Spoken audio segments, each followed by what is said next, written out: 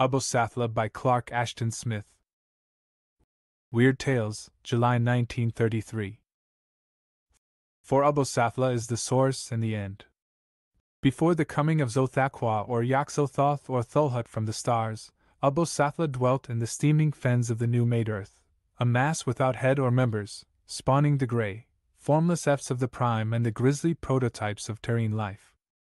And all earthly life, it is told, shall go back at last through the great circle of time to Abosathla. The Book of Ibon. Paul Tregardes found the milky crystal in a litter of oddments from many lands and eras. He had entered the shop of the curio dealer through an aimless impulse, with no particular object in mind, other than the idle distraction of eyeing and fingering a miscellany of far-gathered things.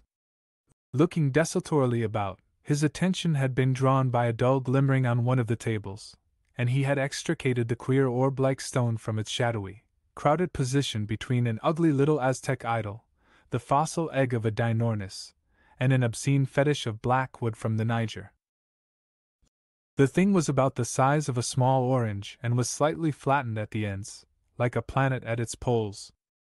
It puzzled Tregardes, for it was not like an ordinary crystal, being cloudy and changeable, with an intermittent glowing in its heart, as if it were alternately illumined and darkened from within. Holding it to the wintry window, he studied it for a while without being able to determine the secret of this singular and regular alternation.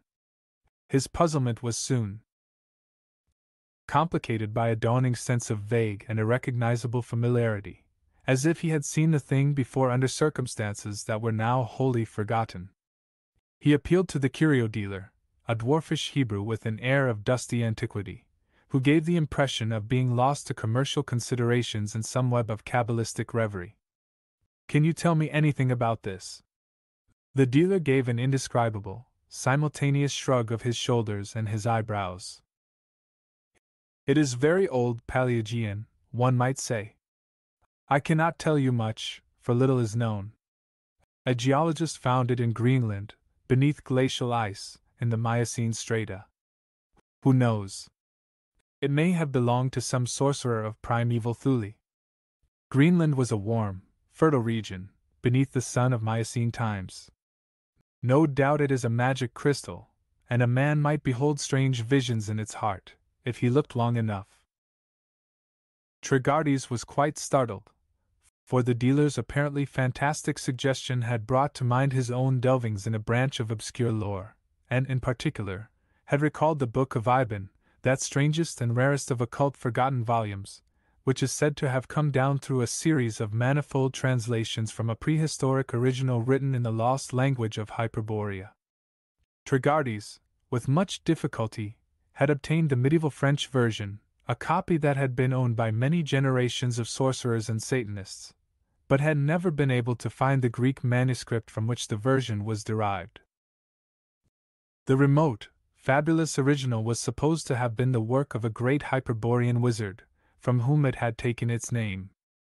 It was a collection of dark and baleful myths, of liturgies, rituals and incantations both evil and esoteric. Not without shudders, in the course of studies that the average person would have considered more than singular, Tregardes had collated the French volume with the frightful Necronomicon of the mad Arab, Abdul Alhazard. He had found many correspondences of the blackest and most appalling significance, together with much forbidden data that was either unknown to the Arab, or omitted by him, or by his translators. Was this what he had been trying to recall, Tregardes wondered, the brief, casual reference, in the Book of Ibon, to a cloudy crystal that had been owned by the wizard Zon Metzmelech, in Mythulin?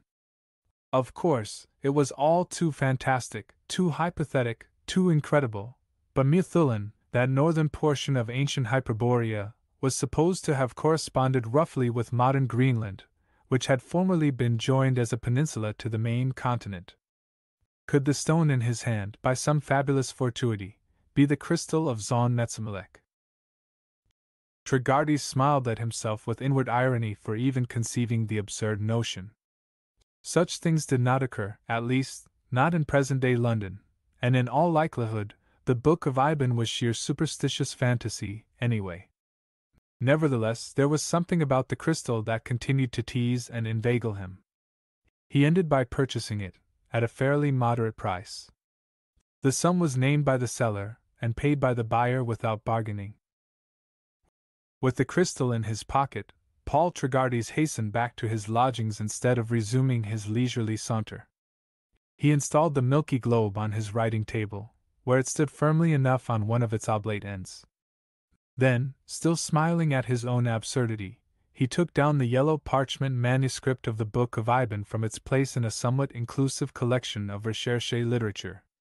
He opened the vermiculated leather cover with hasps of tarnished steel, and read over to himself, translating from the archaic French as he read, the paragraph that referred to Zon Metzmelech. This wizard, who was mighty among sorcerers, had found a cloudy stone, orb-like and somewhat flattened at the ends, in which he could behold many visions of the terrene past, even to the earth's beginning, when Abosathla, the unbegotten source, lay vast and swollen and yeasty amid the vaporing slime. But of that which he beheld, Zon Metzmelech left little record, and people say that he vanished presently, in a way that is not known, and after him the cloudy crystal was lost. Paul Tregarthes laid the manuscript aside. Again there was something that tantalized and beguiled him, like a lost dream, or a memory forfeit to oblivion. Impelled by a feeling which he did not scrutinize or question, he sat down before the table and began to stare intently into the cold, nebulous orb. He felt an expectation which, somehow, was so familiar, so permeative a part of his consciousness, that he did not even name it to himself. Minute by minute he sat, and watched the alternate glimmering and fading of the mysterious light in the heart of the crystal. By imperceptible degrees there stole upon him a sense of dreamlike duality, both in respect to his person and his surroundings.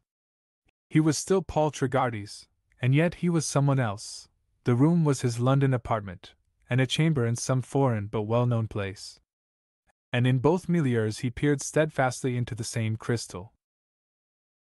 After an interim, without surprise on the part of Tregarthes, the process of re-identification became complete.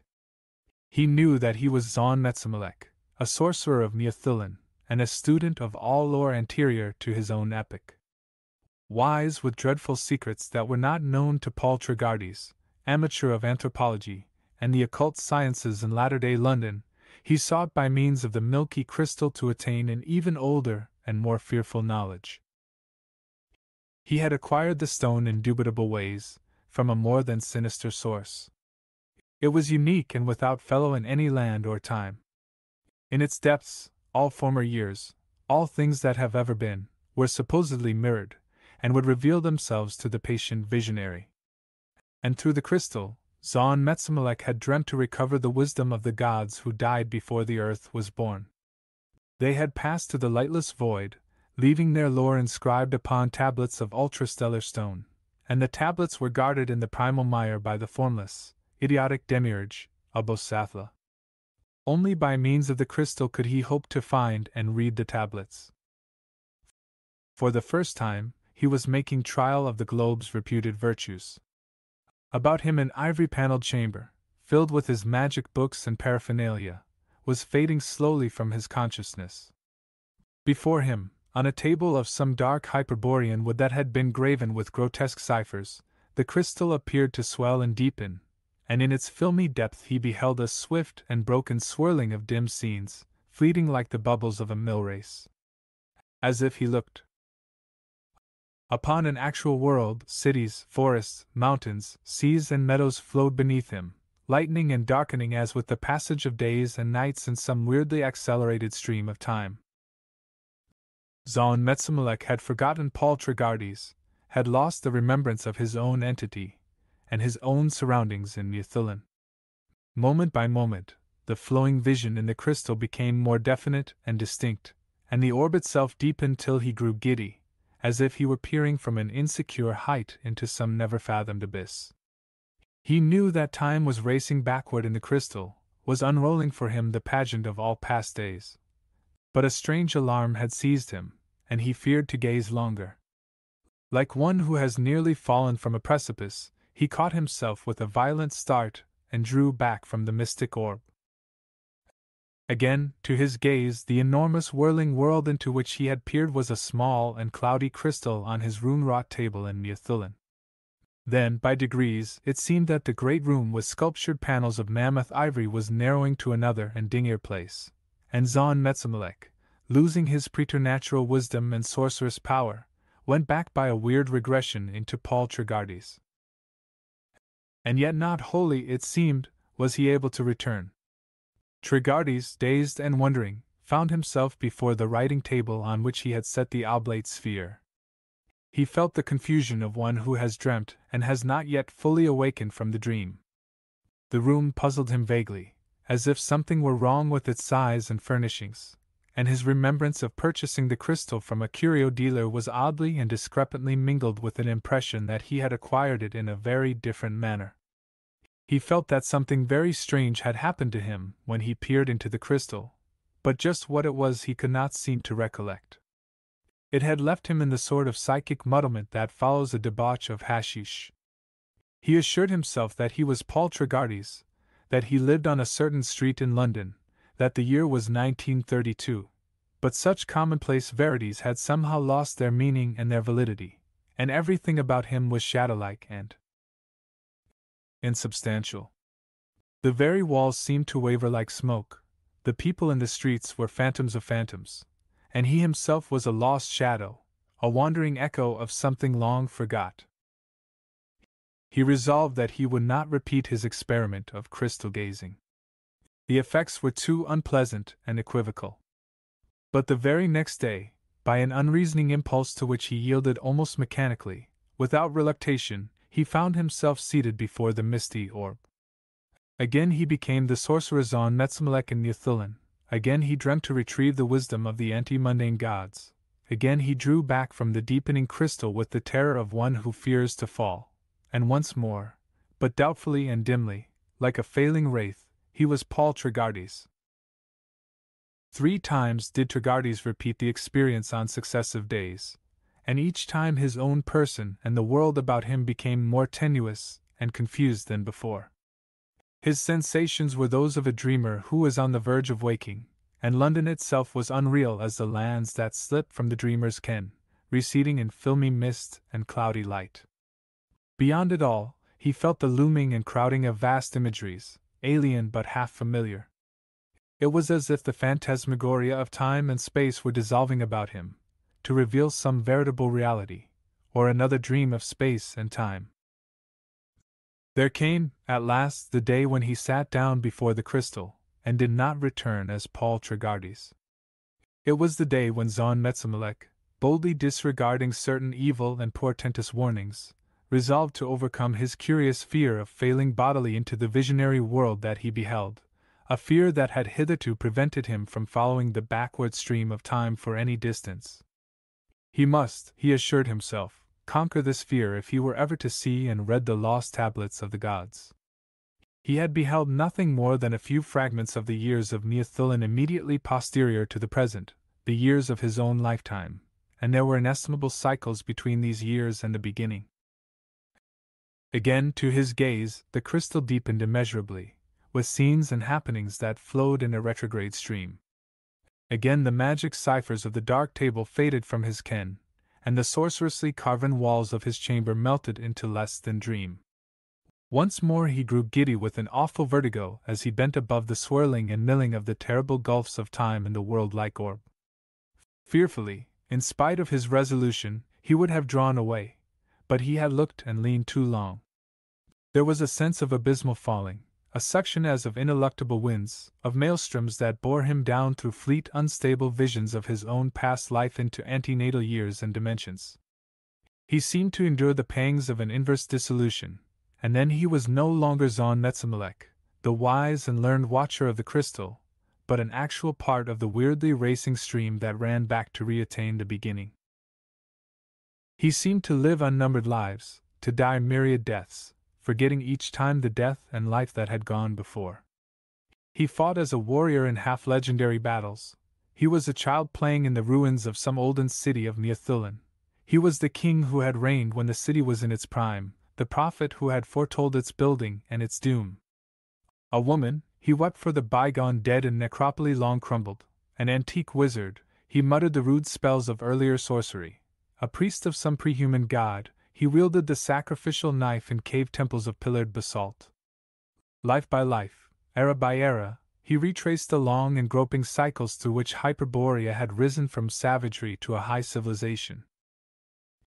He became a barbarian of some troglodytic tribe, fleeing from the slow, turreted ice of a former glacial age into lands illumined by the ruddy flare of perpetual volcanoes. Then, after incomputable years, he was no longer man, but a man-like beast, roving in forests of giant fern and calamite, or building an uncouth nest in the boughs of mighty cycads. Through eons of anterior sensation, of crude lust and hunger, of aboriginal terror and madness, there was someone, or something, that went ever backward in time. Death became birth, and birth was death.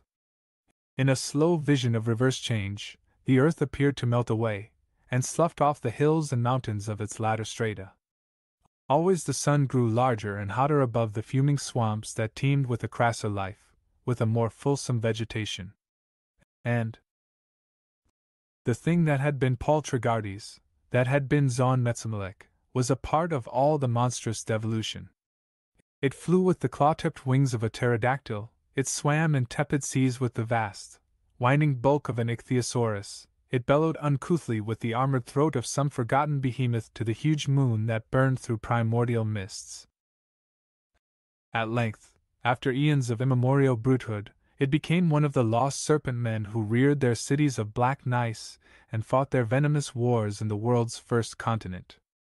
It walked undulaously in anti-human streets, in strange crooked vaults. It peered at primeval stars from high, Babylonian towers. It bowed with hissing litanies to great serpent idols. Through years and ages of the Ophidian era it returned, and was a thing that crawled in the ooze, that had not yet learned to think and dream and build. And the time came when there was no longer a continent, but only a vast, chaotic marsh, a sea of slime, without limit or horizon, without shore or elevation, that seethed with a blind writhing of amorphous vapors.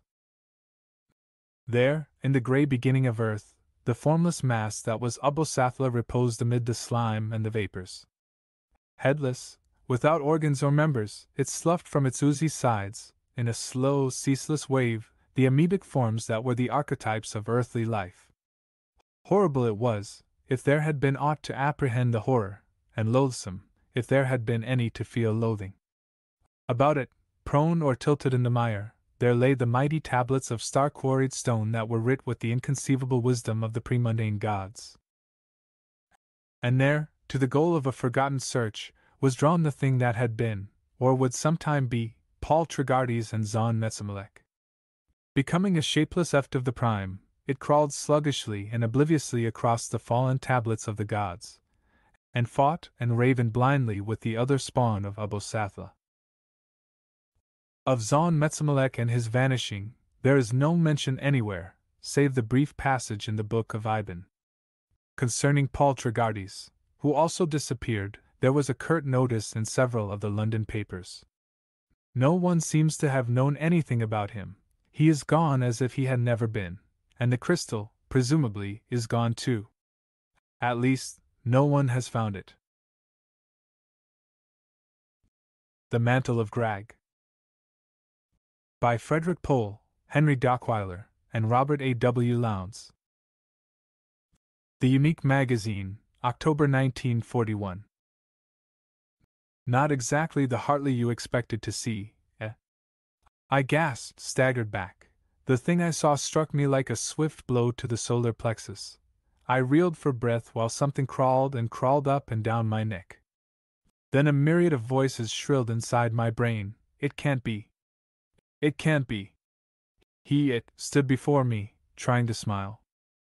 It reached out with claw-like hands in the old gesture I had known, then the hands fell away.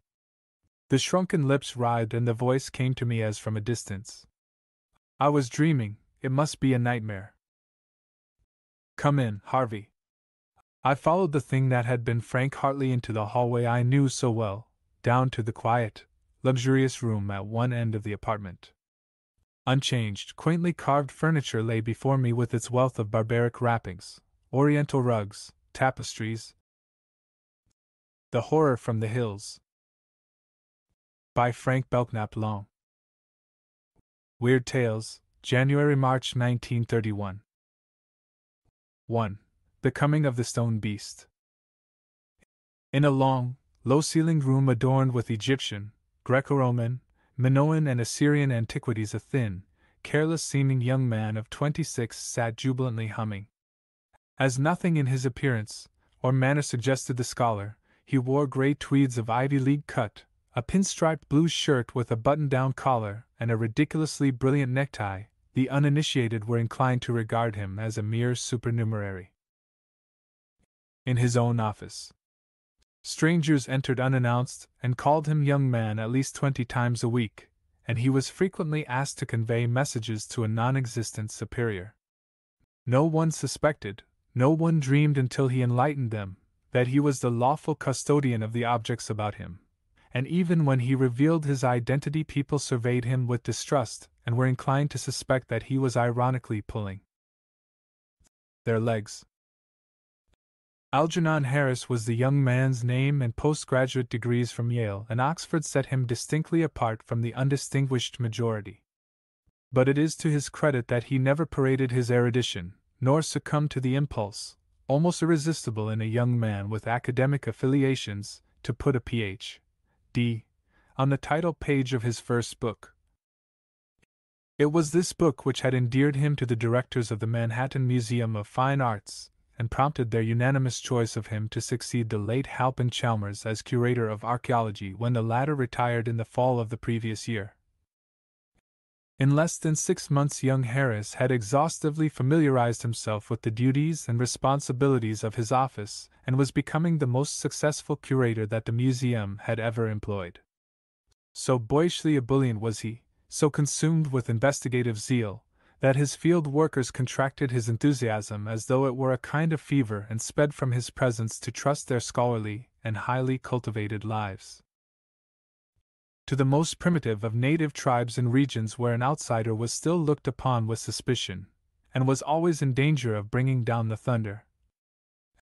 And now they were coming back. For days now they had been coming back, occasionally with haggard faces, and once or twice, unfortunately, with something radically wrong with them. The Simons tragedy was a case in point. Simons was a Chang dynasty specialist, and he had been obliged to leave his left eye and a piece of his nose in a Buddhist temple near a place called Fanchao Fu. But when Algernon questioned him, he could only mumble something about a small malignant face with corpsey eyes that had glared and glared at him out of a purple mist. And Francis Hogarth lost 80 pounds and a perfectly good right arm somewhere between Lake Rudolph and Naivasha in the Anglo-Egyptian Sudan. But a few inexplicable and hence, from a scientific point of view, unfortunate occurrences were more than compensated for by the archaeological treasures that the successful explorers brought back and figuratively dumped at Algernon's feet. There were mirrors of Greco-Bactrian design and miniature tiger dragons or tutis from central China dating from at least 200 BC, enormous diorite sphinxes from the valley of the Nile, geometric vases from Mycenaean Crete, incised pottery from Messina and Syracuse, linens and spindles from the Swiss lakes, sculptured lintels from Yucatan and Mexico, Mayan and Manabi monoliths 10 feet tall, Paleolithic Venuses from the rock caverns of the Pyrenees, and even a series of rare bilingual tablets in Hamitic and Latin from the site of Carthage. It is not surprising that so splendid a garnering should have elated Algernon immoderately, and impelled him to behave like a college junior at a fraternity house jamboree. He addressed the attendants by their names, slapped them boisterously upon their shoulders whenever they had occasion to approach him, and went roaming haphazardly about the building immersed in ecstatic reveries. So far indeed did he descend from his pedestal that even the directors were disturbed, and it is doubtful if anything short of the arrival of Clark Ullman could have jolted him out of it. Ullman may have been aware of this, for he telephoned first to break the news mercifully. He had apparently heard of the success of the other expeditions, and hated infernally to intrude his skeleton at the banquet. Algernon, as we have seen, was humming, and the jingling of a phone bell at his elbow was the first intimation he had of Ullman's return. Hastily detaching the receiver, he pressed it against his ear and injected a staccato. "What is it?" into the mouthpiece. There ensued a silence. Then Ullman's voice, disconcertingly shrill, forced him to hold the receiver a little further from his ear. "I've got the god, Algernon, and I'll be over with it directly. I've 3 men helping me. It's 4 feet high and as heavy as granite. Oh, it's a strange, loathsome thing, Algernon. An unholy thing. I shall insist that you destroy it." "What's that?" Algernon raised his voice incredulously. "You may photograph it and study it, but you've got to destroy it. You'll understand when you see what I have become." There came a hoarse sobbing, whilst Algernon struggled to comprehend what the other was driving at. "It has wreaked its malice on me, on me." With a frown, Algernon recradled the receiver and began agitatedly to pace the room. "The elephant god of saying," he muttered to himself. "The horror Richardson drew before they impaled him. It's unbelievable. Ullman has crossed the desert plateau on foot. He's crossed above the graves of Steelbrath, Talman, McWilliams, Henley, and Holmes. Richardson swore the cave was guarded night and day by hideous yellow abnormalities. I'm sure that's the phrase he used, abnormalities without faces, subhuman worshippers only vaguely manlike, enthralled to some malign wizardry. He averred they moved in circles about the idol on their hands and knees, and participated in a rite so foul that he dared not describe it. His escape was a sheer miracle. He had displayed extraordinary courage and endurance when they had tortured him, and it was merely because they couldn't kill him that the priest was impressed. A man who can curse valiantly after 3 days of agonizing torture must of necessity be a great magician and wonder-worker. But it couldn't have happened twice. Ullman could never have achieved such a break. He is too frail. A day on their cross would have finished him. They would never have released him and decked him out with flowers and worshipped him as a sort of subsidiary elephant god. Richardson predicted that no other white man would ever get into the cave alive. And as for getting out, I can't imagine how Ullman did it. If he encountered even a few of Richardson's beastmen, it isn't surprising he broke down on the phone. Destroyed the statue. Imagine. Sheer insanity, that. Ullman is evidently in a highly nervous and excitable state, and we shall have to handle him with gloves. There came a knock at the door. "I don't wish to be disturbed," shouted Algernon irritably. "We've got a package for you, sir. The doorman said for us to bring it up here." "Oh, all right. I'll sign for it." The door swung wide and in walked 3 harshly breathing, shabbily dressed men staggering beneath a heavy burden. "Put it down there," said Algernon, indicating a spot to the rear of his desk. The men complied with a celerity that amazed him. "Did Mr. Ullman send you?" he demanded curtly. "Yes, sir."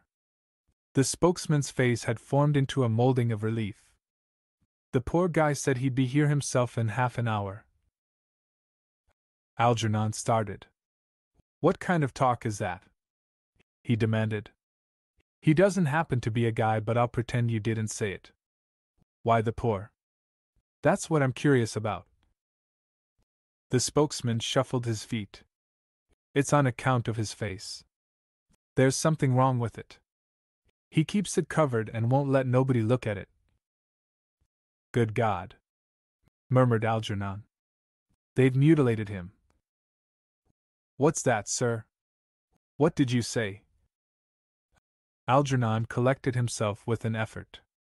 "Nothing. You may go now. The doorman will give you $1.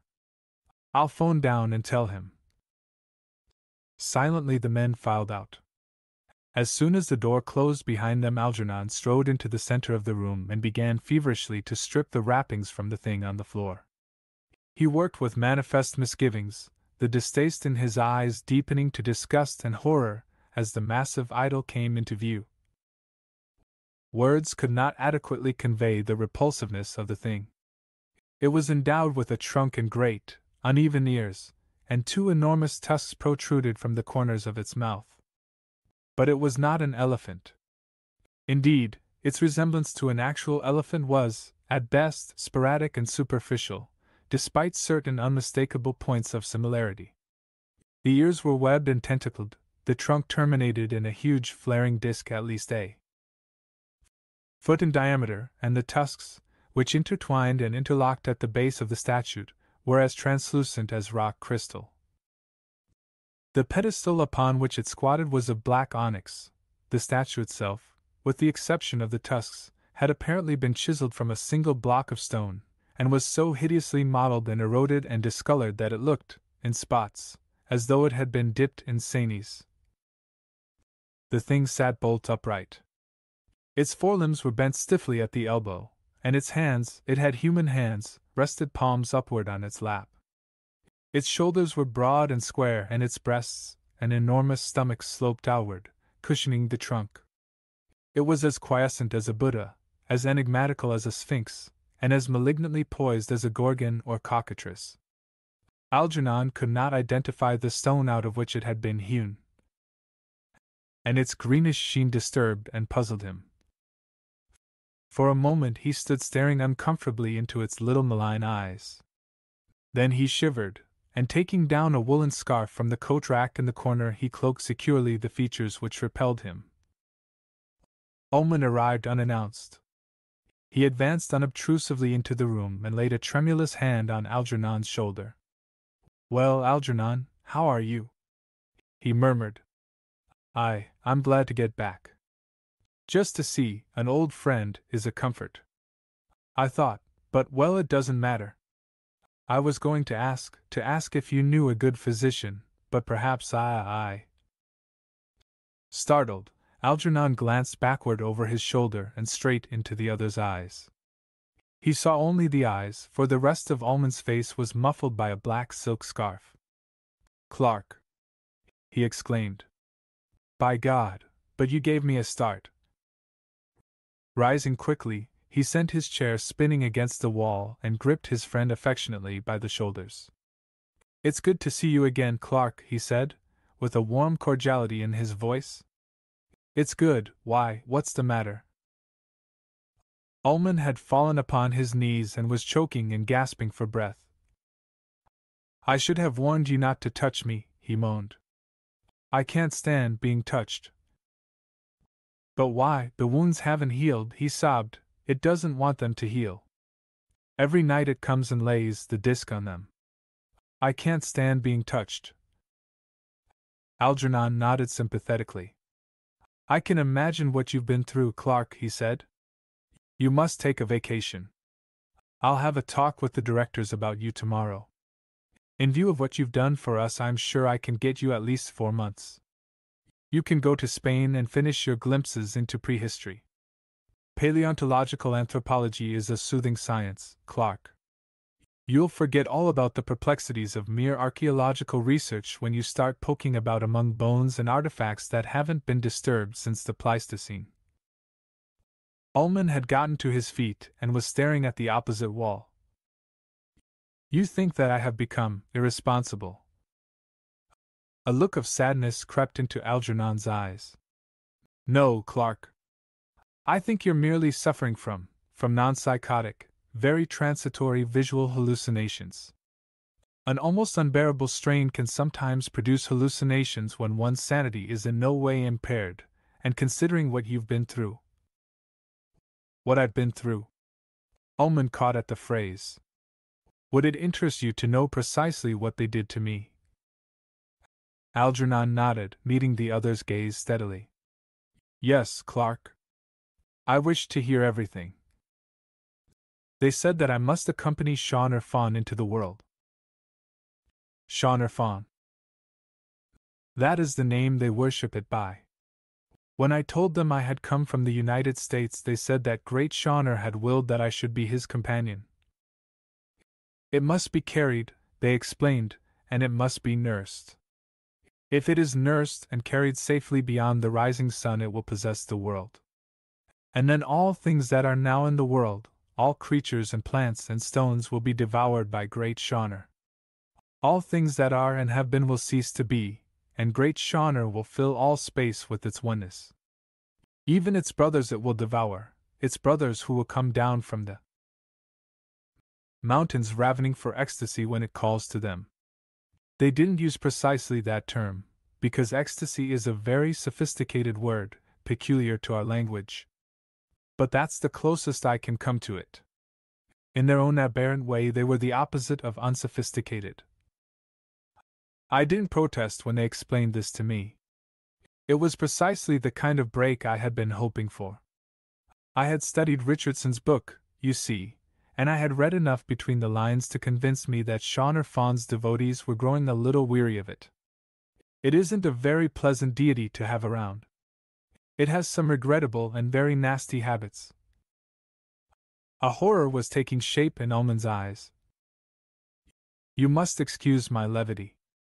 When one is tottering on the edge of an abyss, it isn't always expedient to dispense with irony. Were I to become wholly serious for a moment, were I to let what I believe, what I know to be the truth behind all that I'm telling you coalesce into a definite construction in my mind, I should go quite mad. Let us call them merely regrettable habits. I guessed, as I say, that the guardians of the cave were not very enthusiastic about retaining Shauner Fawn indefinitely. It made depredations. The guardians would disappear in the night, and leave their clothes behind them, and the clothes, upon examination, would yield something rather ghastly. But however much your savage may want to dispose of his god, the thing isn't always feasible. It would be the height of folly to attempt to send an omnipotent deity on a long journey without adequate justification. An angered god can take vengeance even when he is on the opposite side of the world. And that is why most barbarians who find themselves saddled with a deity they fear and hate are obliged to put up with it indefinitely. The only thing that can help them is a legend, some oral or written legend that will enable them to send their ogre packing without ruffling its temper. The devotees had such a legend. At a certain time, which the prophecy left gratifyingly indefinite, Shauner Fawn was to be sent out into the world. It was to be sent out to possess the world to its everlasting glory, and it was also written that those who sent it forth should be forever immune from its anger. I knew of the existence of this legend, and when I read Richardson and discovered what a vile and unpleasant customer the god was, I decided I'd risk a trip across the desert plateau of Sang. You crossed on foot? Interrupted Algernon with undisguised admiration. There were no camels available, assented Ullman. I made it on foot. On the fourth day my water ran short, and I was obliged to open a vein in my arm. On the fifth day I began to see mirages, probably of a purely hallucinatory nature. On the seventh day, he paused and stared hard at Algernon. On the seventh day I consumed the excrements of wild dogs. Algernon shuddered. But you reached the cave. I reached the cave. The faceless guardians whom Richardson described found me groveling on the sands in delirium a half-mile to the west of their sanctuary. They restored me by heating a flint until it was white-hot and laying it on my chest. If the high priest hadn't interfered, I should have shared Richardson's fate. Good God! The high priest was called Chung Jie, and he was devilishly considerate. He took me into the cave and introduced me to Shauner Fawn. You've Shauner there, Ullman pointed to the enshrouded form on the floor, and you can imagine what the sight of it squatting on its haunches at the back of an evil-smelling, atrociously lighted cave would do to a man who had not eaten for 3 days. I began to say very queer things to Chung Ga. I confided to him that great Shauner Fawn was not just a lifeless statue in a cave, but a great universal god filling all space, that it had created the world in a single instant by merely expelling its breath, and that when eventually it decided to inhale, the world would disappear. It also made this cave, I hasten to add, and you are its chosen prophet. The priest stared at me curiously for several moments without speaking. Then he approached the god and prostrated himself before it. Shawner Fawn, he intoned, the white acolyte has confirmed that you are about to become a great universal god filling all space. He will carry you safely into the world, and nurse you until you have no further need of him. The prophecy of Mu Sang has been most gloriously fulfilled. For several minutes he remained kneeling at the foot of the idol. Then he rose and approached me. You shall depart with Great Shawner tomorrow, he said. You shall become Great Shawner's companion and nurse. I felt a wave of gratitude for the man. Even in my befuddled state I was sensible that I had achieved a magnificent break. I will serve him gladly, I murmured, if only I may have some food. Chung Jie nodded. It is my wish that you eat heartily, he said. If you are to nurse Great Shawner, you must consume an infinite diversity of fruits and the flesh of animals. Red blood is Shawner's staff. Without it my god would suffer tortures no man could endure. It is impossible for a man to know how great can be the suffering of a god. He tapped a drum and immediately I was confronted with a wooden bowl filled to the brim with pomegranate juice. Drink heartily, he urged. I have reason to suspect that Shawner Fawn will be ravenous tonight. I was so famished that I scarcely gave a thought to what he was saying, and for 15 minutes I consumed without discrimination everything that was set before me: evil-smelling herbs, used milk, eggs, peaches, and the fresh blood of antelopes. The priest watched me in silence. At last, when I could eat no more, he went into a corner of the cave and returned with a straw mattress. You have supped most creditably, he murmured, and I wish you pleasant dreams. With that he withdrew, and I crawled gratefully upon the mat. My strength was wholly spent, and the dangers I still must face, the loathsome proximity of Great Shawner, and the possibility that the priest had been deliberately playing a part, and would return to kill me, were swallowed up in a physical urgency that bordered on delirium. Relaxing upon the straw, I shut my eyes, and fell almost instantly into a deep sleep. I awoke with a start, and a strange impression that I was not alone in the cave.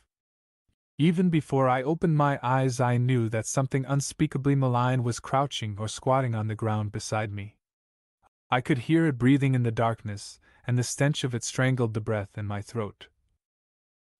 Slowly, very slowly, I endeavored to rise. An unsurpassably ponderous weight descended upon my chest and hurled me to the ground. I stretched out my hand to disengage it and met with an iron resistance. A solid wall of something cold, slimy, and implacable rose up in the darkness to thwart me. In an instant I was fully awake and calling frantically for assistance. But no one came to me. And even as I screamed, the wall descended perpendicularly upon me and lay clammily upon my chest. An odor of corruption surged from it, and when I tore at it with my fingers it made a low, gurgling sound, which gradually increased in volume till it woke echoes in the low vaulted ceiling. The thing had pinioned my arms, and the more I twisted and squirmed the more agonizingly it tightened about me. The constriction increased until breathing became a torture, until all my flesh palpitated with pain. I wriggled and twisted, and bit my lips through in an extremity of horror. Then, abruptly, the pressure ceased and I became aware of two blinking, fish-white eyes glaring truculently at me through the darkness. Agonizingly I sat up and ran my hands over my chest and arms. My fingers encountered a warm wetness, and with a hideous clarity it was borne in on me that the thing had been feasting on my blood. The revelation was very close to mind-shattering. I was on my feet in an instant, trying desperately not to succumb to panic, but knowing deep in my mind that it would be a losing battle. A most awful terror was upon me, and so unreasoning became my desire to escape from that fearsome, vampirish obscenity that I retreated straight toward the throne of Shawner Fawn. It loomed enormous in the darkness, a refuge and a sanctuary. The wild thought came to me that if I could scale the throne and climb upon the lap of the god, the horror might cease to molest me. Malignant beyond belief it undoubtedly was. but I refused to credit it with more than animalistic intelligence. Even in that moment of infinite peril, as I roped shakingly toward the rear of the cave, my mind was evolving a conceit to account for it. It was undoubtedly, I told myself, some cave-lurking survival from the age of reptiles, some atavistic and predatory abnormality that had experienced no necessity to advance on the course of evolution. It is more than probable that all backboned animals above the level of fishes and amphibians originated in Asia, and I had recklessly conveyed myself to the hoariest section of that primeval continent. Was it after all so amazing that I should have encountered, in a dark and inaccessible cave on a virtually uninhabited plateau, a reptilian predator endowed with the rapacity of that most hideous of blood-sucking animals, the vampire bat of the tropics? It was a just short of destructive conceit, and it sustained me and made my desperate groping for some kind of certainty seem the opposite of wasted until I reached the throne of great Shauner. I fear that up to that instant my failure to suspect the truth was downright idiotic. There was only one adequate explanation for what had occurred. But it wasn't until I actually ascended the throne and began to feel about in the darkness for the body of Shauner that the truth rushed in upon me. Great Shauner had forsaken its throne. It had descended into the cave, and was roaming about in the darkness. In its vampirish explorations it had stumbled upon my sleeping form, and had felled me with its trunk so that it might satisfy its thirst for blood with quick and hideous ferocity. For an instant I crouched motionless upon the stone, screaming inwardly, feeling the darkness tightening about me like a shroud. Then, quickly, I began to descend. But I had not lowered more than my right leg when something ponderous collided with the base of the throne. The entire structure shook and I was almost hurled to the ground. I refuse to dwell on what happened after that. There are experiences too revolting for sane description. Were I to tell how the horror began slowly to mount, to recount at length how it heaved its slabby and mucid vastness to the pinnacle of its throne and began nauseatingly to breathe upon me, the slight uncertainty I now entertain as to my sanity would be dispelled in short order. Neither shall I describe how it picked me up in its corpse-cold hands and began detestably to maul me, and how I nearly fainted beneath the foulness which drooled from its mouth. Eventually it wearied of its malign sport. After sinking its slimy black nails into my throat and chest until the pain became almost unbearable, it experienced a sudden access of wrath and hurled me violently from the pedestal. The fall stunned me, and for many minutes I lay on my back on the stones, dimly conscious only of a furtive whispering in the darkness about me. Then, slowly, my vision cleared, and under the guidance of some nebulous and sinister influence my eyes were drawn upward until they encountered the pedestal from which I had fallen and the enormous, ropey bulk of Shauner Fawn loathsomely waving his great trunk in the dawn. It isn't surprising that when Chung Jie found me deliriously gibbering at the cavern's mouth, he was obliged to carry me into the sunlight and force great wooden spoonfuls of revivifying wine down my parched throat. If there was anything inexplicable in the sequel to that hideous nightmare, it was the matter-of-fact reception which he accorded my story. He nodded his head sympathetically when I recounted my experiences on the throne, and assured me that the incident accorded splendidly with the prophecies of Mu's saying. I was afraid, he said, that great Shauner would not accept you as its companion and nurse, that it would destroy you as utterly as it has the Guardians, more of the Guardians than you might suppose, for a god is not motivated by our kind of expediency. He studied me for a moment intensely. No doubt you think me a superstitious savage, a ridiculous barbarian. Would it surprise you very much if I should tell you that I have spent 8 years in England and that I am a graduate of the University of Oxford? I could only stare at him in stunned disbelief for a moment, but so unbelievable and ghastly had been the coming to life of Shauner Fawn that lesser wonders made little impression on me and my incredulity passed quickly. Had he told me that he had an eye in the middle of his back or a tail 20 feet long which he kept continuously coiled about his body, I should have evinced little surprise.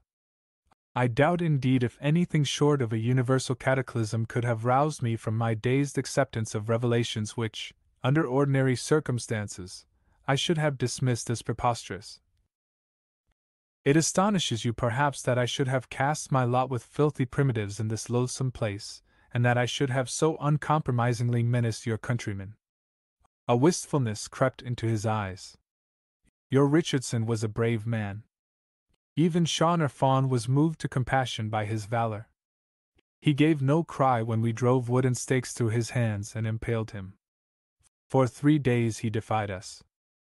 Then Shawnor tramped toward him in the night and set him at liberty. You may be sure that from that instant we accorded him every consideration. But to return to what you would undoubtedly call my perverse and atavistic attitude. Why do you suppose I chose to serve Shawnor?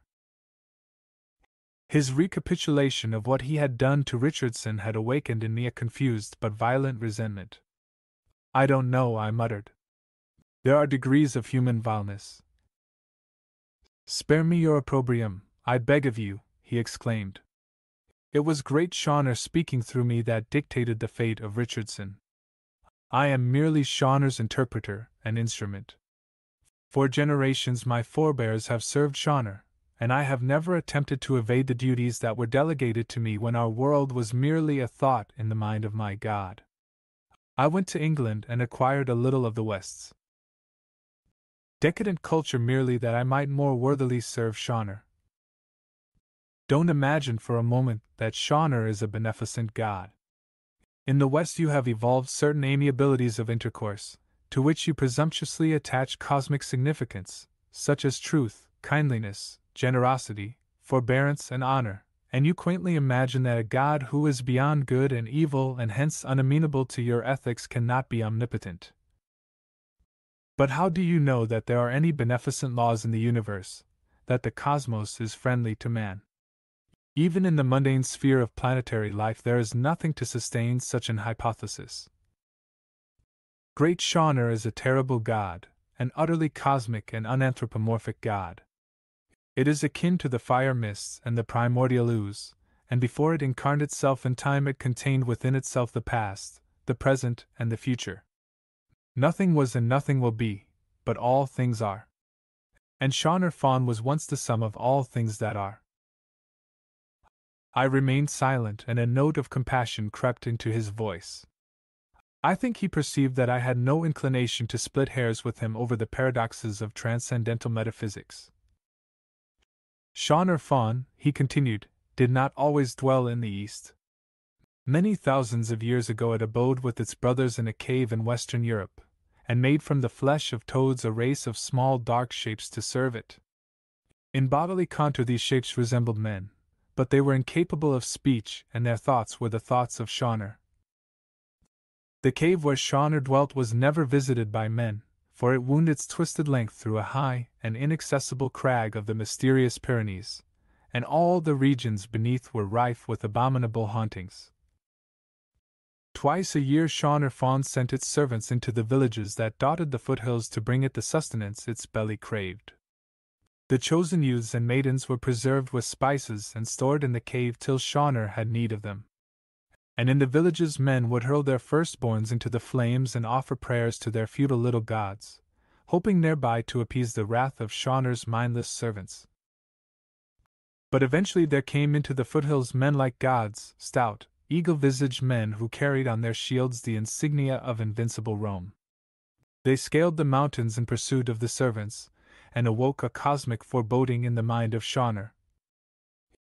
It is true that its brethren succeeded without difficulty in exterminating the impious cohorts, exterminating them unspeakably, before they reached the cave, but it feared that rumors of the attempted sacrilege would bring legions of the empire builders into the hills and that eventually its sanctuary would be defiled. So in ominous conclave it debated with its brothers the advisability of flight. Rome was but a dream in the mind of Shawnor, and it could have destroyed her utterly in an instant, but having incarnate itself in time it did not wish to resort to violence until the prophecies were fulfilled. Shawnor and its brothers conversed by means of thought transference in an idiom incomprehensible to us, and it would be both dangerous and futile to attempt to repeat the exact substance of their discourse. But it is recorded in the prophecy of Mu saying that great Shaunar spoke approximately as follows: Our servants shall carry us eastward to the primal continent, and there we shall await the arrival of the white acolyte. His brothers demurred. We are safe here, they affirmed. No one will scale the mountains again, for the doom that came to Pampalo will reverberate in the dreams of prophets till Rome is less to be feared than Mundum Nineveh, or Medusa girdled Juar. At that great Shaunar waxed ireful and affirmed that it would go alone to the primal continent, leaving its brothers to cope with the menace of Rome. When the time frames are dissolved, I alone shall ascend in glory, it told them. All of you I shall devour before I ascend to the dark altars. When the hour of my transfiguration approaches, you will come down from the mountains cosmically athirst for that which is not to be spoken of, but even as your bodies raven for the time-dissolving sacrament, I shall consume them. Then it called for the servants, and had them carry it to this place. And it caused Mu's saying to be born from the womb of an ape, and the prophecies to be written on imperishable parchment, and into the care of my fathers it surrendered its body. I rose gropingly to my feet. Let me leave this place, I pleaded. I respect your beliefs, and I give you my solemn word I will never attempt to return. Your secrets are safe with me. Only let me go. Chung Ga's features were convulsed with pity. It is stated in the prophecy that you must be Shaunar's companion and accompany it to America. In a few days it will experience a desire to feed again. You must nurse it unceasingly. I am ill, I pleaded. I cannot carry Shaunar Fawn across the desert plateau. I will have the guardians assist you, murmured Chung Jie soothingly. You shall be conveyed in comfort to the gates of Lhasa, and from Lhasa to the coast it is less than a week's journey by caravan. I realized then how impossible it would be for me to depart without great Shaunar. Very well, Chung Jie, I said. I submit to the prophecy. Shaunar shall be my companion, and I shall nurse it as diligently as it desires. There was a ring of insincerity in my speech which was not lost on Chung Ga. He approached very close to me and peered into my eyes. If you attempt to dispose of my God, he warned, its brothers will come down from the mountains and tear you indescribably. He saw perhaps that I wasn't wholly convinced, for he added in an even more ominous tone, It has laid upon you the mark and seal of a flesh-dissolving sacrament. Destroy it, and the sacrament will be consummated in an instant. The flesh of your body will turn black and melt like tallow in the sun. You will become a seething mass of corruption. Ullman paused, a look of unutterable torment in his eyes. There isn't much more to my story, Algernon. The guardians carried us safely to Lhasa, and a fortnight later I reached the Bay of Bengal, accompanied by 100 ragged, gaunt-visaged mendicants from the temples of obscure Indian villages. There was something about our caravan that had attracted them. And all during the voyage from Bengal to Hong Kong the Indian and Tibetan members of our crew would steal stealthily to my cabin at night and look in on me, and I had never before seen human face quite so distorted with superstitious terror. Don't imagine for a moment that I didn't share their awe and fear of the thing I was compelled to companion. Continuously I longed to carry it on deck and cast it into the sea. Only the memory of Chung Ga's warning and the thought of what might happen to me if I disregarded it kept me chained and submissive. It was not until weeks later, when I had left the Indian and most of the Pacific Ocean behind me, that I discovered how unwise I had been to heed his vile threats. If I had resolutely hurled Shaunar into the sea, the shame and the horror might never have come upon me. Ullman's voice was rising, becoming shrill and hysterical. Shaunar Fawn is an awful and mysterious being, a repellent and obscene and lethal being, but how do I know that it is omnipotent? Chung Jie may have maliciously lied to me. Shaunar Fawn may be merely an extension or distortion of inanimate nature. Some hideous process, as yet unobserved and unexplained by the science of the West, may be noxiously at work in desert places all over our planet to produce such fiendish anomalies. Perhaps parallel to protoplasmic life on the Earth's crust is this other aberrant and hidden life, the revolting sentiency of stones that aspire, of earth shapes, parasitic and bestial, that wax agile in the presence of man. Did not Cuvier believe that there had been not one but an infinite number of creations, and that as our earth cooled after its departure from the sun a succession of vitalic phenomena appeared on its surface? Conceding as we must the orderly and continuous development of protoplasmic life from simple forms, which Cuvier stupidly and ridiculously denied, is it not still conceivable that another evolutionary cycle may have preceded the one which has culminated in us? A non-protoplasmic cycle. Whether we accept the planetesimal, or the 3 or 4 newer theories of planetary formation, it is permissible to believe that the Earth coalesced very swiftly into a compact mass after the segregation of its constituents in space, and that it achieved sufficient crustal stability to support animate entities 1, or 2, or perhaps even 5 billion years ago. I do not claim that life as we know it would be possible in the earliest phases of planetary consolidation, but is it possible to assert dogmatically that beings possessed of intelligence and volition could not have evolved in a direction merely parallel to the cellular? Life as we know it is complexly bound up with such substances as chlorophyll and protoplasm, but does that preclude that possibility of an evolved sentiency in other forms of matter? How do we know that stones cannot think, that the earth beneath our feet may not once have been endowed with a hideous intelligence? Entire cycles of animate evolution may have occurred on this planet before the most primitive of living cells were evolved from the slime of warm seas. There may have been eons of experiments 3 billion years ago in the fiery radiance of the rapidly condensing earth. Who knows what monstrous shapes crawled or shambled? And how do we know that there are not survivals? Or that somewhere beneath the stars of heaven complex and hideous processes are not still at work, shaping the inorganic into forms of primal malevolence? And what more inevitable than that some such primiparous spawn should have become in my eyes the apotheosis of all that was fiendish and accursed and unclean, and that I should have ascribed to it the attributes of divinity, and imagined in a moment of madness that it was immune to destruction. I should have hurled it into the depths of the seas and risked boldly the fulfillment of Chung Ga's prophecy. For even had it proved itself omnipotent and omniscient by rising in fury from the waves or summoning its brothers to destroy me, I should have suffered indescribably for no more than a moment. Ullman's voice had risen to a shrill scream. I should have passed quickly enough into the darkness had I encountered merely the wrath of Shauner Fawn. It was not the fury but the forbearance of Shauner that has wrought an uncleanliness in my body's flesh, and blackened and shriveled my soul, till a furious hate has grown up in me for all that the world holds of serenity and joy. Ullman's voice broke, and for a moment there was silence in the room. Then, with a sudden, convulsive movement of his right arm, he uncloaked the whole of his face. He was standing very nearly in the center of the office, and the light from its eastern window illumined with a hideous clarity all that remained of his features. But Algernon didn't utter a sound, for all that the sight was appalling enough to revolt a corpse. He simply clung shakingly to the desk and waited with ashen lips for Ullman to continue. It came to me again as I slept, drinking its fill, and in the morning I woke to find that the flesh of my body had grown fetid and loathsome, and that my face. Yes, Clark, I understand. Algernon's voice was vibrant with compassion. I'll get you some brandy. Ullman's eyes shone with an awful light.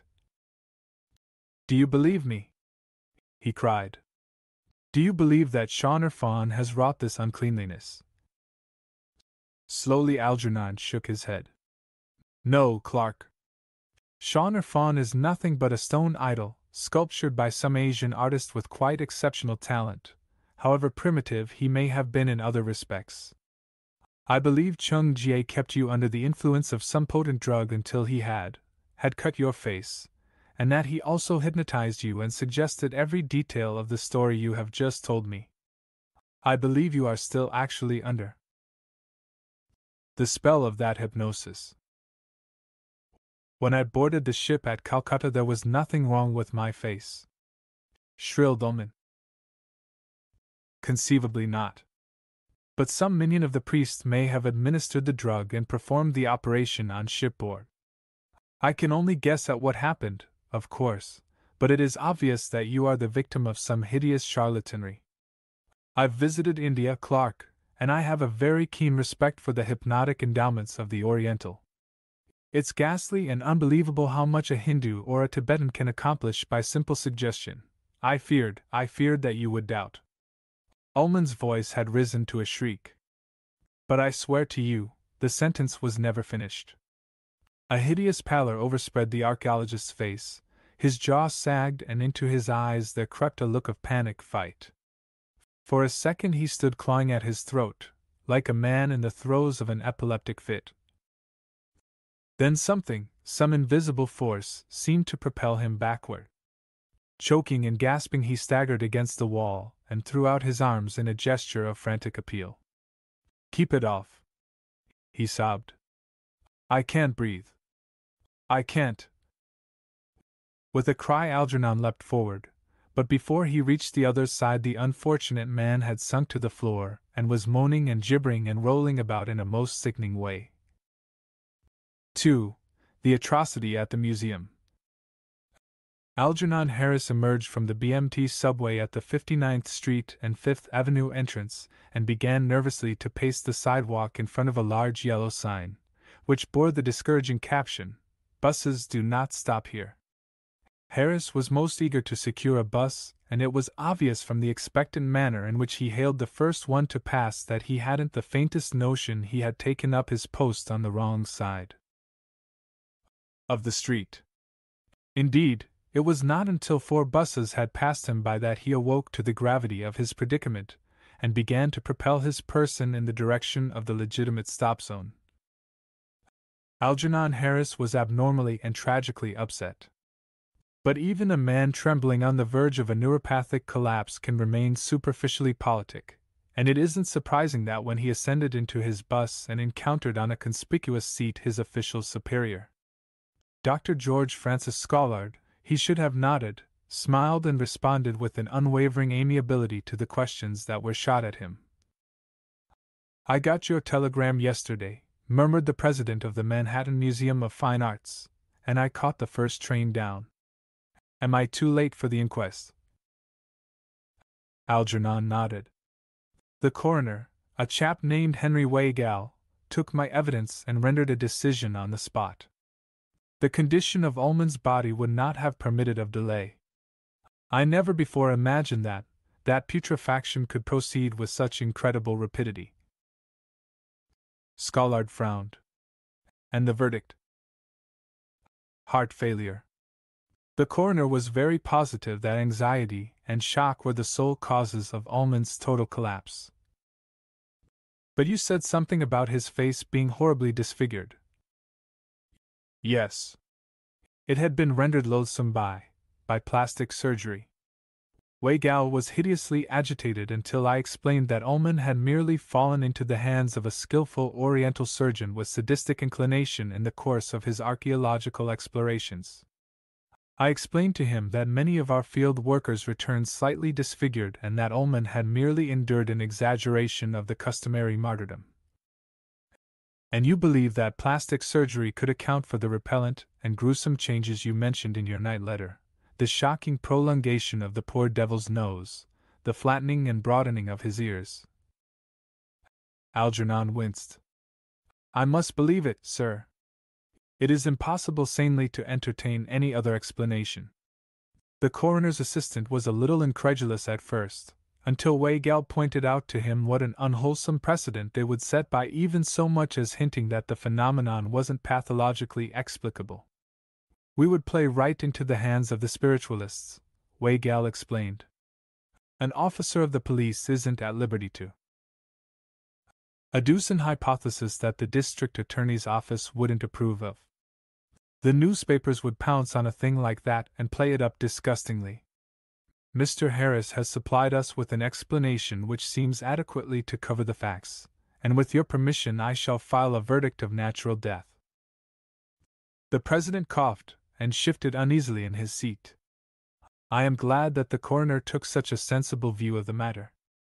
Had he been a recalcitrant individual and raised objections, we should have come in for considerable unpleasant publicity. I shudder whenever I see a reference to the museum in the popular press.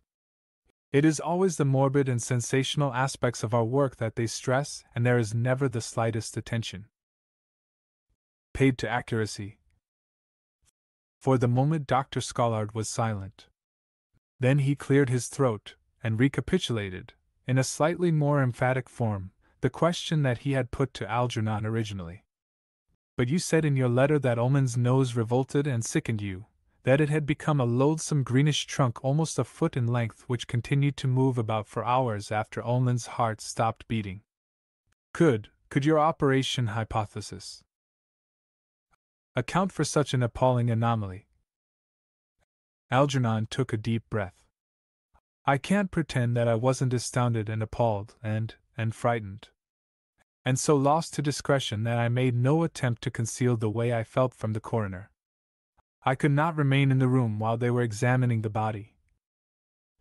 And yet you succeeded in convincing the coroner that he could justifiably render a verdict of natural death. You misunderstood me, sir. The coroner wanted to render such a verdict.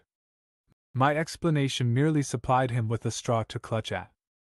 I was trembling in every limb when I made it, and it must have been obvious to him that we were in the presence of something unthinkable. But without the plastic surgery assumption, we should have had nothing whatever to cling to. And do you still give your reluctant assent to such an assumption, now more than ever? And my assent is no longer reluctant, for I've succeeded in convincing myself that a surgeon endowed with miraculous skill could have effected the transformation I described in my letter. Miraculous skill. I use the word in a merely mundane sense. When one stops to consider what astounding advances plastic surgery has made in England and America during the past decade, it is impossible to disbelieve that the human frame will soon become more malleable than wax beneath the scalpels of our surgeons, and that beings will appear in our midst with bodies so grotesquely distorted that the superstitious will ascribe their advent to the supernatural. And we can adduce more than a surgical miracle to account for the horror that poor Ullman became without for a moment encroaching on the dubious domain of the superphysical. Everyone knows how extensively the ductless glands regulate the growth and shape of our bodies. A change in the quantity or quality of secretion in any one of the glands may throw the entire human mechanism out of gear. Terrible and unthinkable. Changes have been known to occur in the adult body during the course of diseases involving glandular instability. We once thought that human beings invariably cease to grow at 21 or 22, but we now know that growth may continue till middle age, and even till the very onset of senility, and that frequently such growth does not culminate in a mere increase in stature or in girth. Doubtless you have heard of that rare and hideously deforming glandular malady, acromegaly. It is characterized by an abnormal overgrowth of the skull and face, and the small bones of the extremities, and its victims become in a short time tragic caricatures of humanity. The entire face assumes a more massive cast, but the overgrowth is most pronounced in the region of the jawbones. In exceptional cases, the face has been known to attain a length of nearly a foot. But it is not so much the size as the revolting primitiveness of the face which sets the victims of this hideous disease so tragically apart from their fellows. The features not only grow, but they take on an almost ape-like aspect, and as the disease advances, even the skull becomes revoltingly simian in its conformation. In brief, the victims of acromegaly become in a short while almost indistinguishable from very primitive and brutish types of human ancestors, such as Homo neanderthalensis and the unmentionable, enormous-browed caricature from Broken Hill, Rhodesia, which Sir Arthur Keith has called the most unqualifiedly repulsive physiognomy in the entire gallery of fossil men.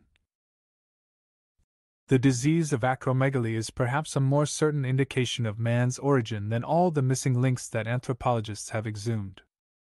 It proves incontestably that we still carry within our bodies the mechanism of evolutionary retrogression, and that when something interferes with the normal functioning of our glands, we are very apt to return, at least physically, to our aboriginal status. And since we know that a mere insufficiency or superabundance of glandular secretions can work such devastating changes, can turn men virtually into Neanderthalers, or great apes, what is there really unaccountable in the alteration I witnessed in poor Ullman? Some Oriental diabolist merely 10 years in advance of the West in the sphere of plastic surgery, and with a knowledge of glandular therapeutics no greater than that possessed by Doctors Noel Payton and Schaefer, might easily have wrought such an abomination.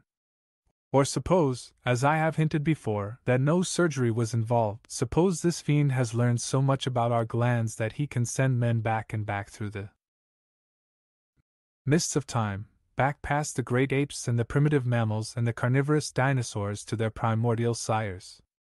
Suppose, it is an awful thought, I know, suppose that some creature closely resembling what Ullman became was once our ancestor, that 100 million years ago a gigantic batrachian shape with trunk-like appendages and great flapping ears paddled through the warm primeval seas or stretched its leathery length on banks of Permian slime. Mr. Scollard turned sharply and plucked at his subordinate's sleeve. "There's a crowd in front of the museum," he muttered. "See there." Algernon started, and rising instantly, pressed the signal bell above his companion's head. "We'll have to walk back," he muttered despondently. "I should have watched the street numbers." His pessimism proved well-founded. The bus continued relentlessly on its way for 4 additional blocks and then came so abruptly to a stop that Mr. Scollard was subjected to the ignominy of being obliged to sit for an instant on the spacious lap of a middle-aged stout woman who resented the encroachment with a furious glare. "I've a good mind to report you," he shouted to the bus conductor as he lowered his portly person to the sidewalk. "I've a damn good mind." "Let it pass, sir." Algernon laid a pacifying arm on his companion's arm. "We've got no time to argue. Something dreadful has occurred at the museum. I just saw 2 policemen enter the building. And those tall men walking up and down on the opposite side of the street are reporters. There's Wells of the Tribune and Thompson of the Times and—" Mr. Scollard gripped his subordinate's arm. "Tell me," he demanded, "did you put the statue on exhibition?" Algernon nodded. "I had it carried to Alcove K, Wingsea last night. After the inquest on poor Ullman, I was besieged by reporters. They wanted to know all about the fetish, and of course I had to tell them that it would go on exhibition eventually. They would have returned every day for weeks to pester me if I hadn't assured them that we'd respect the public clamor to that extent at least. Yesterday afternoon all the papers ran specials about it. The news graphic gave it a front-page write-up. I remained at my office until 11, and all evening at half-minute intervals some emotionally overcharged numbskull would ring up and ask me when I was going to exhibit the thing and whether it really looked as repulsive as its photographs, and what kind of stone it was made of, and oh God! I was too nervous and wrought up to be bothered that way, and I decided it would be best to satisfy the public's idiotic curiosity by permitting them to view the thing today. The 2 men were walking briskly in the direction of the museum. Besides, there was no longer any necessity of my keeping it in the office. I had had it measured and photographed, and I knew that Harrison and Smithstone wouldn't want to take a cast of it until next week. And I couldn't have chosen a safer place for it than Alcove K. It's roped off, you know, and only 2 paces removed from the door. Cinny can see it all night from his station in the corridor. By the time that Algernon and Mr. Scollard arrived at the museum, the crowd had reached alarming proportions. They were obliged to fight their way through a solid phalanx of excited men and women who impeded their progress with elbow-thrusting aggressiveness, and scant respect for their dignity. And even in the vestibules they were repulsed with discourtesy. A red-headed policeman glared savagely at them from behind horn-rimmed spectacles and brought them to a halt with a threatening gesture. "You've got to keep out," he shouted. "If you ain't got a police card, you've got to keep out." "What's happened here?" demanded Algernon authoritatively. "A guy's been bumped off." "If you ain't got a police card, you've got to." Algernon produced a calling card and thrust it into the officer's face. I'm the curator of archaeology, he affirmed angrily. I guess I've a right to enter my own museum. The officer's manner softened perceptibly. Then I guess it's all right. The chief told me I wasn't to keep out any of the guys that work here. How about your friend? You can safely admit him, murmured Algernon with a smile. He's president of the museum. The policeman did not seem too astonished. He regarded Mr. Scollard dubiously for a moment. Then he shrugged his shoulders and stepped complacently aside. An attendant greeted them excitedly as they emerged from the turnstile. It's awful, sir, he gasped, addressing Mr. Scollard. Cinny has been murdered, knifed, sir. He's all cut and mangled. I shouldn't have recognized him if it weren't for his clothes. There's nothing left on his face, sir. Algernon turned pale. When did this happen? He gasped. The attendant shook his head. I can't say, Mr. Harris. It must have been some time last night, but I can't say exactly when. The first we knew of it was when Mr. Williams came running down the stairs with his hands all bloodied. That was at 8 this morning, about 2 hours ago. I'd just got in, and all the other attendants were in the cloakroom getting into their uniforms. That is, all except Williams. Williams usually arrives about a half-hour before the rest of us. He likes to come early and have a chat with Cinny before the doors open. The attendant's face was convulsed with terror, and he spoke with considerable difficulty. I was the only one to see him come down the stairs. I was standing about here, and as soon as he came into sight I knew that something was wrong with him. He went from side to side of the stairs and clung to the rails to keep himself from falling. And his face was as white as paper. Algernon's eyes did not leave the attendant's face. Go on, he urged. He opened his mouth very wide when he saw me. It was like as if he wanted to shout and couldn't. There wasn't a sound came out of him. The attendant cleared his throat. I didn't think he'd ever reach the bottom of the stairs, and I called out for the boys in the cloakroom to lend me a hand. What happened then? He didn't speak for a long time. One of the boys gave him some whiskey out of a flask, and the rest of us just stood about and said soothing things to him. But he was trembling all over, and we couldn't quiet him down. He kept throwing his head about and pointing toward the stairs. And foam collected all over his mouth. It was ghastly. What's wrong, Jim? I said to him. What did you see? The worm of hell, he said. The devil's awful mascot. He said other things I can't repeat, sir. I'm a God-fearing man, and there are blasphemies it's best to forget you ever heard. But I'll tell you what he said when he got through talking about the worm out of hell. He said, Cinny's upstairs stretched out on his back and there ain't a drop of blood in his veins. We got up the stairs quicker than lightning after he told us that. We didn't know just what his crazy words meant, but the blood on his hands made us sure that something pretty terrible had happened. They kind of confirmed what we feared, sir, if you get what I mean. Algernon nodded. And you found Cinny dead? Worse than that, sir. All black and shrunken and looking as though he'd been wearing clothes about 4 sizes too large for him. His face was all gone, sir, all eaten away, like. We picked him up, he wasn't much heavier than a little boy, and laid him out on a bench in Corridor H. I never seen so much blood in my life, the floor was all slippery with it. And the big stone animal you had us carried down to Alcove K last night was all dripping with it, especially its trunk. It made me sort of sick. I never like to look at blood. You think someone attacked Cinny? It looked that way, Mr. Harris. Like as if someone went for him with a knife. It must have been an awful big knife, a regular butcher's knife. That ain't a very nice way of putting it, sir, but that's how it struck me. Like as if someone mistook him for a piece of mutton. And what else did you find when you examined him? We didn't do much examining. We just let him lie on the bench till we got through phoning for the police. Mr. Williamson did the talking, sir. A look of relief crept into the attendant's eyes.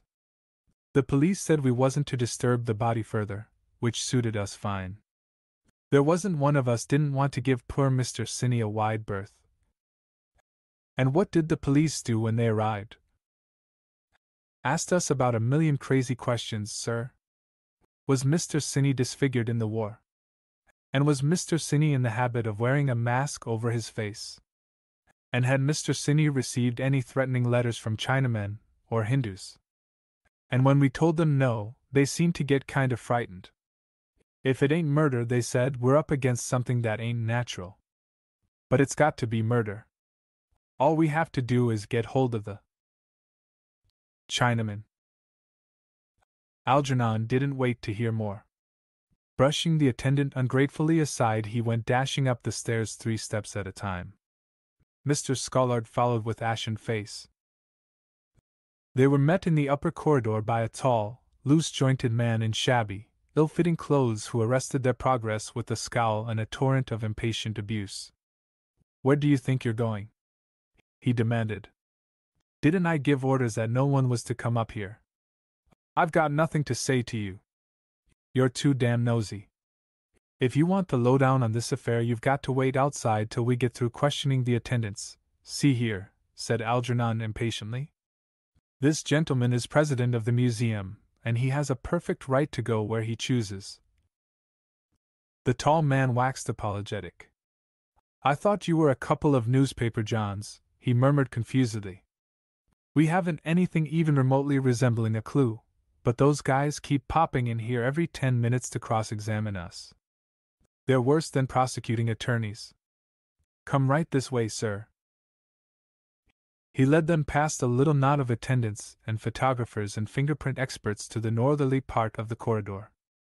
"There's the body," he said, pointing toward a sheeted form which lay sprawled on a low bench near the window. "I'd be grateful if you gentlemen would look at the poor lad's face." Algernon nodded, and lifting a corner of the sheet peered for an instant intently into what remained of poor Sinney's countenance. Then, with a shudder, he surrendered his place to Mr. Scollard. It is to Mr. Scollard's credit that he did not cry out. Only the trembling of his lower lip betrayed the revulsion which filled him. "He was found on the floor in the corridor about 2 hours ago," explained the detective.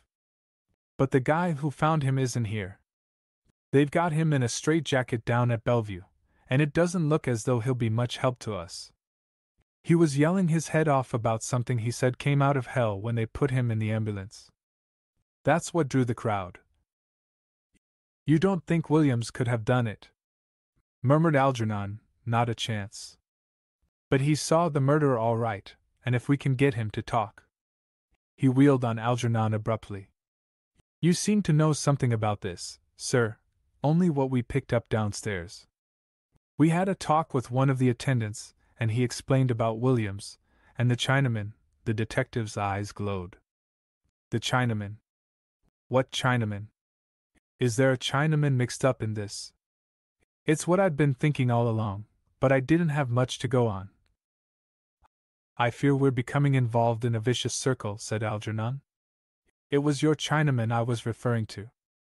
Willie said you were laboring under the impression that all you had to do to solve this distressing affair was to catch a Chinaman."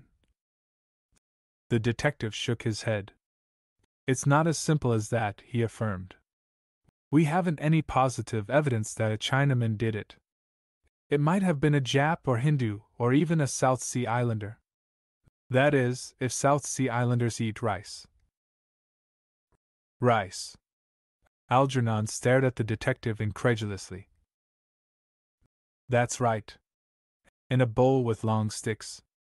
I'm no authority on eternality, but it's my guess they don't use chopsticks much outside of Asia." He went into Alcove K and returned with a wooden bowl and 2 long splinters of wood. "All those dark spots near the rim are blood stains," he explained, as he surrendered the gruesome exhibits to Algernon. "Even the rice is all smeared with blood." Algernon shuddered and passed the bowl to Scollard, who almost dropped it in his haste to return it to the detective. Where did you find it? The president spoke in a subdued whisper. On the floor in front of the big stone elephant. That's where Cinny was killed. There's blood all over the elephant, if it's supposed to be an elephant. It isn't, strictly speaking, an elephant, said Algernon. Well, whatever it is, it could tell us what Cinny's murderer looked like. I'd give the toes off my left foot if it could talk. It doesn't talk, said Algernon decisively. I wasn't wisecracking, admonished the detective. I was simply pointing out that elephant could give us the lowdown on a mighty nasty murder. Algernon accepted the rebuke in silence. There ain't no doubt whatever that a Chinaman or Hindu or some crazy foreigner sneaked in here last night, set himself down in front of that elephant, and began eating rice. Maybe he was in a church-going mood and mistook the beast for one of his heathen gods. It kind of looks like an oriental idol, the ferocious-looking kind you sometimes see in Chinatown store windows. Algernon smiled ironically. But unquestionably unique, he murmured. The detective nodded. Yeah. Larger and uglier looking, but a heathen statue for all that. I bet it actually was worshipped once. Hindu. Chinese. I wouldn't know. But it sure has that look.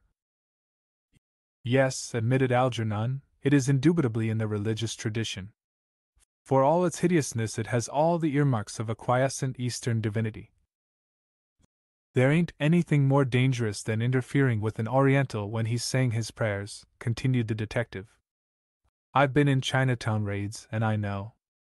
Now here's what I think happened. Cinny is standing in the corridor, and suddenly he hears the Chinaman muttering and mumbling to himself in the dark. He's naturally frightened, and so he rushes in with his pocket light where an angel would be fearing to tread.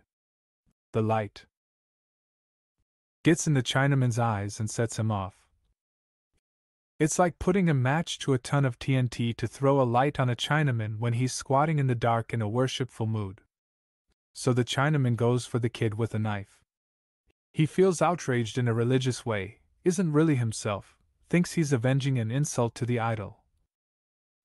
Algernon nodded impatiently. There may be something in your theory, Sergeant. But there's a great deal it doesn't explain. What was it that Williams saw? Nothing but Cinny lying dead in the corridor. Nothing but Cinny looking up at him without a face, and that awful heathen animal looking down at him with blood all over its mouth. Algernon stared. Blood on its mouth. Sure. All over its mouth, trunk and tusks. Never seen so much blood in my life. That's what Williams saw. I don't wonder it crumpled the kid up. There was a commotion in the corridor. Someone was sobbing and pleading in a most fantastic way a few yards from where the three men were standing. The detective turned and shouted out a curt command. Whoever that is, bring him here, came an appalling, ear-harassing shriek, and two plainclothesmen emerged around a bend in the corridor with a diminutive and weeping Oriental spread-eagled between their extended arms. The Chinaman, muttered Scollard in amazement. For a second the detective was too startled to move, and his immobility somehow emboldened the Chinese to break from his captors and prostrate himself on the floor at Algernon's feet. You are my friend, he sobbed. You are a very good man. I saw you in Greenfire Dream. In Dream, when big green animals came down from mountain, I saw you and Gautama Siddhartha. Big green animals all wanted blood, all very much wanted blood. In Dream, Gautama Siddhartha said, they want you. They have determined they make you all dark fire glue.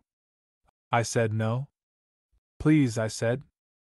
Then Gautama Siddhartha let fall Jewel of Wisdom. Go to museum. Go to big museum round block, and big green animal will eat you quick. He will eat you quick, before he make American man dark fire glue. All night I have sat here. All night I said eat me. Please. But big green animals slept till American man came. Then he moved. Very quickly he moved. He gave American man very bad hug. American man screamed and big green animal drank all American man's blood. The little Oriental was sobbing unrestrainedly. Algernon stooped and lifted him gently to his feet. "What is your name?" he asked to soothe him. "Where do you live?" "I'm boss big laundry down street," murmured the Chinaman. "My name is Si-Ho. I am a good man, like you. Where did you go when the elephant came to lifer?" The Chinaman's lower lip trembled convulsively. "I hid back of big white lady." In spite of the gravity of the situation, Algernon couldn't repress a smile. The big white lady was a statue of Venus Erycine, and so enormous was it that it occupied almost the whole of Alcove K. It was a perfect sanctuary, but there was something ludicrously incongruous in a Chinaman seeking refuge in such a place. One of the detectives, however, confirmed the absurdity. "That's where we found him, sir. He was lying on his back, wailing and groaning and making faces at the ceiling. He's our man, all right. We'll have the truth out of him in 10 minutes. The chief sergeant nodded. "You bet we will. Put the bracelets on him, Jim." Reluctantly, Algernon surrendered Si-Ho to his captors. "I suggest you treat him kindly," he said. He had the misfortune to witness a ghastly and unprecedented exaggeration of what Eddington would call the random element in nature. But he's as destitute of criminal proclivities as Mr. Scollard here. The detective raised his eyebrows. "I don't get it, sir. Are you suggesting we just hold him as a material witness?" Algernon nodded. "If you try any of your revolting third-degree tactics on that poor little man, you'll answer in court to my lawyer. Now, if you don't mind, I'll have a look at Alcove K." The detective scowled. He wanted to tell Algernon to go to hell, but somehow the inflection of authority in the latter's voice glued the invective to his tongue, and with a surly shrug he escorted the group into the presence of Shawn Fawn. Sanguinary baptism becomes some gods. Were the gracious figures of the Grecian pantheon to appear to us with blood upon their garments, we should recoil in horror, but we should think the terrible Mitra or the heart-devouring Huitzilopochtli a trifle unconvincing if they came on our dreams untarnished by the ruddy vintage of sacrifice. Algernon did not at first look directly at Shawn Fawn. He studied the tiled marble floor about the base of the idol and tried to make out in the gloom the precise spot where Cinny had lain. The attempt proved confusing. There were dark smudges on almost every other tile, and they were nearly all of equal circumference. "Right there is where we found the corpse," said the detective impatiently. "Right beneath the trunk of the elephant." Algernon's blood ran cold. Slowly, very slowly, for he feared to confront what stood before him, he raised his eyes until they were level with the detective's shoulders. The detective's shoulders concealed a portion of Shawn Fawn, but all of the thing's right side and the extremity of its trunk were hideously visible to Algernon as he stared. He spoke no word. He did not even move. But all of the blood drained out of his lips, leaving them ashen.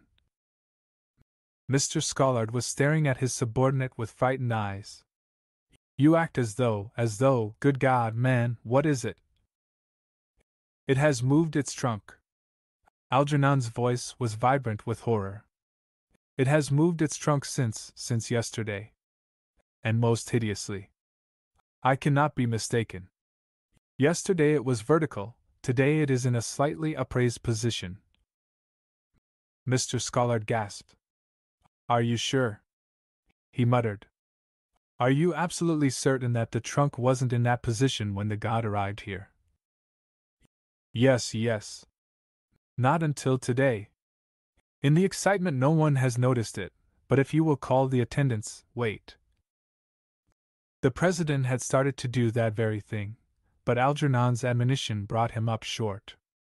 "I shouldn't have suggested that," he murmured in Scollard's ear. "The attendants mustn't be questioned. It's all too unutterably ghastly and inexplicable and mad. We've got to keep it out of the papers, seek a solution secretly. I know someone who may be able to help us. The police can't. That's obvious." The detective was staring at them pityingly. "You gentlemen better get out of here," he said. "You aren't used to sights like this. When I was new at this game, I made a lot of mistakes. I could hardly stand the sight of a dead man, for instance. Used to hurry things along when there was no real need for haste, which is just about the worst mistake you can make at the preliminary examination stage." With an effort, Algernon mastered his agitation. "You're right, Sergeant," he said. "Mr. Scollard and I realize that this business is a little too disturbing for sane contemplation. So we'll retire, as you suggest. But I must warn you again that you'd better think twice about treating poor Si-Ho as a convicted murderer." In the corridor, he drew Mr. Scollard aside and conversed for a moment urgently in a low voice. Then he approached the detective and handed him a card. "If you want me within the next few hours, you'll find me at this address," he said. "Mr. Scollard is returning to his home in Brooklyn. You'll find his phone number in the directory, but I hope you won't disturb him unless something really grave turns up." The detective nodded and read aloud the address on Algernon's card. "Dr. Henry C. Imbert, FRS, Fags." "A friend of yours?" he asked impertinently. Algernon nodded. "Yes, Sergeant. The foremost American ethnologist. Ever hear of him?" To Algernon's amazement, the sergeant nodded. "Yes. I got kind of interested in ethnology once. I was on a queer case about 2 years ago. An old lady got bumped off by a poisoned arrow, and we had him in for a powwow. He's clever, all right. He gave us all the dope soon as he saw the corpse. Said a little Negro had done it, one of those African pygmies you read about. We followed up the tip and caught the murderer just as he was giving the little fellow a cyanide cigarette to smoke. He was a shrewd Italian. He got the pygmy in Africa, hid him in a room down on Houston Street, and sent him out to rob and bump off old ladies. He was as spry as a monkey and could shinny up a drain pipe on the side of a house in 10 seconds. If it hadn't been for Imbert, we'd never have got our hands on the guy that owned him." Mr. Scollard and Algernon descended the stairs together. But in the vestibule they parted, the president proceeding down the still crowded outer steps in the direction of a bus whilst Algernon sought his office in Wing W. When Imbert sees this, Algernon murmured, as he extracted a photograph of Sean Irfan from his chaotically littered desk, "He'll be the most disturbed ethnologist that this planet has harbored since the Pleistocene age." 3. An archaeological digression. "The figure is totally unfamiliar," said Dr. Imbert. "Nothing even remotely resembling it occurs in Asian or African mythology." He scowled and returned the photograph to his youthful visitor, who deposited it on the arm of his chair. "I confess," he continued, "that it puzzles and disturbs me. It's preposterously archaeological, if you get what I mean. It isn't the sort of thing that one would imagine." Harris nodded. "I doubt if I could have imagined it from scratch. Without imaginative prompting or guidance from someone who had actually set eyes on it, it would be very difficult to conceive of anything so racial," put in Dr. Imbert. "I believe that is the word you were groping for. That thing is a symbolic embodiment of the massed imaginative heritage of an entire people. It's a composite, like the Homeric epics or the Sphinx of Giza. It's the kind of art manifestation you would expect a primitive people to produce collectively. It's so perversely diabolical and contradictory in conception that one can scarcely conceive of a mere individual anywhere in the world deliberately sitting down and creating it out of his own imagination. I will concede that an unusually gifted artist might be capable of imagining it, but I doubt if such an obscenity would ever form in the human brain without a raison d'etre. And no individual living in a civilized state would experience the need, the desire to imagine such a thing, and least of all, to give it objective expression. Mental illness, of course, might account for it, but the so-called interpretative reveries of psychotics are nearly always of predictable nature. Grotesque and absurd as they may sometimes be, certain images occur in them again and again, and these images are definitely meaningful. They follow prescribed patterns, are crude and distorted representations of familiar objects and people. The morbidities out of which they arise have been studied and classified, and a psychiatrist who knows his business can usually decipher them. If you have ever examined a batch of drawings from a mental institution, you will have noticed how the same motifs occur repeatedly, and how utterly unimaginative such things are from a sane and sophisticated point of view. It is of course true that the folk creations of primitive peoples usually embody or symbolize definite human preoccupations, but more boldly and imaginatively, and occasionally they depart from the predictable to such an extent that even our expert is obliged to throw up his hands. I have always believed that most of the major and minor monstrosities that figure so conspicuously in the pantheons of barbarian races, feathered serpents, animal-headed priests, grimacing sphinxes, etc., are synthetic conceptions. Let us suppose, for instance, that a tribe of reasonably enlightened barbarians is animated by the unique social impulse of cooperative agriculture, and is moved to embody its ideals in some colossal fetish designed to suggest both fertility and brotherhood, in, let us say, a great stone magna mater with arms outstretched to embrace all classes and conditions of men. Then let us suppose that cooperative agriculture falls into disrepute, and the tribe becomes obsessed by dreams of martial conquest. What happens? To an obligato of tom-toms and war drums, the mother goddess is transfigured. A spear is placed between her extended arms, the expression of her face altered from benignity to ferocity, great gashes chiseled in her cheeks, red paint smeared on her arms, breasts and shoulders, and her ears lopped off. Let another generation pass, and the demoniac goddess of war will be transformed into something else, perhaps into a symbol of the most abandoned kind of debauchery. In 100 years, the original fetish will have become a monstrous caricature, a record in stone of the thoughts and emotions of generations of men. It is the business of the ethnologist and the archaeologist to decipher such records, and if our scientist is sufficiently learned and diligent, he can, as you know, supply a reason for every peculiarity of configuration. Competent scholars have traced, in a rough way, the advance or retrogression of racial groups in ethical and aesthetic directions merely by studying and comparing their objects of worship, and there does not exist a more fruitful science than idolography. But occasionally our ethnologist encounters a nut that he cannot crack, a god or goddess so diabolical or grotesque or loathsome in conformation that it is impossible to link it associatively with even the most revolting of tribal retrogressions. It is a notorious fact that human races are less apt to advance than circle back on the course of evolution, and that idols and fetishes that were originally conceived in a comparatively noble spirit very often become, in the course of time, embodiments of the bestial and the obscene. Some of the degraded objects of worship now employed by African Bushmen and Australian Aborigines may conceivably have been considerably less revolting 10 or 15,000 years ago. It is impossible to predict the depths to which a race may descend and the appalling transformation which may occur in its sacred imagery. And so occasionally we encounter shapes that we scarcely like to speculate about, shapes so complicatedly vile that they haven't even analogous counterparts in comparative mythology. Your fetish is of that nature.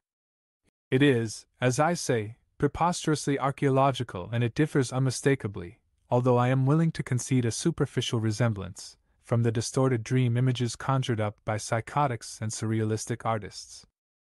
Only racial dissolution and decay extending over wide wastes of years could, in my opinion, account for such a ghastly anomaly.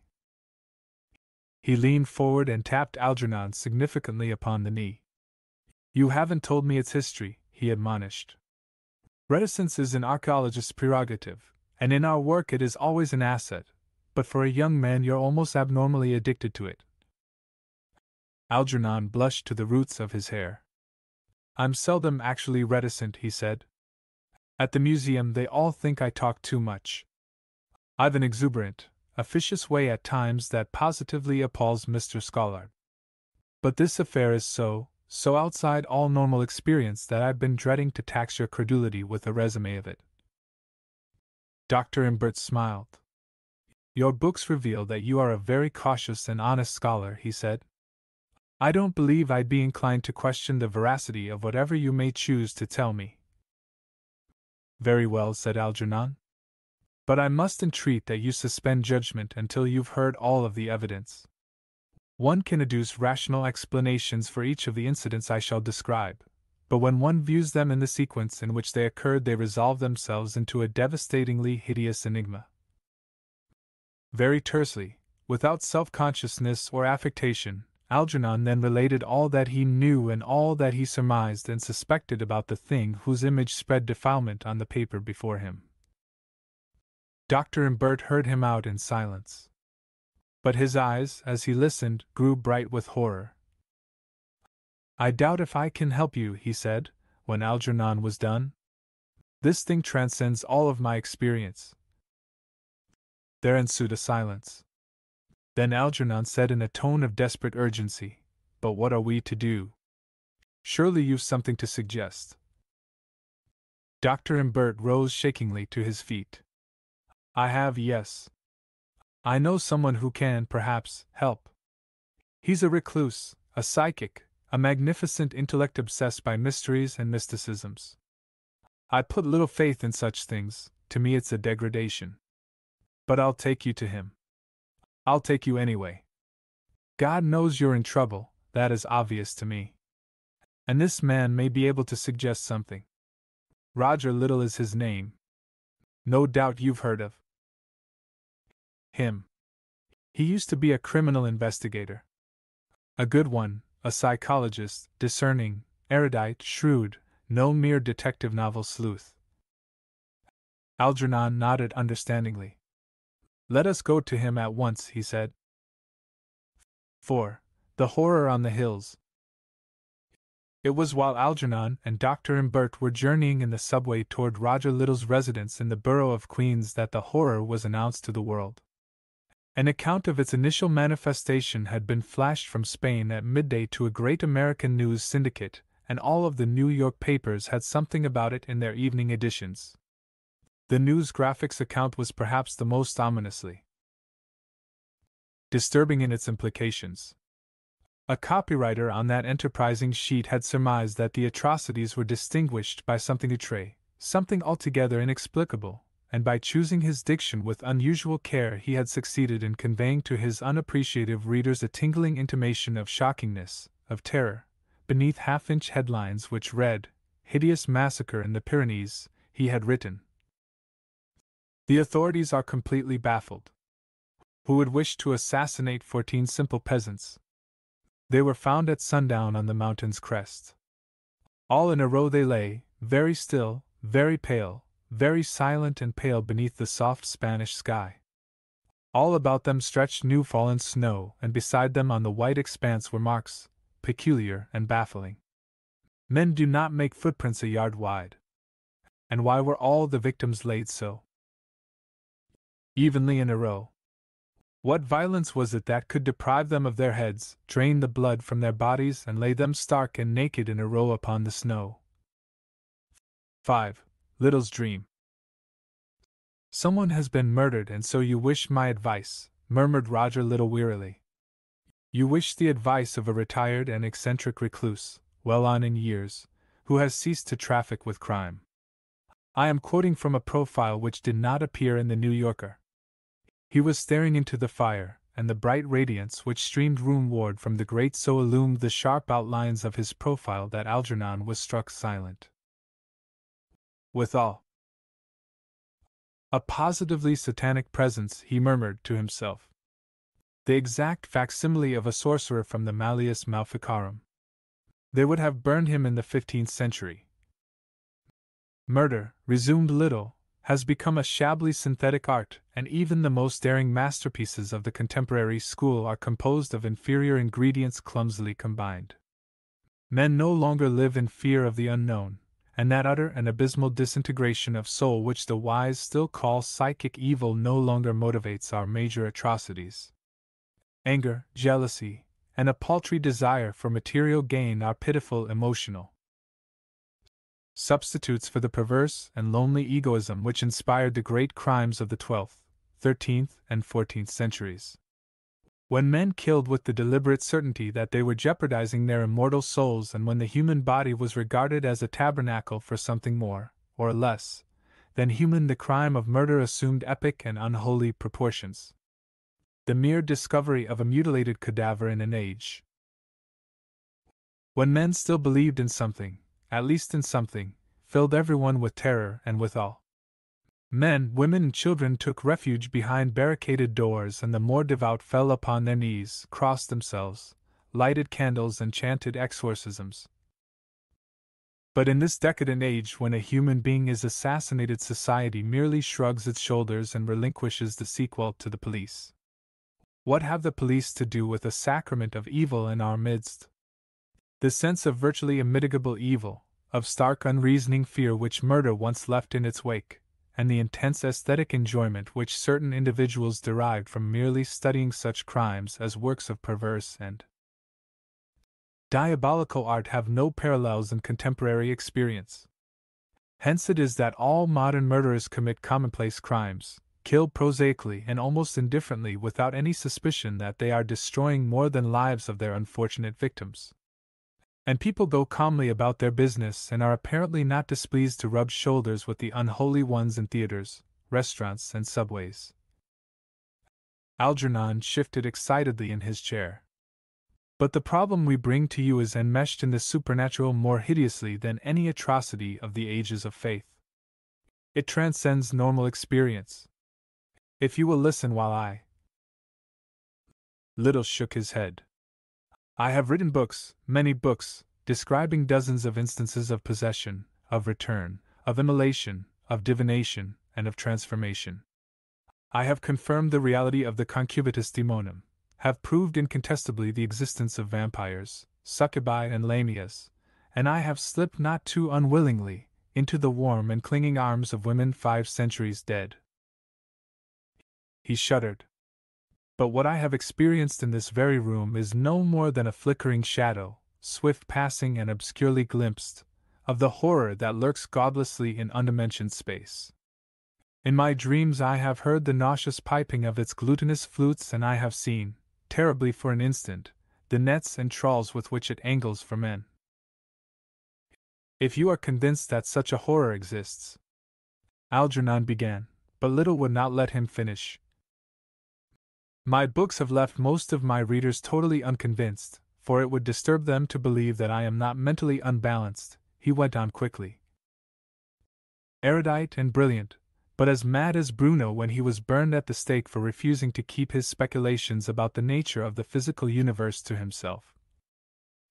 He rose passionately to his feet. So I've definitely renounced the collection and correlation of facts, he said. Hereafter I shall embody my unique convictions in the eloquent and persuasive guise of a fable.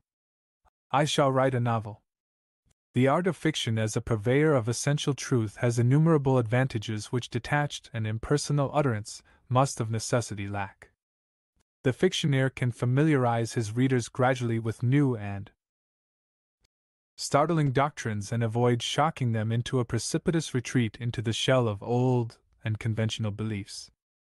He can prevent them from succumbing to prejudice before they have grasped 1/4 of the truths he is intent upon promulgating. Then, too, the artist can be so much more persuasive and eloquent than the scientist. And it can never be sufficiently emphasized that eloquence is never so effective in convincing men that certain things which are obviously false are momentarily true as it is in inducing them to discover that which is ultimately true beneath all the distortions of reality which can leave reason stranded in minds dominated by wishful thinking and a deep-seated fear of the unknown. Human wishes and desires are so eloquent in themselves that certainly some eloquence must be used in combating them. And that is why the mere scientist is so hopelessly at a loss when he seeks to convert others to what he himself believes to be the truth. He doesn't perceive that new truths must be presented to the human mind vividly, uniquely, as though one were initiating a mystery or instituting a sacrament, and that every failure to so present them decreases the likelihood that they will gain proponents. and that an entire civilization may pass away before any one arises with sufficient imagination and sufficient eloquence to take truths which have been enunciated once or twice, coldly and forgotten because of the repugnance with which the common man regards fact barely recited, and to clothe them in garments of terror and splendor and awe, and so link them with far stars and the wind that moves above the waters and the mystery and strangeness that will be in all things until the end of time. Little's eyes were shining. I have determined, he said, to thrust aside the veil as fearlessly as Blake must have done when he wrote of a new heaven and a new earth, to fashion a garment so mind-beguiling in its beauty that the ultimate revelation will remain cloaked until a spell has been cast which will permit of no drawing back, no craven surrender to fear. He stopped suddenly, as if sobriety and an awareness of his surroundings had returned with a blood rush to high entranced brain. I have raved, no doubt. Like Blake, like Poe, like Gerard de Nerval, I am always dreaming dreams, seeing visions. And to worldly men, calm and objective toward everyday realities, skeptical of all else, such visions, such glimpses are wholly incomprehensible. And you, no doubt, are inwardly pitying me and wondering how offended I would be if you should get up abruptly and plead a pressing engagement elsewhere. But if you only knew. There are things from outside watching always, secretly watching our little capers, our grotesque pranks. Men have disappeared. You're aware of that, aren't you? Men have disappeared within sight of their homes, at high noon, in the sunlight. Malignant and unknowable entities, fishers from outside, have let down invisible tentacles, nets, trawl, and men and women have been caught up in a kind of pulsing darkness. A shadow seems to pass over them, to envelop them for an instant, and then they are gone. Others have gone mad, witnessing such things. When a man ascends a flight of stairs, it does not inevitably follow that he will arrive at the top. When a man crosses a street or a field or a public square, it is no foreordained that he will reach the other side. I have seen strange shadows in the sky. Other worlds impinging on ours. I know that there are other worlds, but perhaps they do no dimensionally impinge. Perhaps from fourth dash, fifth dash, sixth-dimensional worlds, things with forms invisible to us, with faces veiled to us, reach down and take, instantaneously, mercilessly. Feeding on us, perhaps. Using our brains for fodder. A few have glimpsed the truth for a terrifying instant in dreams. But it takes infinite patience and self-discipline, and years of study to establish waking contact, even for an instant, with the bodiless shapes that flicker appallingly in the void 1,000 billion light years beyond the remotest of the spiral nebulae. Yet I can do this. And you, he laughed, come to me with a little mundane murder. For an instant there was silence in the room. Then Algernon stood up, his face brightened by the flames that were still crackling in the grate. You say, he exclaimed, a little mundane murder. But to me it is more hideous, more alien to sanity and the world we know than all your cosmic trawlers and intrusions from beyond. Little shook his head. No, he said. I cannot believe that you are not exaggerating. It is so easy for men of exceptional intelligence to succumb at times to the fears, dreads, forebodings of ordinary men. Imaginative in a worldly sense, but blinder and dumber than clouds cosmically. I am sure that I could unravel your puzzle with the most superficial layer of my waking mind, the little conscious mind that is so weak, so futile to grapple with anything more disturbing than what the body shall eat and drink and wear. If I had not seen, said Algernon, speaking very deliberately, a stone thing shift its bulk, doing what the inanimate has never done in all the ages man has looked rationally upon it, I would have seriously doubted your sanity. It would be dishonest for me to pretend otherwise. A stone, you say, moved? For the first time Little's interest quickened, and a startled look came into his eyes. Yes, in the shape in which something, nature primeval perhaps, in eons primeval, shaped it. Moved in the night, unwatched by me. When Shaunor Fawn. He stopped, was silent. for from his chair Little had sprung with a cry, his face bloodless, a cry of terror issuing from his thin lips. "What is the matter?" gasped Dr. Imbert, and Algernon turned pale, not knowing what to make of so strange an occurrence. For Little seemed wholly undone, a mystic gone so completely mad that a violent outburst was only to be expected and might well be repeated, if he were not placed under immediate restraint. But at last he sank again into the chair from which he had so shockingly arisen, and a trace of color returned to his cheeks. "Forgive me," he murmured brokenly. "Letting go like that was inexcusable. But when you mentioned Shaun or Fawn, I was for an instant mortally terrified." He drew a deep breath. "The dream was so vivid that my mind rejected instantly a symbolic or allegorical interpretation. That name especially, Shaun or Fawn. I was certain that something, somewhere, bore it, that the ghastliness that took Publius Lebo on the high hills was an actuality, but not, I had hoped, an actuality for us. Something long past, surely, a horror of the ancient world that would never return to." He broke off abruptly, seemingly lost in thought. "Tell me about it," he entreated, after a moment. With bloodless lips Algernon related once again the history of Shaun or Fawn as it had been related to him by Ullman, enhancing a little its hideousness by half-guesses and surmises of his own. Little listened in tight-lipped silence, his face a mask, only the throbbing of the veins on his temples betraying the agitation which racked him. As Algernon concluded, the clock on the mantel, a tall, negro-colored clock with wings on its shoulders and a great yellow ocean spider painted on its opalescent face, struck the hour. 11 even strokes pealed from it, shattering the stillness that had settled for an instant on the room. Algernon shivered, apprehensive at the lateness of the hour, fearful that in his absence Shaun or Fawn might move again. But now Little was speaking, striving painfully to keep his voice from sinking to a whisper.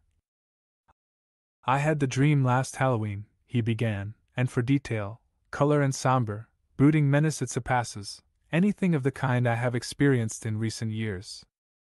It took form slowly, beginning as a nervous move from the atrium of my house into a scroll-lined library to escape the sound of a fountain, and continuing as an earnest and friendly argument with a stout, firm-lipped man of about 35, with strong, pure Roman features and the rather cumbersome equipment of a legatus in active military service. Impressions of identity and locale were so nebulous and gradual in their unfoldment as to be difficult to trace to a source, but they seem in retrospect to have been present from the first. The place was not Rome, nor even Italy, but the small provincial municipium of Caliguris on the south bank of the Iberus in Hispania Citerior. It was in the Republican age, because the province was still under a senatorial proconsul instead of a legatus of the imperator. I was a man of about my own waking age and build. I was clad in a civilian toga of yellowish color with the two thin reddish stripes of the equestrian order. My name was L. Celius Rufus, and my rank seemed to be that of a provincial quaestor. I was definitely an Italian-born Roman, the province of Caliguris being alien, colonial soil to me. My guest was Gnaeus Balbitius, legatus of the 12th Legion, which was permanently encamped just outside the town on the riverbank. The home in which I was receiving him was a suburban villa on a hillside south of the compact section, and it overlooked both town and river. The day before I had received a worried call from one Tib. Aeneas Mela, aedile of the small town of Pampello, 3 days' march to the north in the territory of the Vascones at the foot of the mysterious Pyrenees. He had been to request Balbitius to spare him a cohort for a very extraordinary service on the night of the calends of November, and Balbitius had emphatically refused. Therefore, knowing me to be acquainted with P. Scribonius Lebo, the proconsul at Tarraco, he had come to ask me to lay his case by letter before that official. Melo was a dark, lean man of middle age, of presentable Roman features but with the coarse hair of a Celtiberian.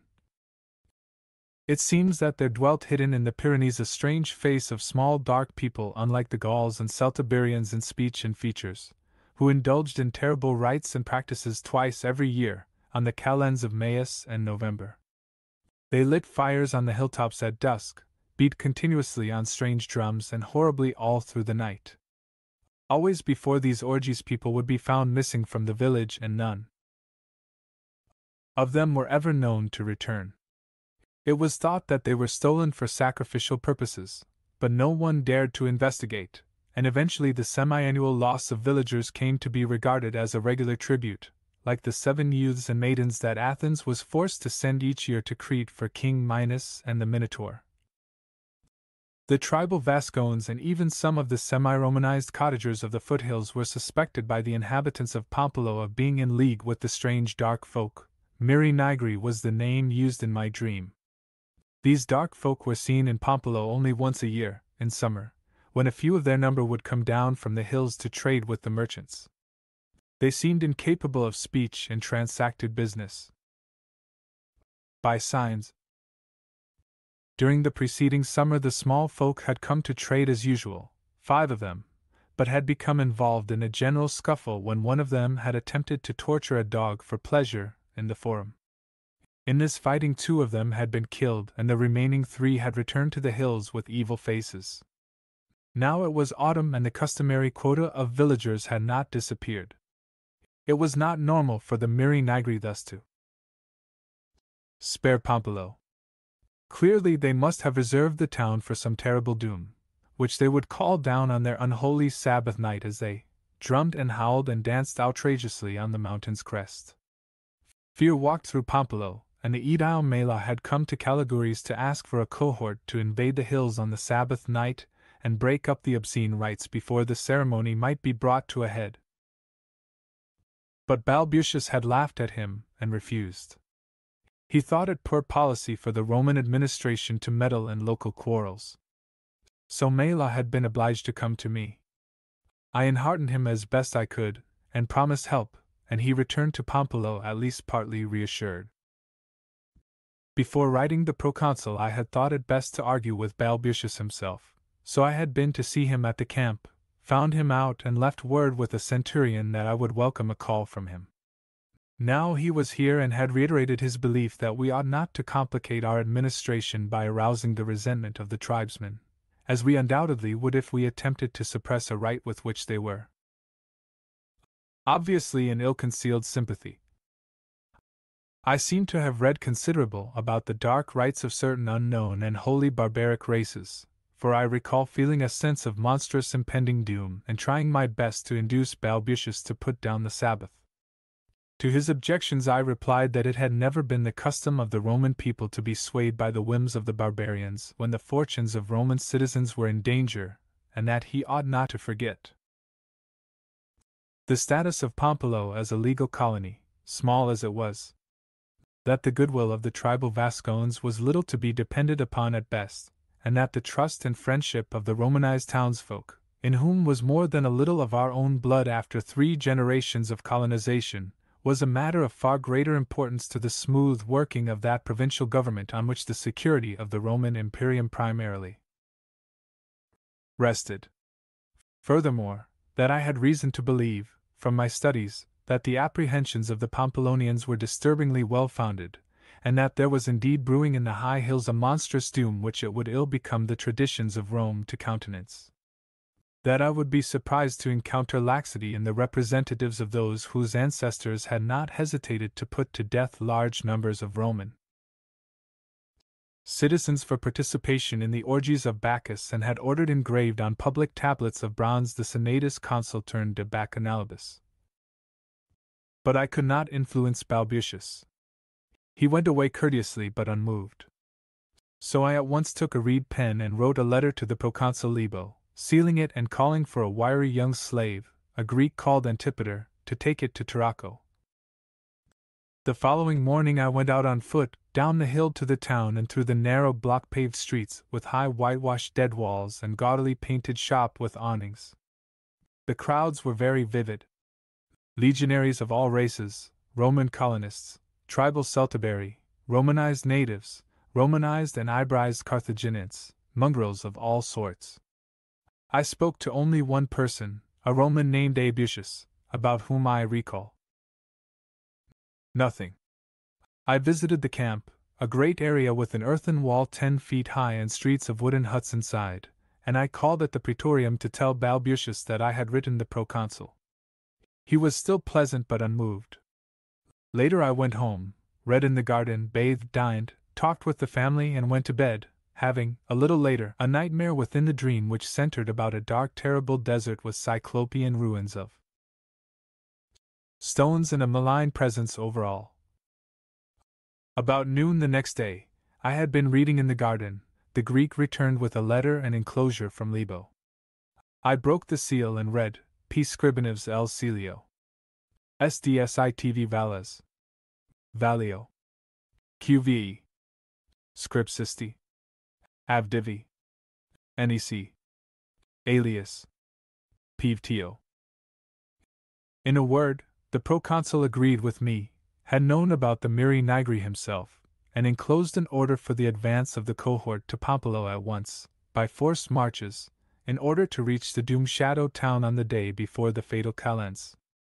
He requested me to accompany it because of my knowledge of what the mysterious rites were whispered to be, and furthermore declared his design of going along himself, saying that he was even then on the point of setting out and would be in Pampello before we could be. I lost not a second in going personally to the camp and handing the orders to Balbucius, and I must say he took his defeat gracefully. He decided to send Coers V. under Sextus Asellius, and presently summoned that legatus, a slim, supercilious youth with frizzed hair and a fashionable fringe of beard growth on his underjaw. Asellius was openly hostile to the move but dared not disregard orders. Balbucius said he would have the cohort at the bridge across the Iberus in an hour, and I rushed home to prepare for the rough day and night march. I put on a heavy paenula and ordered a litter with 6 Illyrian bearers, and reached the bridge ahead of the cohort. At last, though, I saw the silver eagles flashing along the street to my left, and Balbucius, who had decided at the last moment to go along himself, rode out ahead and accompanied my litter ahead of the troops as we crossed the bridge and struck out over the plains toward the mystic line of dimly glimpsed violet hills. There was no long sleep during all the march, but we had naps and brief halts and bites of lunch, cakes and cheese. Balbucius usually rode by my litter in conversation. It was infantry, but he and Asellius were mounted, but sometimes I read M. Porcius Cato de Re Rustica, and a hideous manuscript in Greek, which made me shudder even to touch or look at, but of which I cannot remember a single word. The second morning we reached the whitewashed houses of Pampello, and trembled at the fear that was on the place. There was a wooden amphitheater east of the village, and a large open plain on the west. All the immediate ground was flat, but the Pyrenees rose up green and menacing on the north, looking nearer than they were. Scribonius Libo had reached there ahead of us with his secretary, Q. Trebellius Pollio, and he and the aedile Mela greeted us in the forum. We all, Libo, Pollio, Mela, Balbucius, Asellius, and I, went into the Curia, an excellent new building with a Corinthian portico, and discussed ways and means, and I saw that the proconsul was with me heart and soul. But Balbucius and Asellius continued to argue, and at times the discussion grew very tense. Libo was an utterly admirable old man, and he insisted on going into the hills with the rest of us and seeing the awful revelations of the night. Mela, ghastly with fright, promised horses to those of us who were not mounted.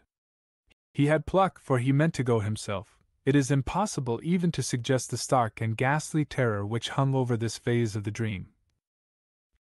Surely there never was such evil as that which brooded over the accursed town as the sinking sun threw long menacing shadows amidst the reddening afternoon. The legionaries fancied they heard the rustling of stealthy, unseen and ominously deliberate presences in the black encircling woods. Occasionally a torch had to be lighted momentarily in order to keep the frightened 300 together, but for the most part it was a dreadful scramble through the dark. A slit of northern sky was visible ahead between the terrible, cliff-like slopes that encompassed us, and I marked the chair of Cassiopeia and the golden powder of the Via Lactea. Far, far ahead and above, and appearing to merge imperceptibly into the heavens, the lines of remoter peaks could be discerned, each capped by a sickly point of unholy flame. And still the distant, hellish drums pounded incessantly on. At length the route grew too steep for the horses, and the 6 of us who were mounted were forced to take to our feet. We left the horses tethered to a clump of scrub oaks and stationed 10 men to guard them, though heaven knows it was no night nor place for petty thieves to be abroad.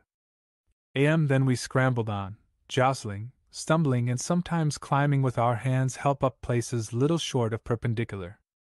Suddenly a sound behind us made every man pause as if hit by an arrow. It was from the horses we had left, and it did not cease. They were not neighing but screaming. They were screaming, mad with some terror beyond any this earth knows. No sound came up from the men we had left with them. Still they screamed on, and the soldiers around us stood trembling and whimpering and muttering fragments of a prayer to Rome's gods, and the gods of the East and the gods of the barbarians. Then there came a sharp scuffle and yell from the front of the column, which made Asellius call quaveringly for a torch. There was a prostrate figure weltering in a growing and glistening pool of blood, and we saw by the faint flare that it was the young guide Axius. He had killed himself because of the sound he had heard. He, who had been born and bred at the foot of those terrible hills and had heard dark whispers of their secrets, knew well why the horses had screamed. And because he knew, he had snatched a sword from the scabbard of the nearest soldier, the centurion P. Bibilanus, and had plunged it full length into his own breast. At this point pandemonium broke loose because of something noticed by such of the men as were able to notice anything at all. The sky had been snuffed out. No longer did Cassiopeia and the Via Lactea glimmer betwixt the hills, but stark blackness loomed behind the continuously swelling fires on the distant peaks. And still the horses screamed and the far-off drums pounded hideously and incessantly on. Cackling laughter broke out in the black woods of the vertical slopes that hemmed us in, and around the swollen fires of the distant peaks we saw prancing and leaping the awful and cyclopean silhouettes of things that were neither men nor beasts, but fiendish amalgams of both, things with huge flaring ears and long waving trunks that howled and gibbered and pranced in the skyless night. And a cold wind coiled purposively down from the empty abyss, winding sinuously about us till we started in fresh panic and struggled like Laocoon and his sons in the serpent's grasp. There were terrible sights in the light of the few shaking torches. Legionaries trampled one another to death, and screamed more hoarsely than the horses far below. Of our immediate party Trebellius Pollio had long vanished, and I saw Mela go down beneath the heavy caligae of a gigantic Aquitanian. Balbucius had gone mad and was grinning and simpering out an old Fescennine verse recalled from the Latin countryside of his boyhood. Asellius tried to cut his own throat, but the sentient wind held him powerless, so that he could do nothing but scream and scream and scream above the cackling laughter, and the screaming horses, and the distant drums, and the howling colossal shapes that capered about the demon fires on the peaks. I myself was frozen to the helplessness of a statue and could not move or speak. Only old Publius Libo the proconsul was strong enough to face it like a Roman Publius Scribonius Libo, who had gone through the Jugurthine and Mithridatic and social wars. Publius Libo 3 times praetor and 3 times consul of the Republic, in whose atrium stood the ancestral forms of 100 heroes. He and he alone had the voice of a man and of a general and triumphator. I can see him now in the dimming light of those horrible torches, among that fear-struck stampede of the doomed. I can hear him still as he spoke his last words, gathering up his toga with the dignity of a Roman and a consul. Malitia vitus est, venet, tandem venet. And then the wooded encircling slopes burst forth with louder cackles, and I saw that they were slowly moving. The hills, the terrible living hills, were closing up upon their prey. The Miri Nigri had called their terrible gods out of the void. Able to shriek at last, I awoke in a sea of cold perspiration. Caliguris, as you probably know, is a real and well-known town of Roman Spain, famed as the birthplace of the rhetorician Quintilianus. Upon consulting a classical dictionary, I found Pampilo also to be real, and surviving today as the Pyrenean village of Pamplona. He ceased speaking, and for a moment the three men were silent. Then Algernon said, "The Chinaman had a strange dream, too. He spoke of the horror on the mountains, of great things that came clumping down from the hills at nightfall." Little nodded. "Mongolians as a rule are extremely psychic," he said. "I have known several whose clairvoyant gifts were superior to a yoga adept's often astounding feats of precognition." "And you think that Si-Ho's dream was a prophecy?" whispered Imbert. "I do. Some monstrous unfettering is about to take place. That which for 2,000 years has lain somnolent will stir again, and the great things will descend from their frightful lair on the Spanish hills drawn cityward through the will of Shawn or Fawn. We are in propinquity to the primal, hidden horror that festers at the root of being, with the old, hidden loathsomeness which the Greeks and Romans veiled under the symbolical form of a man-beast, the feeder, the all. The Greeks knew, for the horror left its lair to ravage, striding eastward in the dawn across Europe, wading waist-deep in the dark Ionian seas, looming monstrous at nightfall over Delos, and Samothrace and far-off Crete. A nimbus of star foam engirdled its waist, suns, constellations gleamed in its eyes. But its breath brought madness, and its embrace, death. The feeder, the all. The telephone bell at Little's elbow was jangling disconcertingly. Stretching forth a tremulous hand, he grasped the receiver firmly, and laid it against his cheek. "Hello," he whispered into the mouthpiece. "What is it? Who is speaking?" From the Manhattan Museum. The words smote ominously upon his ear. "Is Mr. Algernon Harris there? I phoned Dr. Imbert's house and they gave me this number." "Yes, Harris is here." Little's voice was vibrant with apprehension. "I'll call him." He turned the instrument over to Algernon and sank back exhaustedly in his chair. For a moment the latter conversed in a low tone, then an expression of stunned incredulity appeared on his face. His hand shook as he put back the receiver and tottered toward the fireplace. For an instant he stood staring intensely into the coals, his fingers gripping the mantle's edge so tightly that his knuckles showed white. When he turned there was a look of utter consternation in his eyes. "Shawn or Fawn has disappeared," he cried. "Shawn or Fawn has left the museum. No one saw him go, and the idiot who phoned thinks that a thief removed him. Or possibly one of the attendants. But we know how unlikely that is." "I'm afraid we do," Little said grimly. "I am to blame," Algernon went on quickly. "I should have insisted they patrol the alcove. I should have at least explained to them that someone might try to steal Shawn or Fawn, even if Ullman's story had to be kept from them." He shook his head in helpless frustration. No, that would have done no good. A watchman would have been utterly impotent to cope with such a horror. Shawn or Fawn would have destroyed him hideously in an instant. And now it is loose in the streets. He walked to the window and stared across the glittering harbor at the darkly looming skyline of Lower Manhattan. "It is loose over there," he cried, raising his arm and pointing.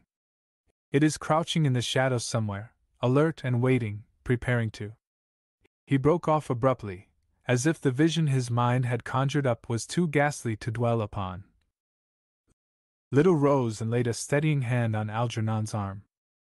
"I haven't said I couldn't help," he said. "Though Shawn or Fawn is a very terrible menace, it isn't quite as omnipotent as Ullman thought. It and its brothers are incarnate manifestations of a very ancient, a very malignant hyperdimensional entity.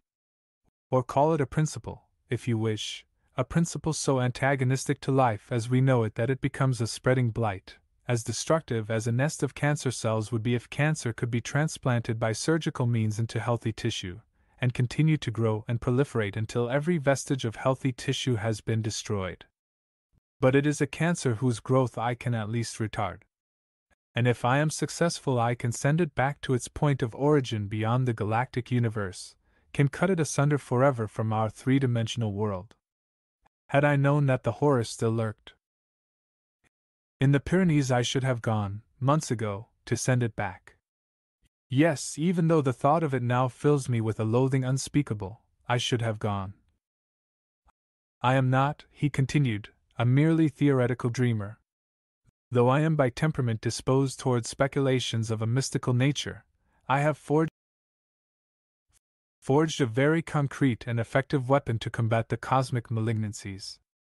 If you'll step into my laboratory, I'll show you something which should restore your confidence in the experimental capacity of the human mind when there is but one choice confronting it: to survive or go down forever into everlasting night and darkness. 6. The Time-Space Machine. Roger Little's laboratory was illumined by a single bluish lamp embedded in the concrete of its sunken floor. An infinite diversity of mechanisms lined the walls and sprawled their precise lengths on long tables and dangled eerily from hooks set in the high, domed ceiling. Mechanisms glitter in blue-lit seclusion, a strange, bizarre foreglimpse into the alchemy and magic of a far-distant future, with spheres and condensers and gleaming metal rods in lieu of stuffed crocodiles and steaming elixirs. All of the contrivances were arresting, but one was so extraordinary in size and complexity that it dominated the others and riveted Algernon's attention. He seemed unable to drag his gaze from the thing. It was a strange agglomeration of metallic spheres and portions of spheres, of great bluish globes surrounded by tiny clusters of half-globes and quarter-globes, whose surfaces converged in a most fantastic way. And from the globes there sprouted at grotesque angles metallic crescents with converging tips. To Algernon's excited imagination the thing wore a quasi-reptilian aspect. "It's like a toad's face," he muttered. "Bulbous and bestial." Little nodded. "It's a triumph of mechanical ugliness, isn't it? Yet it would have been deified in ancient Greece, by Archimedes especially. He would have exalted it above all his conoids and parabolas." "What function does it perform?" asked Algernon. "A sublime one. It's a time-space machine. But I'd rather not discuss its precise function until I've shown you how it works. I want you to study its face as it waxes non-Euclidean. When you've glimpsed a fourth-dimensional figure you'll be prepared to concede, I think, that the claims I make for it are not extravagant. I know of no more certain corrective for an excess of skepticism. I was the critique of pure reason personified until I looked upon a skin sphere, then I grew very humble, reverent toward the great suspected. Watch now." He reached forward, grasped a switch, and with a swift downward movement of his right arm set the machine in motion. At first the small spheres and the crescents revolved quickly and the large spheres slowly. Then the large spheres literally spun while the small spheres lazed, and then both small spheres and large spheres moved in unison. Then the spheres stopped altogether, but only for an instant, while something of movement seemed to flow into them from the revolving crescents.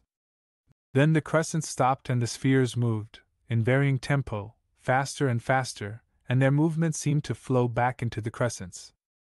Then both crescents and spheres began to move in unison, faster and faster and faster, until the entire mass seemed to merge into a shape paradoxical, outrageous, unthinkable, a sphenoid with a non-Euclidean face, a geometric blasphemy that was at once isosceles and equilateral, convex and concave. Algernon stared in horror. "What in God's name is that?" he cried. "You are looking on a fourth-dimensional figure," said Little soothingly. "Steady now." For an instant nothing happened, then a light, greenish, blinding, shot from the center of the crazily distorted figure and streamed across the opposite wall, limning on the smooth cement a perfect circle. But only for a second was the wall illumined. With an abrupt movement Little shot the lever upward and its radiance dimmed, and vanished. "Another moment, and that wall would have crumbled away," he said. With fascination Algernon watched the outrageous sphenoid grow indistinct, watched it blur and disappear amidst a resurgence of spheres. "That light," cried Little exultantly, "will send Shaun or Fawn back through time. It will reverse its decadent randomness, disincarnate and disembody it, and send it back forever. But I don't understand, murmured Algernon. What do you mean by randomness? I mean that this machine can work havoc with entropy. There was a ring of exultation in Little's voice. Entropy. Algernon scowled. I'm not sure that I understand. I know what entropy is in thermodynamics, of course, but I'm not sure. I'll explain, said Little. You are of course familiar with the ABCs of Einsteinian physics and are aware that time is relatively errorless, that the sequence in which we view events in nature is not a cosmic actuality, and that our conviction that we are going somewhere in time is a purely human illusion conditioned by our existence on this particular planet and the limitations which our five senses impose upon us. We divide time into past, present, and future, but in reality an event's sequence in time depends wholly on the position in space from which it is viewed. Events which occurred thousands of years ago on this planet haven't as yet taken place to a hypothetical observer situated billions and billions of light years remote from us. Thus, cosmically speaking, we cannot say of an event that it has happened and will never happen again, or that it is about to happen and has never happened before, because before to us is after to intelligences situated elsewhere in space and time. But though our familiar time divisions are purely arbitrary, there is omnipresent in nature a principle called entropy which, as Eddington has pointed out, equips time with a kind of empirical arrow. The entire universe appears to be running down. It is the consensus of astronomical opinion that suns and planets and electrons are constantly breaking up, becoming more and more disorganized. Billions of years ago, some mysterious dynamic, which Sir James Jeans has likened to the finger of God, streamed across primeval space and created the universe of stars in a state of almost perfect integration, welded them into a system so highly organized that there was only the tiniest manifestation of the random element anywhere in it. The random element in nature is the uncertain element, the principle which brings about disorganizations, disintegration, decay. Let us suppose that two mechanical men, robots, are tossing a small ball to and fro, to and fro. The process may go on indefinitely, for the mechanical creatures do not tire, and there is nothing to make the ball swerve from its course. But now let us suppose that a bird in flight collides with the hull, sends it spinning so that it misses the hand of the receiving robot. What happens? Both robots begin to behave grotesquely. Missing the ball, their arms sweep through the empty air, making wider and wider curves, and they stagger forward perhaps, and collapse in each other's arms. The random, the uncertain element has entered their organized cosmos, and they have ceased to function. This tendency of the complex to disintegrate, of the perfectly balanced to run amok, is called entropy. It is entropy that provides time with an arrow and, disrupting nebulae, plays midwife to the birth of planets from star wombs incalculable. It is entropy that cools great orbs, hotter than Betelgeuse, more fiery than Arcturus through all the outer vastnesses, reducing them to sterility, to whirling motes of chaos. It is the random element that is slowly breaking up, destroying the universe of stars. In an ever-widening circle, with an ever-increasing malignancy, if one may ascribe malignancy to a force, a tendency, it works its awful havoc. It is analogous to a grain of sand dropped into one of the interstices of a vast and intricate machine. The grain creates a small disturbance which in turn creates a larger one, and so on ad infinitum. And with every event that has occurred on this earth since its departure from the sun there has been an increase of the random element. Thus we can legitimately place events in time. Events which occurred tens of thousands of years ago may be happening now to intelligences situated elsewhere, and events still in the offing, so to speak, may exist already in another dimension of space-time. But if an Earth event is very disorganized and very decadent in its contours, even our hypothetical distant observer would know that it has occurred very late in the course of cosmic evolution, and that a series of happier events, with less of the random element in them, must have preceded it in time. In brief, that sense of time's passing which we experience in our daily lives is due to our intuitive perception that the structure of the universe is continuously breaking down. Everything that happens, every event, is an objective manifestation of matter's continuous and all-pervasive decay and disintegration. Algernon nodded. I think I understand. But doesn't that negate all that we have been taught to associate with the word evolution? It means that not advancement but an inherent degeneration has characterized all the processes of nature from the beginning of time. Can we apply it to man? Do you mean to suggest? Little shrugged. One can only speculate. It may be that medieval theology wasn't so very wrong after all, that old Augustine and the angelic doctor and Abelard and the others surmised correctly, that man was once akin to the angels and that he joined himself to nature's decay through a deliberate rejection of heaven's grace. It may be that by some mysterious and incomprehensibly perverse act of will he turned his face from his Maker and let evil pour in upon him, made of himself a magnet for all the malevolence that the cosmos holds. There may have been more than a little truth in Ullmann's identification of Schonner with the Lucifer of medieval myth. Is this, exclaimed Imbert reproachfully, a proper occasion for a discussion of theology? It isn't, Little acknowledged. But I thought it desirable to outline certain possibilities. I don't want you to imagine that I regard the intrusion of Schonner Fawn into our world as a scientifically explicable occurrence in a facilely dogmatic sense. I don't care how you regard it, affirmed Algernon, so long as you succeed in destroying it utterly. I am a profound agnostic as far as religious concepts are concerned. But the universe is mysterious enough to justify divergent speculations on the part of intelligent men as to the ultimate nature of reality. I quite agree, Little said. I was merely pointing out that modern science alone has very definite limitations. And yet you propose to combat this. This horror with science, exclaimed Imbert. With a concrete embodiment of the concepts of transcendental mathematics, corrected Little. And such concepts are merely empirically scientific.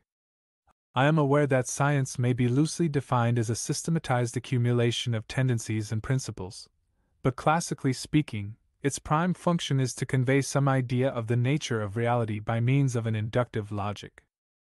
Yet our mathematical physicist has turned his face from induction as resolutely as did the medieval scholastics in the days of the troubadours. He insists that we must start from the universal assumption that we can never know positively the real nature of anything, and that whatever truth we may deduce from empirical generalities will be chiefly valuable as a kind of mystical guidepost, at best merely roughly indicative of the direction in which we are traveling, but withal, something of a sacrament, and therefore superior to the dogmatic knowledge of 19th-century science.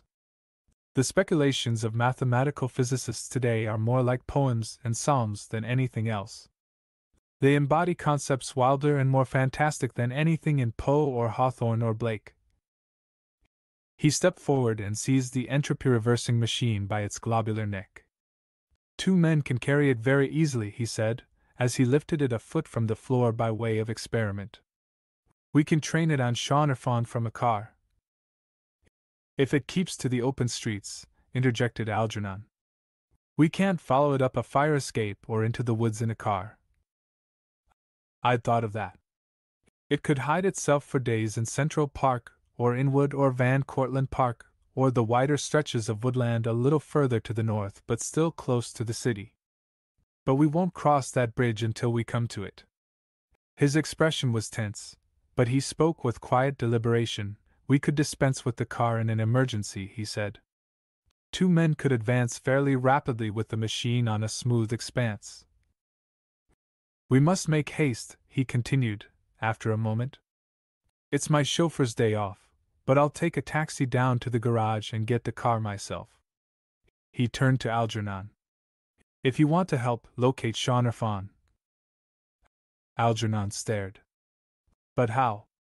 He gasped. It shouldn't be difficult. Get in touch with the police, assistance, and ambulance division. Ask if they've received any unusually urgent calls, anything of a sensational nature. If Schonner has slain again, they'll know about it, He pointed urgently toward a phone in the corner and strode from the laboratory. 7.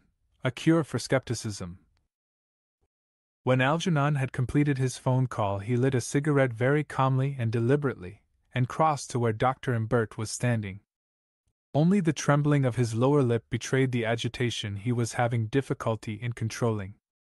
"There have been 5 emergency calls," he said, "all from the Midtown section, between 35th and 48th Streets." Imbert grew pale. And deaths," Algernon nodded. "And deaths. 2 of the ambulances have just returned. How many were killed?" "They don't know yet. There were 5 bodies in the first ambulance, 3 men, a woman and a little girl, a negress. All horribly mutilated. They've gone wild over there. The chap who spoke to me wanted to know what I knew, why I had phoned. He shouted at me, broke down and sobbed, 'God!' There's nothing we can do till Little gets back," Algernon said. "And then? What do you suppose we can do then?" "The machine," Algernon began and stopped. He couldn't endure putting the way he felt about Little's machine, and the doubts he had entertained concerning it, into words. It was necessary to believe in the machine, to have confidence in Little's sagacity, supreme confidence. It would have been disastrous to doubt in such a moment that a blow would eventually be struck, that Little and his machine together would dispose, forever, of the ghastly menace of Sean Irfan. But to defend such a faith rationally, to speak boldly and with confidence of a mere intuitive conviction, was another matter. "You know perfectly well that Little's mentally unbalanced," affirmed Imbert, "that it would be madness to credit his assertions." He gestured toward the machine. "That thing is merely a mechanical hypnotizer. Ingenious, I concede, it can induce twilight sleep with a rapidity I wouldn't have thought possible, but it is quite definitely 3-dimensional. It brings the subconscious to the fore, the subconscious that believes everything it is told. Induces temporary somnolence while Imbert whispers, 'You are gazing on a 4th-dimensional figure. You are gazing on a 4th-dimensional figure.' Such deceptions aren't difficult to implant when the mind is in a dreamlike state." "I'd rather not discuss it," murmured Algernon. "I can't believe the figure we saw was wholly a deception. It was too ghastly and unbelievable. And remember that we both saw the same figure. I was watching you at the time, you looked positively ill. And mass hypnotism is virtually an impossibility. You ought to know that. No 2 men will respond to suggestion in the same way. We both saw a 4-dimensional figure, an outrageous figure." "But how do you know we both saw the same figure?" "We may easily have responded differently to Little's suggestion. Group hypnotism is possible in that sense. I saw something decidedly disturbing, and so did you, but that doesn't prove that we weren't hypnotized." "I'll convince you that we weren't," exclaimed Algernon. "A time-space machine of this nature isn't theoretically inconceivable, for physicists have speculated on the possibility of reversing entropy in isolated portions of matter for years. Watch now." Deliberately he walked to the machine and shot the lever upward. 8. What happened in the laboratory? Algernon raised himself on his elbow and stared in horror at the gaping hole in the wall before him.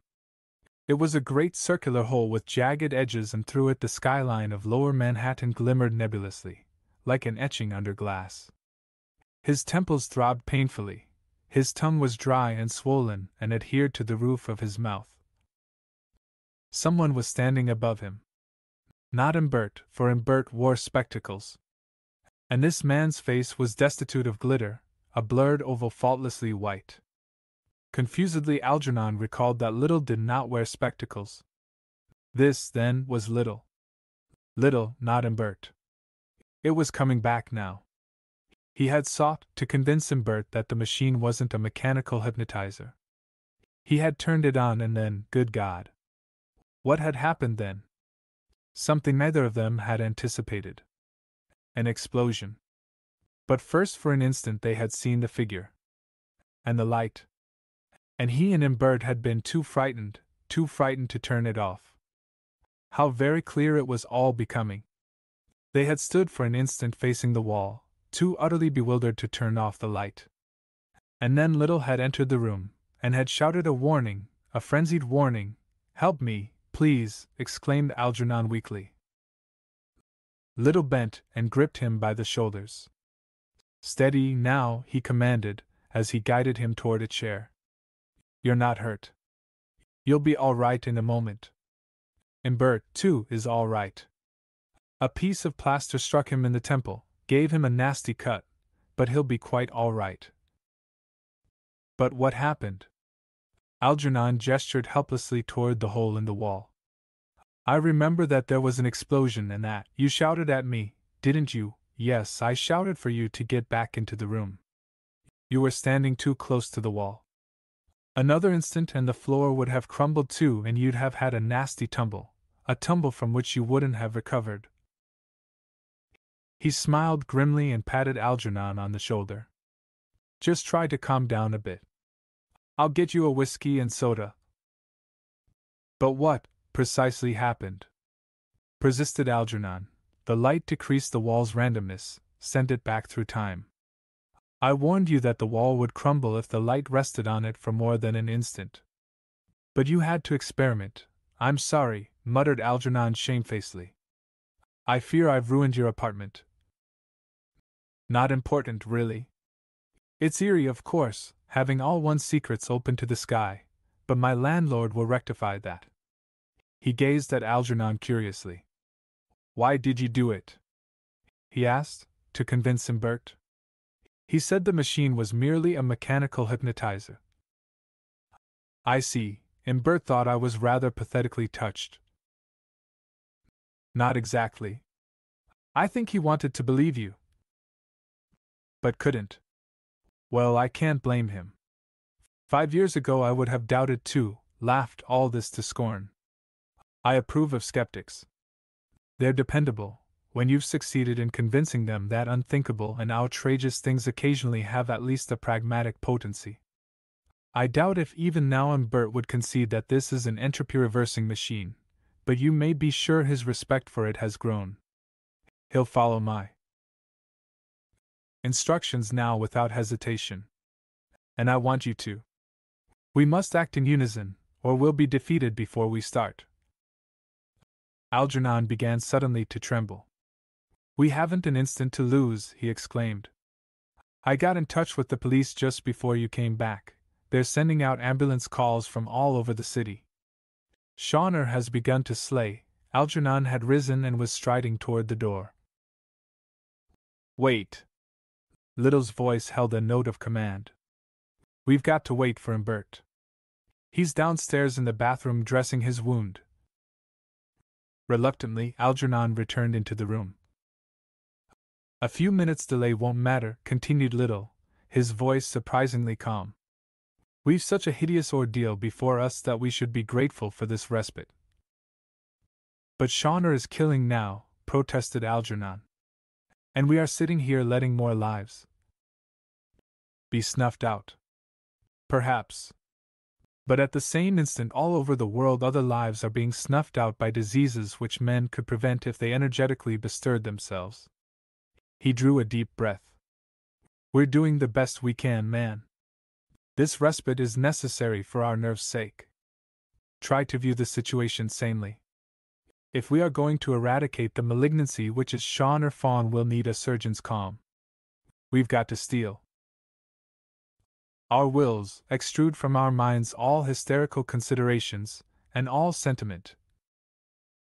"But it will kill thousands," protested Algernon. "In the crowded streets." "No," Little shook his head. "It's no longer in the streets. It has left the city." "How do you know?" "There has been a massacre on the Jersey coast, near Asbury Park. I stopped for an instant in the Brooklyn Standard office on my way up from the garage. The night staff's in turmoil. They're rushing through a sensational morning extra. I found out something else. There's been a similar massacre in Spain. If we hadn't been talking here, we'd have known. All the papers ran columns about it, hours ago. They're correlating the dispatches. Now and by tomorrow everyone will know of the menace. What I fear is mass hysteria. Mass hysteria. Yes, they'll go mad in the city tomorrow, there'll be a stampede. Unreasoning superstition and blind terror always culminate in acts of violence. Hundreds of people will run amok, pillage, destroy. There'll be more lives lost than Shawner destroyed tonight. But we can do something. We must. I said that we were merely waiting for Dr. Imbert. Little crossed to the eastern window and stared for a moment into the lightening sky. Then he returned to where Algernon was standing. Do you feel better? He asked. Have you pulled yourself together? Yes, muttered Algernon. I'm quite all right, good. The door opened and Imbert came in. His face was distraught and of a deathly pallor, but a look of relief came into his eyes when they rested on Algernon. I feared you were seriously hurt, he cried.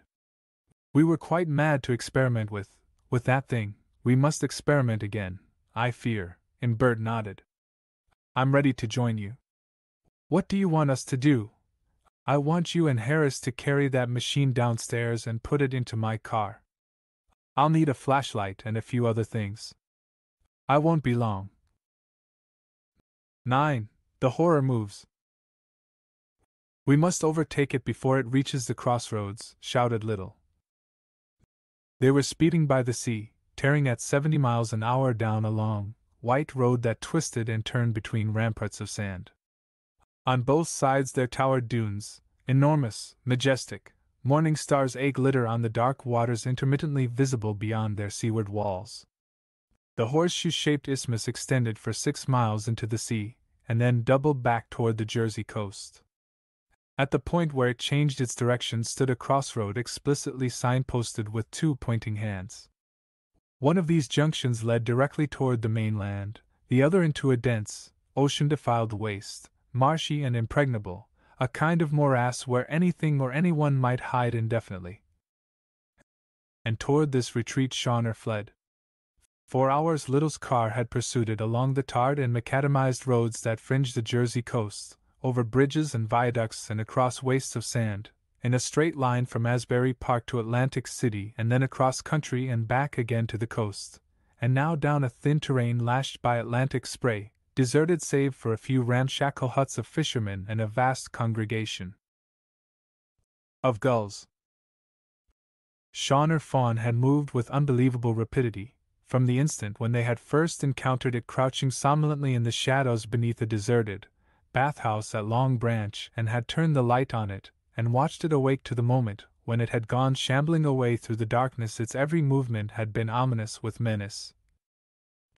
Twice it had stopped in the road and waited for them to approach, and once its great arm had raised itself against them in a gesture of malignant defiance.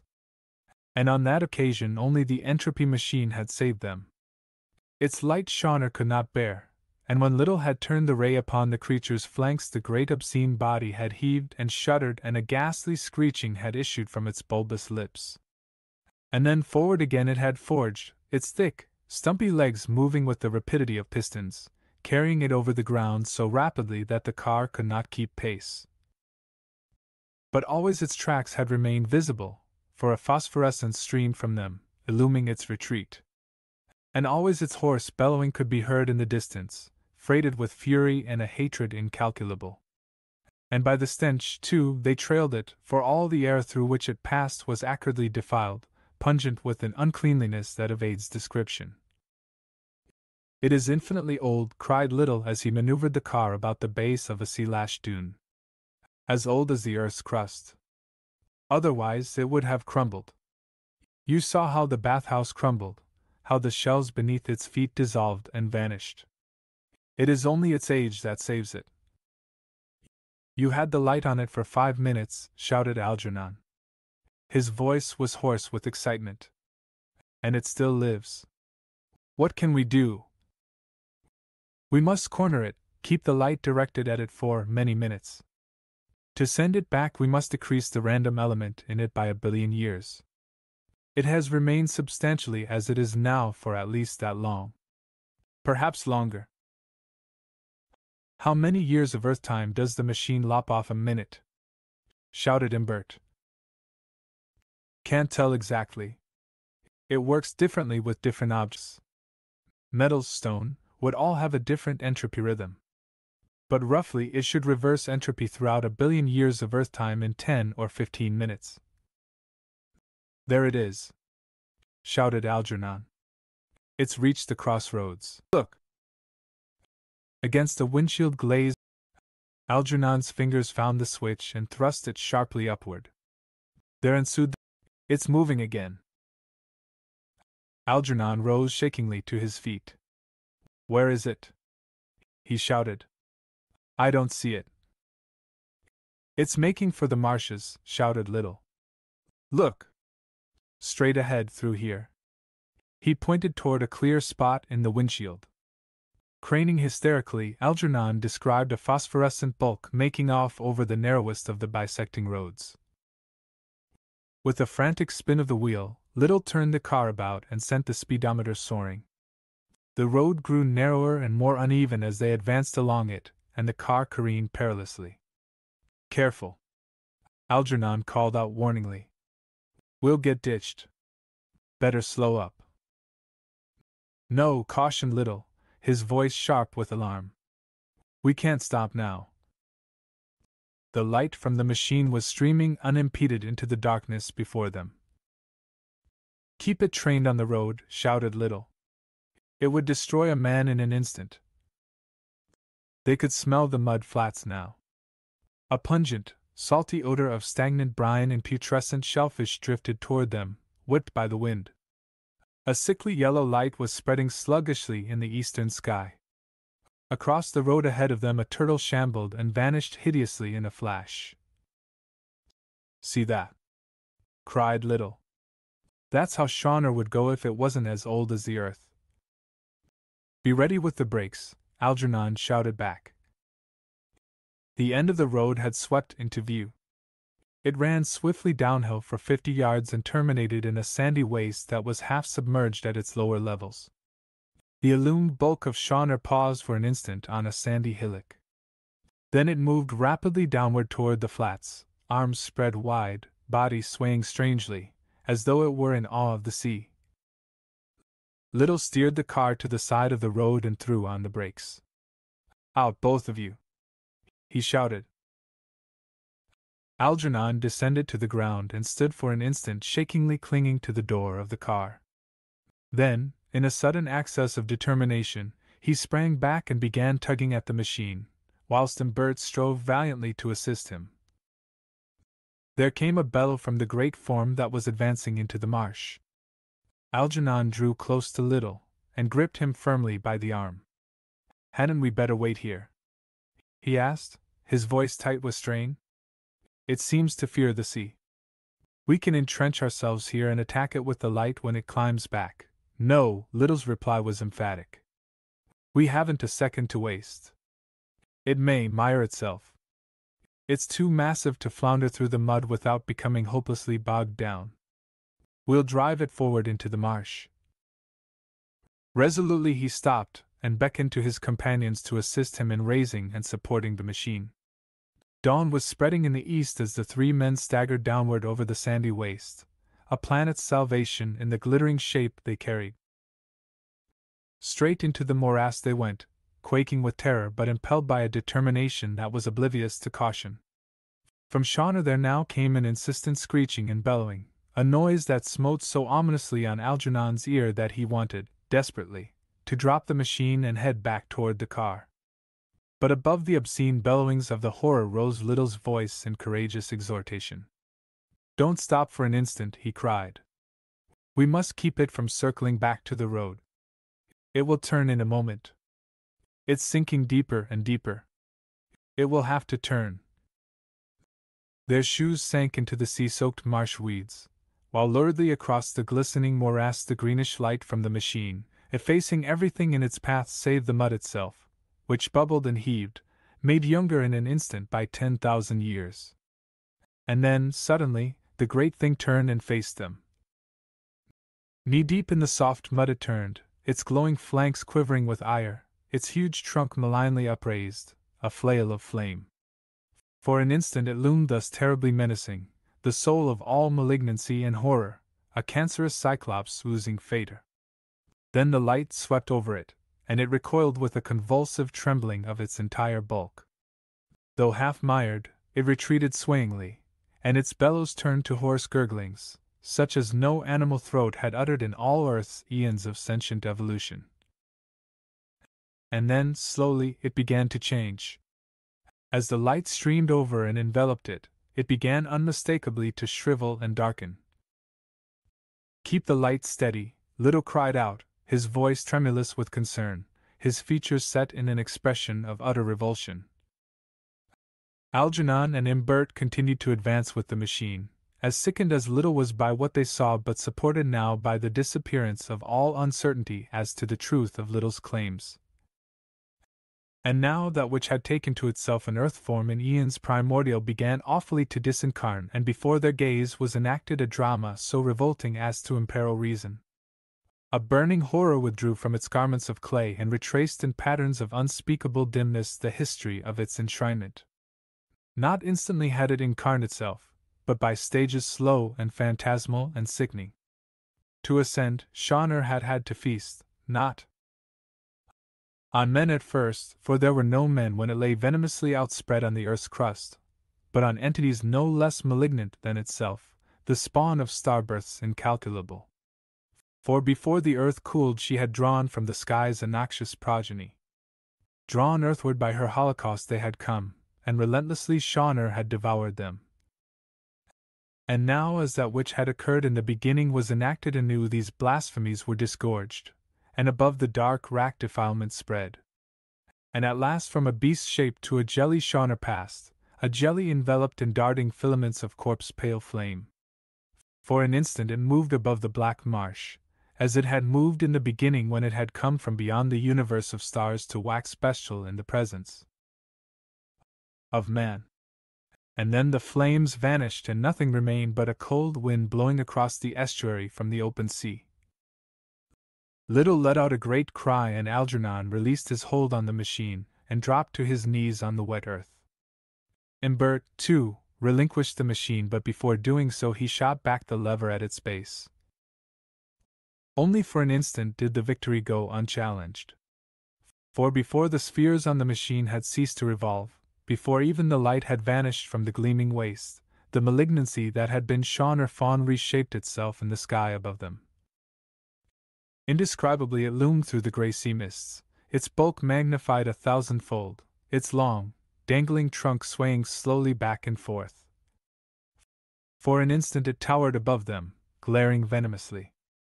Then, like a racer, it stooped and floundered forward and went groping about with its monstrous hands for the little shapes it hated. It was still groping when it dimmed and vanished into the depth of the hazy, dawn-brightened sky. 10. Little's explanation.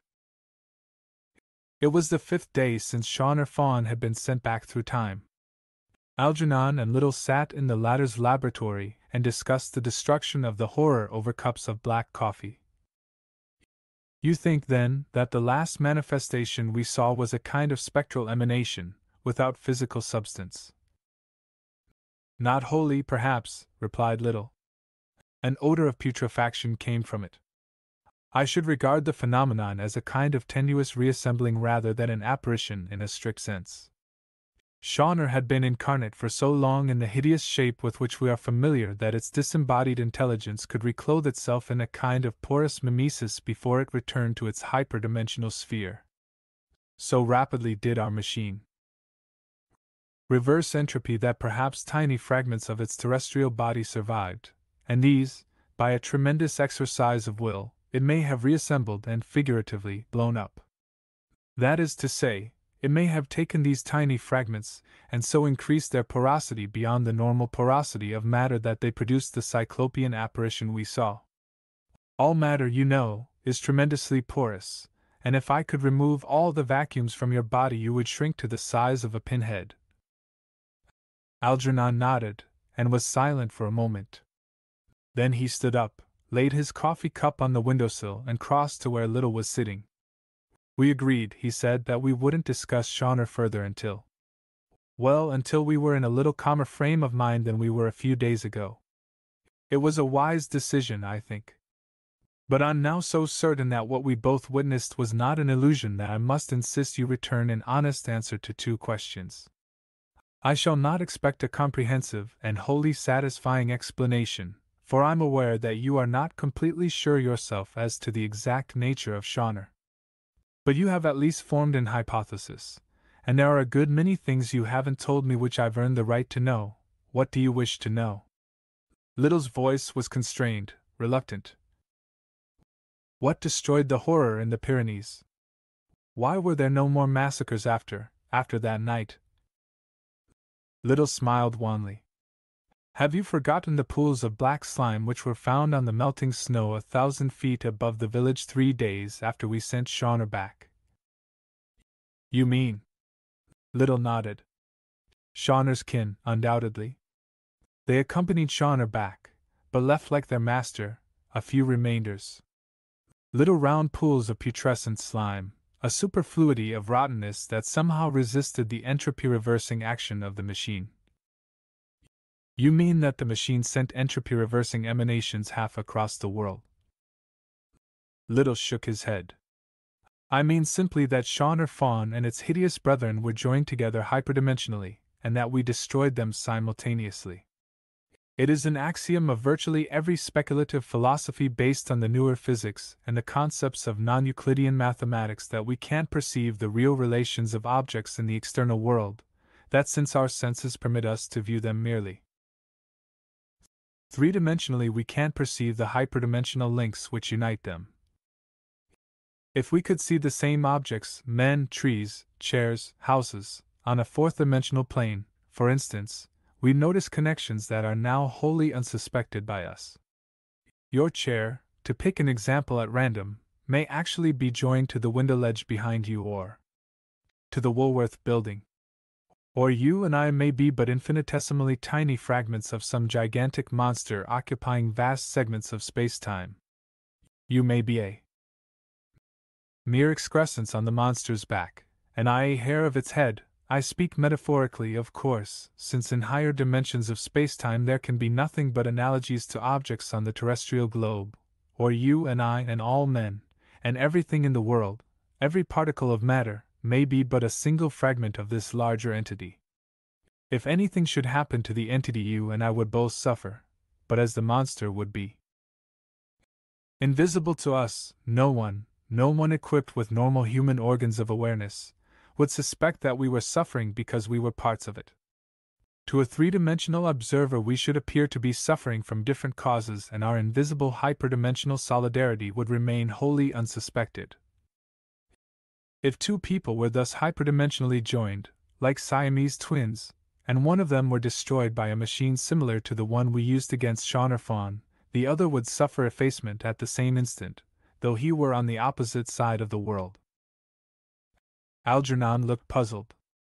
But why should the link be invisible? Assuming that Shaunor Fawn and the Pyrenean horrors were hyperdimensionally joined together, either because they were parts of one great monster, or merely because they were one in the hyperdimensional sphere, why should this hyperdimensional connecting link be invisible to us? Well, perhaps an analogy will make it clearer.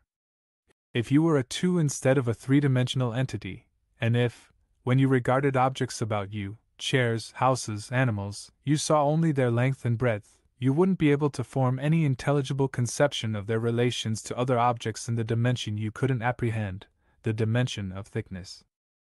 Only a portion of an ordinary 3-dimensional object would be visible to you, and you could only make a mystical guess as to how it would look with another dimension added to it. In that, to you, unperceivable dimension of thickness it might join itself to 1,000 other objects, and you'd never suspect that such a connection existed. You might perceive hundreds of flat surfaces about you, all disconnected, and you would never imagine that they formed one object in the 3rd dimension. You would live in a two-dimensional world, and when three-dimensional objects intruded into that world you would be unaware of their true objective conformation, or relatively unaware, for your perceptions would be perfectly valid so long as you remain two-dimensional. Our perceptions of the three-dimensional world are only valid for that world. To a fourth-dimensional or fifth or sixth-dimensional entity our conceptions of objects external to us would seem utterly ludicrous. And we know that such entities exist. Shaner Fawn was such an entity.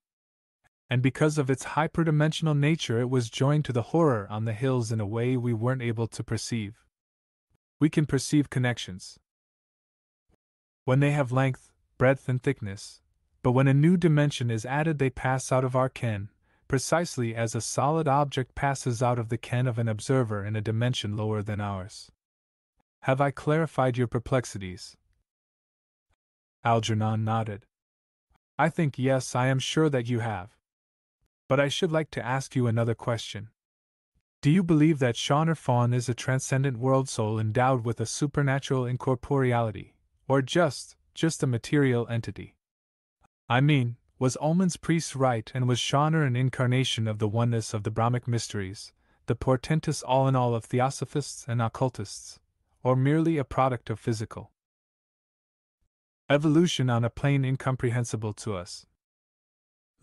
Little took a long sip of coffee and very deliberately lowered his head, as though he were marshalling his convictions for a debate. I believe I once told you, he said at last, that I didn't believe Shaner could be destroyed by any agent less transcendental than that which we used against it. It certainly wasn't protoplasmic or mineral, and no mechanical device not based on relativist concepts could have effected the dissolution we witnessed. An infrared ray machine, for instance, or a cyclotron would have been powerless to send it back.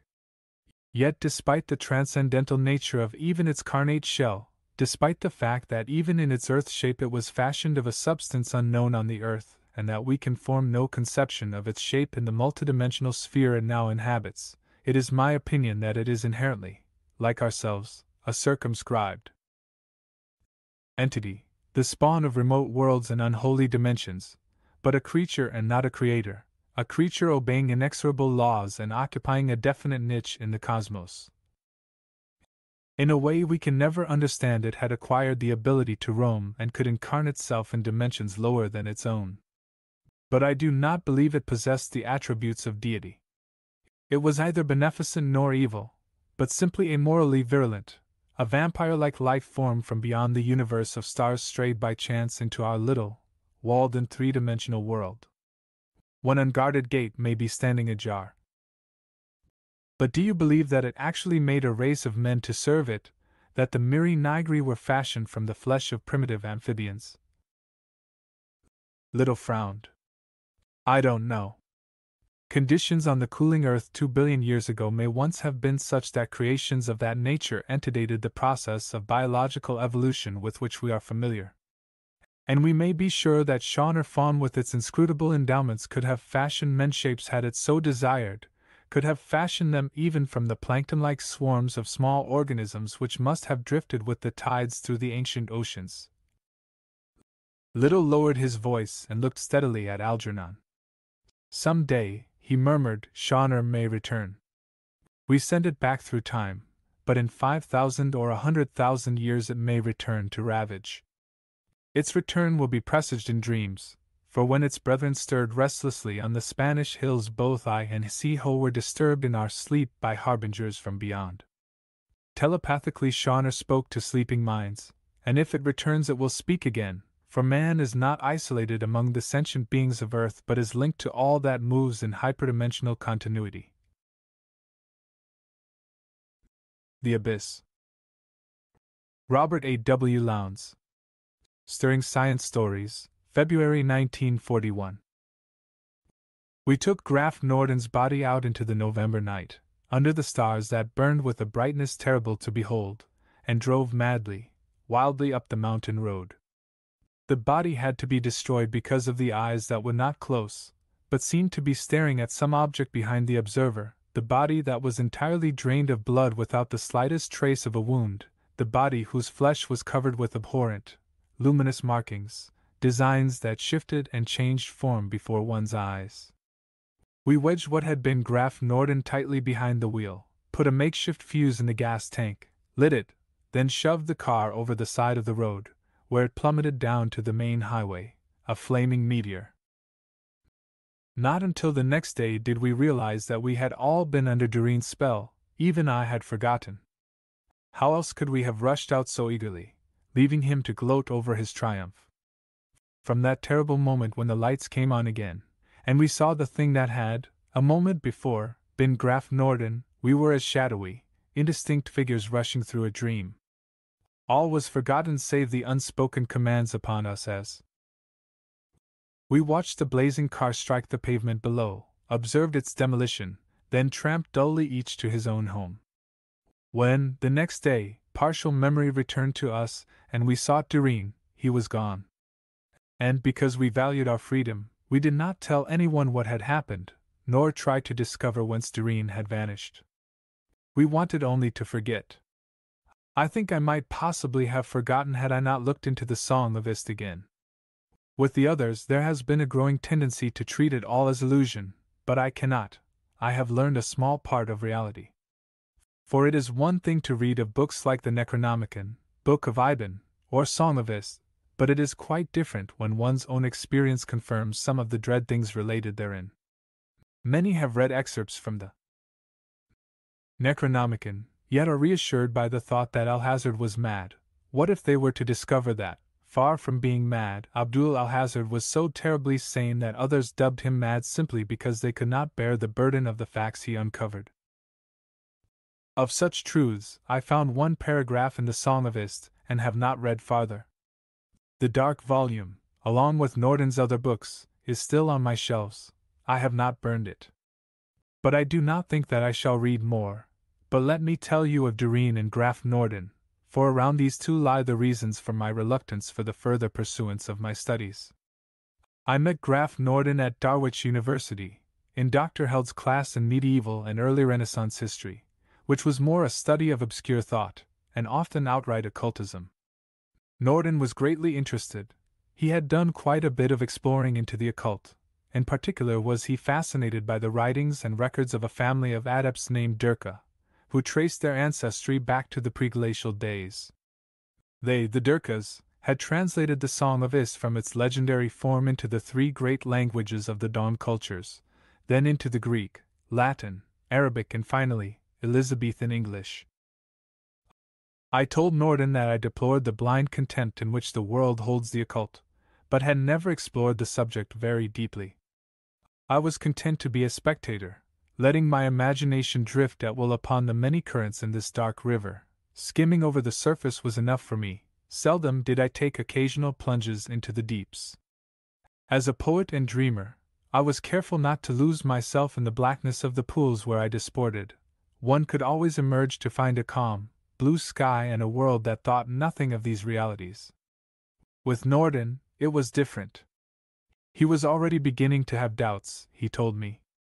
It was not an easy road to travel. There were hideous dangers, hidden all along the way, often so that the wayfarer was not aware of them until too late. Earthmen were not very far along the path of evolution, still very young. Their lack of knowledge, as a race, told heavily against such few of their number who sought to traverse unknown roads. He spoke of messengers from beyond and made references to obscure passages in the Necronomicon and Song of Ist. He spoke of alien beings, entities terribly unhuman, impossible of measurement by any human yardstick, or to be combated effectively by mankind. Doreen came into the picture at about this time. He walked into the classroom one day during the course of a lecture. Later, Dr. Held introduced him as a new member of the class, coming from abroad. There was something about Doreen that challenged my interest at once. I could not determine of what race or nationality he might be. He was very close to being beautiful, his every movement being of grace and rhythm. Yet, in no way could he be considered effeminate. He was, in a word, superb. That the majority of us avoided him troubled him not at all. For my part, he did not seem genuine, but with the others, it was probably his utter lack of emotion. There was, for example, the time in the lab when a test tube burst in his face, driving several splinters deep into the skin. He showed not the slightest sign of discomfort, waved aside all expressions of solicitude on the part of some of the girls, and proceeded to go on with his experiment as soon as the medico had finished with him. The final act started when we were dealing with hypnotism, one afternoon, and were discussing the practical possibilities of the subject, following up the Rhine experiments and others. Colby presented a most ingenious argument against it, ridiculed the association of experiments in thought transference, or telepathy with hypnotism, and arrived at a final conclusion that hypnotism, outside of mechanical means of induction, was impossible. It was at this point that Doreen spoke up. What he said, I cannot now recall, but it ended in a direct challenge for Doreen to prove his statements. Norden said nothing during the course of this debate. He appeared somewhat pale, and was, I noticed, trying to flash a warning signal to Colby. My frank opinion, now, is that Doreen had planned evoking this challenge. At the time, however, it seemed spontaneous enough. There were 5 of us over at Norden's place that night: Granville, Chalmers, Colby, Norden, and myself. Norden was smoking endless cigarettes, gnawing his nails, and muttering to himself. I suspected something irregular was up, but what, I had no idea. Then Doreen came in and the conversation, such as it had been, ended. Colby repeated his challenge, saying he had brought along the others as witnesses to ensure against being tricked by stage devices. No mirrors, lights, or any other mechanical means of inducing hypnosis would be permitted. It must be entirely a matter of wills. Doreen nodded, drew the shade, then turned, directing his gaze at Colby. We watched, expecting him to make motions with his hands and pronounce commands. He did neither. He fixed his eyes upon Colby and the latter stiffened as if struck by lightning. Then, eyes staring blankly ahead of him, he rose slowly, standing on the narrow strip of black that ran diagonally down through the center of the rug. My mind ran back to the day I caught Norden in the act of destroying some papers and apparatus, the latter which had been constructed, with such assistance as I had been able to give, over a period of several months. His eyes were terrible, and I could see doubt in them. Not long after this event, Doreen had made his appearance. Could there have been a connection, I wondered? My reverie was broken abruptly by the sound of Doreen's voice commanding Colby to speak, telling us where he was and what he saw around him. When Colby obeyed, it was as if his voice came to us from a distance. He was standing, he said, on a narrow bridgeway overlooking a frightful abyss, so vast and deep that he could discern neither floor nor boundary. Behind him this bridgeway stretched until it was lost in a bluish haze. Ahead, it ran toward what appeared to be a plateau. He hesitated to move because of the narrowness of the path, yet realized that he must make for the plateau before the very sight of the depths below him made him lose his balance. He felt strangely heavy, and speaking was an effort. As Colby's voice ceased, we all gazed in fascination at the little strip of black in the blue rug. This, then, was the bridge over the abyss. But what could correspond to the illusion of depth? Why did his voice seem so far away? Why did he feel heavy? The plateau must be the workbench at the other end of the room. The rug ran up to a sort of dais upon which was set Norden's table, the surface of this being some 7 feet above the floor. Colby now began to walk slowly down the black swath, moving as if with extreme caution, looking like a slow-motion camera shot. His limbs appeared weighted. He was breathing rapidly.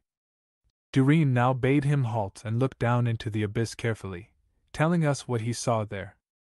At this, we again examined the rug, as if we had never seen it before and did not know that it was entirely without decoration save for that single black strip upon which Colby now stood. His voice came to us again. He said, at first, that he saw nothing in the abyss below him. Then he gasped, swayed, and almost lost his balance. We could see the sweat standing out on his brow and neck, soaking his blue shirt. There were things in the abyss, he said in hoarse tones, great shapes that were like blobs of utter blackness, yet which he knew to be alive. From the central masses of their beings he could see them shoot forth incredibly long, filamentine tentacles. They moved themselves forward and backward, horizontally, but could not move vertically, it seemed. They were, he thought, nothing but living shadows. But the things were not all on the same plane. True, their movements were only horizontal in relation to their position, but some were parallel to him, and some diagonal. Far away he could see things perpendicular to him. There appeared now to be a great deal more of the things than he had thought. The first ones he had seen were far below, unaware of his presence.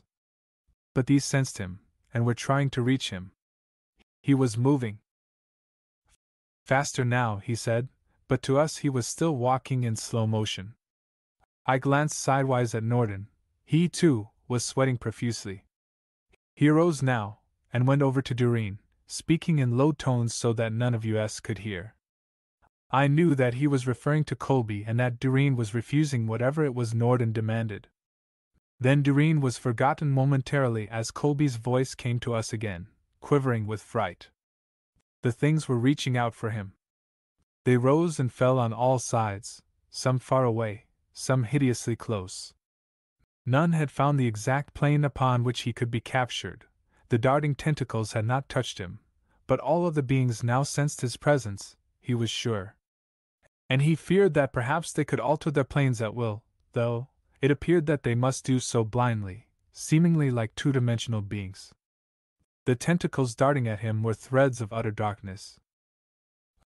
A terrible suspicion arose in me, as I recalled some of the earlier conversations with Norden, and remembered certain passages from the Song of Ist. I tried to rise, but my limbs were powerless. I could only sit helplessly and watch. Norden was still speaking with Doreen, and I saw that he was now very pale.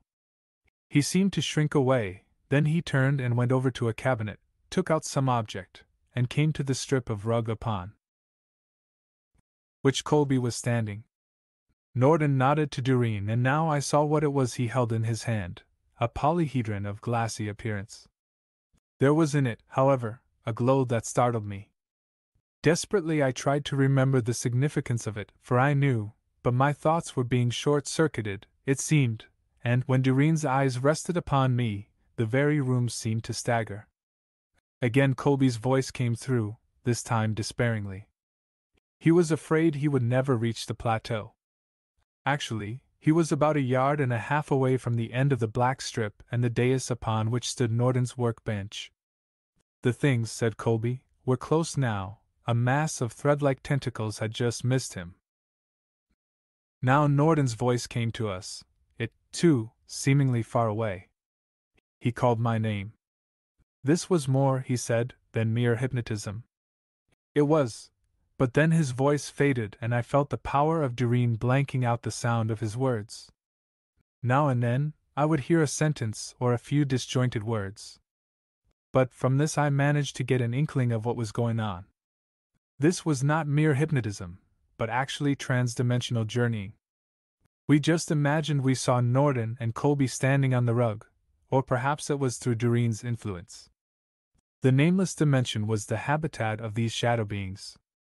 The abyss, and the bridge upon which the two stood, were illusions created by Doreen. When that which Doreen had planned was complete, our minds would be probed, and our memories treated so that we recalled no more than Doreen wished us to remember. He, Doreen, was a being of incredible power, who was using Colby and the rest of us for a nameless purpose. Norden had succeeded in forcing an agreement upon Doreen, one which he would have to keep. As a result, if the two could reach the plateau before the shadow beings touched them, all would be well. If not, Norden did not specify, but indicated that they were being hunted, as men hunt game. The polyhedron contained an element repulsive to the things. He was but a little behind Colby. We could see him aiming with the polyhedron. Colby spoke again, telling us that Norden had materialized behind him, and had brought some sort of weapon with which the things could be held off. Then Norden called my name, asking me to take care of his belongings if he did not return, telling me to look up the Adambrali in the Song of Ist. Slowly, he and Colby made their way toward the dais and the table. Colby was but a few steps ahead of Norden. Now he climbed upon the dais, and with the others' help, made his way onto the bench. He tried to assist Norden, but, as the latter mounted the dais, he stiffened suddenly and the polyhedron fell from his hands. Frantically he tried to draw himself up, but he was being forced backward and I knew that he had lost. There came to us a single cry of anguish, then the lights in the room faded and went out. Whatever spell had been upon us now was removed. We rushed about like madmen, trying to find Norden, Colby, and the light switch. Then, suddenly, the lights were on again, and we saw Colby sitting dazedly on the bench, while Norden lay on the floor. Chalmers bent over the body, in an effort to resuscitate him, but when he saw the condition of Norden's remains he became so hysterical that we had to knock him cold in order to quiet him. Colby followed us mechanically, apparently unaware of what was happening. We took Graf Norden's body out into the November night and destroyed it by fire, telling Colby later that he had apparently suffered a heart attack while driving up the mountain road. The car had gone over and his body was almost completely destroyed in the Holocaust. Later, Chalmers, Granville, and I met in an effort to rationalize what we had seen and heard. Chalmers had been all right after he came around, had helped us with our grisly errand up the mountain road. Neither, I found, had heard Norden's voice after he had joined Colby in the supposed hypnotic stage. So, it was as I thought. Doreen's power had blanked out the sound of Norden's voice for them completely. Nor did they recall seeing any object in Norden's hand. But in less than a week, even these memories had faded from them. They fully believed that Norden had died in an accident after an unsuccessful attempt on the part of Doreen to hypnotize Colby. Prior to this, their explanation had been that Doreen had killed Norden, for reasons unknown, and that we had been his unwitting accomplices. The hypnotic experiment had been a blind to gather us all together and provide a means of disposing of the body. That Doreen had been able to hypnotize us, they did not doubt then. The illusion of the abyss, they said, was just a cruel joke. It is no use telling them what I learned a few days later, what I learned from Norden's notes, which explained Doreen's arrival. Or to quote sections from the Song of Is to them. Yet I must set these things down. In that accursed book is a section dealing with an utterly alien race of entities known as the Adambrali. And these be none other than the Adambrali, the living shadows, beings of incredible power and malignancy, which dwell without the veils of space and time such as we know it. Their sport it is to import into their realm the inhabitants of other dimensions, upon whom they practice horrid pranks and manifold illusions. But more dreadful than these are the seekers which they send out into other worlds and dimensions, beings of incredible power which they themselves have created and guised in the form of those who dwell within whatever dimension, or upon whichever worlds where these seekers be sent. These seekers can be detected only by the adept, to whose trained eyes their too perfectness of form and movement, their strangeness, and aura of alienage and power is a sure sign. The sage, Jaukonen, tells of one of these seekers who deluded 7 priests of Nyagagwa into challenging it to a duel of the hypnotic arts. He further tells how 2 of these were trapped and delivered to the Adambrali, their bodies being returned when the shadow things had done with them. Most curious of all was the condition of the corpses, being entirely drained of all fluid, yet showing no trace of a wound, even the most slight. But the crowning horror was the eyes, which could not be closed, appearing to stare restlessly outward, beyond the observer, and the strangely luminous markings on the dead flesh, curious designs which appeared to move and change form before the eyes of the beholder. Hell on Earth. Robert Bloch. Weird Tales, March 1942. Chapter 1. Devil's Brew. Let me ask you a question, said my visitor. Would you go to hell for $10,000? Brother, just show me the money and tell me when the next train leaves, I told him. I'm serious. I sat back and did my goldfish imitation, staring with my mouth open. I'm pretty good at it. But Professor Keith was pretty good at looking serious. Too good. After a minute, I closed my mouth and just stared. Wait a minute, I said. You haven't got a cloven hoof. You didn't appear out of a cloud of smoke. You're not crazy, and you don't take drugs. You're Professor Phillips Keith, Associate Director of Rockland Institute. And you're offering me $10,000 to go to hell. The pudgy little man with the graying hair adjusted his spectacles and smiled. He looked for all the world like a kindly bishop as he answered, I'd rather see you go to hell for me than anyone else. That's very flattering of you, I'm sure. But, Professor, perhaps you could explain yourself a little more fully before I decide. A man doesn't get an offer like this every day. Plump fingers held out a newspaper clipping. Read this. Scientific Institute to become Witchcraft Den. The world-famous Rockland Institute will be transformed into a rendezvous for goblins and demons, according to the plans of Thomas M. Considine, wealthy philanthropist. Considine has authorized a donation of $50,000 to be used in what he describes as a scientific study of sorcery and black magic. Professor Phillips Keith today announced that Rockland Institute is seriously contemplating the possibilities of the project. Scientific basis for ancient magic is by no means improbable, Keith declared, and such a study may yield valuable results. Vendors of black cats, dried toads, and love philters might find it worth their while to apply at the Rockland Institute in the near future. Lousy piece of writing, I commented, handing the clipping back to Keith. Now, what's the real story? Keith rose. Why not come along with me and find out for yourself? He asked. Don't mind if I do. I grabbed my hat and followed Keith down to the waiting car. We weaved into traffic before I broke the silence again.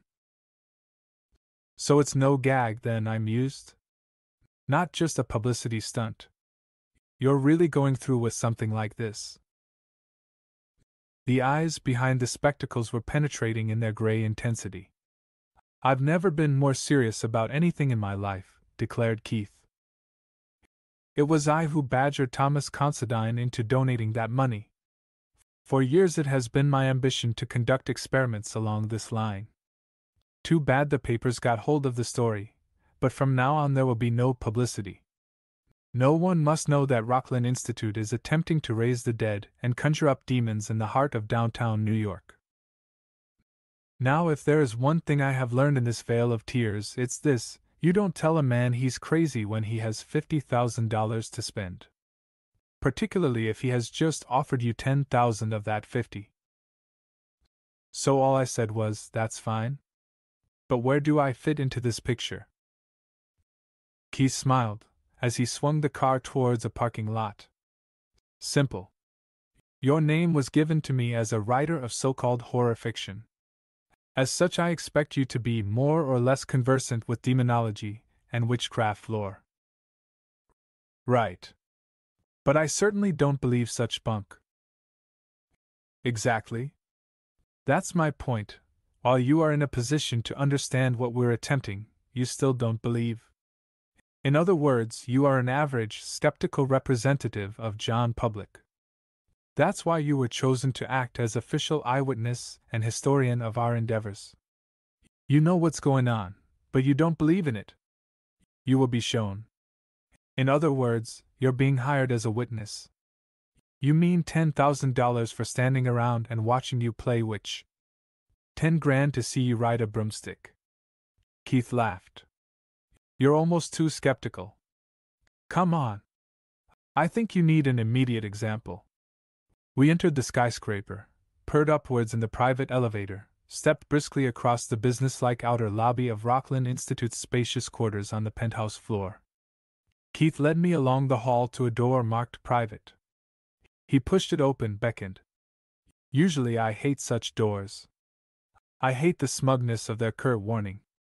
Private. But if ever a door deserved such a marking, this one did. for it barred madness. Black madness in a velvet-draped room. Red madness in the flickering braziers winking demonic eyes from shadowy reaches. We stood in a dark chamber, hidden in the topmost recesses of a modern skyscraper, a dark chamber, reeking of blood, musk, hashish, and the tomb. It was a room torn from the 15th century, a room torn from ancient dreams. True, the tables and shelvings were modern, but they groaned with the impedimenta of forgotten nightmares. I looked down at the first ledge beside me, and a casual glance convinced. A rack of test tubes reared from the surface. Modern Pyrex, but labeled with inscriptions old as wizardry. Bat's blood. Mandrake root. Deadly nightshade. Mummy dust. Corpse fat. And worse. Much worse. There were shiny new refrigerators in one corner, but they bulged with unnameable carcasses. There were queerly bubbling vats near a small open fire. One long shelf held alchemic instruments. Jars of herbs stood amidst vials of powdered bones. The floor was crisscrossed with pentagrams and zodiacal designs drawn in blue chalk, phosphorescent paint, and some substance that yielded a dull, rusty red. One wall held books I didn't like. The light gleamed on musty tomes once hugged to the withered bosoms of witches, once grasped by the bony, trembling talons of long-dead necromancers. For just an instant I stood at Professor Keith's side, as the iron door closed behind us. For just an instant my eyes ran their spidery pattern across the red glare and black shadow of that room. And then something rose out of the farther gloom, something wheeled and scuttled from the darkness, something moved in shroud-white silence across the floor. I jumped 2 feet. "Meet Dr. Ross," said Keith. "Ulp," I commented. Dr. Ross's oval face moved toward me. A slim hand darted out. "Charmed," said Dr. Ross. "Ulp," I declared again. "Can't you say anything but ulp?" inquired Dr. Ross, with some curiosity.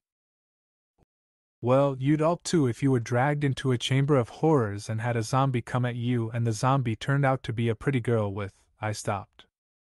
But it had slipped out, and I wasn't too sorry. Because Dr. Ross was a remarkably attractive young lady. Her blonde hair was not marred by any medical severity of coiffure, and her piquant features were very adequately rouged and decorated. Even the white surgical gown did not wholly conceal features which would make Will Hayes foam at the mouth if he saw her in a sweater. "Thank you," said Dr. Ross, without embarrassment. "And welcome to Rockland Institute. I presume you are interested in witchcraft." "If all witches are like you," I began, but Keith cut me off. "Lily Ross isn't Circe, you know," he remarked, but his eyes twinkled. "And you aren't being hired to pass out compliments. There's work to do. We've got a demon to raise this afternoon." Right then and there it stopped being funny.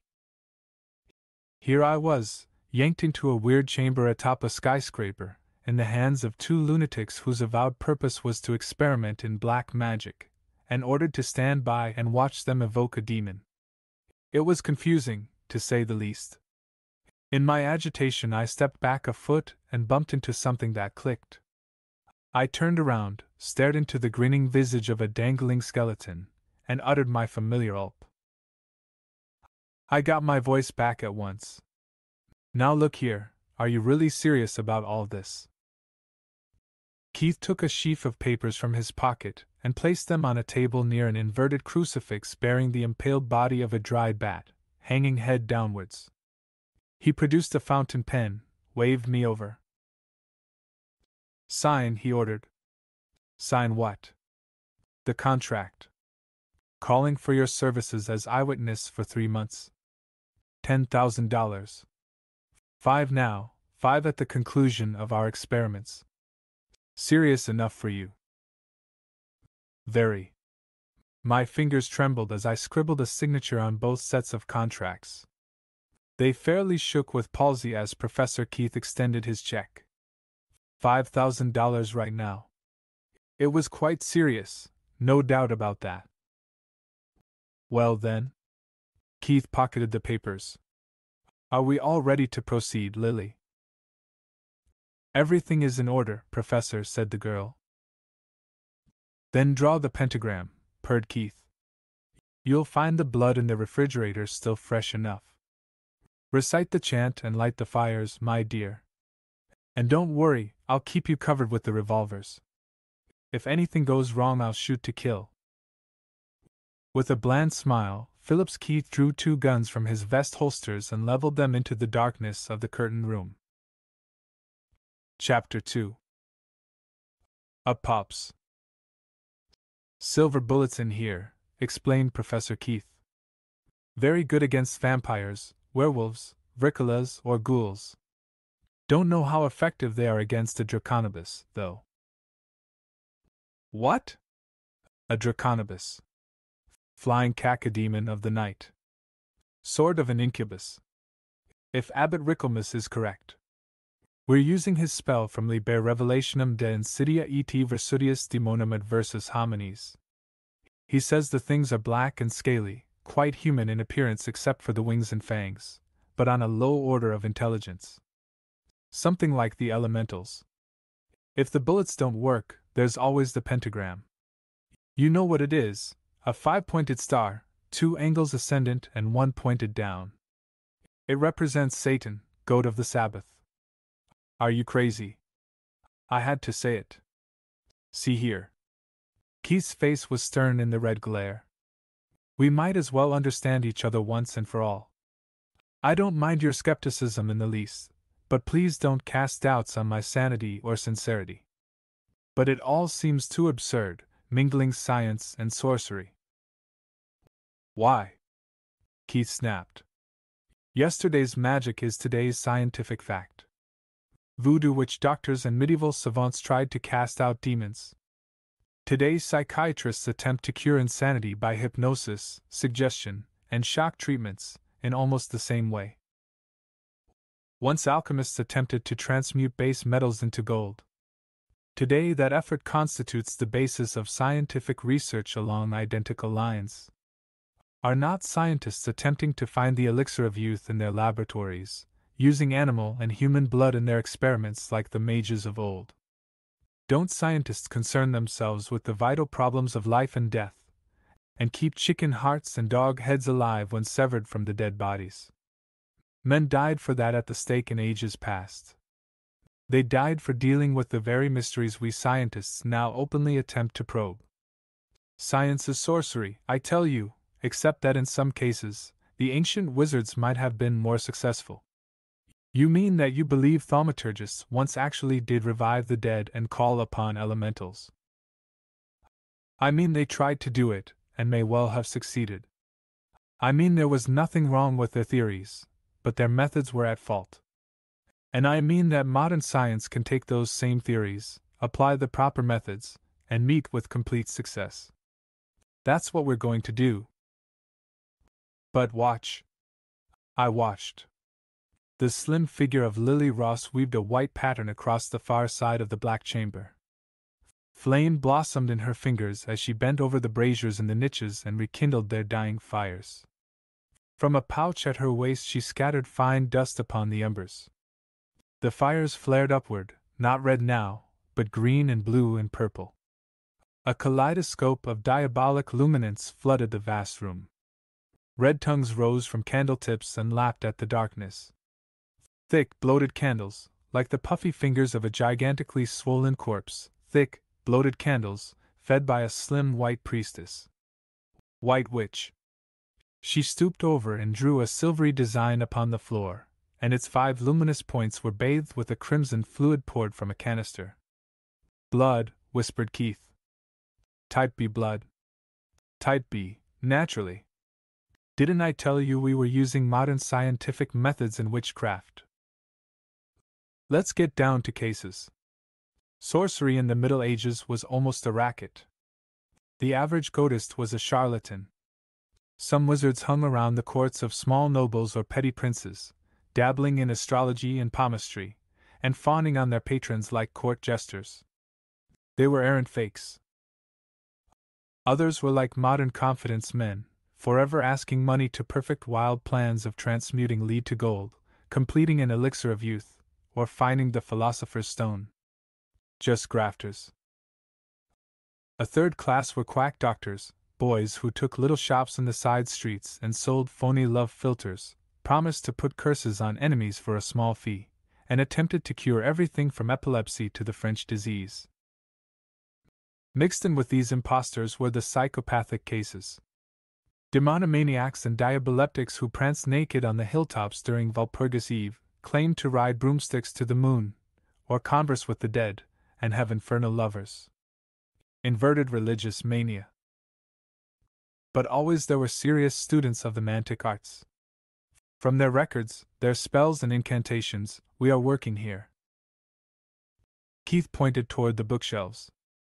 It took me years to gather this collection. Manuscripts, parchments, fragments from treatises, secret documents from every country and every age. Much of it is locked away in those files. Incunabula? Cost a small fortune, but worth it. But aren't they filled with the same fake gibberish as all the rest? I objected. I've read some of that stuff, and it's usually pretty silly. True. But there are kernels of truth. It's easy to discern. Some of the spells are known frauds, others are genuine. You mean if you read a spell aloud that it might conjure up a ghoul or a ghost? If you read it correctly, answered Keith. There's the whole point. That's where science steps in. In many cases, the spell has not been set down completely, due to fear. In other instances, the incantation has certain word changes, due to imperfect translations, or incorrect interpretation of the medieval Latin or Greek. The Church burned as much of the genuine stuff as could be found over centuries of time. We've had to spend months of preparation, weeding the genuine from the spurious, piecing together fragments, studying contemporary sources. It's been a lengthy job for Dr. Ross and myself, but we're now assured of one thing: we have on hand nearly 100 actual, authentic incantations for the evocation of supernatural forces. If spoken correctly, the proper vibrations will be set up as an ordinary prayer, and responses will be made. Also, some of these incantations require ceremonies, such as this one. We've spent a goodly sum acquiring the necessary instruments and materials for our experiments. It's hard to buy a hand of glory, or baboon's blood, hard to secure enough cadavers. Grisly, too, but important. I shrugged. But Class B blood. Merely an illustration of our thoroughness. We're going to attack the supernatural with modern aid. Consider the reasons for the failure of ancient sorcerers. For one thing, as I pointed out, many were admitted fakes. And serious students often got hold of the wrong translations, as I have demonstrated. Naturally, they didn't succeed. Again, they were balked by lack of proper materials. If the spell called for baboon's blood, they might have had to use the blood of a rhesus monkey, for example. It spoiled the mixture, by simple chemistry. We're experimenting, when we use human blood, with all blood types, because it might well be that a spell only works with a specific chemical compound. That's something the ancients didn't know. Similarly, they often were taken in by frauds. Perhaps they attempted brewing a philter calling for powdered unicorn's horn. Naturally, when we see such a recipe, we know it's a fake and throw it out. They weren't so fortunate, and again they failed. So there you are. It may look like hocus pocus to you, but it's the result of applied scientific reasoning. We've sifted our spells, we've checked our formulae, we've gathered together only the most authentic ingredients, we're working by trial and error and modern logic. Under such conditions we cannot fail, if there is any truth in the supernatural lore which has dominated all nations and all religions since the dawn of time. Surely there is a basis of truth underlying this tremendous mass of legend and theory that is older than any other form of worship. Science has recognized today the pathological existence of the vampire and werewolf and ghoul in mental cases. Science has recognized today many practices which were once called witchcraft. Now we shall take the further step and discover whether the ancients were wiser than we knew. We shall reconstruct correctly the enchantments of the magicians and evocators. Today, using Class B blood, we are performing the Ricklemas rune to evoke a Draconibus. Dr. Ross has drawn the pentagram. She has placed the 5 candles at the points, and fed the fires with the 3 colors. Now she will read the invocation in the original Latin.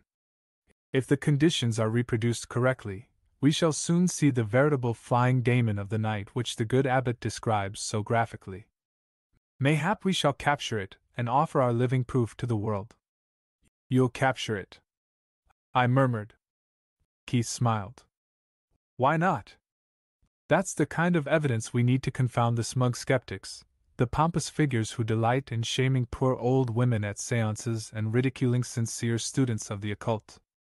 Why, when Tom Considine put up the money for all this, he laughed at me. I wonder what he'd say if I sent a Draconibus into the office in a packing case. Keith chuckled as he pointed at the ceiling. Of course, if the thing does appear, and is dangerous, I've got the silver bullets to stop it. But I'd much prefer to take my apparitions alive. There's the scientific means. I followed his directing finger.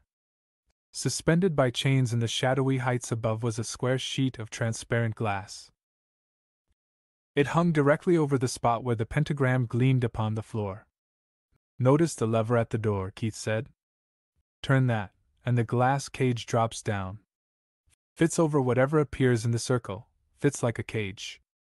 But your demon would surely break out of it at once, I said, half ashamed at even using the word. Not from that, Keith assured me. There are repelling crosses ground into the glass itself, including the crux and center. Tubes of holy water in the paneling along the sides. Besides, it's the modern unbreakable glass, for added precaution, and there's a little tubing at the top which extends inside.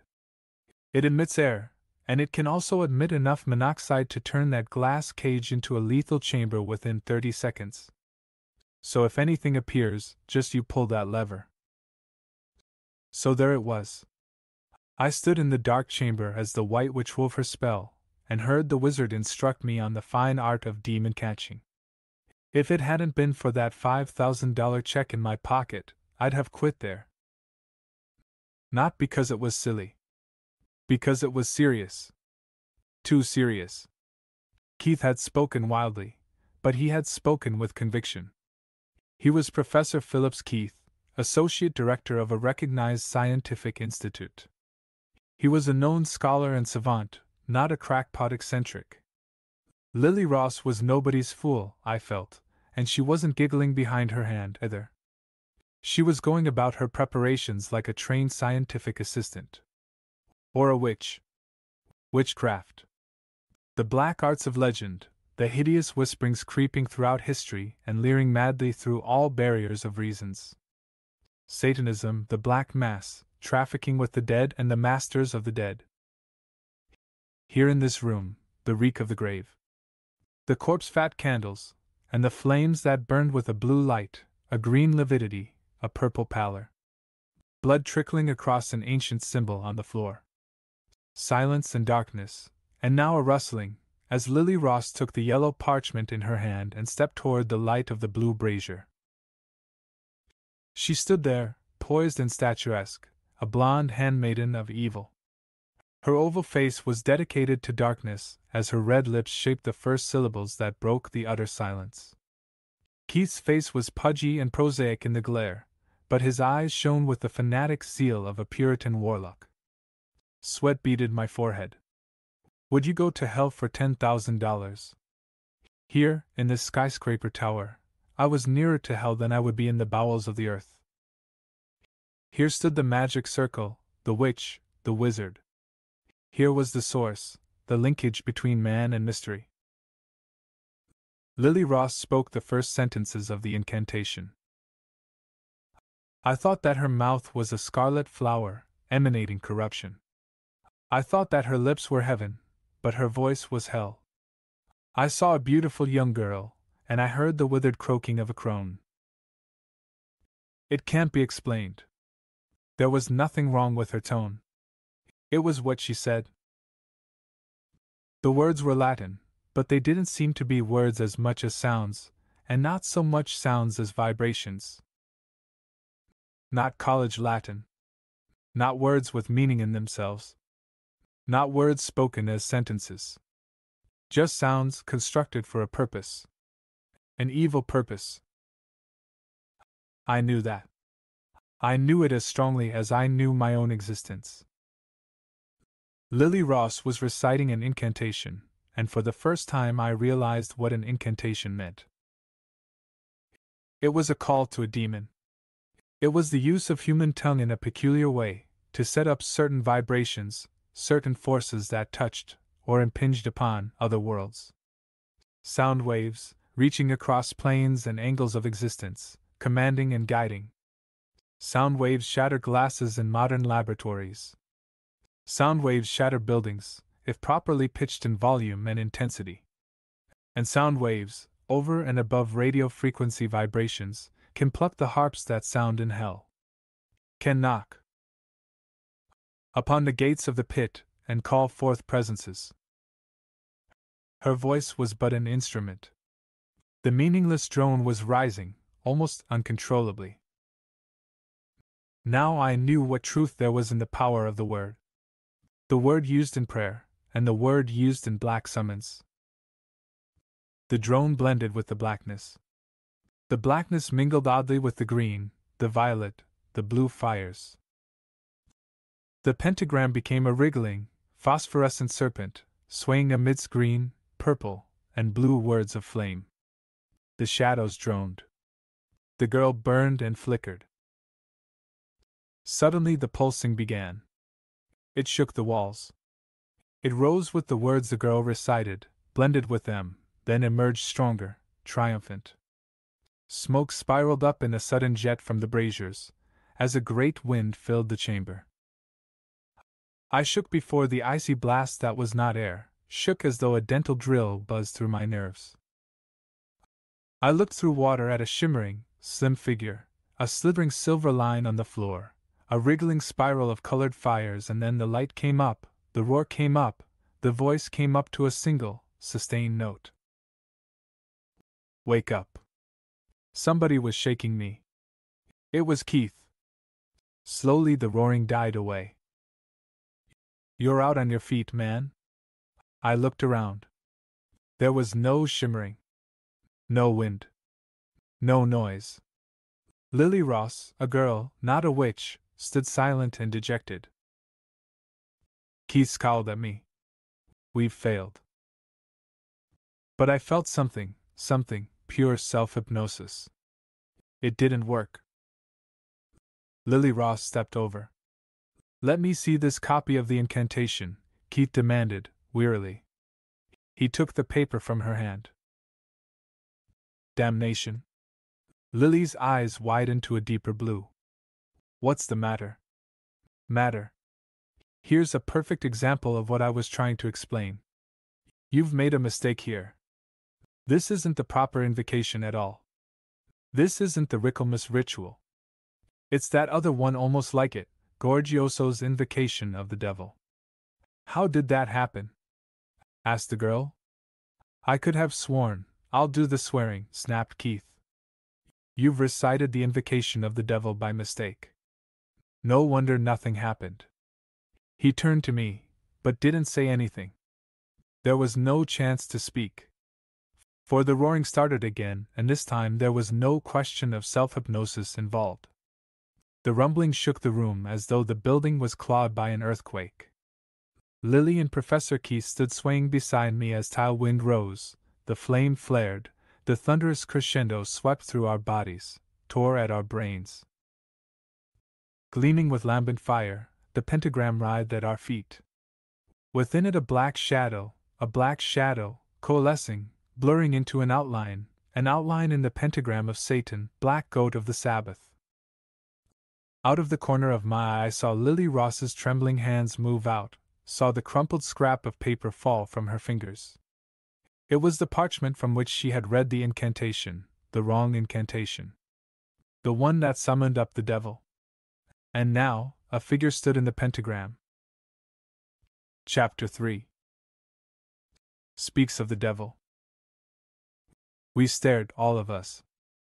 Lily Ross gave a tiny gasp, lost amidst the crackling of the braziers. Keith was numb. I found myself trembling, unable to lift my hands and shield my eyes from a vision that seared and burned with a flame from the pit. The presence crouched there in the pentagram, its black goat face gleaming in the glare of the fires.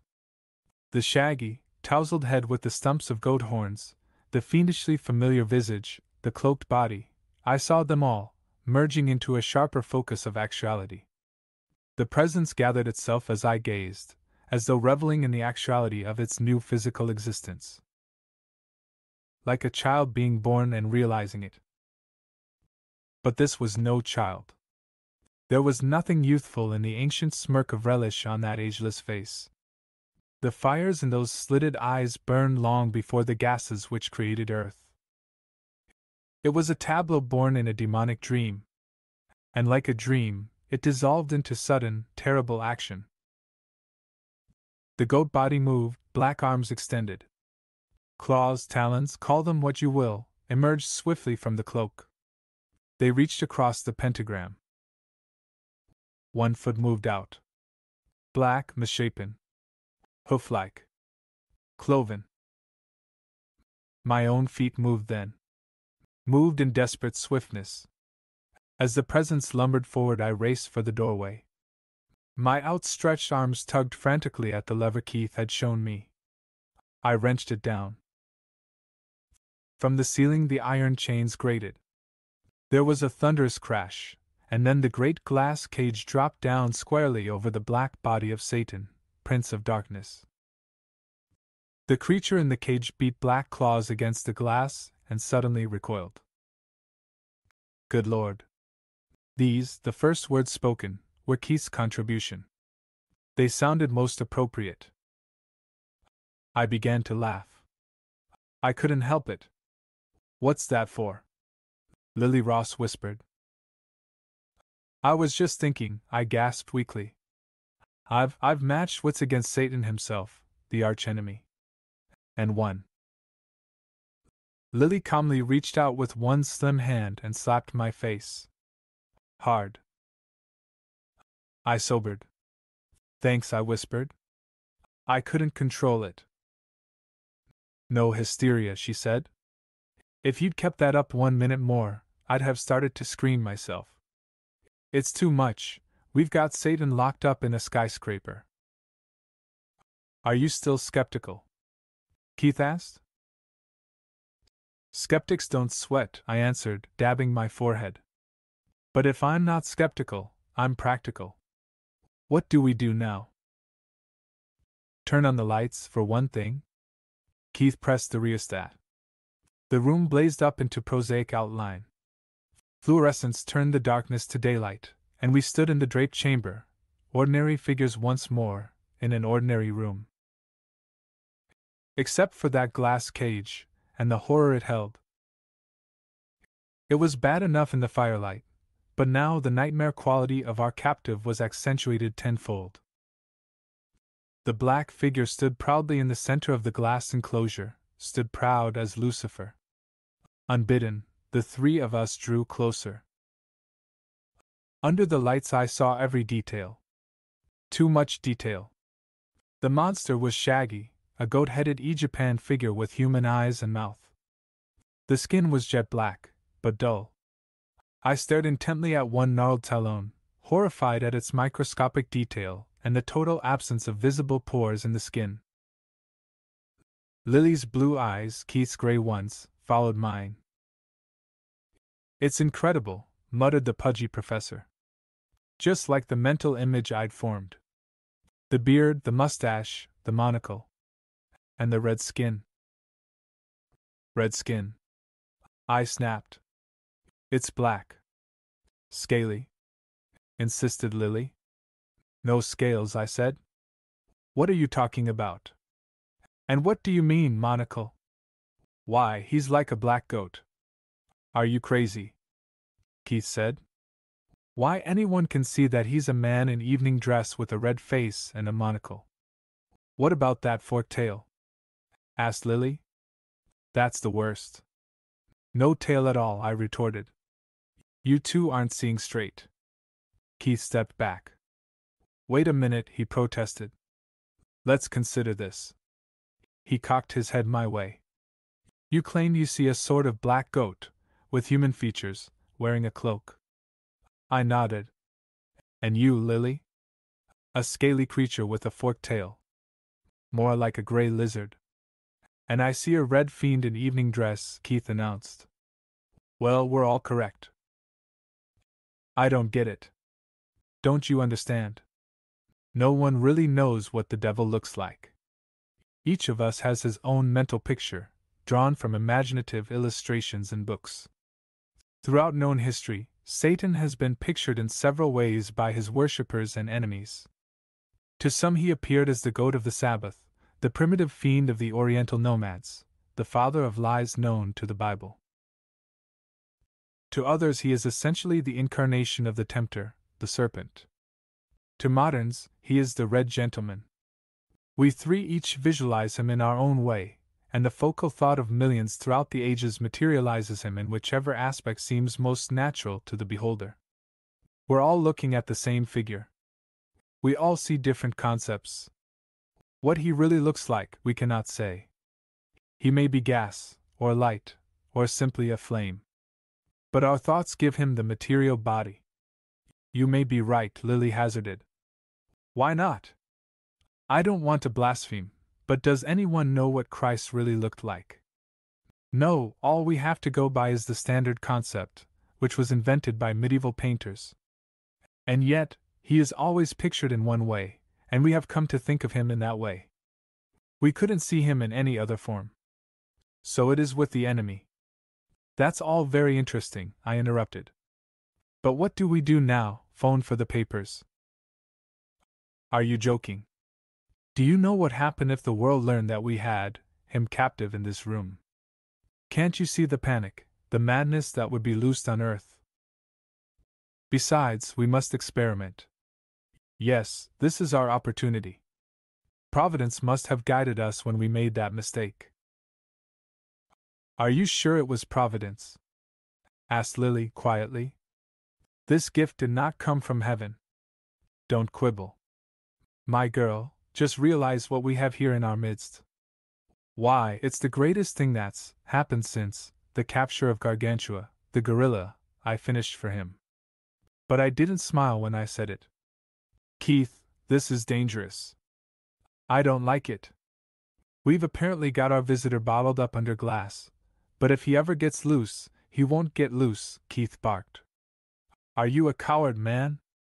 Can't you see that here, in this very room, we hold a proof of witchcraft, a proof of the supernatural, of evil? I agree with you about evil, I answered. And I'm afraid. He who sups with the devil must have a long spoon. You talk like a priest, I finished again. And perhaps they are wiser than you scientists think. They have been fighting this creature here for long centuries, and their wisdom should be heeded. Why, you said yourself that you matched wits with the devil and beat him, Keith protested. We, with the weapons of scientific research at our command, are going to study our guest. Why, we'll give him a blood test, we'll examine the skin, we'll isolate cells under the microscope, we'll use X-ray, I turned away. It was madness. I sought sanity in Lily Ross's blue eyes. But she was babbling too. The scientific spirit. Maybe the creature can speak. What about an intelligence test? We'll get our dope from the staff. Take pictures. You'd think it was some new sort of guinea pig. But I didn't. Not when I saw the black body crouching there, huddled up away from the cross-etched glass, but with flaming evil in its eyes. They had the devil in a cage, and they wanted his fingerprints. Success. Keith trumpeted. Success beyond the wildest dreams of man. We'll conduct a scientific study of all evil, of incarnate evil. The nature and principle of evil. The evil men have known of, feared throughout the ages since creation. It's there. We all see it differently through our own eyes. All men do, but it exists. Like electricity. A force. He stood beside the glass enclosure, gesturing like a circus barker. Behold the great god Pan. Yes, and behold the serpent, the tempter, the fallen angel. Behold Satan, Lucifer, Beelzebub, Azrael, Asmodeus, Samael, Zamiel, prince of darkness and father of lies. Gaze on the black goat of the Sabbath, gaze on fabled Ahriman, on Set, Typhon, Malak Taiz, Abaddon, Yama, primal Nodens, the archetype of evil, known to all men by all names. Once again I felt the urge of hysterical laughter. This was too much. Only the girl saved me. Let's get out of here, she suggested. At once. We've had a shock. Tomorrow we can sit down and reason this thing out clearly, if we're not crazy already. We can make plans sensibly then. Let's rest. You're right. I'm sure that he will be safe behind the glass. And this room is locked, sealed. No one must suspect. Keith moved toward the door, and we followed. He snapped out the light as the door opened, plunged the room into Stygian night. We went out. I looked back once. There was nothing but blackness, and 2 red coals burning. Eyes. Eyes in the darkness. The eyes of Satan. The eyes that saw Faust. Chapter 4. Hell breaks loose. So that's my story, I concluded. Now what's yours? Lily Ross raised her glass, tinkling the ice in rhythm to the music from the orchestra. Just a little astrophysics and biochemistry, she smiled. A job at Rockland as Keith's assistant. Don't kid me. You're a blonde in a green evening dress, the prettiest come-on girl in this supper club.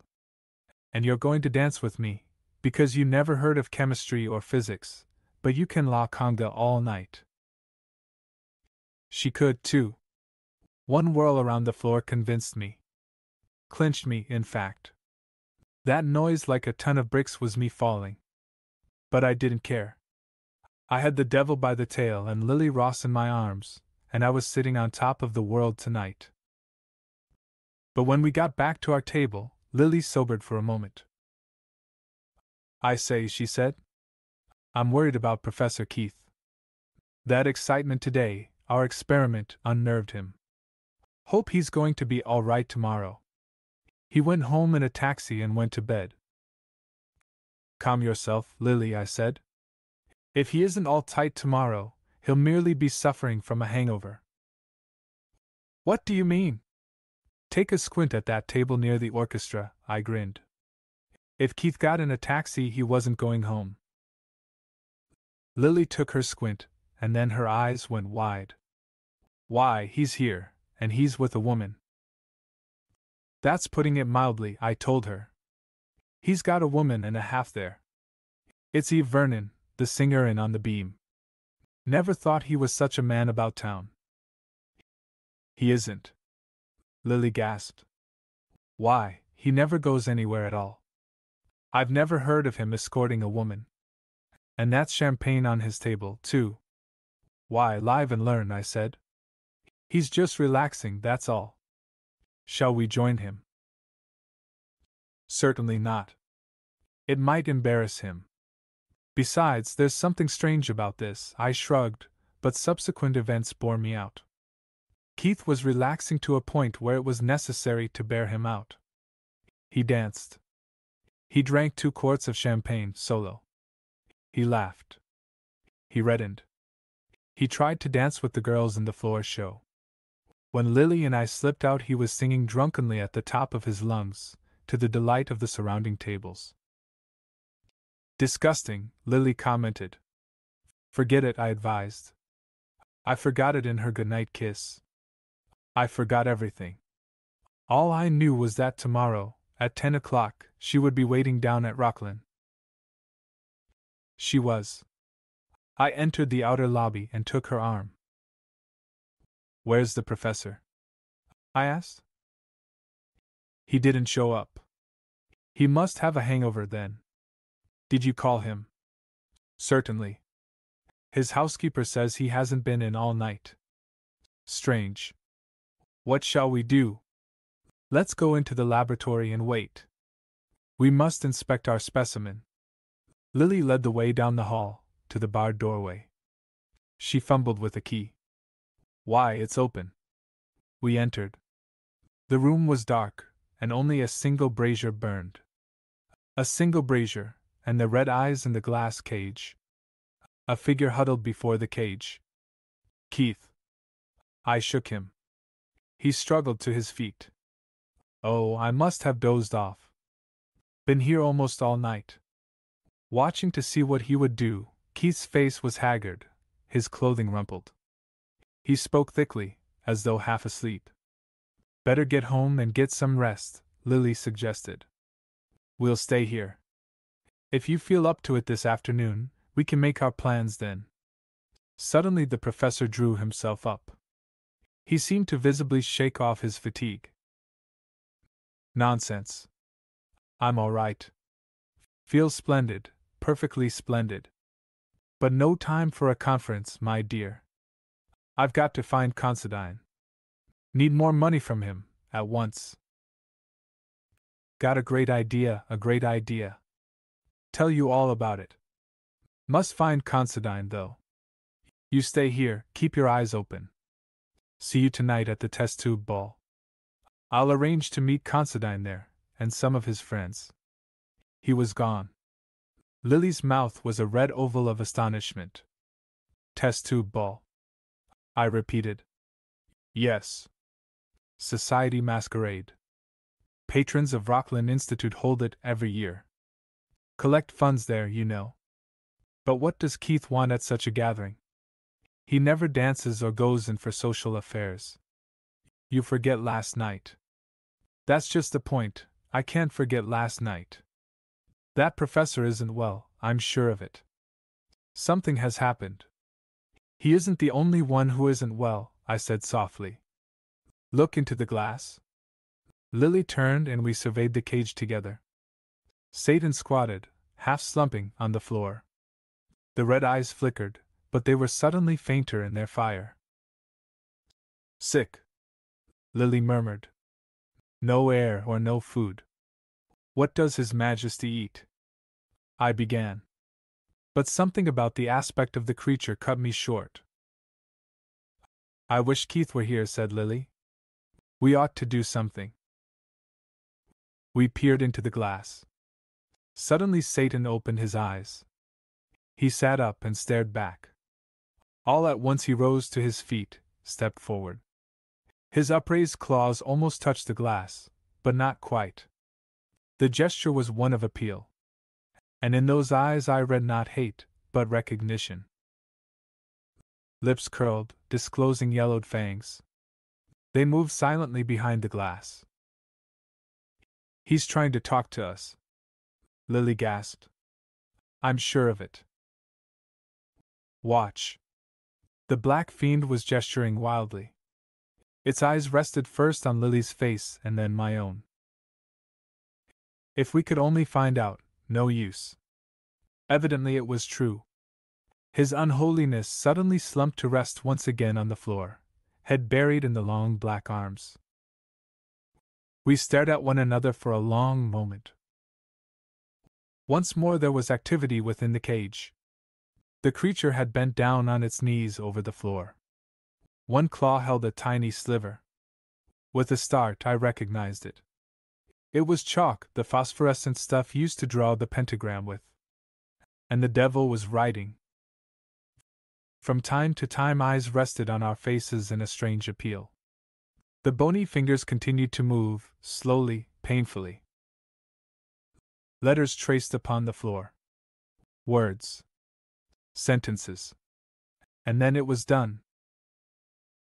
"Turn out the flame of the brazier," Lily whispered. Then we can read it. I clicked it off, plunged the room into utter darkness. I advanced through that darkness to her side, stared into the dim glow on the floor. A glow that brightened. Letters. Letters of fire. Silver fire on the floor. I read the words. Quickly. Stop him before it's too late. He got into me this morning and I know what he means to do. That's when I gasped. I gasped again at the sight of the two words beneath the message. They were a signature. Phillips Keith, I read. Letters of silver fire in my brain. Lily was shaking at my side. I pulled her to her feet. Come on, I said. Where? After the professor, of course. We're going to the test tube ball. Chapter 5. The Devil Dances. The Lone Ranger never had a mission like mine. Nor a costume like mine either. Lily's hunting outfit was more appropriate. We were out to get our man, if man he was. There was no dancing in mind for us tonight. Not if what we suspected were true. It might have been cunning on the thing's part, the cunning of a fiend. But anything was possible in a world gone mad. We had the devil in a cage. Who in this room would believe that? Yet it was true. And these dancing, babbling digits of the 400 hadn't the faintest suspicion. I smiled grimly at the thought.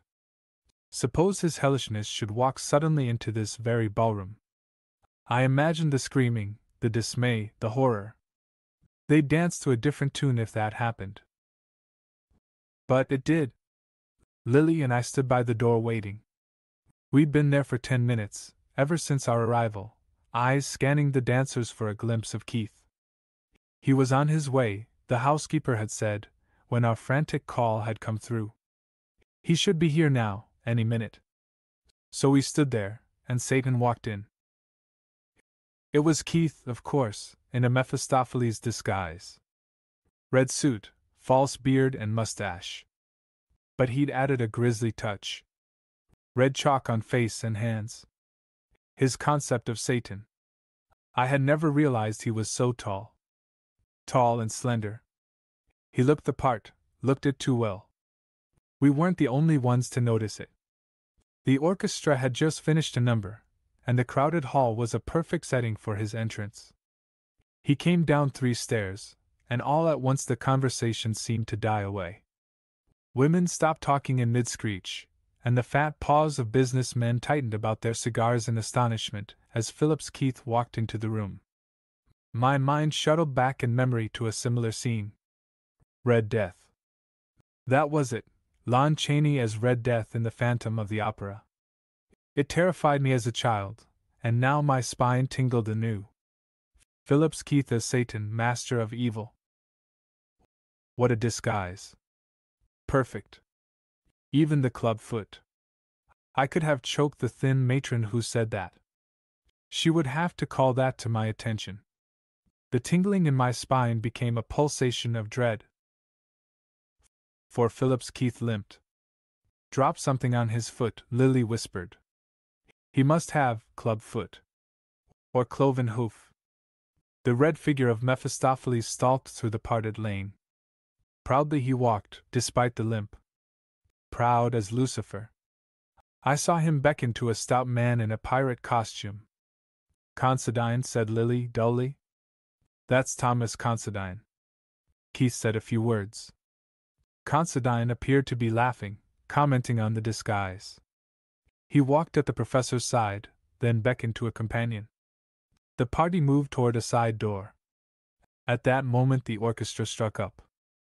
Dancing started once more, conversation rose suddenly, and the red-clad Mephisto and his 2 companions disappeared from the floor. I grabbed Lily's wrist and jostled through the crowd. Hurry, I commanded. Something's up. We reached the door just as the red cloak whisked into the elevator.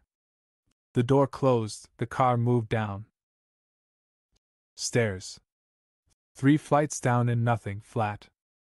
The red cloak flicked tantalizingly out of the lobby.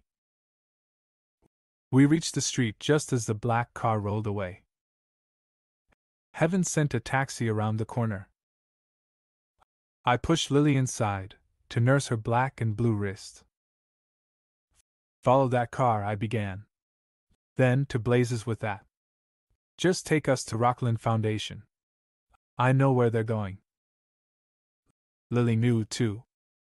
We didn't say anything, just stared at each other, and I'm afraid my eyes were as frightened as hers. Hurtling down the black, gaping mouths of midnight streets, riding the wind behind the red cloak of Satan, this wasn't New York, but ancient Prague. Then, climbing the dark tower of the skyscraper, up toward the hidden chamber, this wasn't the 20th century, but a scene set in medieval nightmare. As we paused before the door marked private, we heard a voice. It too was filtered through a black dream. Keith's voice, partly. I don't like to admit that it was only partly Keith's voice, but what else can one say? It was a voice corning from his throat, using his larynx, but there was a deep, burring overtone that was altogether unnatural in any human throat. It might have been imagination. As we stood before that door, I hoped it was imagination. Maybe Keith had a cold. That's why he sounded that way. But cold or no cold, I couldn't hear what he said. That was by far the worst of all. Whispering huskily from that black room, so now you see what I have accomplished, gentlemen.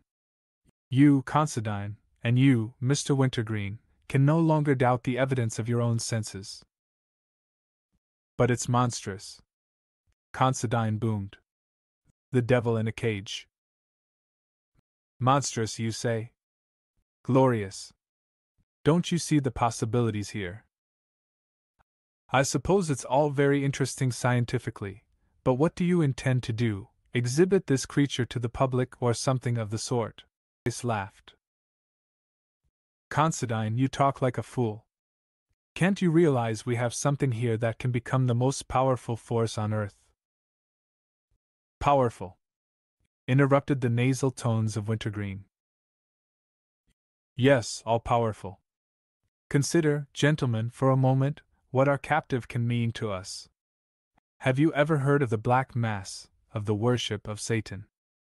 For centuries men have, believing that the kingdom of heaven is ruled by God, they claim that earth is ruled by Satan.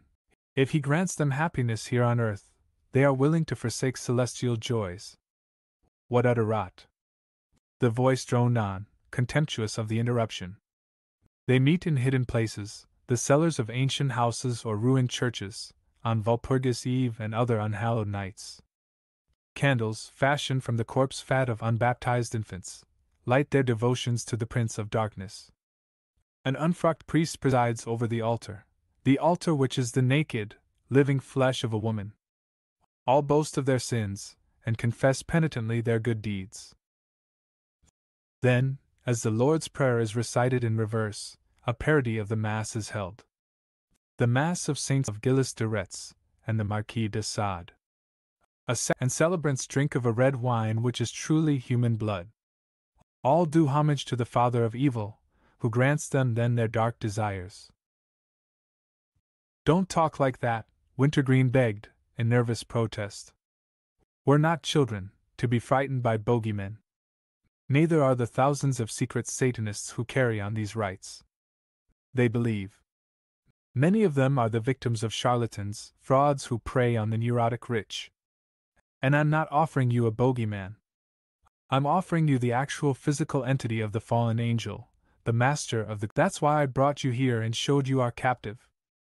Your money enabled me to summon him. It is only fitting now that you be given the opportunity to profit thereby. The droning voice. I'm getting out of here. No, you don't. You know the secret, and it's too much. Neither of you leaves this room until you've agreed. I don't know what I intended to do. I only realized that there would never be a better cue for my entrance.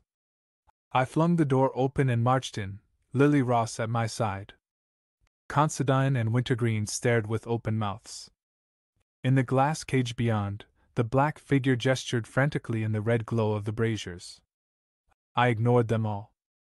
I had eyes only for Keith, for the man in the red cloak, the man with the red face and the spade beard.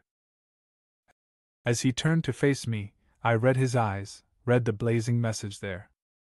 His hands swooped up, claw-like, as I charged. Sheer instinct drove me on, the same instinct that guides a man to crush a wriggling serpent, even though he knows it is about to strike. Lily screamed as my hands closed about Keith's scarlet throat, rose to rake his face. I almost screamed as I felt that face. I was tearing at his disguise, at his false beard. Tearing, and it wouldn't come off. For Professor Phillips Keith was not disguised at all. He was Satan in red flesh. The dragging clubfoot, the cloven hoof moved up, butting my thighs. The claws razored my chest. The deep growling from the creature's throat welled horribly. I punched out at the fiendish visage, and my hands hammered against iron. Considine and Wintergreen, Lily and the creature in the cage whirled crazily by. Red arms encircled me, and began to crush. To crush and break. Pudgy little arms bent me back until I felt my spine bending like a white-hot wire of pain. Pudgy little arms, but they held strength. The strength of a demon. Demon arms crushing. Demon breath searing my face. Demon face glaring into my own. My senses ebbed, and a chuckling rose from the grinning thing that crushed me like a rag doll, crushed me down into darkness and a swirling mist of pain. I tore my left hand free, somehow, got it up to my pocket. I wrenched the flask out, ripped the cork with frantic fingers. The creature grabbed from my arm, twisted it, but the flask was open. I jerked it up. A white stream spurted against the red face. With a howl of agony, the thing's arms flew up to shield its head. Breaking free, I spattered more of the fluid on the head and shoulders. Rocking on its feet a moment, the creature staggered, fell to its knees. A hideous stench arose. Smoke seemed to pour from the redskin. As the thing fell, I was upon it. I tore the hands from the ravaged face, for there was no strength in those red talons now. I jammed the flask up against the pink contorted mouth, tilted it. The liquid gushed forth, gurgled down the crimson maw. In a moment it was over.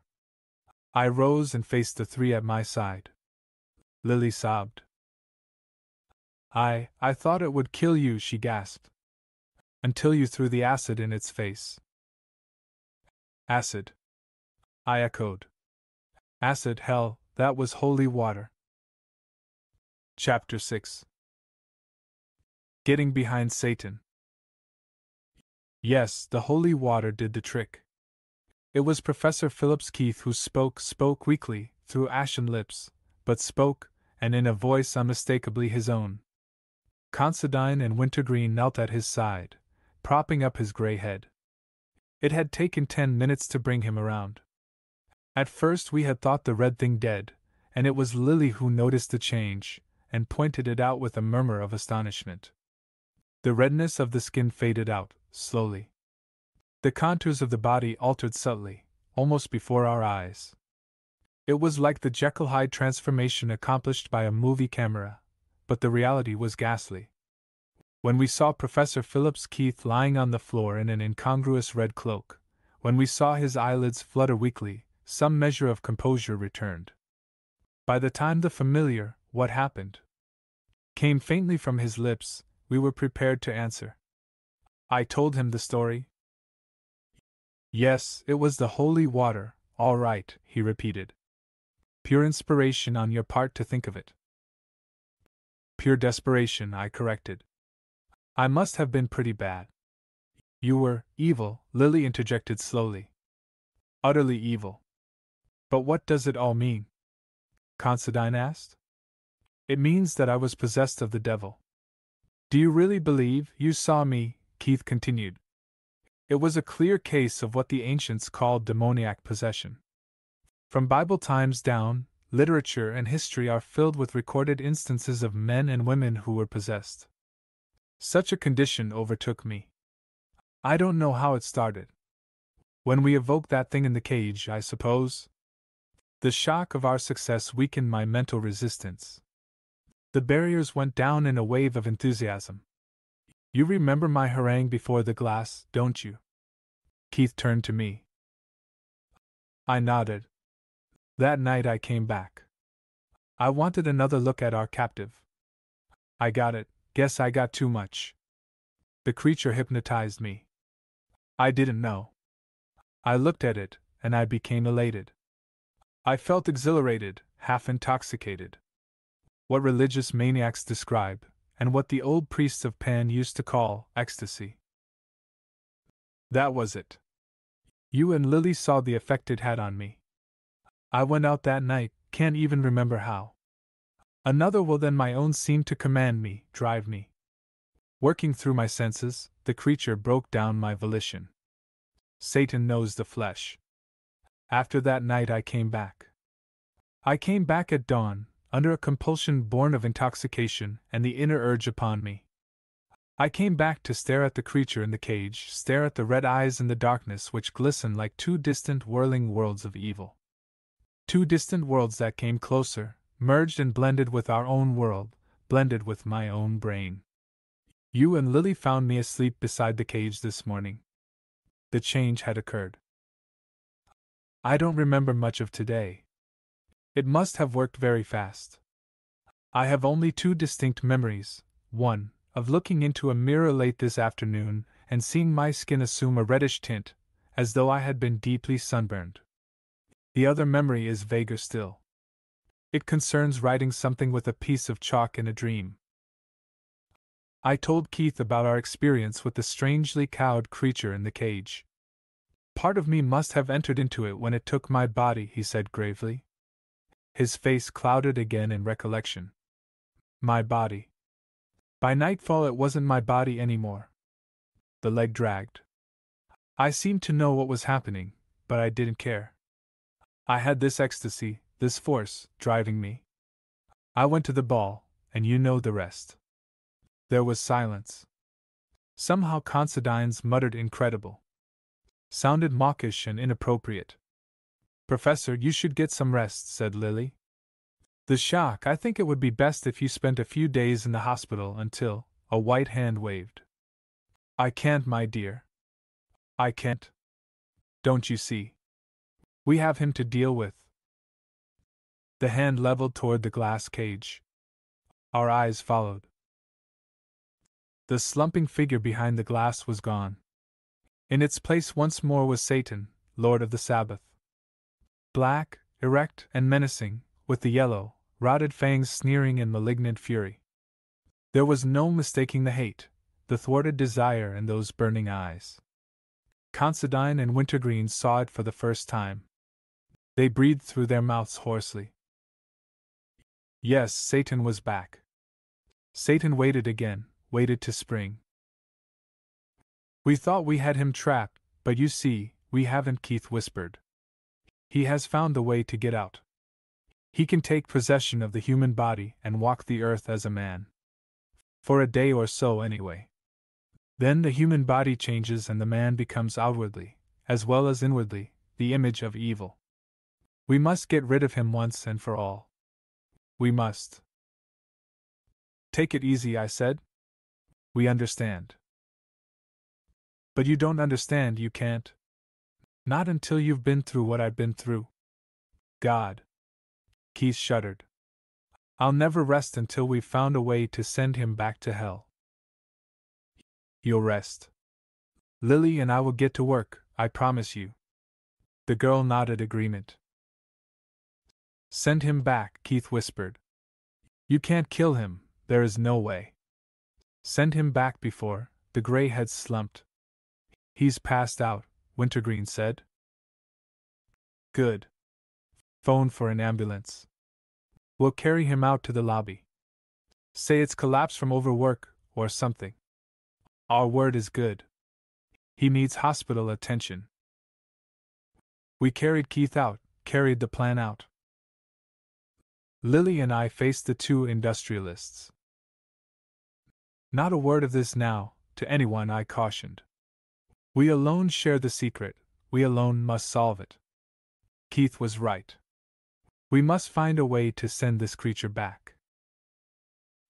I still can't believe it, Wintergreen said. Considine scowled in perplexity. Neither do I, but I can feel it, all right. I don't pretend to understand all you've told me, but I know that you're right. It's a mistake to pry into these things. Send that thing back to wherever it came from, use any method you want, and charge the bill to me. You'll keep silence, I reiterated. We will. Considine walked heavily toward the door.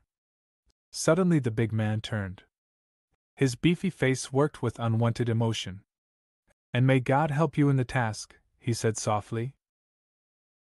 The two went out. I faced Lily.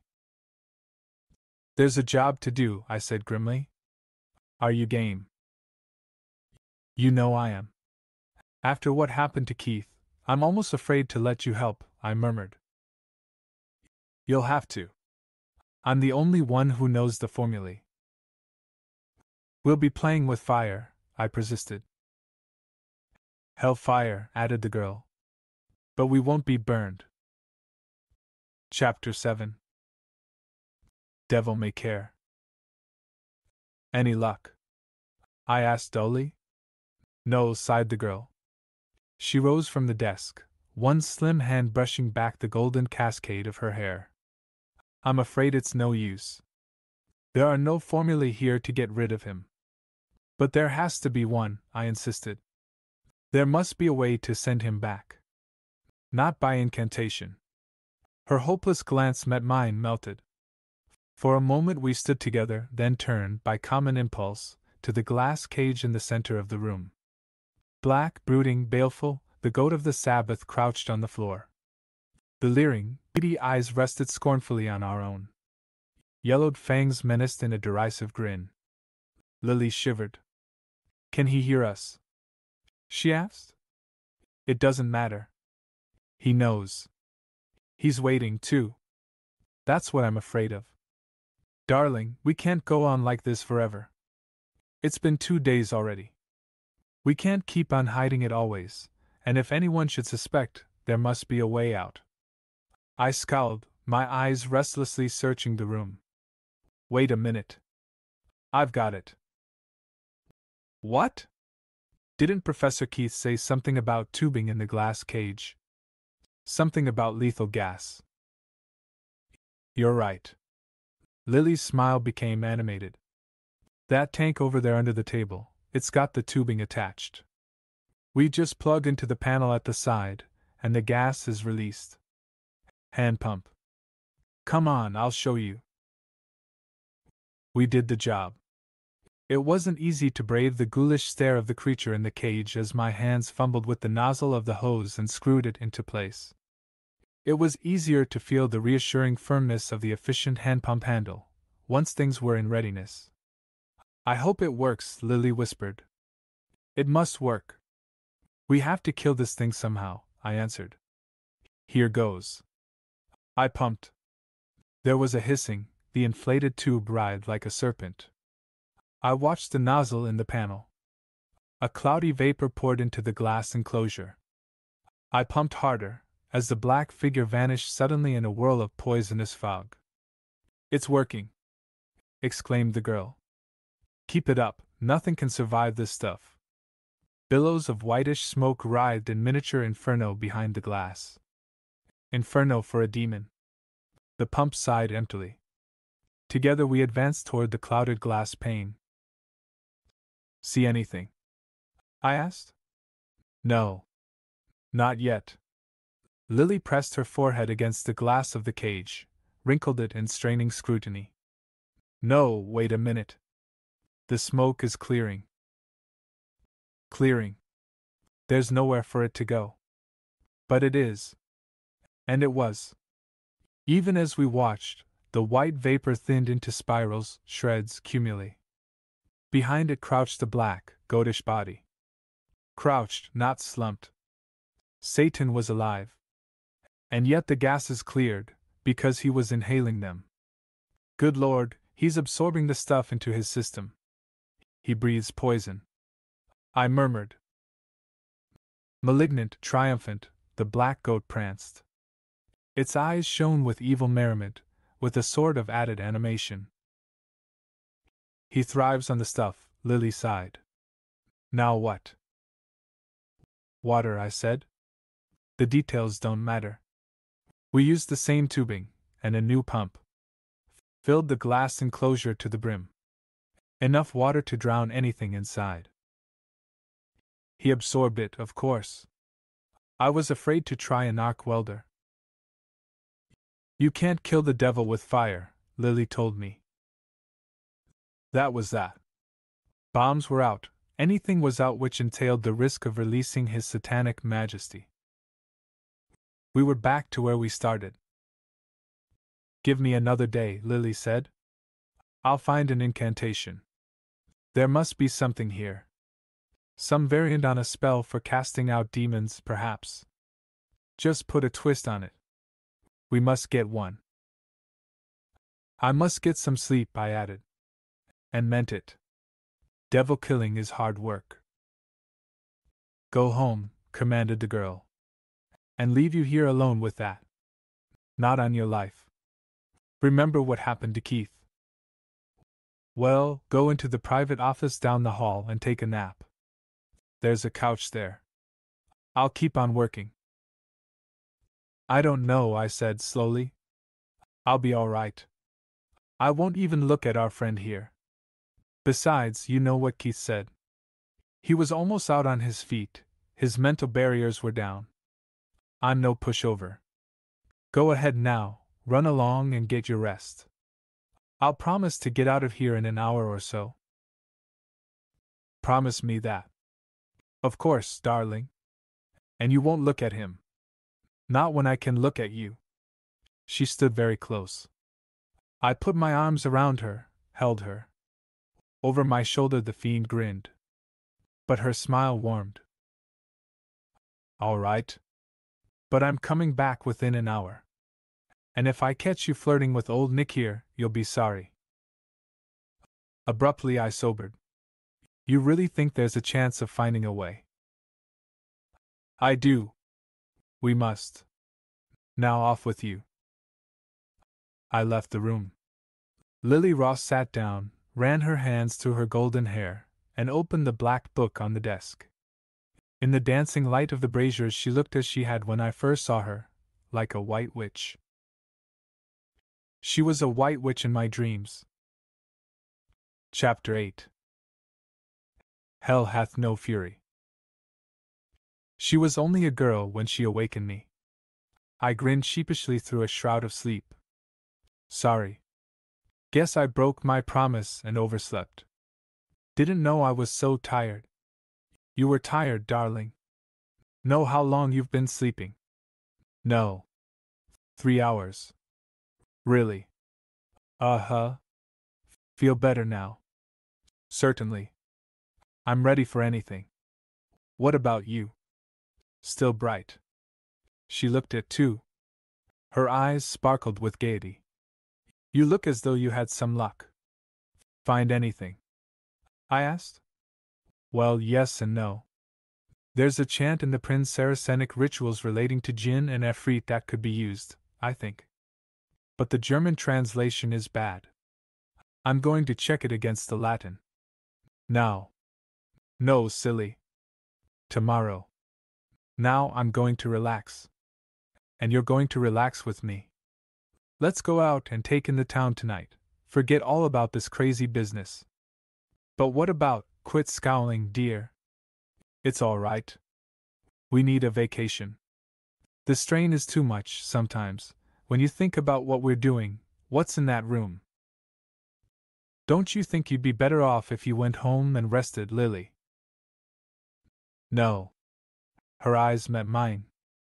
It's dark, and I don't like the dark. It makes me think too much. It makes me dream about him. Don't you see? I want light, people, something to make me forget. She was shaking underneath her smile. Hysteria, nearly. All right. Did you lock up? Certainly. Stop fretting. The room is barred. I rose to my feet. We'd better stop in at the hospital and see how Professor Keith is resting, I suggested. Please, not now. I'm all on edge. I just want to forget everything connected with this for tonight. Let's not think about anything except us. The suggestion was pleasant. Alluring. Alluring, as Lily was. She did sparkle. Her golden hair, the scarlet of her lips, the turquoise of her eyes, all seemed accentuated by inner fire. She slipped one arm in mine, possessively. I felt a tingling as her bare flesh met my wrist. We swept into the outer lobby of Rockland. I almost laughed. Here was a crowd of bustling, officious clerks and directors. White-coated chemists stepped briskly in and out of the long series of offices along the further corridors. Well-dressed visitors and patrons, giggling stenographers, bearded doctors who might have advertised laxatives in the popular magazines, a typical Kildare atmosphere about the place. They didn't suspect what was going on in the private chamber down the hall. They didn't suspect that the golden girl on my arm was a white witch. Again that white witch thought had crossed my mind. White witch. Why did I think of Lily that way? Was it because here in the afternoon sunlight she positively glittered? Her hair was so golden, her skin had such a milky texture. Ah, she was a pretty girl, nothing more. Supper, I said. She nodded. We glided down to the lobby, stepped into a cab. She snuggled close. I liked it. But when I looked at her again, the semi-darkness of the cab's interior had wrought another change. She wasn't a white witch anymore. Her hair seemed darker. The golden tint was gone. The locks were almost brunette, brown with darker tones. The scarlet of her lips had turned to rose. A trick of late afternoon light. What are you staring at? She giggled. I got personal for a while. A good while, as we were tied up in traffic. By the time we neared the chosen destination, it was almost twilight. It was twilight in the taxi. And Lily's hair was gray. Not gray, exactly, and not platinum. There was a bluish tint. Her lips were purple. Her lips were purple, or I was crazy. Seeing things? A girl who changed in light and shadow. What was that? White witch, black witch, blue witch. What did they call it? Adaptation? Chameleon. But the term in sorcery. Glamour. Sympathetic magic. The ability to conform with surroundings. The attribute of a sorceress. Circe had that power. But Lily Ross. Here she was, laughing away, affectionate and alluring. And I was picturing her as an enchantress. Ridiculous. Well, it was best forgot. I did forget as we entered the supper club. But when we sat down under the red drapes, I saw her Titian locks flame forth in evil glory, saw her tawny skin glow, saw the crimson depths of her eyes. Red witch, now? I had a drink. Several drinks. In between I blinked. She talked, but I hardly listened. Let's dance. I held the red witch in my arms, held a living flame close. Held her closer than I had ever held her, and felt her respond. Her response was flame. Fire kindling, feeding. That fire engulfed me. I was tired of thinking, tired of toying with the incredible. The wine helped, and her beauty was a greater intoxication. I went down into the warmth of her glowing hair, the warmth of her eyes, the red glow of her mouth. Why deny it? When she suggested her apartment, I didn't hesitate. This wasn't the Lily Ross I knew, but the realization no longer bothered me. She clung to me in the cab, on the stairs. We've been working too hard, darling, she whispered, over and over again, as though it were a formula. Her words no longer mattered. I was consumed by the flame of her nearness. The red, swift flame, coursing through my blood and being. She opened the door. I stepped in. We embraced in the darkness for a long moment.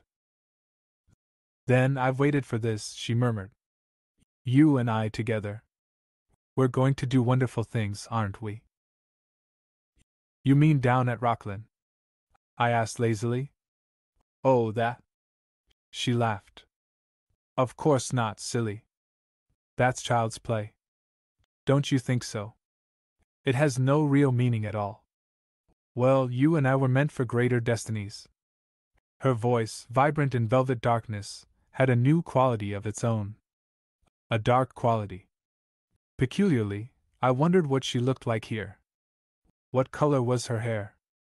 And those lips, that now burned mine. Lips that burned away my questions and left only a desire. Greater destinies, she whispered. You've the brains. I have the beauty.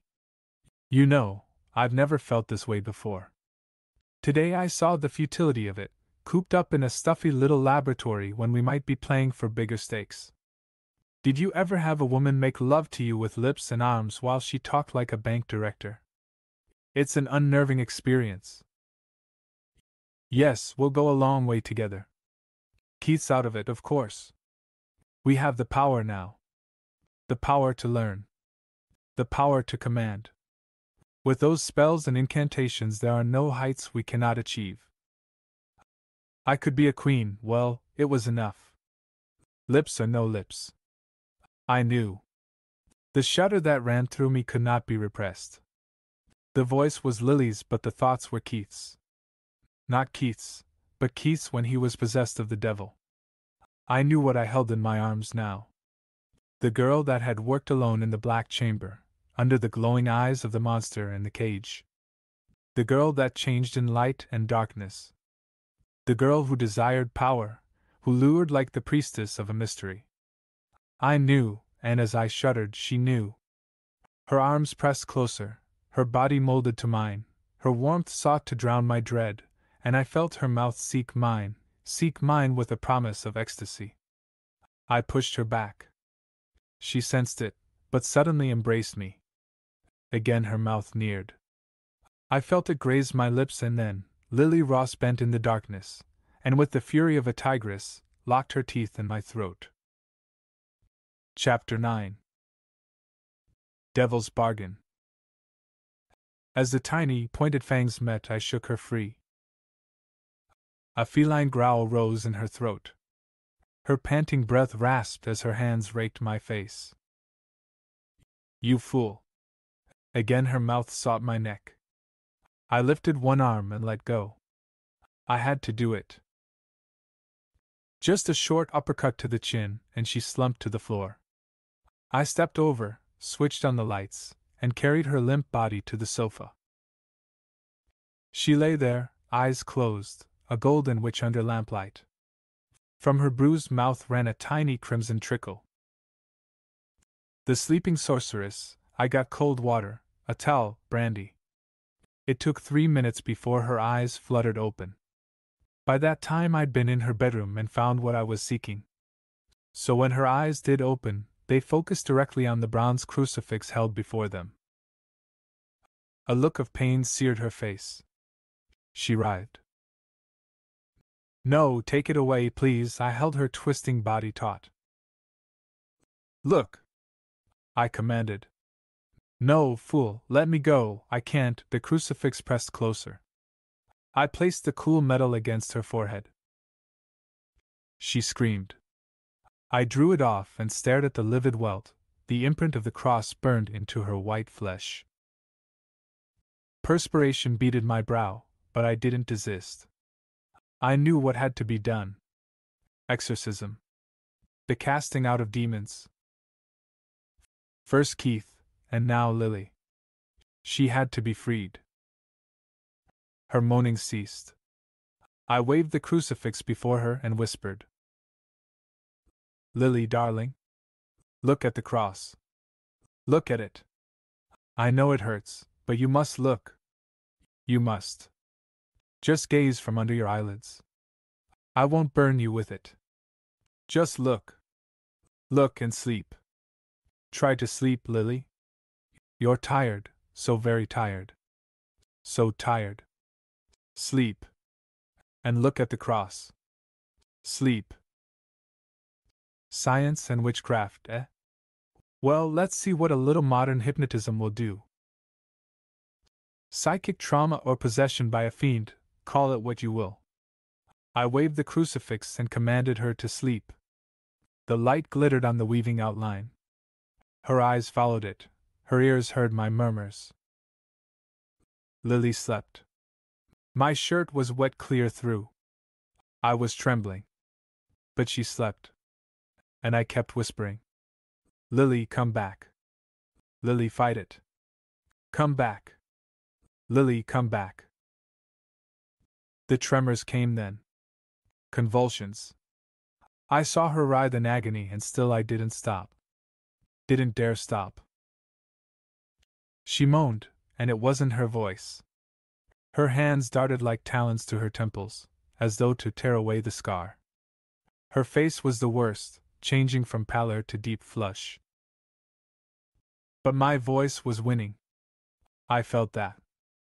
Her whimpers grew weaker. She slept under the cross, accepted the vision. The force within her waned, then blazed in a final excess of fury. That's when my hand trembled so that I nearly dropped the crucifix. When her face began to look like other faces. They bubbled up from beneath her flesh, those malignant expressions of hate and rage. The expressions seen on the faces of the schizophrenic, the demented. The faces of madness, and what was madness in olden days but demoniac possession. They came now, grinning their defiance. And the voice and the cross fought them down, fought them from her being. At the end she slept, and I slumped beside her. The crucifix rested against her bare arm, but it no longer burned. I had won. She had won.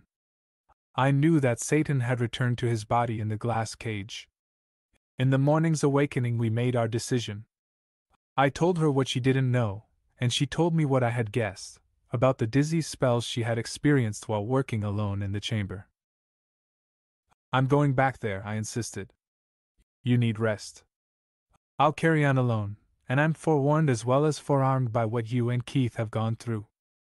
I won't succumb, I promise you, not until I've found a way to get rid of his satanic majesty once and for all. Be careful, darling, I smiled grimly. You're telling me. But it has to be done. That menace must be removed quickly. If you or Keith had been allowed to continue, it might spread like a plague. There's no choice in the matter. Either we get rid of Satan or he gets rid of us. That's the bargain. You'll call me regularly. Of course. And in a day or two both you and Keith can come down again to help.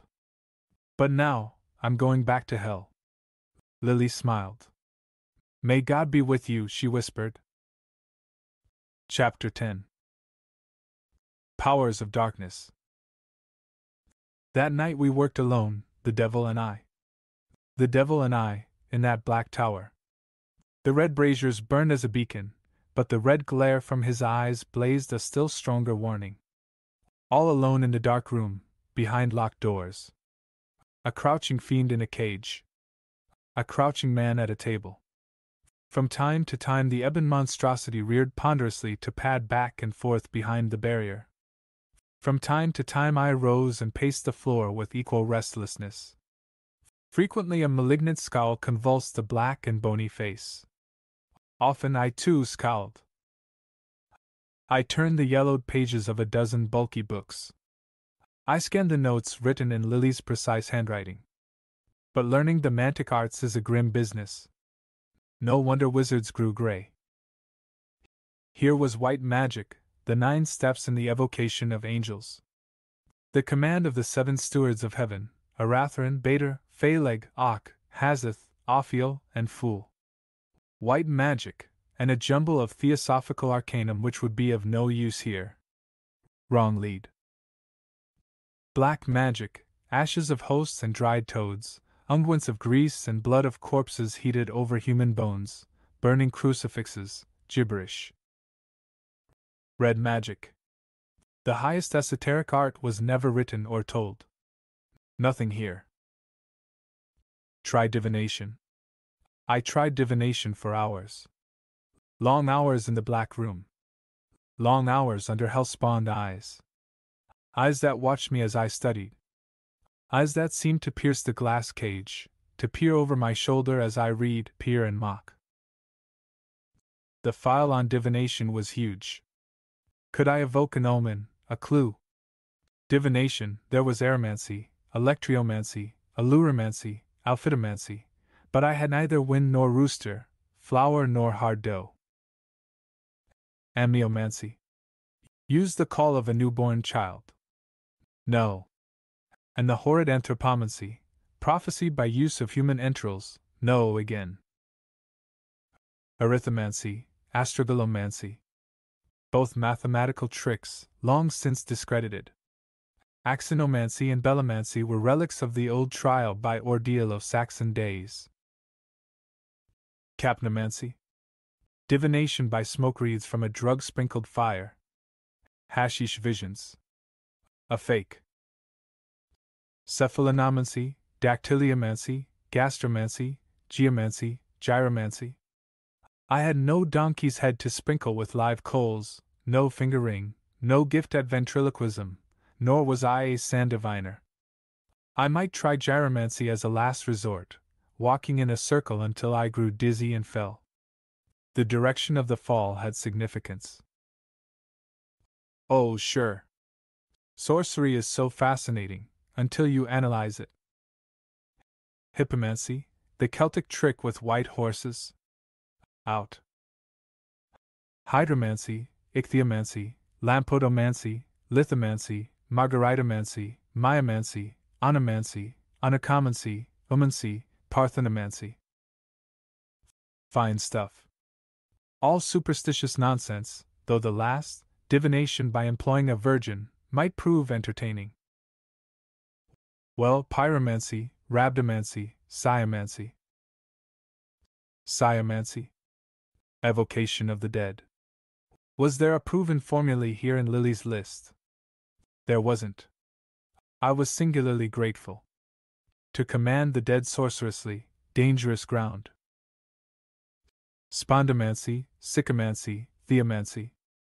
That was the end of divination. And still Satan stared. I was becoming more and more conscious of that stare. Satan grinned. The grin burned through me. I'd find a way. I had to. There was no sleep for me that day, and it was almost midnight when I blundered back into the notebooks and hit the section on elementals. Elementals. The primitive spirits. The gnomes inherent in earth own the kingdom of the north, and they exert the melancholic influence over the temperament of man. Their sign is the bull, and they are commanded by the magic sword. Their sovereign is Gob. Nonsense. The sylphs are of the air, their kingdom is the east, and their influence bilious. Under the sign of the eagle, they are controlled by the holy pentacles, as is their sovereign, Paralda. Well, salamanders are spirits of fire, and their kingdom lies south. Sanguine in their influence, under the sign of the lion, and the command of the trident, their sovereign is Jinn, yes, the prototype of all Jinn. And the undines of the west, those who evoke the phlegmatic aspect of men, are governed under the sign of Aquarius, commanded by the cup of libations, and under the sovereignty of Nexa. Gnomes, sylphs, salamanders, undines. Earth, air, fire, and water. Astrology and Oriental legend, and mysticism. Except that there were spells. Spells for the evocation of elementals. Elementals, known to our theology as fiends. Fiends of the pit. Spells to command them, written in Lily Ross's handwriting. Taken from the tomes. Precise directions for mixing incense, and drawing figures, and reciting commands. There are nearly 100 proven spells and incantations. Genuine. That's what Keith had said. Genuine spells. Recipes to raise demons. A pinch of salt and a tablespoonful of butter. Bake well under low flame. Not exactly. These recipes might affect the stomach, but only with a nausea of dread. A pinch of ground bone, and a cup of blood. Place under the fires of hell. I was lightheaded. Lightheaded enough to try. After all, I had to experiment, didn't I? Find a way to evoke, familiarize myself with rituals. Why shouldn't I take this perfectly absurd routine about the gnomes, for instance, and see what happened? Lily's marginal notes said sword in cupboard, lower shelf.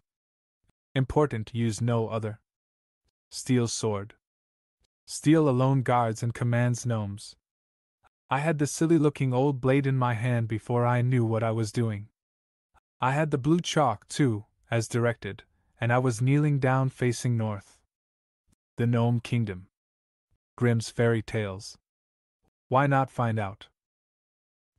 Draw the mathematical design, as directed. Draw the sign of the bull, the peculiarly Egyptian sign, so indicative of ancient stylization. The bull of Apis, of astrology, of ancient days. A blue bull. Make it big. The gnome materializes on that sign, and cannot leave it until you command. Draw it big and play safe. Play safe. With this nonsense. But there was a black bulk in a glass cage grinning out at me, and this wasn't nonsense. I waved the sword. I realized what a ridiculous figure I cut in that dark room, waving a magic sword before a lot of chalk drawings scribbled schoolboy fashion on the floor. But there was nobody to watch me, except the glaring eyes of Satan in his prison. Slowly I mumbled the incantation. Lily had accented it and phoneticized carefully. No mistakes. Now to recite it aloud. The sword pointed north, thus. My feet touched the tip of the outer blue circle. At the syllable breaks I must point the sword at the horns of the bull. Synchronize. So. Oh Gob, I began. It sounded foolish. Self-conscious. Grimm's Fairy Tales. But I persisted. It didn't take long, after all. No, it didn't take long before I felt the cold wind strike my face. Felt the sword tingle in my hand as I pointed, felt an electric surge sweep up my arm. Heard the syllables blaze out, saw the flame of the braziers bend before the words. And then, in the sign of the bull, the tiny, crouching figure. It coiled into shape, into substance. The little swarthy creature with the mouse-like face, the rodent body, and the beady, glittering eyes. Standing there, bowing. The gnome. Grimm Fairy Tales. The gnome. The little man who was there. The little man that hid in the woods. The little dwarf man who tempted maidens in the forest. The little man who guarded the mines and the gold of earth. The little man who haunted the dark mountain tops of the north countries and dug the burrows beneath the hills. One of the ancient Pictish, Celtic little people. The tiny race of troglodytes that lived on earth before men came, retreated to the dark depths like the serpent. The figure known to all legends and all times. The dwarf. The troll. The kobold. The brownie. The leprechaun. Master. Oh, that piping little voice. That shocking, detestable little voice, so hateful in its reality, and it was real. I dropped the sword. Then I picked it up. This was the sword of command. Of command. The thought hit me then. I could command. I could command this creature out of myth, command it to do anything I desired. Anything. To kill. To burrow under a building and send it toppling to ruins, as he and his fellows toiled like rats. The way they used to burrow under castles, in ancient legend. Like a warlock, I could send it on errands of death. It was my servant, my familiar now. I could have it, and its fellows. Yes, thousands of them. Merely by command. Command with the steel of the sword. The thought burned. Burned like Satan's eyes. Burned like fire. Fire. The salamander. I won't describe the next hour. The wave of elation that swept over me is too much a part of hysteria. I drew the lion, kindled the flame, waved the trident. The yellow blaze revealed the lizard figure that grew out of flame, absorbed it. Fiend, imp, archetype of hell's legions, the salamander of evil. And the hissing inflection in the word master. Here were spells that worked. Here were orisons and litanies that brought results. I couldn't send Satan back, but I could conjure up his hosts. Conjure up his hosts. Why not? Imagine this tower room filled with monstrosities from myth. Imagine rooms filled with them. A horde, a vast and limitless horde, all calling me Master. Master of demons. Master of evil. Lord of a power greater than any known. For the first time I began to realize the feeling inherent in that word. Power. Power to rule. Power over wind and water and fire and air. Over earth. Power to rule earth. Now I knew how Keith must have felt. He dreamed of something like this. Men laughed at evil, did they? All the better, they would not burn him at the stake for sorcery, but permit him to evoke evil unmolested. He'd been a fool, Keith had. Trying to interest millionaires. Why did he need any allies? One man to rule them all, that was the way. And Lily. Silly child. Personal vanity was her downfall. She wanted to be Cleopatra, did she? Sheer melodrama. Juvenile. She might have been a queen, greater than a Circe. Queen of evil. But I'd stop that. Her mistake was to rely on me for help. I wouldn't make that mistake. I'd rely on no one. I and I alone would evoke and rule. I had the power, didn't I? I had Satan in a cage. He was no longer Prince of Darkness. I could take his place. The king is dead. Long live the king. Why not? A week ago, if anyone had foretold my future, I should have scoffed. Like everyone else, I suppose. But now it was real, I had this opportunity. The goal of witch and wizard through the ages. The powers of darkness mine to command. Why hesitate? Why not evoke? Use the rituals, use all of them. Fill the room with a legion of nightmare shapes. Revenants. Ghouls and efforts. Vricolas, hippocampi, amphispani, striges. An army, a black army. An army to conquer the world. Keep them ringed in the magic figures, until the word of release was given. Keep them ringed, and then, but what about Satan? What about the spell to send him back? Back to where? To hell. But we could have hell here on earth. And why not? An earth filled with man-made war and misery. An earth filled with grasping, cheating, lying, stealing, raping, murdering, crazy humans. Filled with pestilence, disease, idiocy. Let the Lord of Evil come into his own. Sweep away humanity. Sweep away the earth. Black gifts the creatures might grant you for the power. Eternal life, eternal ecstasy. Lips might whisper secrets. Primal forces to invoke and control. Why send Satan back at all? I glanced at the listless black figure in the cage. Glanced and smiled. Smiled and laughed suddenly. Was this thing, the fabled Lucifer? This mangy, decrepit, listless bag of bones with the sick eyes and whining sneer? Was this whimpering mongrel really the archenemy? I felt stronger than he did. I was stronger than he. I had stripped him of his power and taken it for my own. I was the master of Satan. Plans, plans, plans? Dreams swirling in the blackness. The salamander staring, the gnome crouching in the chalk dust. Yes, and I, standing in darkness, chanting out invocations. Chanting for endless hours, gripped by an inner elation and compulsion. The room, surging with power, pulsing with vibrations, and filled with shapes.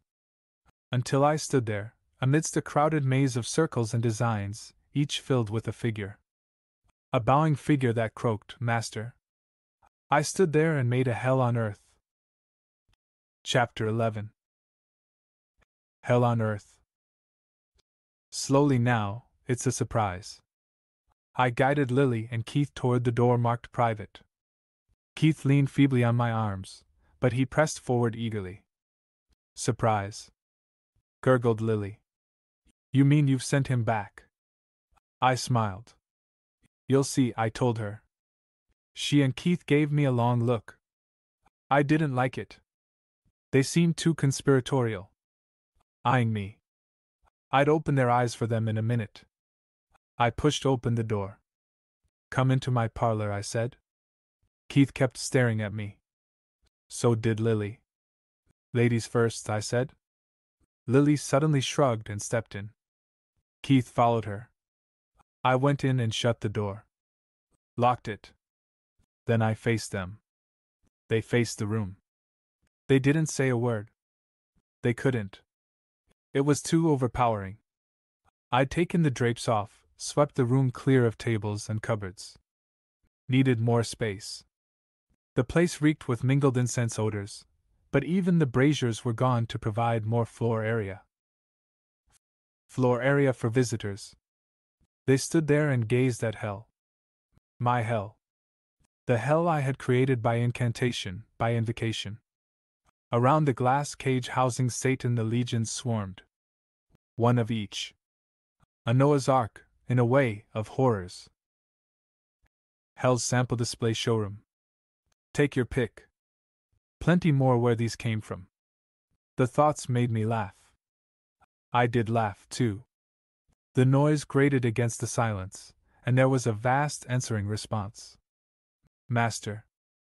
What have you done? Keith's eyes blazed anger. Merely played sorcerer's apprentice, I told him. How do you like it? These monsters, Keith spluttered. Do you realize what would happen if you lost control? Certainly. I smiled. It's insane, he muttered. It's science, I answered. Isn't this your dream come true?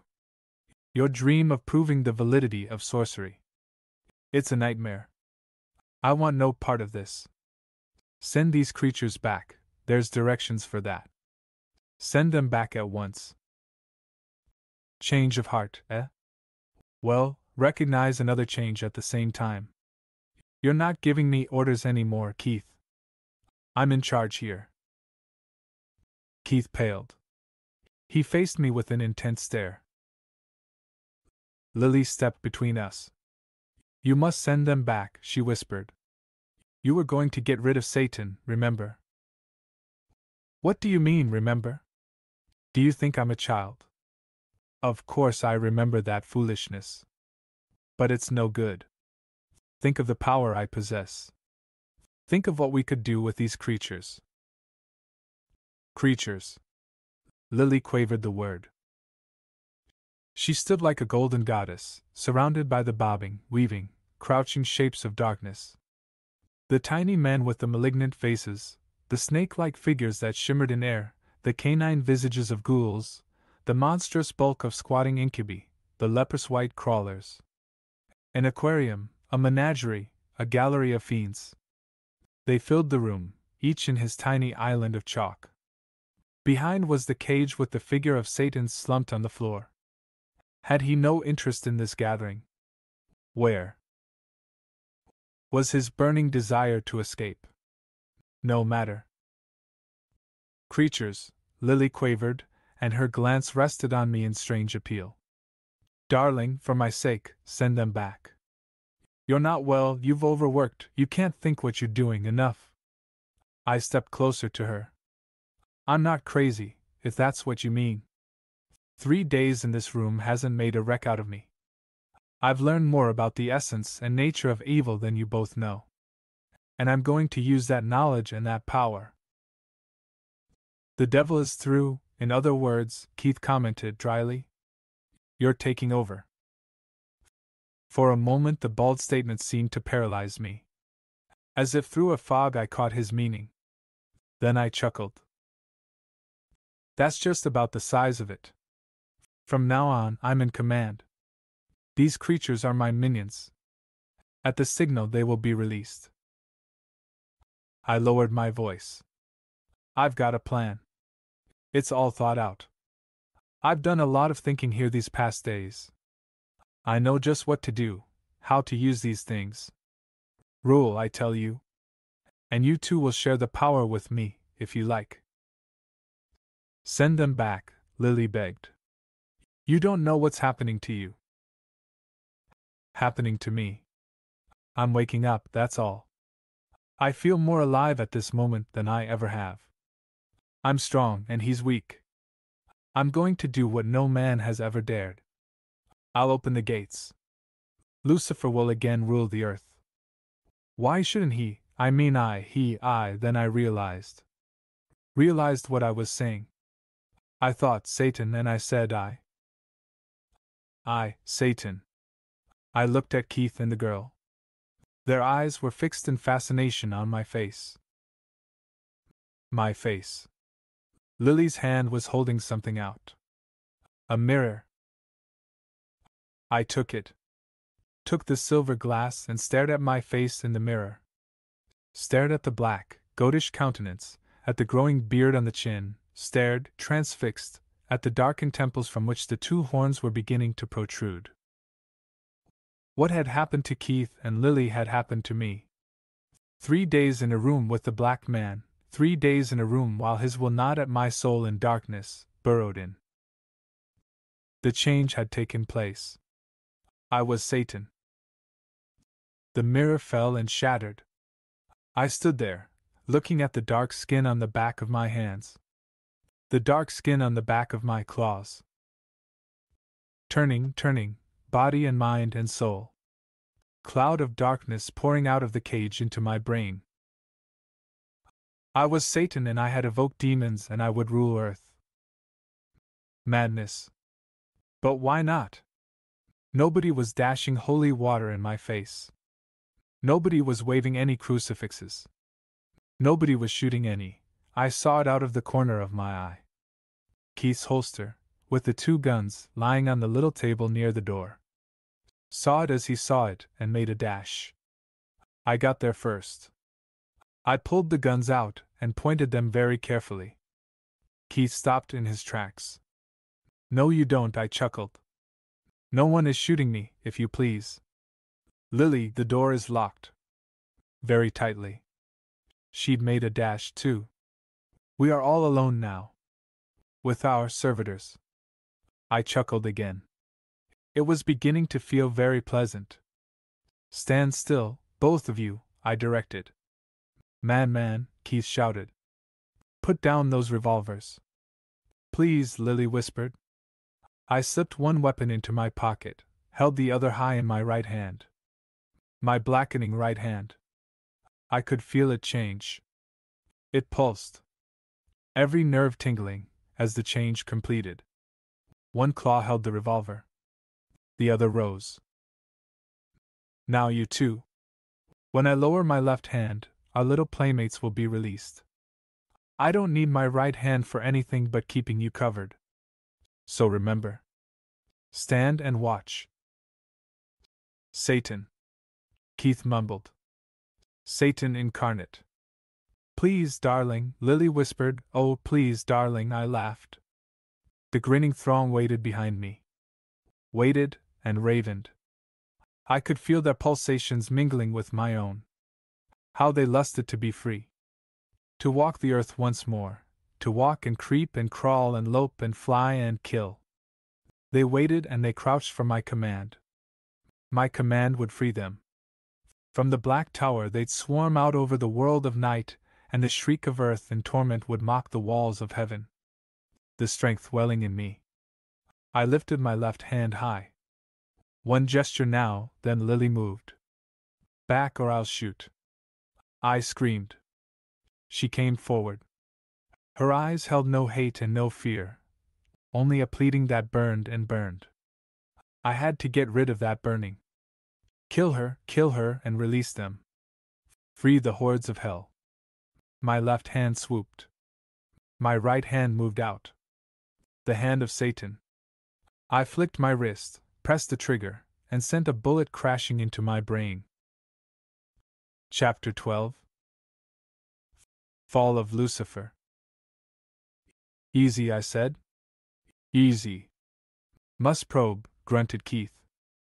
Get it out. Silver bullet or no, there might be infection. Easy, I repeated. Then, are you sure it's gone? Lily smiled down at me. Of course, darling. They're all gone. And the cage is empty. The instant you fired the gun, they disappeared. Not in a cloud of brimstone, either. They just weren't there. I smiled.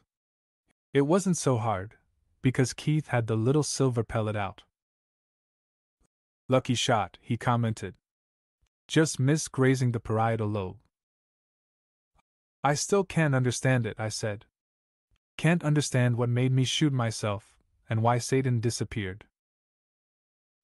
The oldest story in the world, answered Keith. Virtue triumphant.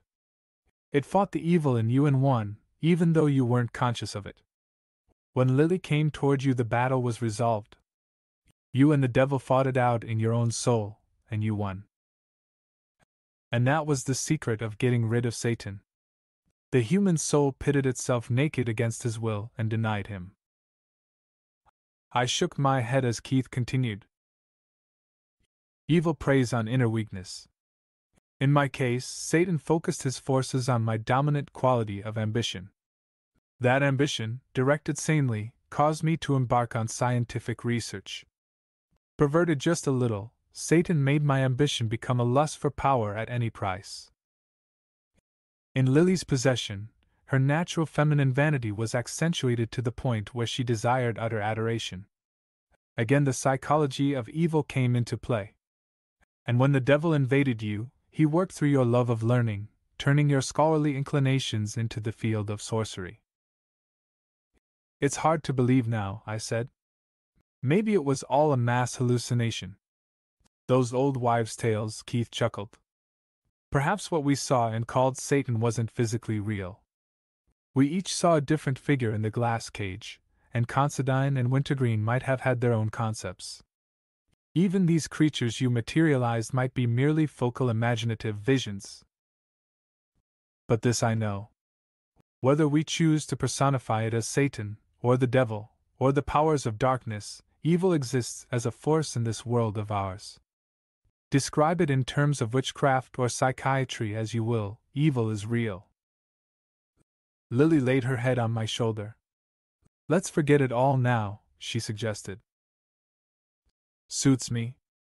Got any methods to suggest? Well, if you're not too sick. I feel swell. Well, if you're not too sick, I suggest we celebrate. Fine idea, I responded. Sure, said Keith. Let's go out and raise hell. Why, what's the matter? Nothing at all, I replied, and promptly fainted. The Black Stone. By Robert E. Howard. Weird Tales, November 1931. They say foul beings of old times still lurk in dark, forgotten corners of the world, and gates still gape to loose on certain nights. Shapes pent in hell. Justin Jeffrey. I read of it first in the strange book of von Junt, the German eccentric who lived so curiously and died in such grisly and mysterious fashion. It was my fortune to have access to his nameless cults in the original edition, the so-called Black Book, published in Dusseldorf in 1839, shortly before a hounding doom overtook the author. Collectors of rare literature are familiar with nameless cults mainly through the cheap and faulty translation which was pirated in London by Bridewell in 1845, and the carefully expurgated edition put out by the Golden Goblin Press of New York in 1909. But the volume I stumbled upon was one of the unexpurgated German copies, with heavy leather covers and rusty iron hasps. I doubt if there are more than half a dozen such volumes in the entire world today, for the quantity issued was not great, and when the manner of the author's demise was bruited about, many possessors of the book burned their volumes in panic. Vaughan Junt spent his entire life, 1795 to 1840, delving into forbidden subjects. He traveled in all parts of the world, gained entrance into innumerable secret societies, and read countless little-known and esoteric books and manuscripts in the original, and in the chapters of the Black Book, which range from startling clarity of exposition to murky ambiguity. There are statements and hints to freeze the blood of a thinking man. Reading what Vaughan Junt dared put in print arouses uneasy speculations as to what it was that he dared not tell. What dark matters, for instance, were contained in those closely written pages that formed the unpublished manuscript on which he worked unceasingly for months before his death, and which lay torn and scattered all over the floor of the locked and bolted chamber in which Vaughan Junt was found dead with the marks of taloned fingers on his throat. It will never be known, for the author's closest friend, the Frenchman Alexis Ledoux, after having spent a whole night piecing the fragments together, and reading what was written, burned them to ashes and cut his own throat with a razor. But the contents of the published matter are shuddersome enough, even if one accepts the general view that they but represent the ravings of a madman. There among many strange things I found mention of the Black Stone, that curious, sinister monolith that broods among the mountains of Hungary, and about which so many dark legends cluster. Van Junt did not devote much space to it. The bulk of his grim work concerns cults and objects of dark worship which he maintained existed in his day, and it would seem that the Black Stone represents some order or being lost and forgotten centuries ago. But he spoke of it as one of the keys, a phrase used many times by him, in various relations, and constituting one of the obscurities of his work. And he hinted briefly at curious sights to be seen about the monolith on Midsummer's Night. He mentioned Otto Dossmann's theory that this monolith was a remnant of the Hunnish invasion and had been erected to commemorate a victory of Attila over the Goths. Vaughan Junt contradicted this assertion without giving any refutatory facts, merely remarking that to attribute the origin of the Black Stone to the Huns was as logical as assuming that William the Conqueror reared Stonehenge. This implication of enormous antiquity piqued my interest immensely, and after some difficulty I succeeded in locating a rat-eaten and moldering copy of Dossmann's Remnants of Lost Empires, Berlin, 1809, Der Drachenhaus Press. I was disappointed to find that Dossmann referred to the Black Stone even more briefly than had Vaughan Junt, dismissing it with a few lines as an artifact comparatively modern in contrast with the Greco-Roman ruins of Asia Minor which were his pet theme. He admitted his inability to make out the defaced characters on the monolith, but pronounced them unmistakably Mongoloid. However, little as I learned from Dossmann, he did mention the name of the village adjacent to the Black Stone, Stregwaver, an ominous name, meaning something like Witch Town.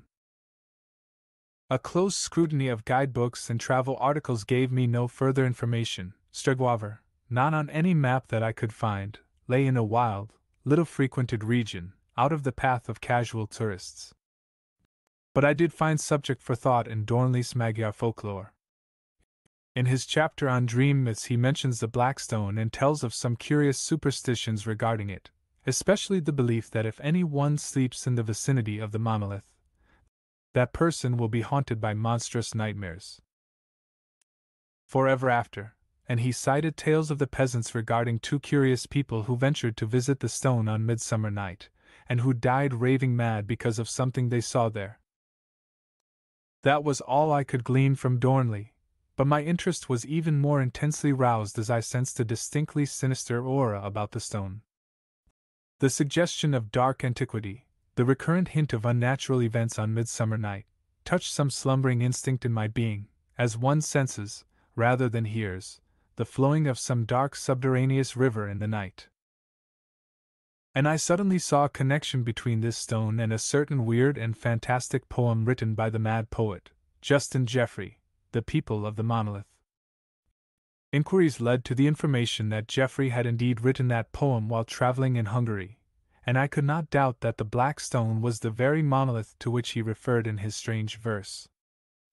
Reading his stanzas again, I felt once more the strange dim stirrings of subconscious promptings that I had noticed when first reading of the stone. I had been casting about for a place to spend a short vacation, and I made up my mind. I went to Stregwaver.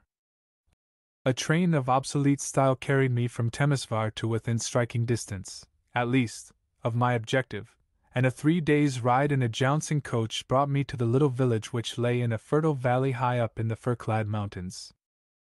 The journey itself was uneventful, but during the first day we passed the old battlefield of Skonval, where the brave Polish-Hungarian knight, Count Boris Vladinov, made his gallant and futile stand against the victorious hosts of Suleiman the Magnificent, when the Grand Turk swept over Eastern Europe in 1526. The driver of the coach pointed out to me a great heap of crumbling stones on a hill nearby, under which, he said, the bones of the brave Count lay. I remembered a passage from Larsen's Turkish Wars. After the skirmish, in which the Count with his small army had beaten back the Turkish advance guard, the Count was standing beneath the half-ruined walls of the old castle on the hill, giving orders as to the disposition of his forces, when an aide brought to him a small lacquered case which had been taken from the body of the famous Turkish scribe and historian, Selim Bahadur, who had fallen in the fight. The Count took therefrom a roll of parchment, and began to read, but he had not read far before he turned very pale and, without saying a word, replaced the parchment in the case and thrust the case into his cloak. At that very instant a hidden Turkish battery suddenly opened fire, and the balls striking the old castle, the Hungarians were horrified to see the walls crash down in ruin, completely covering the brave Count. Without a leader the gallant little army was cut to pieces, and in the war-swept years which followed, the bones of the noblemen were never recovered. Today the natives point out a huge and moldering pile of ruins near Skonval, beneath which, they say, still rests all that the centuries have left of Count Boris Vladinov. I found the village of Stregwaver a dreamy, drowsy little village that apparently belied its sinister cognomen, a forgotten back eddy that progress had passed by. The quaint houses and the quainter dress and manners of the people were those of an earlier century. They were friendly, mildly curious but not inquisitive, though visitors from the outside world were extremely rare. 10 years ago another American came here and stayed a few days in the village, said the owner of the tavern where I had put up, a young fellow and queer acting, mumbled to himself, a poet, I think. I knew he must mean Justin Jeffrey. Yes, he was a poet, I answered, and he wrote a poem about a bit of scenery near this very village. Indeed. Mine host's interest was aroused. Then, since all great poets are strange in their speech and actions, he must have achieved great fame, for his actions and conversations were the strangest of any man I ever knew. As is usual with artists, I answered, most of his recognition has come since his death. He is dead, then? He died screaming in a madhouse 5 years ago. Too bad, sighed mine host sympathetically. Poor lad, he looked too long at the black stone. My heart gave a leap, but I masked my keen interest and said casually, I have heard something of this black stone, somewhere near this village, is it not? Nearer than Christian folk wish, he responded. Look! He drew me to a lattice window and pointed up at the fir-clad slopes of the brooding blue mountains. There beyond where you see the bare face of that jutting cliff stands that accursed stone. Would that it were ground to powder and the powder flung into the Danube to be carried to the deepest ocean. Once men tried to destroy the thing, but each man who laid hammer or maul against it came to an evil end. So now the people shun it. What is there so evil about it? I asked curiously. It is a demon haunted thing, he answered uneasily and with the suggestion of a shudder. In my childhood, I knew a young man who came up from below and laughed at our traditions. In his foolhardiness, he went to the stone one midsummer night and at dawn stumbled into the village again, stricken dumb and mad. Something had shattered his brain and sealed his lips, for until the day of his death, which came soon after, he spoke only to utter terrible blasphemies, or to slaver gibberish. My own nephew, when very small, was lost in the mountains and slept in the woods near the stone, and now in his manhood he is tortured by foul dreams, so that at times he makes the night hideous with his screams and wakes with cold sweat upon him. But let us talk of something else, it is not good to dwell upon such things. I remarked on the evident age of the tavern, and he answered with pride, the foundations are more than 400 years old. The original house was the only one in the village which was not burned to the ground when Suleiman's devils swept through the mountains. Here, in the house that then stood on these same foundations, it is said, the scribe Salim Bahadur had his headquarters while ravaging the country hereabouts. I learned then that the present inhabitants of Stregwaver are not descendants of the people who dwelt there before the Turkish raid of 1526. The victorious Moslems left no living human in the village or the vicinity thereabouts when they passed over. Men, women, and children they wiped out in one red holocaust of murder, leaving a vast stretch of country silent and utterly deserted. The present people of Stregwaver are descended from hardy settlers from the lower valleys who came into the upper levels and rebuilt the ruined village after the Turk was thrust back. Mine host did not speak of the extermination of the original inhabitants with any great resentment, and I learned that his ancestors in the lower levels had looked on the mountaineers with even more hatred and aversion than they regarded the Turks. He was rather vague regarding the causes of this feud, but said that the original inhabitants of Stregwaver had been in the habit of making stealthy raids on the lowlands and stealing girls and children. Moreover, he said that they were not exactly of the same blood as his own people. The sturdy, original Magyar Slavic stock had mixed and intermarried with a degraded aboriginal race until the breeds had blended, producing an unsavory amalgamation. Who these aborigines were, he had not the slightest idea, but maintained that they were pagans and had dwelt in the mountains since time immemorial, before the coming of the conquering peoples. I attach little importance to this tale, seeing in it merely a parallel to the amalgamation of Celtic tribes with Mediterranean aborigines in the Galloway Hills, with the resultant mixed race which, as Picts, has such an extensive part in Scotch legendary. Time has a curiously foreshortening effect on folklore, and just as tales of the Picts became intertwined with legends of an older Mongoloid race, so that eventually the Picts were ascribed the repulsive appearance of the squat primitives, whose individuality merged, in the telling, into Pictish tales, and was forgotten, so, I felt, the supposed inhuman attributes of the first villagers of Stregwaver could be traced to older, outworn myths with invading Huns and Mongols. The morning after my arrival I received directions from mine host, who gave them worriedly, and set out to find the Black Stone. A few hours' tramp up the fir-covered slopes brought me to the face of the rugged, solid stone cliff which jutted boldly from the mountainside. A narrow trail wound up it, and mounting this, I looked out over the peaceful valley of Stregwaver, which seemed to drowse, guarded on either hand by the great blue mountains. No huts or any sign of human tenancy showed.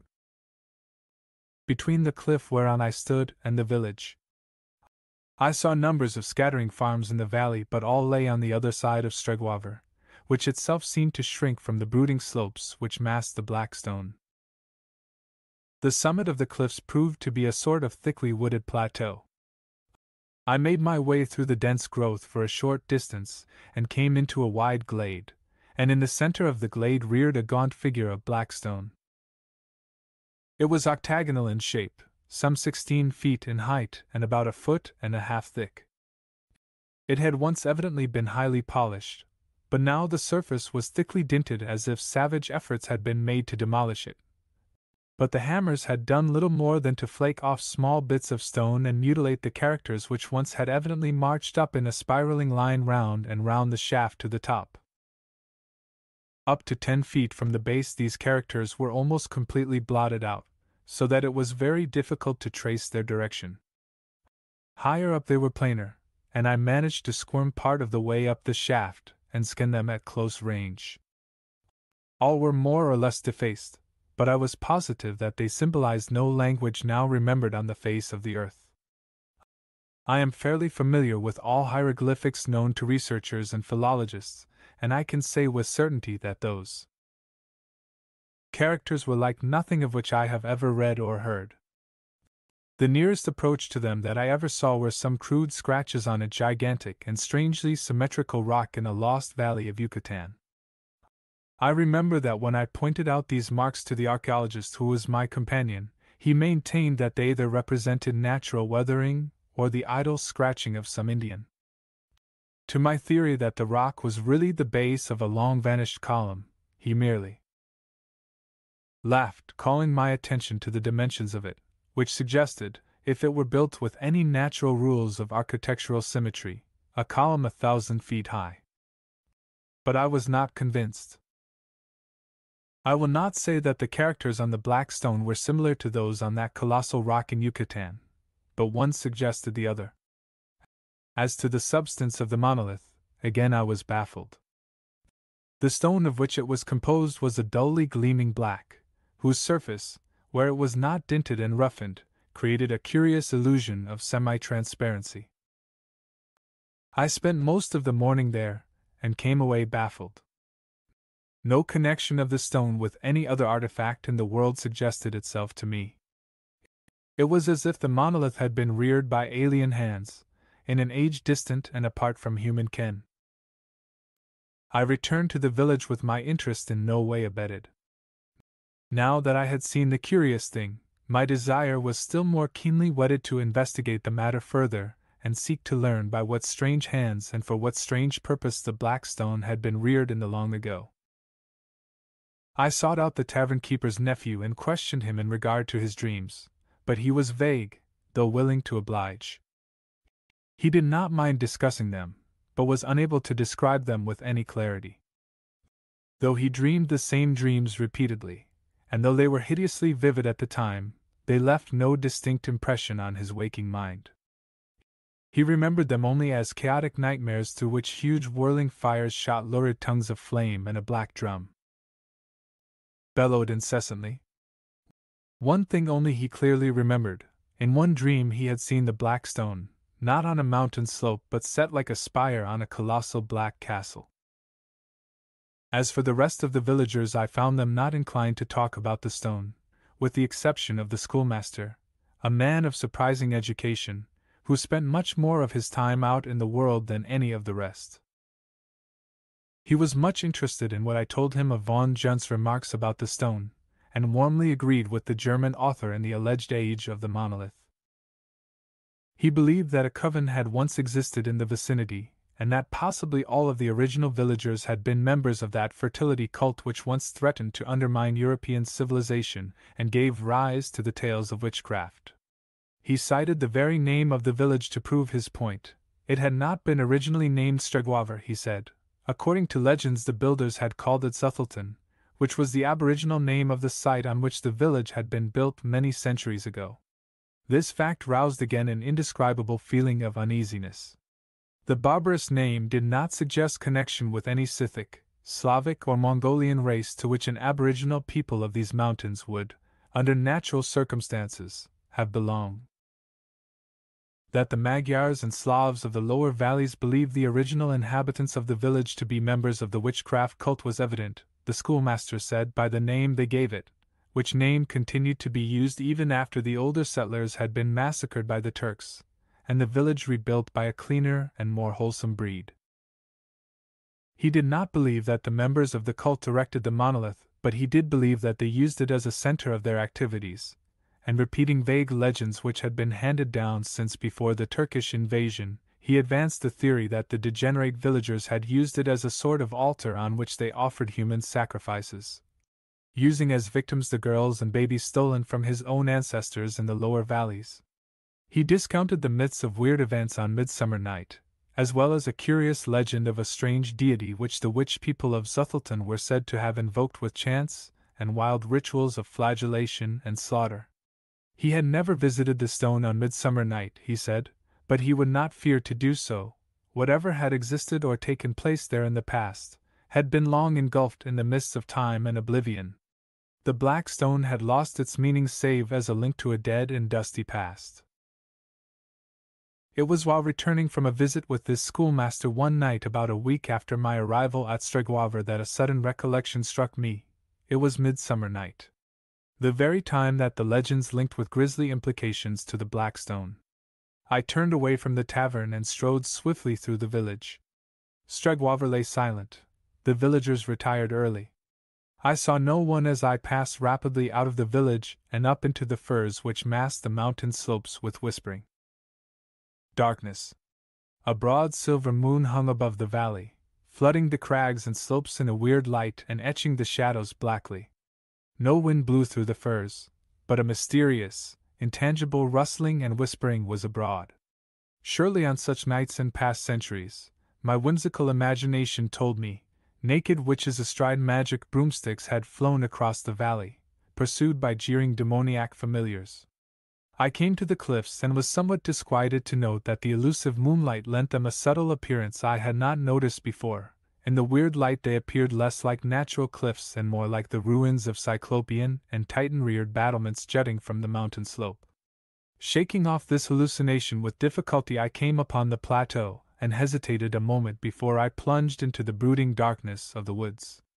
A sort of breathless tenseness hung over the shadows, like an unseen monster holding its breath lest it scare away its prey. I shook off the sensation, a natural one, considering the eeriness of the place and its evil reputation, and made my way through the wood, experiencing a most unpleasant sensation that I was being followed, and halting once, sure that something clammy and unstable had brushed against my face in the darkness. I came out into the glade and saw the tall monolith rearing its gaunt height above the sward. At the edge of the woods on the side toward the cliffs was a stone which formed a sort of natural seat. I sat down, reflecting that it was probably while there that the mad poet, Justin Geoffrey, had written his fantastic People of the Monolith. Mine host thought that it was the stone which had caused Geoffrey's insanity, but the seeds of madness had been sown in the poet's brain long before he ever came to Stregwaver. A glance at my watch showed that the hour of midnight was close at hand. I leaned back, waiting whatever ghostly demonstration might appear. A thin night wind started up among the branches of the firs, with an uncanny suggestion of faint, unseen pipes whispering an eerie and evil tune. The monotony of the sound and my steady gazing at the monolith produced a sort of self-hypnosis upon me. I grew drowsy. I fought this feeling, but sleep stole on me in spite of myself. The monolith seemed to sway and dance, strangely distorted to my gaze, and then I slept. I opened my eyes and sought to rise, but lay still, as if an icy hand gripped me helpless. Cold terror stole over me. The glade was no longer deserted. It was thronged by a silent crowd of strange people, and my distended eyes took in strange barbaric details of costume which my reason told me were archaic and forgotten even in this backward land. Surely, I thought, these are villagers who have come here to hold some fantastic conclave, but another glance told me that these people were not of the folk of Stregwaver. They were a shorter, more squat race, whose brows were lower, whose faces were broader and duller. Some had Slavic and Magyar features, but those features were degraded as from a mixture of some baser, alien strain I could not classify. Many wore the hides of wild beasts, and their whole appearance, both men and women, was one of sensual brutishness. They terrified and repelled me, but they gave me no heed. They formed in a vast half-circle in front of the monolith and began a sort of chant, flinging their arms in unison and weaving their bodies rhythmically from the waist upward. All eyes were fixed on the top of the stone which they seemed to be invoking. But the strangest of all was the dimness of their voices. Not 50 yards from me hundreds of men and women were unmistakably lifting their voices in a wild chant, Yet those voices came to me as a faint, indistinguishable murmur, as if from across vast leagues of space, or time. Before the monolith stood a sort of brazier from which a vile, nauseous yellow smoke billowed upward, curling curiously in an undulating spiral around the black shaft, like a vast unstable serpent. On one side of this brazier lay two figures, a young girl, stark naked and bound hand and foot, and an infant, apparently only a few months old. On the other side of the brazier squatted a hideous old hag with a queer sort of black drum on her lap. This drum she beat with slow, light blows of her open palms, but I could not hear the sound. The rhythm of the swaying bodies grew faster, and into the space between the people and the monolith sprang a naked young woman, her eyes blazing, her long black hair flying loose. Spinning dizzily on her toes, she whirled across the open space and fell prostrate before the stone, where she lay motionless. The next instant a fantastic figure followed her, a man from whose waist hung a goatskin, and whose features were entirely hidden by a sort of mask made from a huge wolf's head, so that he looked like a monstrous, nightmare being, horribly compounded of elements both human and bestial. In his hand he held a bunch of long fir switches bound together at the larger ends, and the moonlight glinted on a chain of heavy gold looped about his neck. A smaller chain depending from it suggested a pendant of some sort, but this was missing. The people tossed their arms violently, and seemed to redouble their shouts as this grotesque creature loped across the open space with many a fantastic leap and caper. Coming to the woman who lay before the monolith, he began to lash her with the switches he bore, and she leaped up and spun into the wild mazes of the most incredible dance I have ever seen. And her tormentor danced with her, keeping the wild rhythm, matching her every whirl and bound, while incessantly raining cruel blows on her naked body. And at every blow he shouted a single word, over and over, and all the people shouted it back. I could see the working of their lips, and now the faint far-off murmur of their voices merged and blended into one distant shout, repeated over and over with slobbering ecstasy. But what that one word was, I could not make out. In dizzy whirls spun the wild dancers, while the lookers-on, standing still in their tracks, followed the rhythm of their dance with swaying bodies and weaving arms. Madness grew in the eyes of the capering votaress, and was reflected in the eyes of the watchers. Wilder and more extravagant grew the whirling frenzy of that mad dance. It became a bestial and obscene thing, while the old hag howled and battered the drum like a crazy woman, and the switches cracked out a devil's tune. Blood trickled down the dancer's limbs, but she seemed not to feel the lashing save as a stimulus for further enormities of outrageous motion. Bounding into the midst of the yellow smoke which now spread out tenuous tentacles to embrace both flying figures, she seemed to merge with that foul fog and veil herself with it. Then emerging into plain view, closely followed by the beast thing that flogged her, she shot into an indescribable, explosive burst of dynamic mad motion, and on the very crest of that mad wave, she dropped suddenly to the sward, quivering and panting as if completely overcome by her frenzied exertions. The lashing continued with unabated violence and intensity, and she began to wriggle toward the monolith on her belly. The priest, or such I will call him, followed, lashing her unprotected body with all the power of his arm as she writhed along, leaving a heavy track of blood on the trampled earth. She reached the monolith, and gasping and panting, flung both arms about it, and covered the cold stone with fierce hot kisses, as in frenzied and unholy adoration. The fantastic priest bounded high in the air, flinging away the red-dabbled switches, and the worshippers, howling and foaming at the mouths, turned on each other with tooth and nail, rending one another's garments and flesh in a blind passion of bestiality. The priest swept up the infant with a long arm, and shouting again that name, whirled the wailing babe high in the air and dashed its brains out against the monolith, leaving a ghastly stain on the black surface. Cold with horror I saw him rip the tiny body open with his bare brutish fingers and fling handfuls of blood on the shaft, then toss the red and torn shape into the brazier, extinguishing flame and smoke in the crimson rain, while the maddened brutes behind him howled over and over that name. Then suddenly they all fell prostrate, writhing like snakes, while the priest flung wide his gory hands as in triumph. I opened my mouth to scream my horror and loathing, but only a dry rattle sounded. A huge monstrous toad-like thing squatted on the top of the monolith. I saw its bloated, repulsive and unstable outline against the moonlight, and set in what would have been the face of a natural creature, its huge, blinking eyes which reflected all the lust, abysmal greed, obscene cruelty and monstrous evil that has stalked the sons of men since their ancestors mowed blind and hairless in the tree-tops. In those grisly eyes were mirrored all the unholy things and vile secrets that sleep in the cities under the sea, and that skulk from the light of day in the blackness of primordial caverns.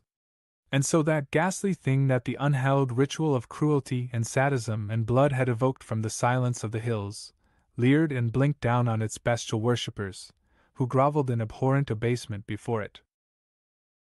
Now the beast-masked priest lifted the bound and weakly writhing girl in his brutish hands and held her up toward that horror on the monolith. And as that monstrosity sucked in its breath, lustfully and slobberingly, something snapped in my brain and I fell into a merciful faint. I opened my eyes on a still white dawn. All the events of the night rushed back on me and I sprang up, then stared about me in amazement. The monolith brooded gaunt and silent above the sward which waved, green and untrampled, in the morning breeze. A few quick strides took me across the glade. Here had the dancers leaped and bounded until the ground should have been trampled bare, and here had the votaress wriggled her painful way to the stone, streaming blood on the earth. But no drop of crimson showed on the uncrushed sward. I looked, shudderingly, at the side of the monolith against which the bestial priest had brained the stolen baby, but no dark stain nor grisly clot showed there. A dream. It had been a wild nightmare, or else, I shrugged my shoulders. What vivid clarity for a dream! I returned quietly to the village and entered the inn without being seen. And there I sat meditating over the strange events of the night. More and more was I prone to discard the dream theory. That what I had seen was illusion, and without material substance, was evident. But I believed that I had looked on the mirrored shadow of a deed perpetrated in ghastly actuality in bygone days. But how was I to know? What proof to show that my vision had been a gathering of foul specters rather than a mere nightmare originating in my own brain? As if for answer a name flashed into my mind, Selim Bahadur. According to legend, this man, who had been a soldier as well as a scribe, had commanded that part of Suleiman's army which had devastated Stregwaver. It seemed logical enough, and if so, he had gone straight from the blotted-out countryside to the bloody field of Skonval, and his doom. I sprang up with a sudden shout. That manuscript which was taken from the Turk's body, and which Count Boris shuddered over, might it not contain some narration of what the conquering Turks found in Stregwaver? What else could have shaken the iron nerves of the Polish adventurer? And since the bones of the Count had never been recovered, what more certain than that the lacquered case, with its mysterious contents, still lay hidden beneath the ruins that covered Boris Vladinov? I began packing my bag with fierce haste.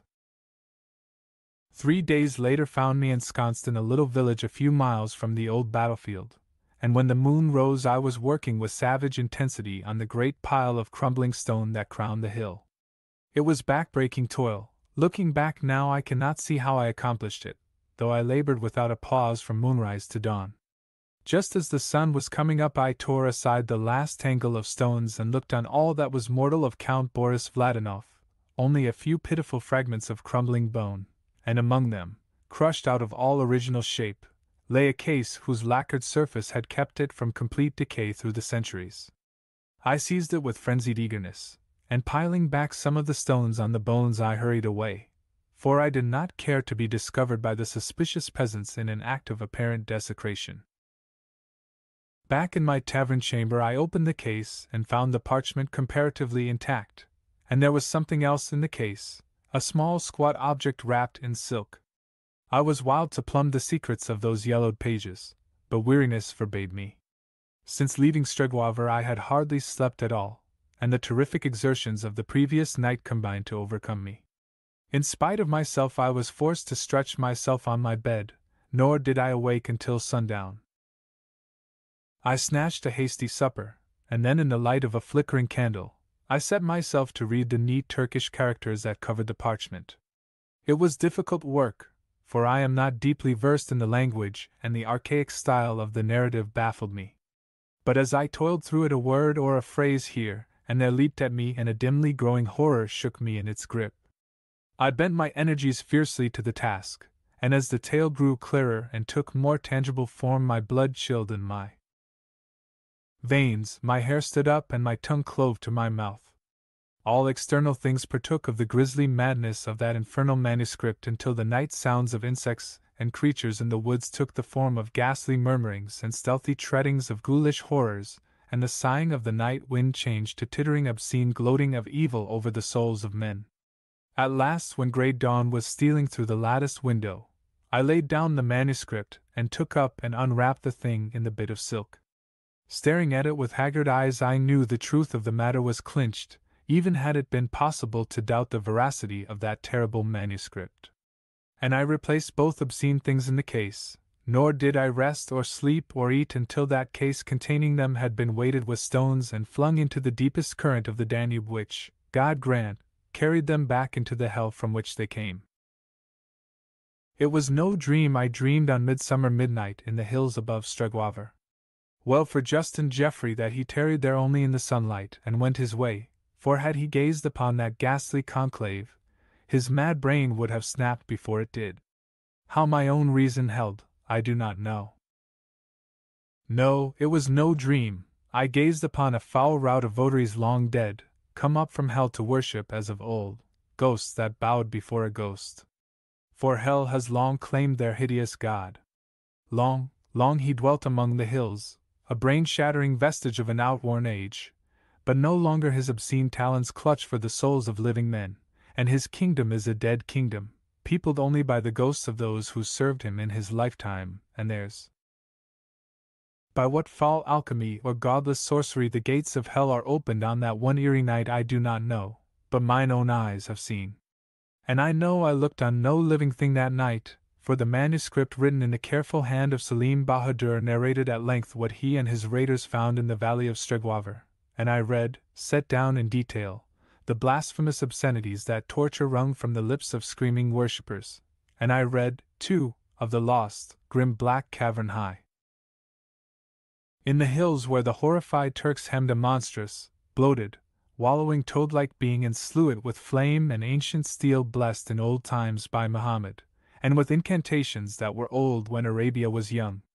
And even staunch old Selim's hand shook as he recorded the cataclysmic, earth-shaking death howls of the monstrosity, which died not alone, for a half-score of his slayers perished with him, in ways that Selim would not or could not describe.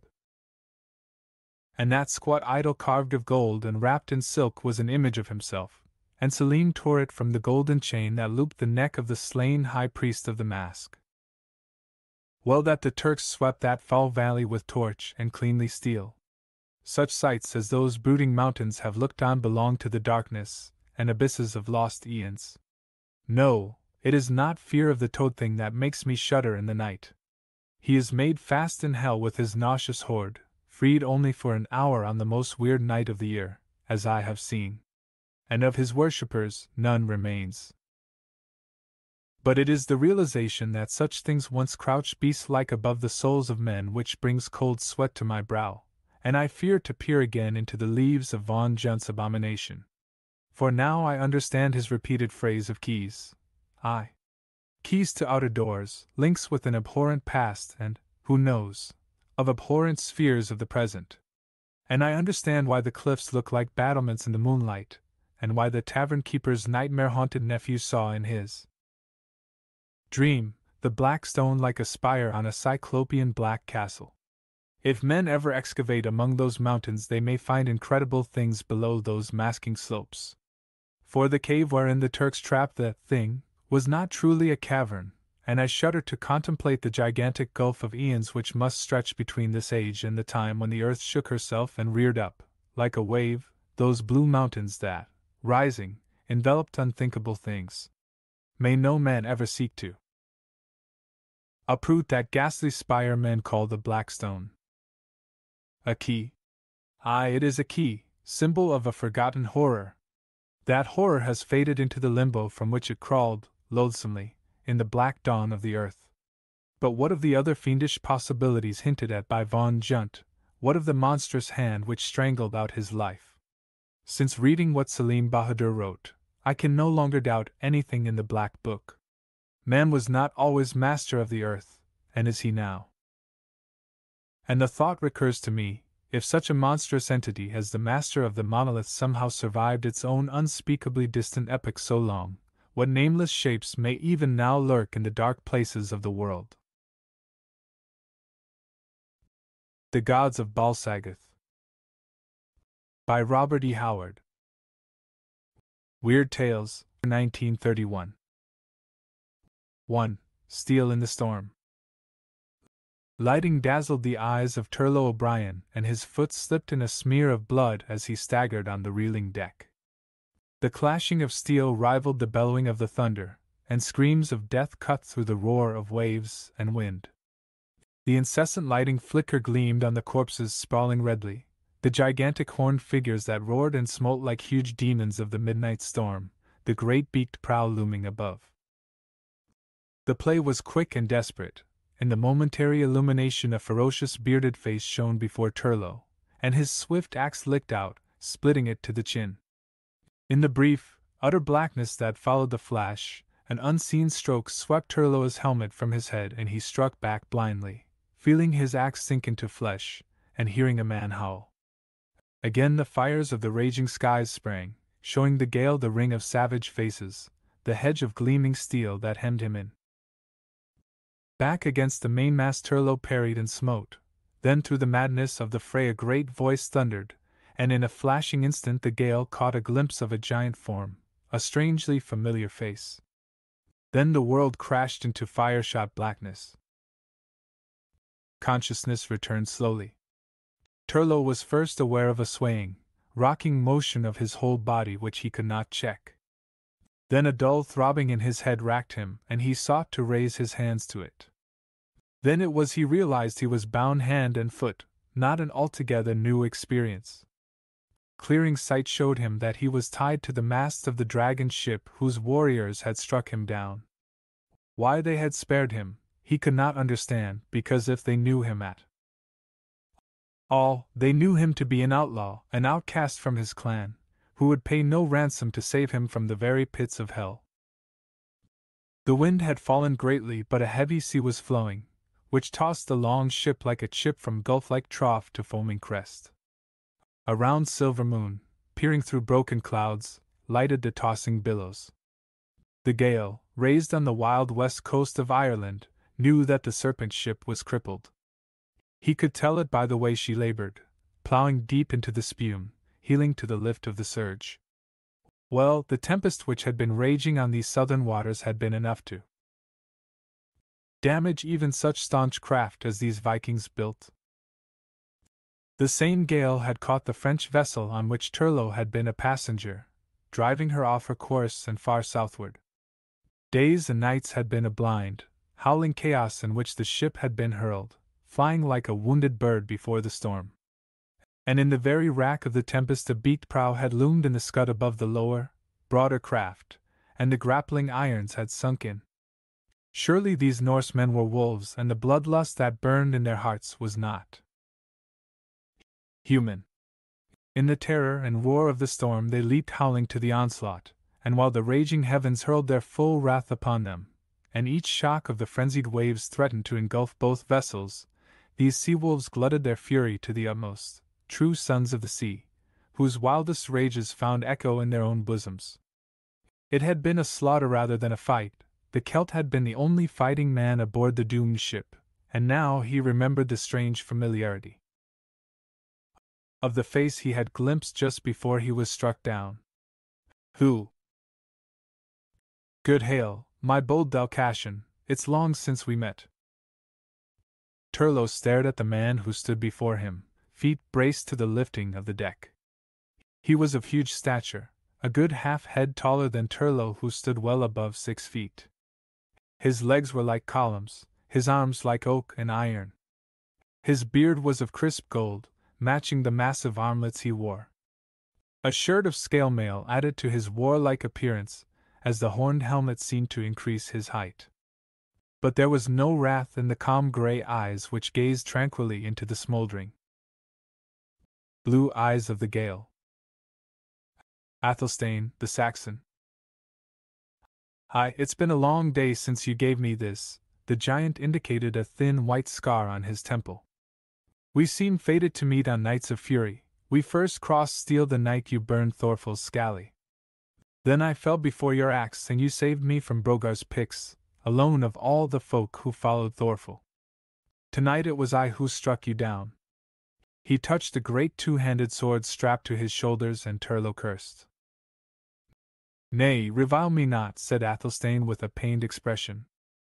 I could have slain you in the press I struck with the flat, but knowing you Irish have cursed hard skulls, I struck with both hands. You have been senseless for hours. Lodbrog would have slain you with the rest of the merchant ship's crew, but I claimed your life. But the Vikings would only agree to spare you on condition that you be bound to the mast. They know you of old. Where are we? Ask me not. The storm blew us far out of our course. We were sailing to harry the coasts of Spain, when chance threw us in with your vessel. Of course we seized the opportunity, but there was scant spoil. Now we are racing with the sea flow, unknowing. The steer sweep is crippled and the whole ship lamed. We may be riding the very rim of the world for aught I know. Swear to join us and I will loose you. Swear to join the hosts of hell, snarled Turlo. Rather will I go down with the ship and sleep forever under the green waters, bound to this mast. My only regret is that I cannot send more sea-wolves to join the 100-odd I have already sent to purgatory. Well, well, said Athelstane tolerantly, a man must eat. Here, I will loose your hands at least. Now, set your teeth into this joint of meat. Turlo bent his head to the great joint and tore at it ravenously. The Saxon watched him a moment, then turned away.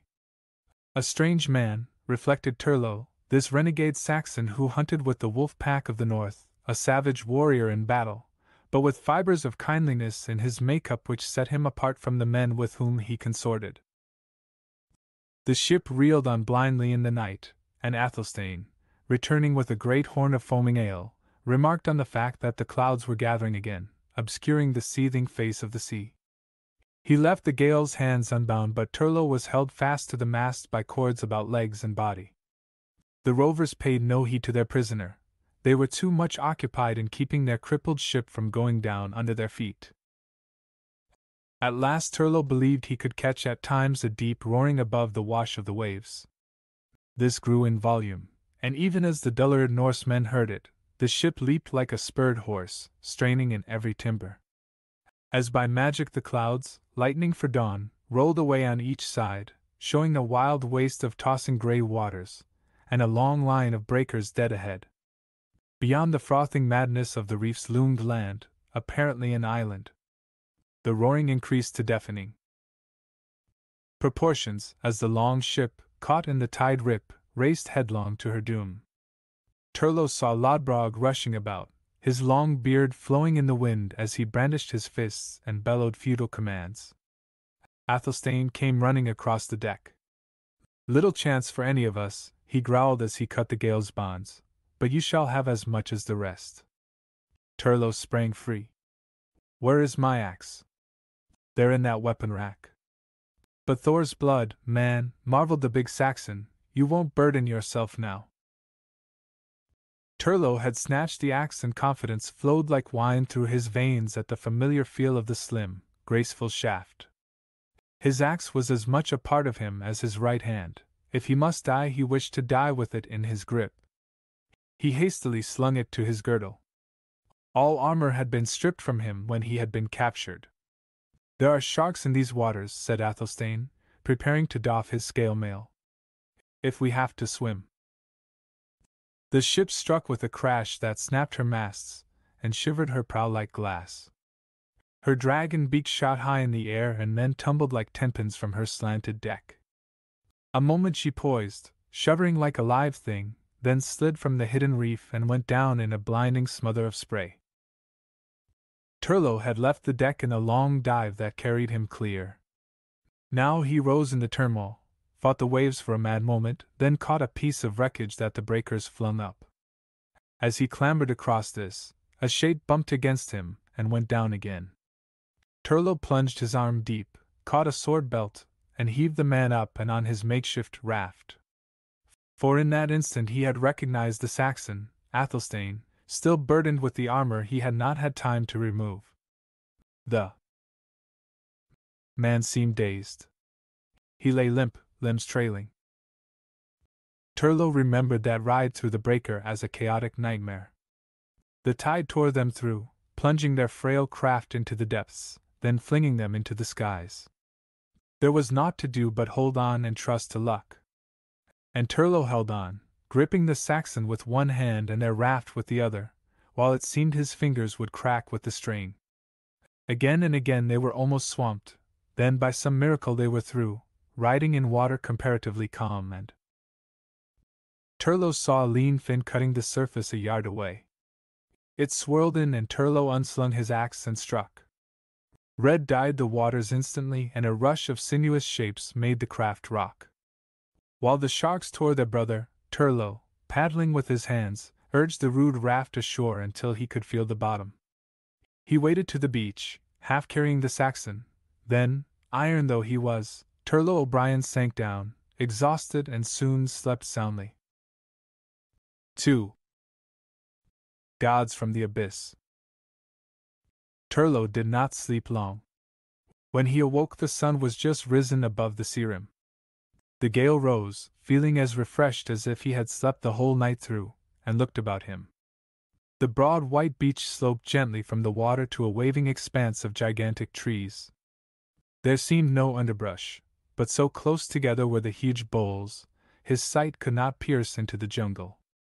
Athelstane was standing some distance away on a spit of sand that ran out into the sea. The huge Saxon leaned on his great sword and gazed out toward the reefs. Here and there on the beach lay the stiff figures that had been washed ashore. A sudden snarl of satisfaction broke from Turlo's lips. Here at his very feet was a gift from the gods. A dead Viking lay there, fully armed in the helmet and mail shirt he had not had time to doff when the ship foundered, and Turlo saw they were his own. Even the round light buckler strapped to the Norseman's back was his. Turlo did pause to wonder how all his accoutrements had come into the possession of one man, but stripped the dead and donned the plain round helmet and the shirt of black chain mail. Thus armed he went up the beach toward Athelstane, his eyes gleaming unpleasantly. The Saxon turned as he approached. "Hail to you, Gale," he greeted. "We be all of Lodbrog's ship people left alive. The hungry green sea drank them all. By Thor, I owe my life to you. What with the weight of mail, and the crack my skull got on the rail, I had most certainly been food for the shark but for you. It all seems like a dream now." "You saved my life," snarled Turlo. "I saved yours. Now the debt is paid, the accounts are squared, so up with your sword and let us make an end." Athelstane stared. "You wish to fight me? Why, what?" "I hate your breed as I hate Satan," roared the Gale, a tinge of madness in his blazing eyes. "Your wolves have ravaged my people for 500 years. The smoking ruins of the Southland, the seas of spilled blood call for vengeance. The screams of 1,000 ravished girls are ringing in my ears, night and day. Would that the North had but a single breast for my axe to cleave. But I am no Norseman," rumbled the giant in worriment. "The more shame to you, renegade," raved the maddened Gale. "Defend yourself lest I cut you down in cold blood." "This is not to my liking," protested Athelstane, lifting his mighty blade, his grey eyes serious but unafraid. "Men speak truly who say there is madness in you." Words ceased as the men prepared to go into deadly action. The Gale approached his foe, crouching panther-like, eyes ablaze. The Saxon waited the onslaught, feet braced wide apart, sword held high in both hands. It was Turlo's axe and shield against Athelstane's two-handed sword. In a contest one stroke might end either way. Like two great jungle beasts they played their deadly, wary game then. Even as Turlo's muscles tensed for the death leap, a fearful sound split the silence. Both men started and recoiled. From the depths of the forest behind them rose a ghastly and inhuman scream. Shrill, yet of great volume, it rose higher and higher until it ceased at the highest pitch, like the triumph of a demon, like the cry of some grisly ogre gloating over its human prey. Thor's blood! Gasped the Saxon, letting his sword point fall. What was that? Turlo shook his head. Even his iron nerve was slightly shaken. Some fiend of the forest. This is a strange land and a strange sea. Mayhaps Satan himself reigns here and it is the gate to hell. Athelstane looked uncertain. He was more pagan than Christian and his devils were heathen devils. But they were none the less grim for that. Well, said he, let us drop our quarrel until we see what it may be. Two blades are better than one, whether for man or devil. A wild shriek cut him short. This time it was a human voice, blood-chilling in its horror and despair. Simultaneously came the swift patter of feet, and the lumbering rush of some heavy body among the trees. The warriors wheeled toward the sound, and out of the deep shadows a half-naked woman came flying like a white leaf blown on the wind. Her loose hair streamed like a flame of gold behind her, her white limbs flashed in the morning sun, her eyes blazed with frenzied terror. And behind her, even Turlo's hair stood up. The thing that pursued the fleeing girl was neither man nor beast. In form it was like a bird, but such a bird as the rest of the world had not seen for many an age. Some 12 feet high it towered, and its evil head with the wicked red eyes and cruel curved beak was as big as a horse's head. The long arched neck was thicker than a man's thigh, and the huge taloned feet could have gripped the fleeing woman as an eagle grips a sparrow. This much Turlo saw in one glance as he sprang between the monster and its prey, who sank down with a cry on the beach. It loomed above him like a mountain of death, and the evil beak darted down, denting the shield he raised and staggering him with the impact. At the same instant he struck, but the keen axe sank harmlessly into a cushioning mass of spiky feathers. Again the beak flashed at him, and his sidelong leap saved his life by a hair's breadth. And then Athelstane ran in, and, bracing his feet wide, swung his great sword with both hands and all his strength. The mighty blade sheared through one of the tree-like legs below the knee, and with an abhorrent screech, the monster sank on its side, flapping its short, heavy wings wildly. Turlo drove the back spike of his axe between the glaring red eyes, and the gigantic bird kicked convulsively, and lay still. Thor's blood. Athelstane's grey eyes were blazing with battle lust. Truly we've come to the rim of the world. Watch the forest lest another come forth, snapped Turlo, turning to the woman who had scrambled to her feet and stood panting, eyes wide with wonder. She was a splendid young animal, tall, clean-limbed, slim and shapely. Her only garment was a sheer bit of silk hung carelessly about her hips. But though the scantiness of her dress suggested the savage, her skin was snowy white, her loose hair of purest gold, and her eyes gray. Now she spoke hastily, stammeringly, in the tongue of the Norse, as if she had not so spoken in years. You, who are you men? When come you? What do you on the Isle of the Gods? Thor's blood, rumbled the Saxon, she's of our own kind. Not mine, snapped Turlo, unable even in that moment to forget his hate for the people of the North. The girl looked curiously at the two. The world must have changed greatly since I left it, she said, evidently in full control of herself once more, else how is it that wolf and wild bull hunt together? By your black hair, you are a Gael, and you, big man, have a slur in your speech that can be naught but Saxon. We are two outcasts, answered Turlo. You see these dead men lining the strand. They were the crew of the dragon ship which bore us here, storm-driven. This man, Athelstane, once of Wessex, was a swordsman on that ship and I was a captive. I am Turlo Dub, once a chief of Clan Na O'Brien. Who are you and what land is this? This is the oldest land in the world, answered the girl. Rome, Egypt, Cathay is but infants beside it. I am Brunhild, daughter of Rain Thorfinn's son, of the Orkneys, and until a few days ago, queen of this ancient kingdom. Turlo looked uncertainly at Athelstane. This sounded like sorcery. After what we have just seen, rumbled the giant, I am ready to believe anything. But are you in truth Rain Thorfinn's son's stolen child? I, cried the girl, I am that one. I was stolen when Tostig the Mad raided the Orkneys and burned Rain's steading in the absence of its master. And then Tostig vanished from the face of the earth, or the sea. Interrupted Athelstane. He was in truth a madman. I sailed with him for a ship harrying many years ago when I was but a youth. And his madness cast me on this island, answered Brunhild, for after he had harried the shores of England, the fire in his brain drove him out into unknown seas, south and ever south until even the fierce wolves he led murmured. Then a storm drove us on yonder reef, though at another part, rending the dragon's ship even as yours was rend last night. Tostig and all his strong men perished in the waves, but I clung to pieces of wreckage and a whim of the gods cast me ashore. Half dead. I was 15 years old. That was 10 years ago.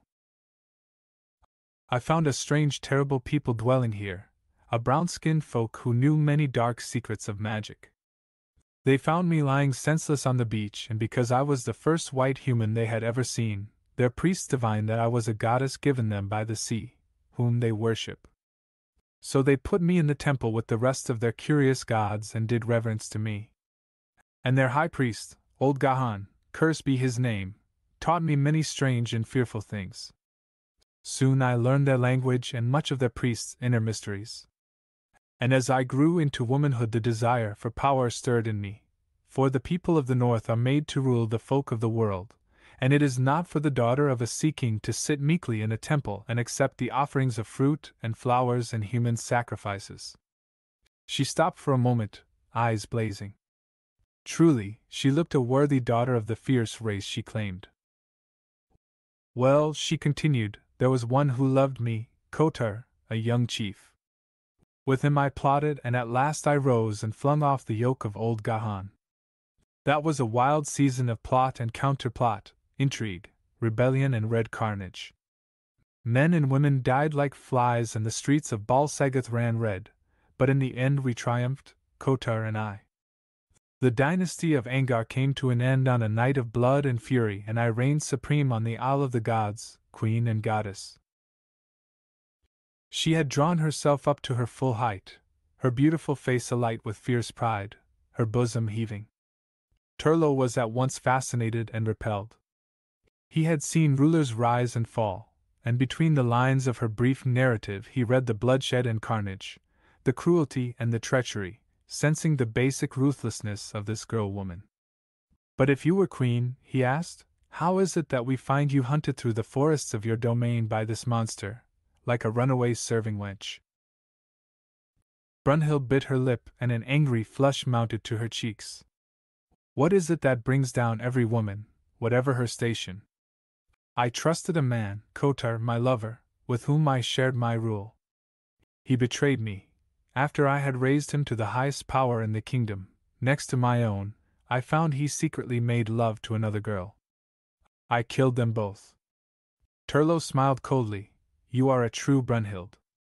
And then what? Kotar was loved by the people. Old Gahan stirred them up. I made my greatest mistake when I let that old one live. Yet I dared not slay him. Well, Gahan rose against me, as I had risen against him, and the warriors rebelled, slaying those who stood faithful to me. Me they took captive but dared not kill, for after all, I was a goddess, they believed. So before dawn, fearing the people would change their minds again and restore me to power, Gahan had me taken to the lagoon which separates this part of the island from the other. The priests rowed me across the lagoon and left me, naked and helpless, to my fate. And that fate was this. Athelstane touched the huge carcass with his foot. Brunhild shuddered. Many ages ago there were many of these monsters on the isle, the legends say. They warred on the people of Balsagoth and devoured them by hundreds. But at last all were exterminated on the main part of the isle, and on this side of the lagoon all died but this one, who had abided here for centuries. In the old times hosts of men came against him, but he was greatest of all the devil birds, and he slew all who fought him. So the priests made a god of him and left this part of the island to him. None comes here except those brought as sacrifices, as I was. He could not cross to the main island, because the lagoon swarms with great sharks which would rend even him to pieces. For a while I eluded him, stealing among the trees, but at last he spied me out, and you know the rest. I owe my life to you. Now what will you do with me? Athelstane looked at Turlo, and Turlo shrugged. What can we do, save starve in this forest? I will tell you, the girl cried in a ringing voice, her eyes blazing anew to the swift working of her keen brain. There is an old legend among this people, that men of iron will come out of the sea and the city of Balsagoth will fall. You, with your mail and helmets, will seem as iron men to these folk who know nothing of armor. You have slain Hrothgalka the bird god, you have come out of the sea as did I, the people will look on you as gods. Come with me and aid me to win back my kingdom. You shall be my right-hand men, and I will heap honors on you. Fine garments, gorgeous palaces, fairest girls shall be yours.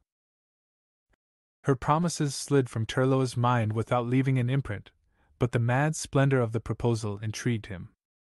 Strongly he desired to look on this strange city of which Brunhild spoke, and the thought of 2 warriors and 1 girl pitted against a whole nation for a crown stirred the utmost depths of his knight-errant Celtic soul. It is well, said he. And what of you, Athelstane?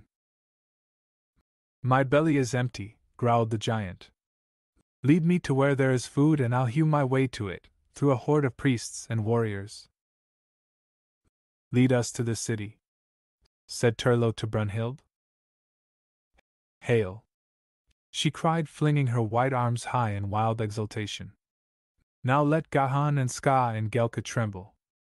With ye at my side I'll win back the crown they tore from me, and this time I'll not spare my enemy. I'll hurl old Gahan from the highest battlement, though the bellowing of his demons shake the very bowels of the earth. And we shall see if the god Jeoelgaroth shall stand against the sword that cut Hrothgalka's leg from under him. Now hew the head from this carcass that the people may know. You have overcome the bird god. Now follow me, for the sun mounts the sky and I would sleep in my own palace tonight. The 3 passed into the shadows of the mighty forest. The interlocking branches, hundreds of feet above their heads, made dim and strange such sunlight as filtered through. No life was seen except for an occasional gaily hued bird or a huge ape.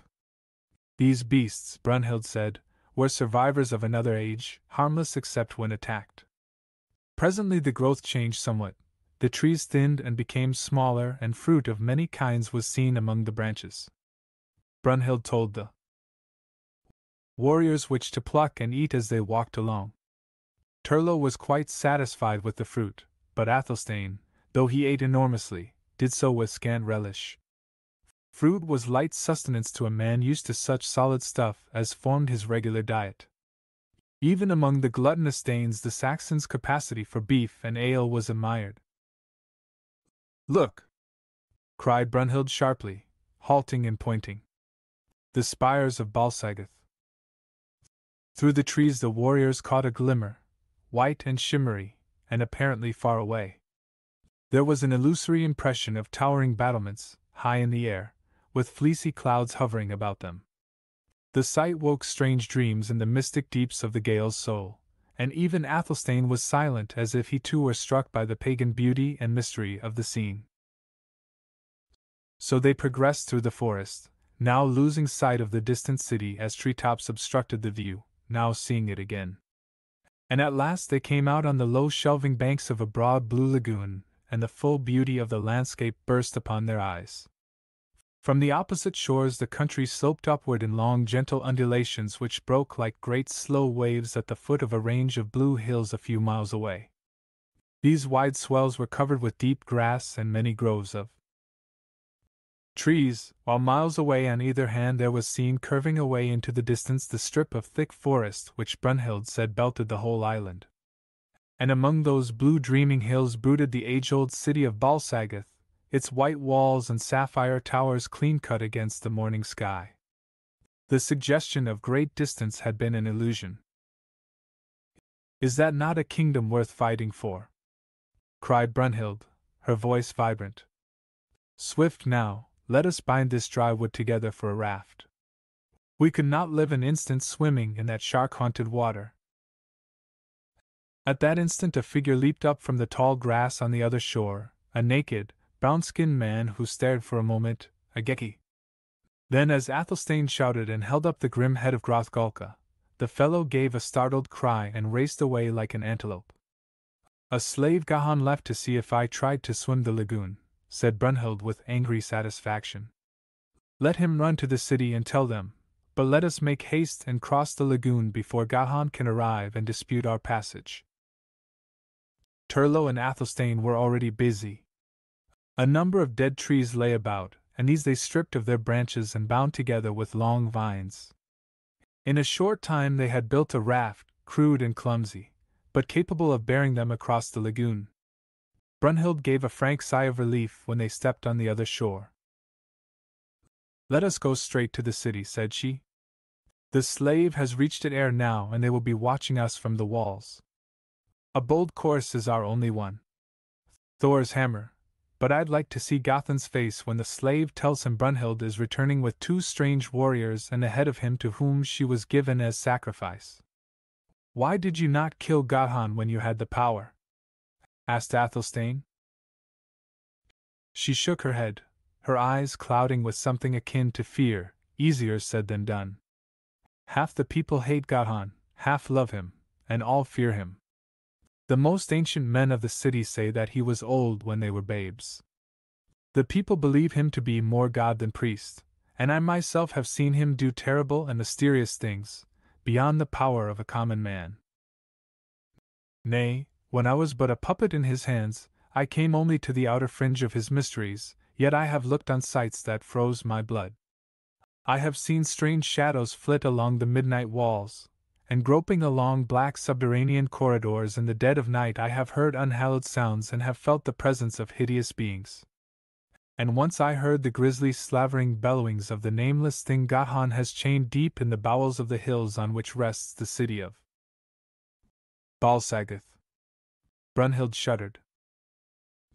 "There are many gods in Balsagueth, but the greatest of all is Jeoelgaroth, the god of darkness who sits forever in the Temple of Shadows. When I overthrew the power of Gahan, I forbade men to worship Jeoelgaroth, and made the priest hail, as the one true deity, Eala, the daughter of the sea, myself. I had strong men take heavy hammers and smite the image of Jeoelgaroth, but their blows only shattered the hammers and gave strange hurts to the men who wielded them. Jeoelgaroth was indestructible and showed no mar.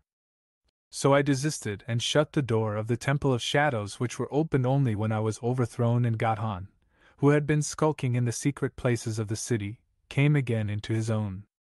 Then Jeoelgaroth reigned again in his full terror, and the idols of Eala were overthrown in the Temple of the Sea, and the priests of Eala died howling on the red-stained altar before the black god.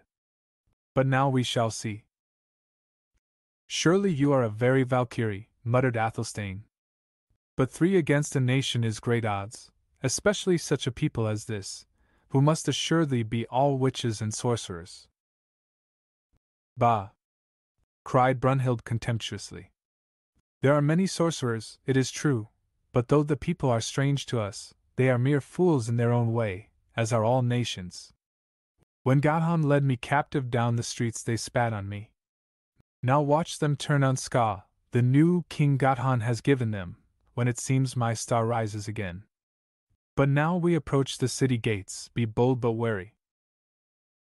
They had ascended the long swelling slopes and were not far from the walls which rose immensely upward. Surely, thought Turlo, heathen gods built this city. The walls seemed of marble, and with their fretted battlements and slim watchtowers, dwarfed the memory of such cities as Rome, Damascus, and Byzantium. A broad white winding road led up from the lower levels to the plateau before the gates, and as they came up this road, the three adventurers felt hundreds of hidden eyes fixed on them with fierce intensity. The walls seemed deserted, it might have been a dead city. But the impact of those staring eyes was felt. Now they stood before the massive gates, which to the amazed eyes of the warriors seemed to be of chased silver. Here is an emperor's ransom, muttered Athelstane, eyes ablaze. Thor's blood, if we had but a stout band of reavers and a ship to carry away the plunder. Smite on the gate and then step back, lest something fall upon you, said Brunhild, and the thunder of Turlo's axe on the portals woke the echoes in the sleeping hills. The three then fell back a few paces, and suddenly the mighty gates swung inward and a strange concourse of people stood revealed. The two white warriors looked on a pageant of barbaric grandeur. A throng of tall, slim, brown-skinned men stood in the gates. Their only garments were loincloths of silk, the fine work of which contrasted strangely with the near nudity of the wearers. Tall waving plumes of many colors decked their heads, and armlets and leglets of gold and silver, crusted with gleaming gems, completed their ornamentation. Armor they wore none, but each carried a light shield on his left arm, made of hard wood, highly polished, and braced with silver. Their weapons were slim-bladed spears, light hatchets and slender daggers, all bladed with fine steel. Evidently these warriors depended more on speed and skill than on brute force. At the front of this band stood three men who instantly commanded attention. One was a lean hawk-faced warrior, almost as tall as Athelstane, who wore about his neck a great golden chain from which was suspended a curious symbol in jade. One of the other men was young, evil-eyed, an impressive riot of colors in the mantle of parrot feathers which swung from his shoulders. The third man had nothing to set him apart from the rest save his own strange personality. He wore no mantle, bore no weapons. His only garment was a plain loincloth. He was very old. He alone of all the throng was bearded, and his beard was as white as the long hair which fell about his shoulders. He was very tall and very lean, and his great dark eyes blazed as from a hidden fire. Turlo knew without being told that this man was Gothan, priest of the Black God. The ancient exuded a very aura of age and mystery. His great eyes were like windows of some forgotten temple, behind which passed like ghosts his dark and terrible thoughts. Turlo sensed that Gothan had delved too deep in forbidden secrets to remain altogether human. He had passed through doors that had cut him off from the dreams, desires and emotions of ordinary mortals. Looking into those unwinking orbs, Turlo felt his skin crawl, as if he had looked into the eyes of a great serpent. Now a glance upward showed that the walls were thronged with silent, dark-eyed folk. The stage was set, all was in readiness for the swift, red drama. Turlo felt his pulse quicken with fierce exhilaration, and Athelstane's eyes began to glow with ferocious light. Brunhild stepped forward boldly, head high, her splendid figure vibrant. The white warriors naturally could not understand what passed between her and the others, except as they read from gestures and expressions, but later Brunhild narrated the conversation almost word for word. "Well, people of Bal Sagoth," said she, spacing her words slowly, "what words have you for your goddess whom you mocked and reviled?" "What will you have, false one?" exclaimed the tall man, Ska, the king set up by Gothan. "You who mocked at the customs of our ancestors, defied the laws of Bal Sagoth, which are older than the world, murdered your lover and defiled the shrine of Jeolgaroth. You were doomed by law, king and god, and placed in the grim forest beyond the lagoon. And I, who am likewise a goddess and greater than any god, answered Brunhild mockingly, and returned from the realm of horror with the head of Hrothgalka. At a word from her, Athelstane held up the great beaked head, and a low whispering ran about the battlements, tense with fear and bewilderment. Who are these men? Ska bent a worried frown on the two warriors. They are iron men who have come out of the sea, answered Brunhild in a clear voice that carried far. The beings who have come in response to the old prophecy, to overthrow the city of Balsagoth, whose people are traitors and whose priests are false. At these words the fearful murmur broke out afresh all up and down the line of the walls, till Gotthon lifted his vulture head and the people fell silent and shrank before the icy stare of his terrible eyes. Ska glared bewilderedly, his ambition struggling with his superstitious fears. Turlo, looking closely at Gahan, believed that he read beneath the inscrutable mask of the old priest's face. For all his inhuman wisdom, Gahan had his limitations. This sudden return of one he thought well disposed of, and the appearance of the white-skinned giants accompanying her, had caught Gahan off his guard, Turlo believed, rightly. There had been no time to properly prepare for their reception. The people had already begun to murmur in the streets against the severity of Ska's brief rule. They had always believed in Brunhild's divinity. Now that she returned with two tall men of her own hue, bearing the grim trophy that marked the conquest of another of their gods, the people were wavering. Any small thing might turn the tide either way. People of Balsagoth, shouted Brunhild suddenly, springing back and flinging her arms high, gazing full into the faces that looked down at her. I bid you avert your doom before it is too late. You cast me out and spat on me, you turned to darker gods than I. Yet all this will I forgive if you return and do obeisance to me. Once you reviled me, you called me bloody and cruel. True, I was a hard mistress, but has Ska been an easy master? You said I lashed the people with whips of rawhide, has Ska stroked you with parrot feathers? A virgin died on my altar at the full tide of each moon, but youths and maidens die at the waxing and the waning, the rising and the setting of each moon, before Jeolgaroth, on whose altar a fresh human heart forever throbs. Ska is but a shadow. Your real lord is Gahan, who sits above the city like a vulture. Once you were a mighty people, your galleys filled the seas. Now you are a remnant, and that is dwindling fast. Fools! You will all die on the altar of Jeolgaroth ere Gahan is done, and he will stalk alone among the silent ruins of Balsagoth. Look at him! Her voice rose to a scream as she lashed herself to an inspired frenzy, and even Turlo, to whom the words were meaningless, shivered. Look at him where he stands there like an evil spirit out of the past. He is not even human. I tell you, he is a foul ghost, whose beard is dabbled with the blood of a million butcheries, an incarnate fiend out of the mist of the ages come to destroy the people of Balsagoth. Choose now.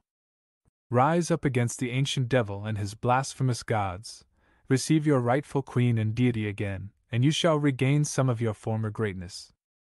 Refuse, and the ancient prophecy shall be fulfilled and the sun will set on the silent and crumbled ruins of Balsagoth. Fired by her dynamic words, a young warrior with the insignia of a chief sprang to the parapet and shouted, "Hail to Ayala! Down with the bloody gods!" Among the multitude many took up the shout and steel clashed as a score of fights started.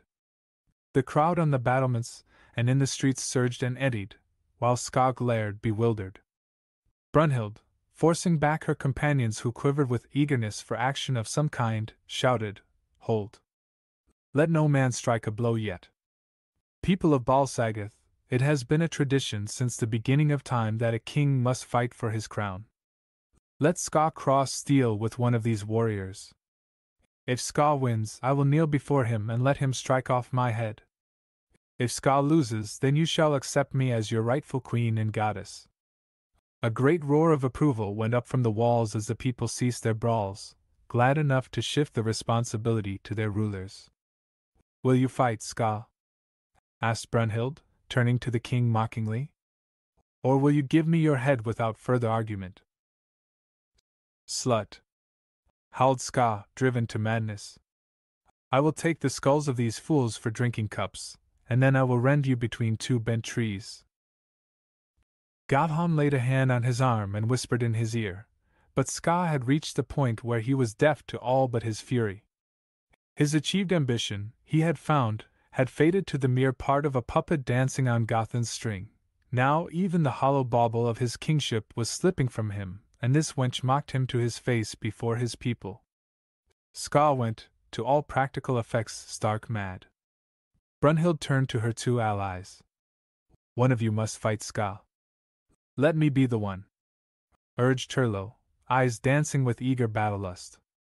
He has the look of a man quick as a wildcat, and Athelstane, while a very bull for strength, is a thought slow for such work. Slow? Broke in Athelstane reproachfully. Why, Turlo, for a man my weight. Enough, Brunhild interrupted. He must choose for himself. She spoke to Ska, who glared red-eyed for an instant, then indicated Athelstane, who grinned joyfully, cast aside the bird's head and unslung his sword. Turlo swore and stepped back. The king had decided that he would have a better chance against this huge buffalo of a man who looked slow, than against a black-haired tigerish warrior, whose cat-like quickness was evident. This Ska is without armor, rumbled the Saxon. Let me likewise doff my mail and helmet so that we fight on equal terms. No, cried Brunhild. Your armor is your only chance. I tell you, this false king fights like the play of summer lightning.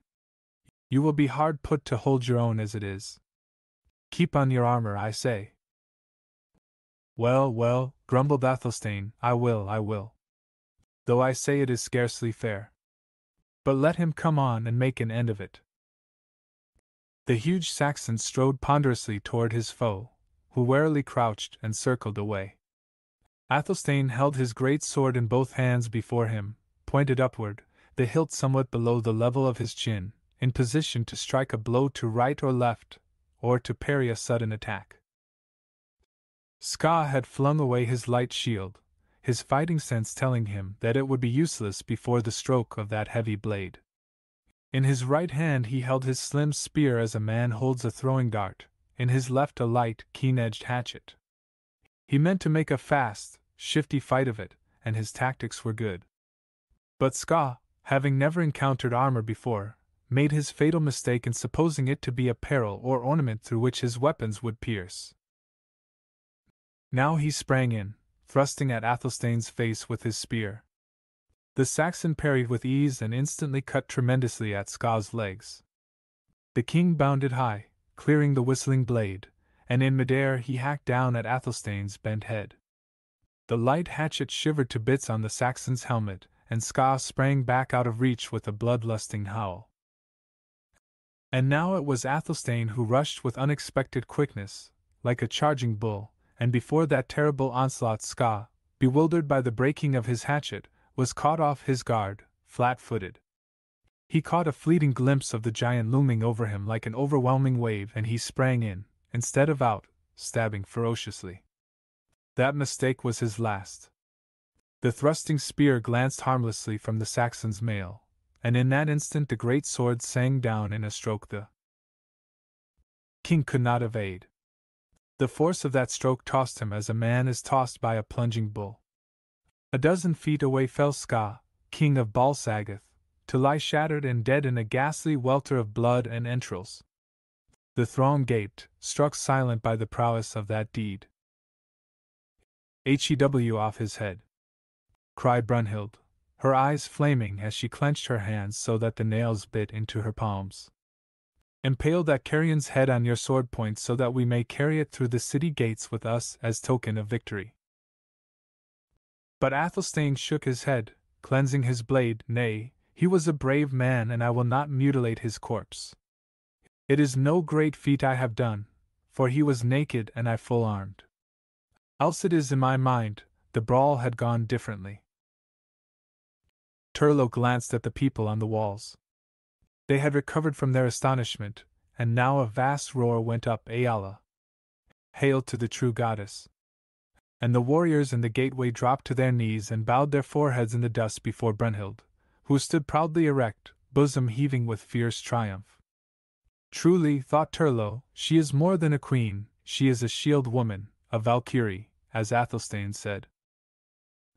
Now she stepped aside and, tearing the golden chain with its jade symbol from the dead neck of Ska, held it on high and shouted, "People of Bal Sagoth, you have seen how your false king died before this golden-bearded giant, who being of iron, shows no single cut.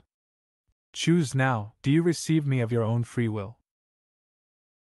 "Aye, we do," the multitude answered in a great shout. "Return to your people, O mighty and all-powerful queen." Brunhild smiled sardonically. "Come," said she to the warriors, "they are lashing themselves into a very frenzy of love and loyalty, having already forgotten their treachery. The memory of the mob is short." "Aye," thought Turlo, as at Brunhild's side he and the Saxon passed through the mighty gates between files of prostrate chieftains. "Aye, the memory of the mob is very short. But a few days have passed since they were yelling as wildly for Ska the Liberator. Scant hours had passed since Ska sat enthroned, master of life and death, and the people bowed before his feet. Now, Turlo glanced at the mangled corpse which lay deserted and forgotten before the silver gates.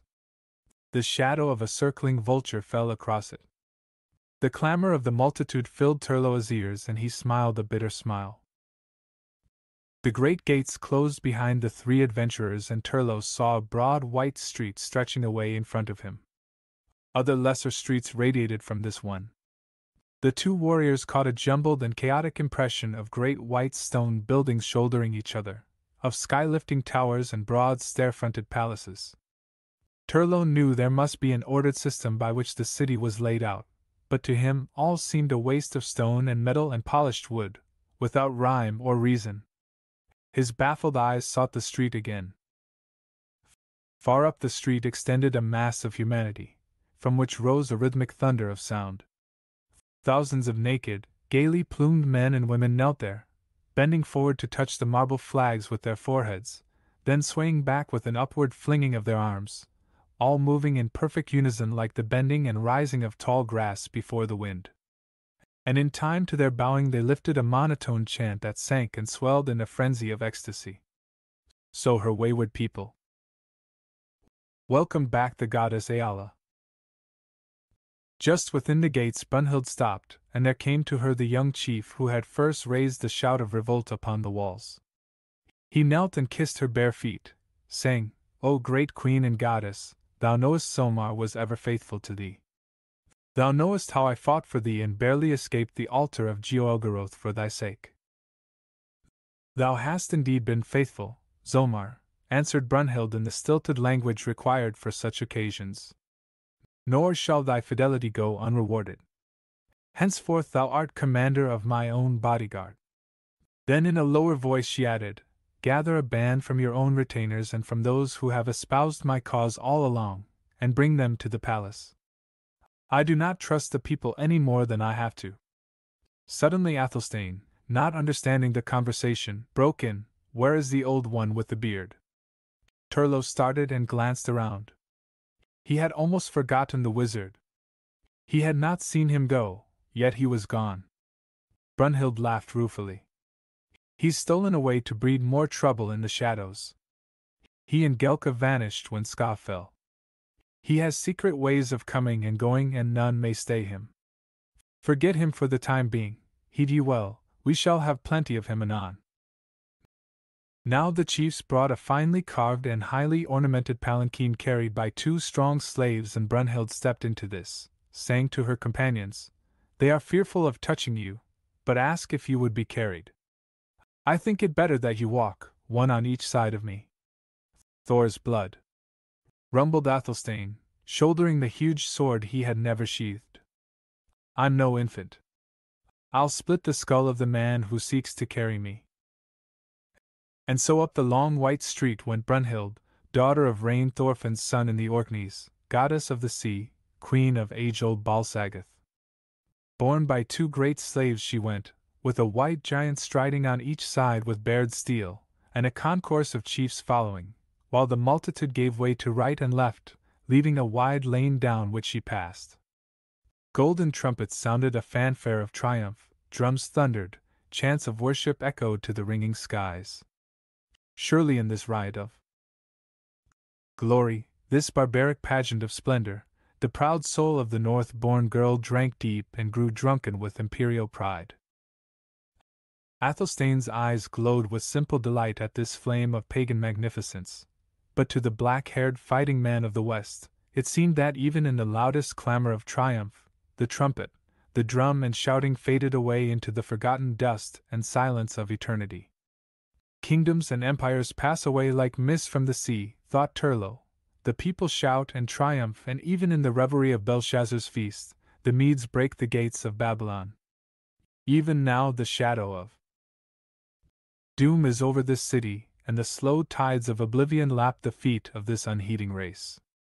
So in a strange mood Turlo O'Brien strode beside the palanquin, and it seemed to him that he and Athelstane walked in a dead city, through throngs of dim ghosts, cheering a ghost queen. 3. The Fall of the Gods. Night had fallen on the ancient city of Bal-Sagoth. Turlo, Athelstane and Brunhild sat alone in a room of the inner palace. The queen half reclined on a silken couch, while the men sat on mahogany chairs, engaged in the viands that slave girls had served on golden dishes. The walls of this room, as of all the palace, were of marble, with golden scrollwork. The ceiling was of lapis lazuli, and the floor of silver inlaid marble tiles. Heavy velvet hangings decorated the walls and silken cushions. Richly made divans and mahogany chairs and tables littered the room in careless profusion. I would give much for a horn of ale, but this wine is not sour to the palate, said Athelstane, emptying a golden flagon with relish. Brunhild, you have deceived us. You let us understand it would take hard fighting to win back your crown, yet I have struck but one blow and my sword is thirsty as Turlo's axe which has not drunk at all. We hammered on the gates and the people fell down and worshipped with no more ado. And until a while ago, we but stood by your throne in the great palace room, while you spoke to the throngs that came and knocked their heads on the floor before you. By Thor, never have I heard such clattering and jabbering. My ears ring till now. What were they saying? And where is that old conjurer Gahan? Your steel will drink deep yet, Saxon, answered the girl grimly, resting her chin on her hands and eyeing the warriors with deep, moody eyes. Had you gambled with cities and crowns as I have done, you would know that seizing a throne may be easier than keeping it. Our sudden appearance with the bird god's head, your killing of Ska, swept the people off their feet.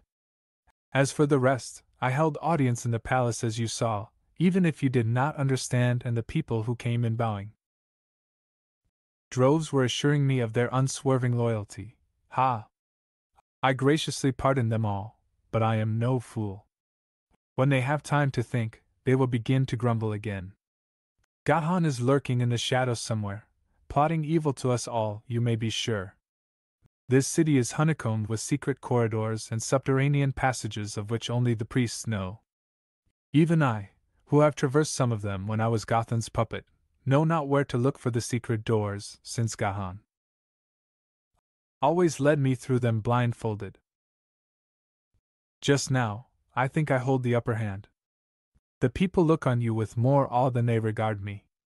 They think your armor and helmets are part of your bodies and that you are invulnerable. Did you not note them timidly touching your mail as we passed through the crowd, and the amazement on their faces as they felt the iron of it? For a people so wise in some ways they are very foolish in others, said Turlo. Who are they and whence came they? They are so old, answered Brunhild, that their most ancient legends give no hint of their origin. Ages ago they were a part of a great empire which spread out over the many isles of this sea. But some of the islands sank and vanished with their cities and people. Then the red-skinned savages assailed them, and isle after isle fell before them. At last only this island was left unconquered, and the people have become weaker and forgotten many ancient arts. For lack of ports to sail to, the galleys rotted by the wharves which themselves crumbled into decay. Not in the memory of man has any son of Balsagoth sailed the seas. At irregular intervals the red people descend upon the Isle of the Gods, traversing the seas in their long war canoes which bear grinning skulls on the prows. Not far away as a Viking would reckon a sea voyage, but out of sight over the sea rim lie the islands inhabited by those red men who centuries ago slaughtered the folk who dwelt there. We have always beaten them off. They cannot scale the walls, but still they come, and the fear of their raid is always hovering over the isle. But it is not them I fear, it is Gahan, who is at this moment either slipping like a loathly serpent through his black tunnels or else brewing abominations in one of his hidden chambers. In the caves deep in the hills to which his tunnels lead, he works fearful and unholy magic. His subjects are beasts, serpents, spiders, and great apes, and men, red captives and wretches of his own race.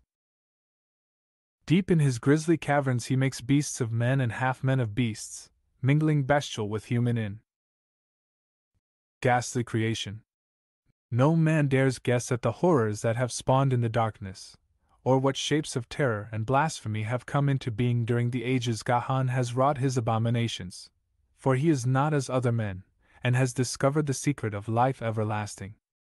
He has at least brought into foul life one creature that even he fears, the gibbering, mowing, nameless thing he keeps chained in the farthest cavern that no human foot save his has trod. He would loose it against me if he dared. But it grows late, and I would sleep.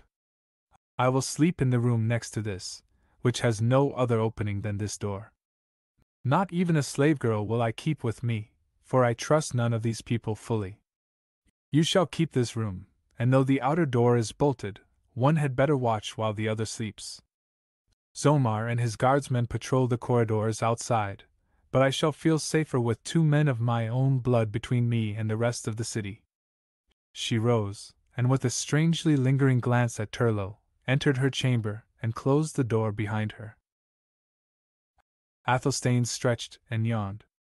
Well, Turlo, said he lazily, men's fortunes are unstable as the sea.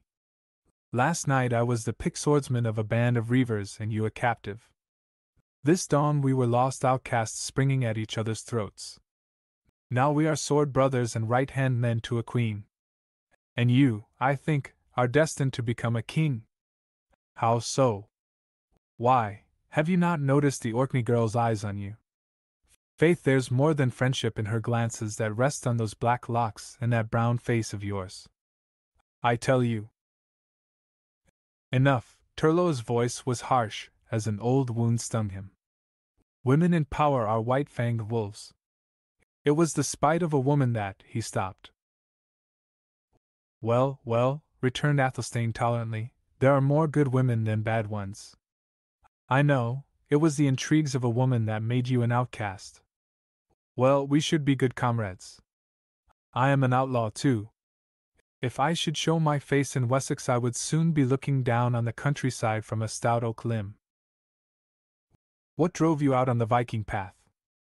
So far have the Saxons forgotten the ocean ways that King Alfred was obliged to hire Frisian rovers to build and man his fleet when he fought the Danes. Athelstane shrugged his mighty shoulders and began whetting his dirk. I had a yearning for the sea even when I was a shock-headed child in Wessex. I was still a youth when I killed a young Jarl and fled the vengeance of his people. I found refuge in the Orkneys, and the ways of the Vikings were more to my liking than the ways of my own blood. But I came back to fight against Canute, and when England submitted to his rule he gave me command of his housecarls. That made the Danes jealous because of the honor given a Saxon who had fought against them. And the Saxons remembered I had left Wessex under a cloud once, and murmured that I was overly well favored by the conquerors.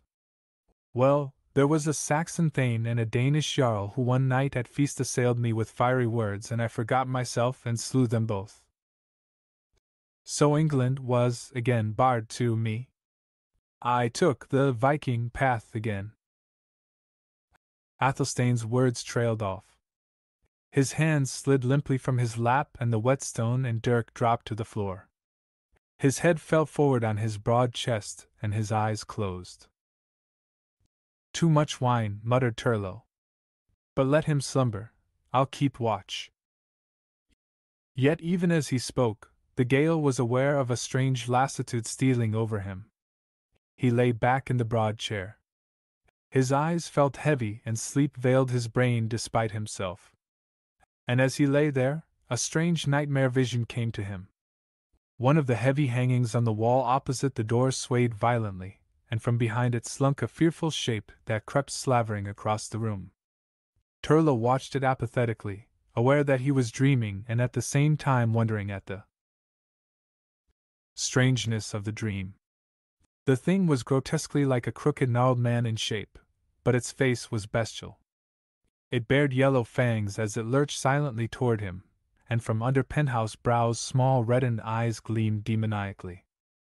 Yet there was something of the human in its countenance. It was neither ape nor man, but an unnatural creature horribly compounded of both. Now the foul apparition halted before him, and as the gnarled fingers clutched his throat, Turlo was suddenly and fearfully aware that this was no dream but a fiendish reality. With a burst of desperate effort he broke the unseen chains that held him and hurled himself from the chair. The grasping fingers missed his throat, but quick as he was, he could not elude the swift lunge of those hairy arms, and the next moment he was tumbling about the floor in a death grip with the monster, whose sinews felt like pliant steel. That fearful battle was fought in silence save for the hissing of hard-drawn breath. Turlo's left forearm was thrust under the apish chin, holding back the grisly fangs from his throat, about which the monster's fingers had locked. Athelstane still slept in his chair, head fallen forward. Turlo tried to call to him, but those throttling hands had shut off his voice, were fast choking out his life. The room swam in a red haze before his distended eyes. His right hand, clenched into an iron mallet, battered desperately at the fearful face bent toward his. The beast-like teeth shattered under his blows and blood splattered, but still the red eyes gloated and the taloned fingers sank deeper and deeper until a ringing in Turlo's ears knelled his soul's departure. Even as he sank into semi-unconsciousness, his falling hand struck something his numbed fighting brain recognized as the dirk Athelstane had dropped on the floor. Blindly, with a dying gesture, Turlo struck and felt the fingers loosen suddenly. Feeling the return of life and power, he heaved up and over, with his assailant beneath him. Through red mists that slowly lightened, Turlo Dub saw the ape-man, now encrimsoned, writhing beneath him, and he drove the dirk home until the dumb horror lay still with wide staring eyes. The Gael staggered to his feet, dizzy and panting, trembling in every limb. He drew in great gulps of air, and his giddiness slowly cleared. Blood trickled plentifully from the wounds in his throat. He noted with amazement that the Saxon still slumbered. And suddenly he began to feel again the tides of unnatural weariness and lassitude that had rendered him helpless before. Picking up his axe, he shook off the feeling with difficulty and stepped toward the curtain from behind which the ape-man had come. Like an invisible wave, a subtle power emanating from those hangings struck him, and with weighted limbs he forced his way across the room.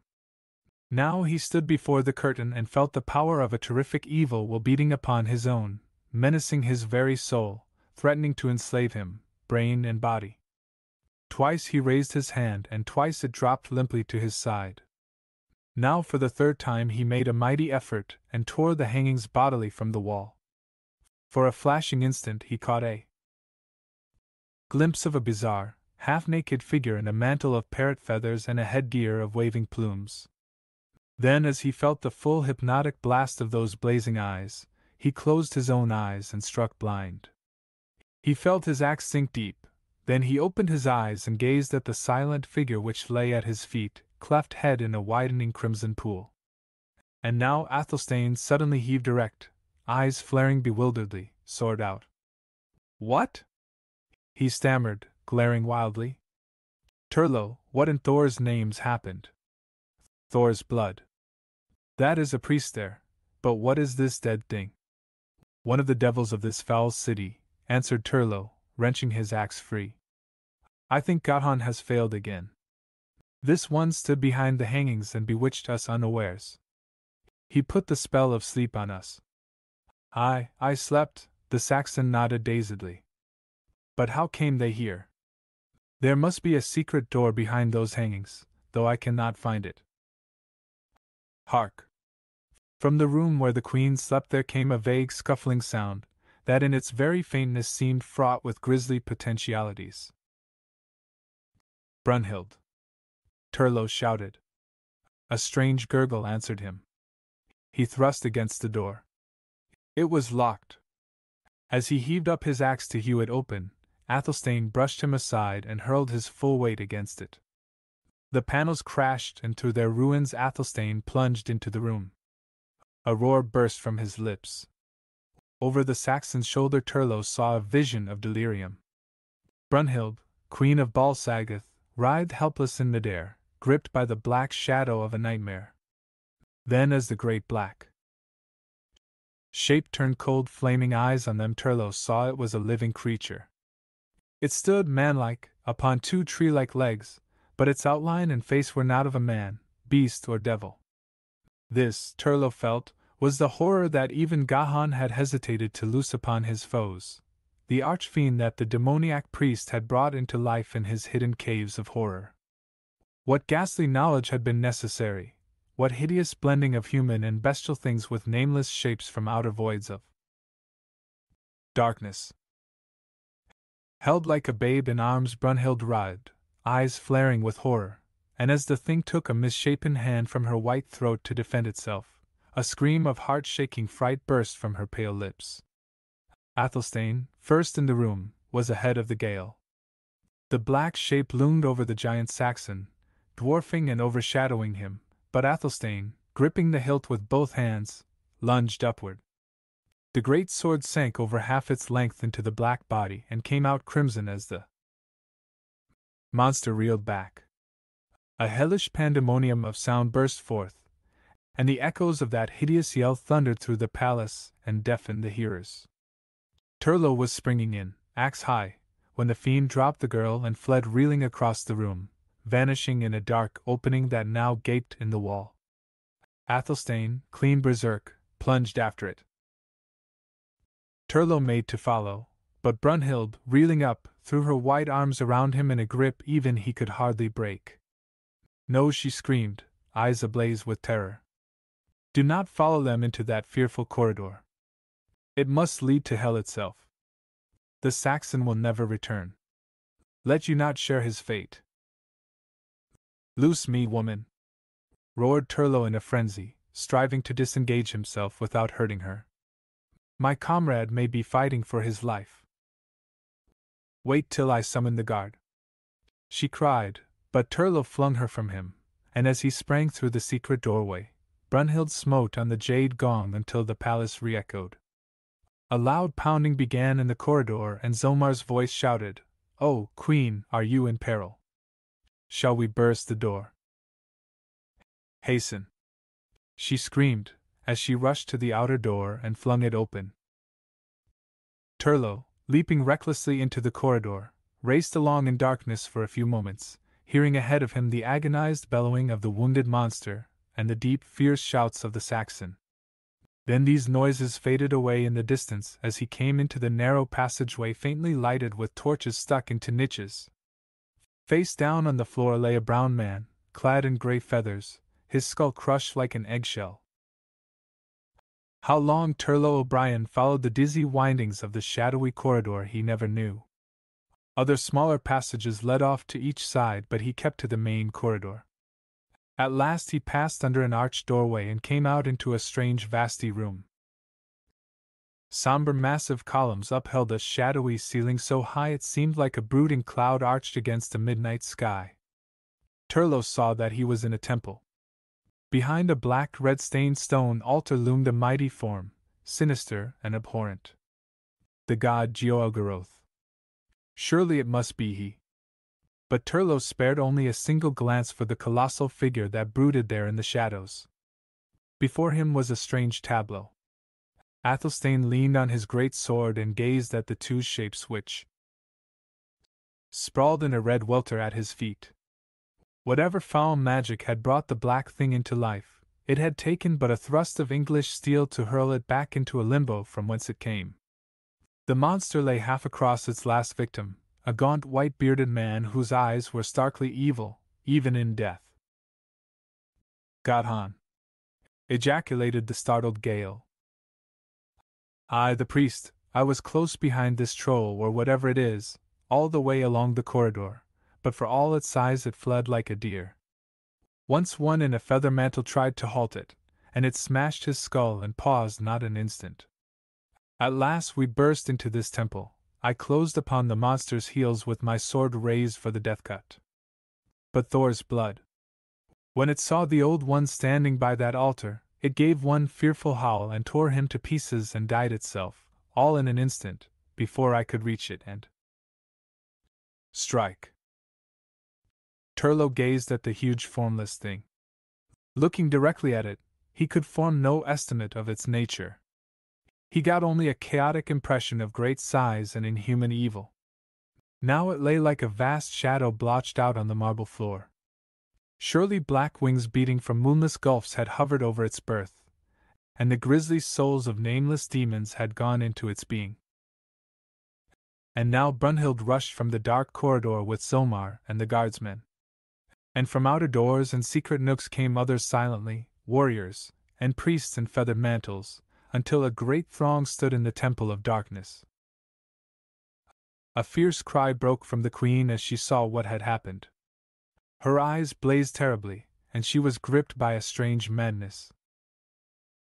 At last! She screamed, spurning the corpse of her arch-foe with her heel. At last I am true mistress of Bal Sagoth. The secrets of the hidden ways are mine now, and old Gothan's beard is dabbled in his own blood. She flung her arms high in fearful triumph, and ran toward the grim idol, screaming exultant insults like a madwoman. And at that instant the temple rocked. The colossal image swayed outward, and then pitched suddenly forward as a tall tower falls.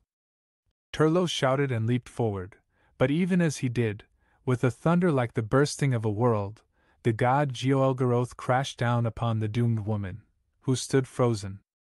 The mighty image splintered into 1,000 great fragments, blotting from the sight of men forever Brunhild, daughter of Rain Thorfinn's son, queen of Bal Sagoth. From under the ruins there oozed a wide crimson stream.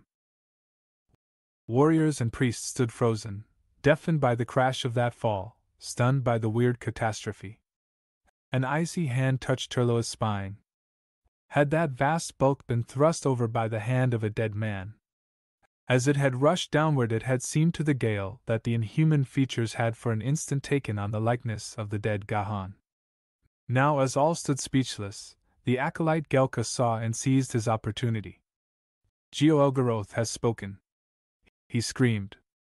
He has crushed the false goddess. She was but a wicked mortal. And these strangers, too, are mortal. See, he bleeds. The priest's finger stabbed at the dried blood on Turlo's throat, and a wild roar went up from the throng. Dazed and bewildered by the swiftness and magnitude of the late events, they were like crazed wolves, ready to wipe out doubts and fear in a burst of bloodshed. Gelka bounded at Turlo, hatchet flashing, and a knife in the hand of a satellite licked into Zomar's back. Turlo had not understood the shout, but he realized the air was tense with danger for Athelstane and himself. He met the leaping Gelka with a stroke that sheared through the waving plumes and the skull beneath.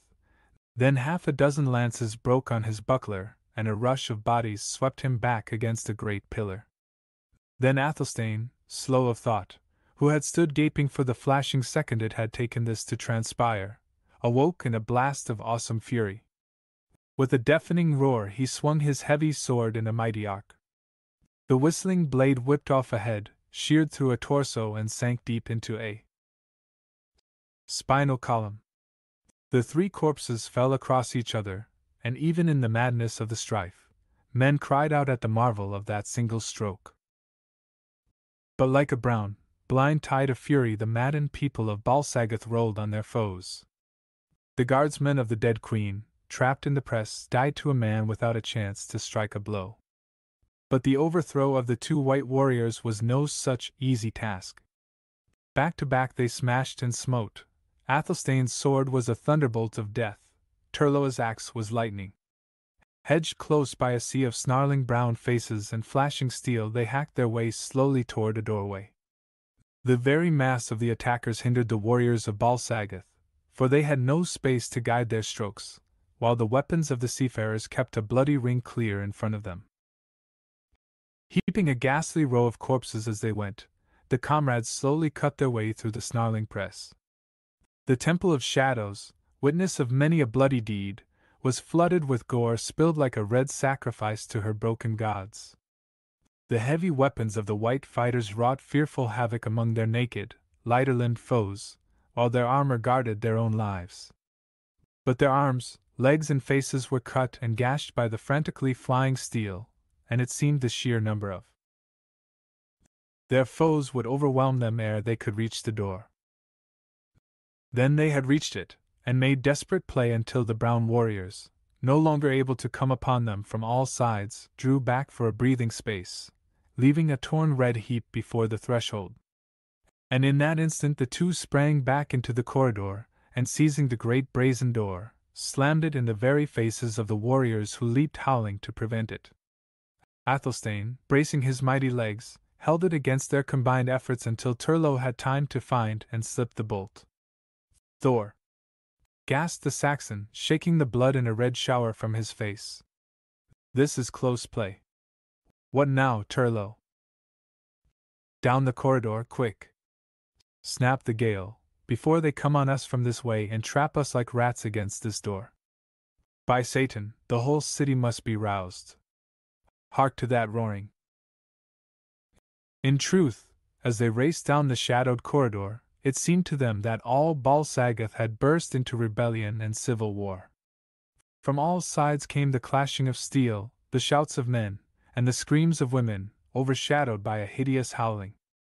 A lurid glow became apparent down the corridor, and then, even as Turlo, in the lead, rounded a corner and came out into an open courtyard, a vague figure leaped at him and a heavy weapon fell with unexpected force on his shield, almost felling him.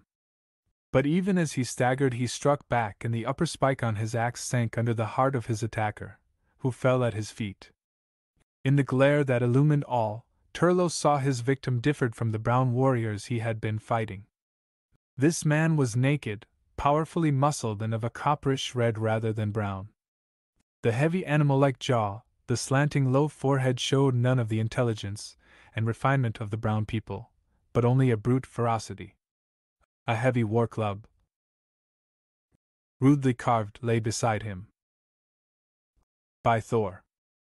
Exclaimed Athelstane. The city burns. Turlo looked up. They were standing on a sort of raised courtyard from which broad steps led down into the streets, and from this vantage point they had a plain view of the terrific end of Bal Sagoth. Flames leaped madly higher and higher, paling the moon, and in the red glare pygmy figures ran to and fro, falling and dying like puppets dancing to the tune of the black gods. Through the roar of the flames and the crashing of falling walls cut screams of death and shrieks of ghastly triumph. The city was swarming with naked, copper-skinned devils who burned and ravished and butchered in one red carnival of madness. The Red Men of the Isles. By the thousands they had descended on the Isle of the Gods in the night, and whether stealth or treachery let them through the walls, the comrades never knew, but now they ravened through the corpse-strewn streets, glutting their bloodlust in holocaust and massacre wholesale. Not all the gashed forms that lay in the crimson-running streets were brown. The people of the doomed city fought with desperate courage, but outnumbered and caught off guard, their courage was futile. The red men were like blood-hungry tigers. What ho, Turlo! Shouted Athelstane, beard a-bristle, eyes ablaze as the madness of the scene fired a like passion in his own fierce soul. The world ends. Let us into the thick of it, and glut our steel before we die. Who shall we strike for, the red or the brown? Steady! Snapped the Gale. Either people would cut our throats. We must hack our way through to the gates, and the devil take them all. We have no friends here. This way, down these stairs. Across the roofs in yonder direction I see the arch of a gate. The comrades sprang down the stairs, gained the narrow street below, and ran swiftly in the way Turlo indicated. About them washed a red inundation of slaughter. A thick smoke veiled all now, and in the murk chaotic groups merged, writhed and scattered, littering the shattered flags with gory shapes. It was like a nightmare in which demoniac figures leaped and capered, looming suddenly in the fire-shot mist, vanishing as suddenly. The flames from each side of the streets shouldered each other, singeing the hair of the warriors as they ran. Roofs fell in with an awesome thunder, and walls crashing into ruin filled the air with flying death. Men struck blindly from the smoke, and the seafarers cut them down, and never knew whether their skins were brown or red. Now a new note rose in the cataclysmic horror. Blinded by the smoke, confused by the winding streets, the red men were trapped in the snare of their own making. Fire is impartial. It can burn the lighter as well as the intended victim, and a falling wall is blind. The red men abandoned their prey and ran howling to and fro like beasts, seeking escape. Many, finding this futile, turned back in a last unreasoning storm of madness as a blinded tiger turns, and made their last moments of life a crimson burst of slaughter. Turlo, with the unerring sense of direction that comes to men who live the life of the wolf, ran toward the point where he knew an outer gate to be, yet in the windings of the streets and the screen of smoke, doubt assailed him. From the flame-shot murk in front of him a fearful scream rang out. A naked girl reeled blindly into view and fell at Turlo's feet, blood gushing from her mutilated breast. A howling, red-stained devil, close on her heels, jerked back her head and cut her throat, a fraction of a second before Turlo's axe ripped the head from its shoulders and spun it grinning into the street. And at that second a sudden wind shifted the writhing smoke, and the comrades saw the open gateway ahead of them, a-swarm with red warriors. A fierce shout, a blasting rush, a mad instant of volcanic ferocity that littered the gateway with corpses, and they were through and racing down the slopes toward the distant forest and the beach beyond. Before them the sky was reddening for dawn, behind them rose the soul-shaking tumult of the doomed city. Like hunted things they fled, seeking brief shelter among the many groves from time to time, to avoid groups of savages who ran toward the city. The whole island seemed to be swarming with them. The chiefs must have drawn on all the isles within hundreds of miles for a raid of such magnitude. And at last the comrades reached the strip of forest, and breathed deeply as they came to the beach and found it abandoned save for a number of long skull-decorated war canoes. Athelstane sat down and gasped for breath. Thor's blood. What now? What may we do but hide in these woods until those red devils hunt us out? Help me launch this boat, snapped Turlo. We'll take our chance on the open main. Ho! Athelstane leaped erect, pointing. Thor's blood, a ship?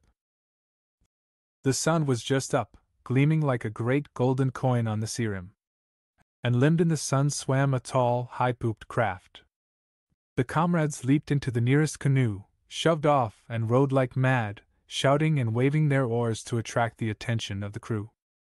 Powerful muscles drove the long, slim craft along at an incredible clip, and it was not long before the ship stood about and allowed them to come alongside.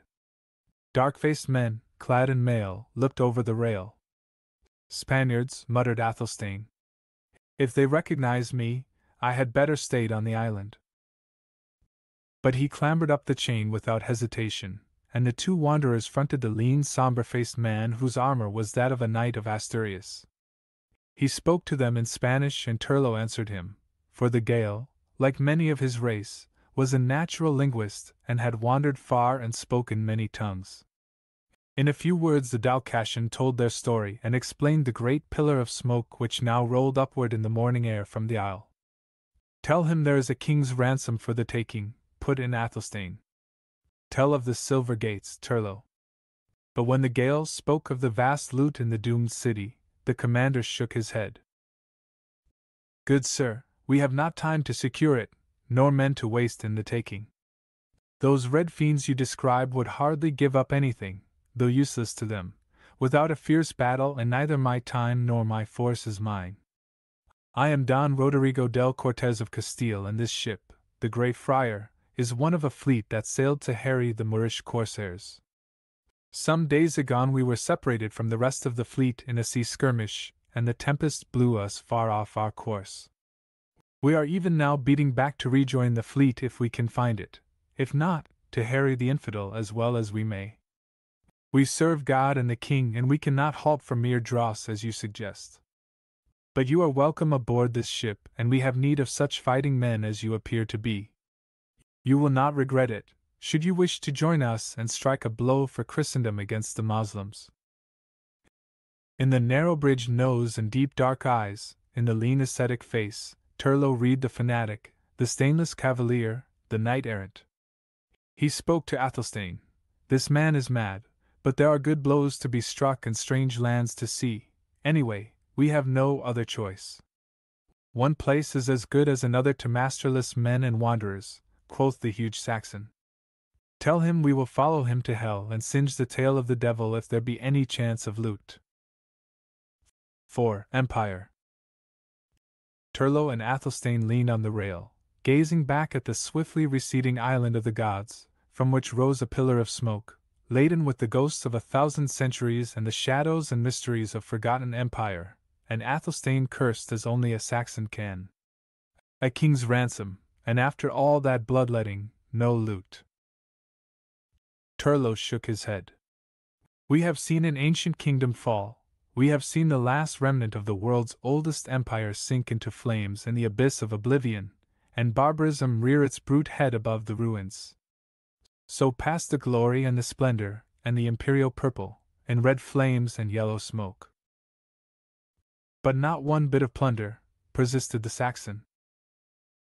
Again Turlo shook his head. I brought away with me the rarest gem upon the island, something for which men and women have died and the gutters run with blood. He drew from his girdle a small object, a curiously carved symbol of jade. The emblem of kingship, exclaimed Athelstane. Aye, as Brunhild struggled with me to keep me from following you into the corridor, this thing caught in my mail and was torn from the golden chain that held it. He who bears it is King of Balsagoth, ruminated the mighty Saxon. As I predicted, Turlo, you are a king. Turlo laughed with bitter mirth and pointed to the great billowing column of smoke which floated in the sky away on the sea rim. Aye, a kingdom of the dead, an empire of ghosts and smoke. I am Ardrai of a phantom city, I am King Turlo of Balsagoth, and my kingdom is fading in the morning sky. And therein it is like all other empires in the world, dreams and ghosts and smoke. The Isle of Dark Magic. By Hubie Cave. Weird Tales, August 1934.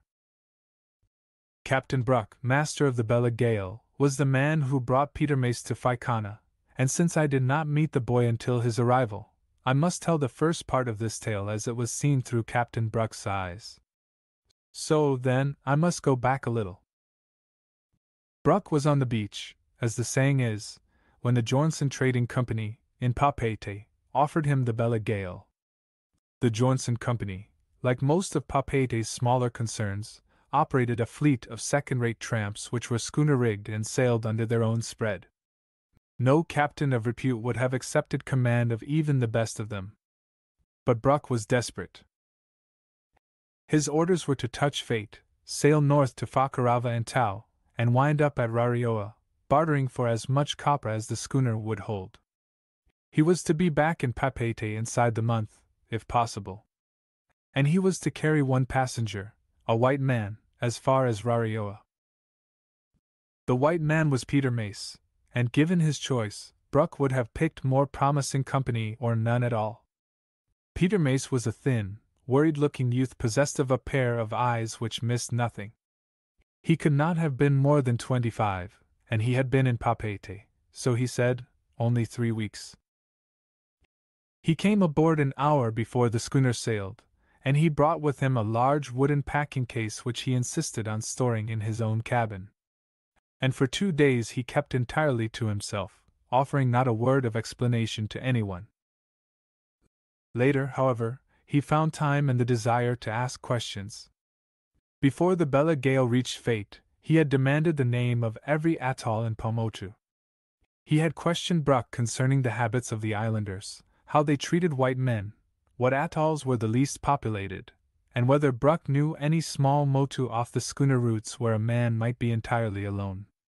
1,000 things he insisted on knowing, but not one word did he speak of himself or of his work or of his reason for going to Rarioa. And not once did he mention the meaning of the packing case in his cabin. Then one day, out of a clear sky, he said, "If I give you $500, Captain, will you go out of your way to put me ashore at Faikana?" $500, Brooke echoed. Is that too little? In the name of all that's holy, Brooke demanded, what do you want with Faikana? If I put you down there, you'll wait half your life for a tub to take you off. If $500 is too little, Peter Mace smiled, we'll double it. And that was all Brooke got out of him. $500, doubled, and Faikana. Faikana, the end of all creation, a forgotten island inhabited by a mere handful of Marquesan natives and a missionary with queer ideas. So Peter Mace came to Faikana. And I, Father Jason, the missionary with queer ideas, met him for the first time and wondered about that strange wooden packing case which he brought with him. Within a week, the boy had established himself. He first found an abandoned native shack and moved into it, taking his belongings with him. Then, with a methodical lack of haste which brought amazing results, he obtained native assistance and began building for himself a permanent residence, more than 3 miles from the little settlement of which my house was the center. Apparently he preferred to be alone with whatever business had brought him to our island. Yet he came several times to visit me, and politely invited me to spend the first evening with him in his new home, when it was completed. This I did, and was mildly surprised. Though I had heard whispers from the natives, I had discreetly remained away from the scene of the boy's operations until implicitly invited there by him. I found the house to be practically isolated in a natural clearing in the midst of that belt of desolation which covers the northernmost tip of Faikana.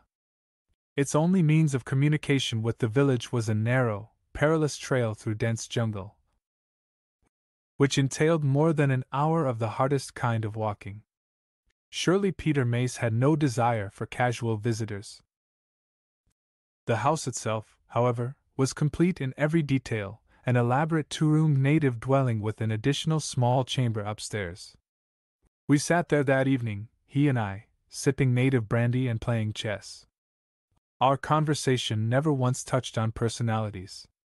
Neither he nor I asked questions, nor did he offer to show me what lay in the upstairs room.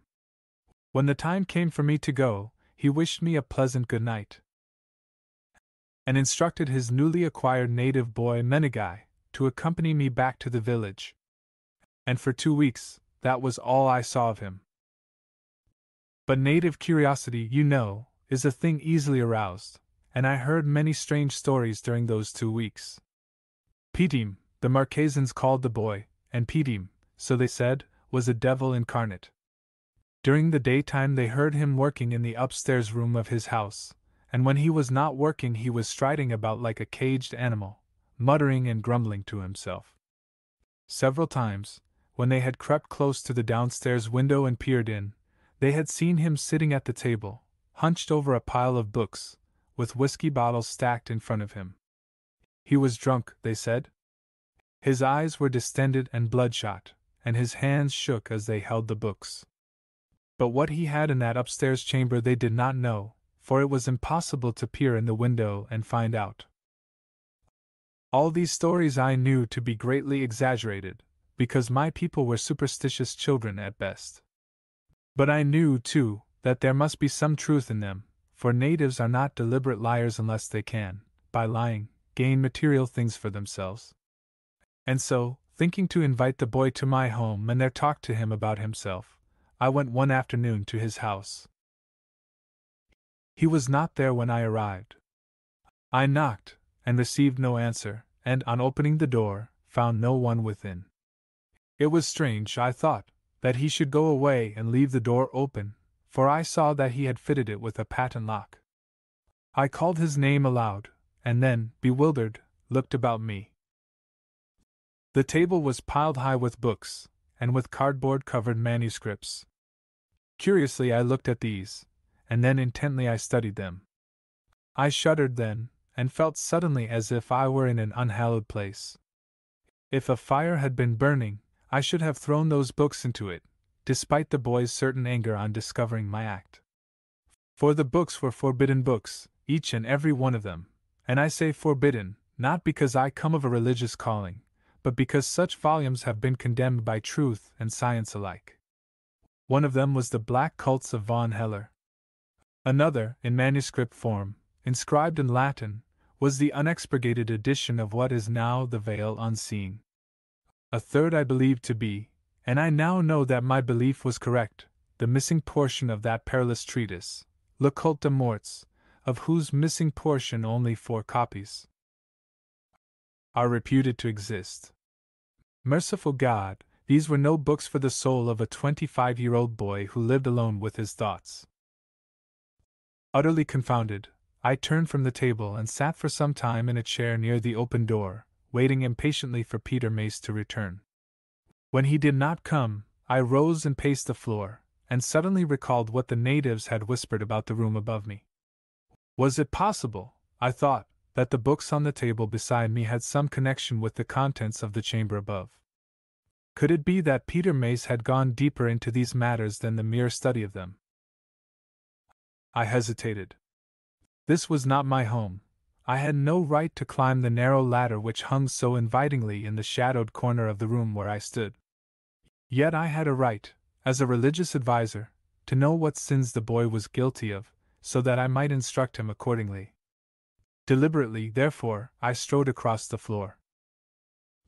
The ladder was a flimsy one, solid enough, perhaps, to bear the weight of the boy's lean body, but not so solid that I felt comfortable in ascending it.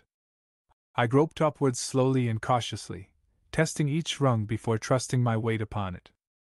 Then I reached above me and pushed aside the atap mat which covered the aperture in the ceiling, and with a sigh of relief I thrust my arms through the hole.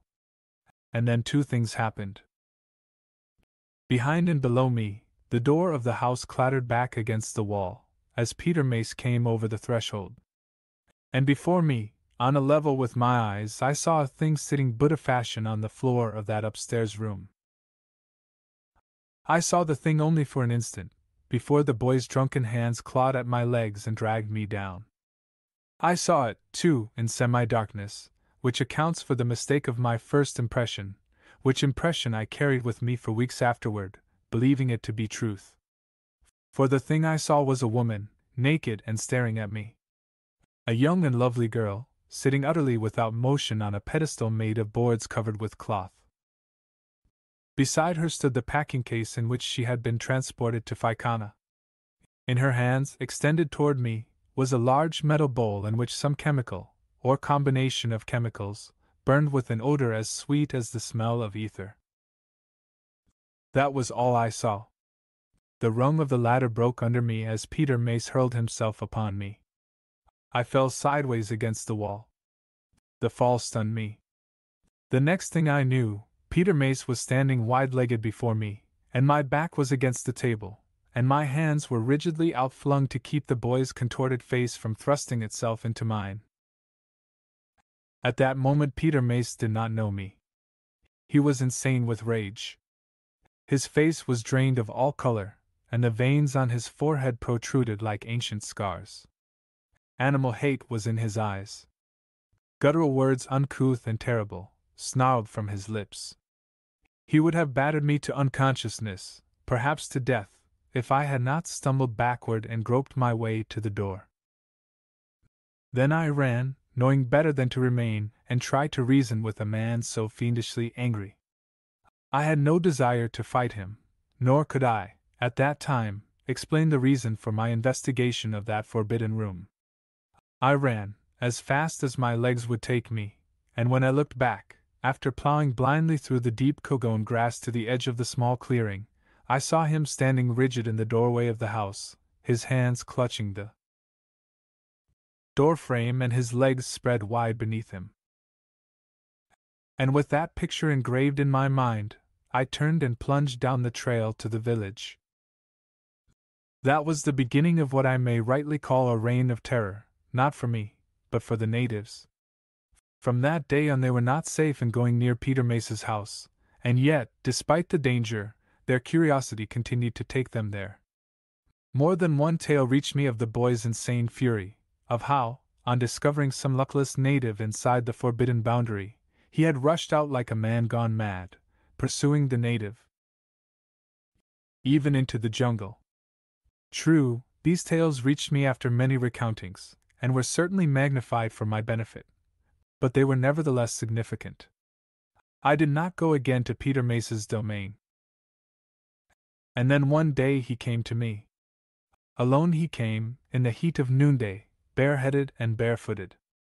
Gazing at him, no man could ever have guessed that this disheveled degenerate had been, less than 3 weeks ago, a young and well-to-do adventurer. He faced me unsteadily. His eyes were black-rimmed, blood-streaked. His breath was foul with liquor fumes. And yet he came triumphantly. He glared at me.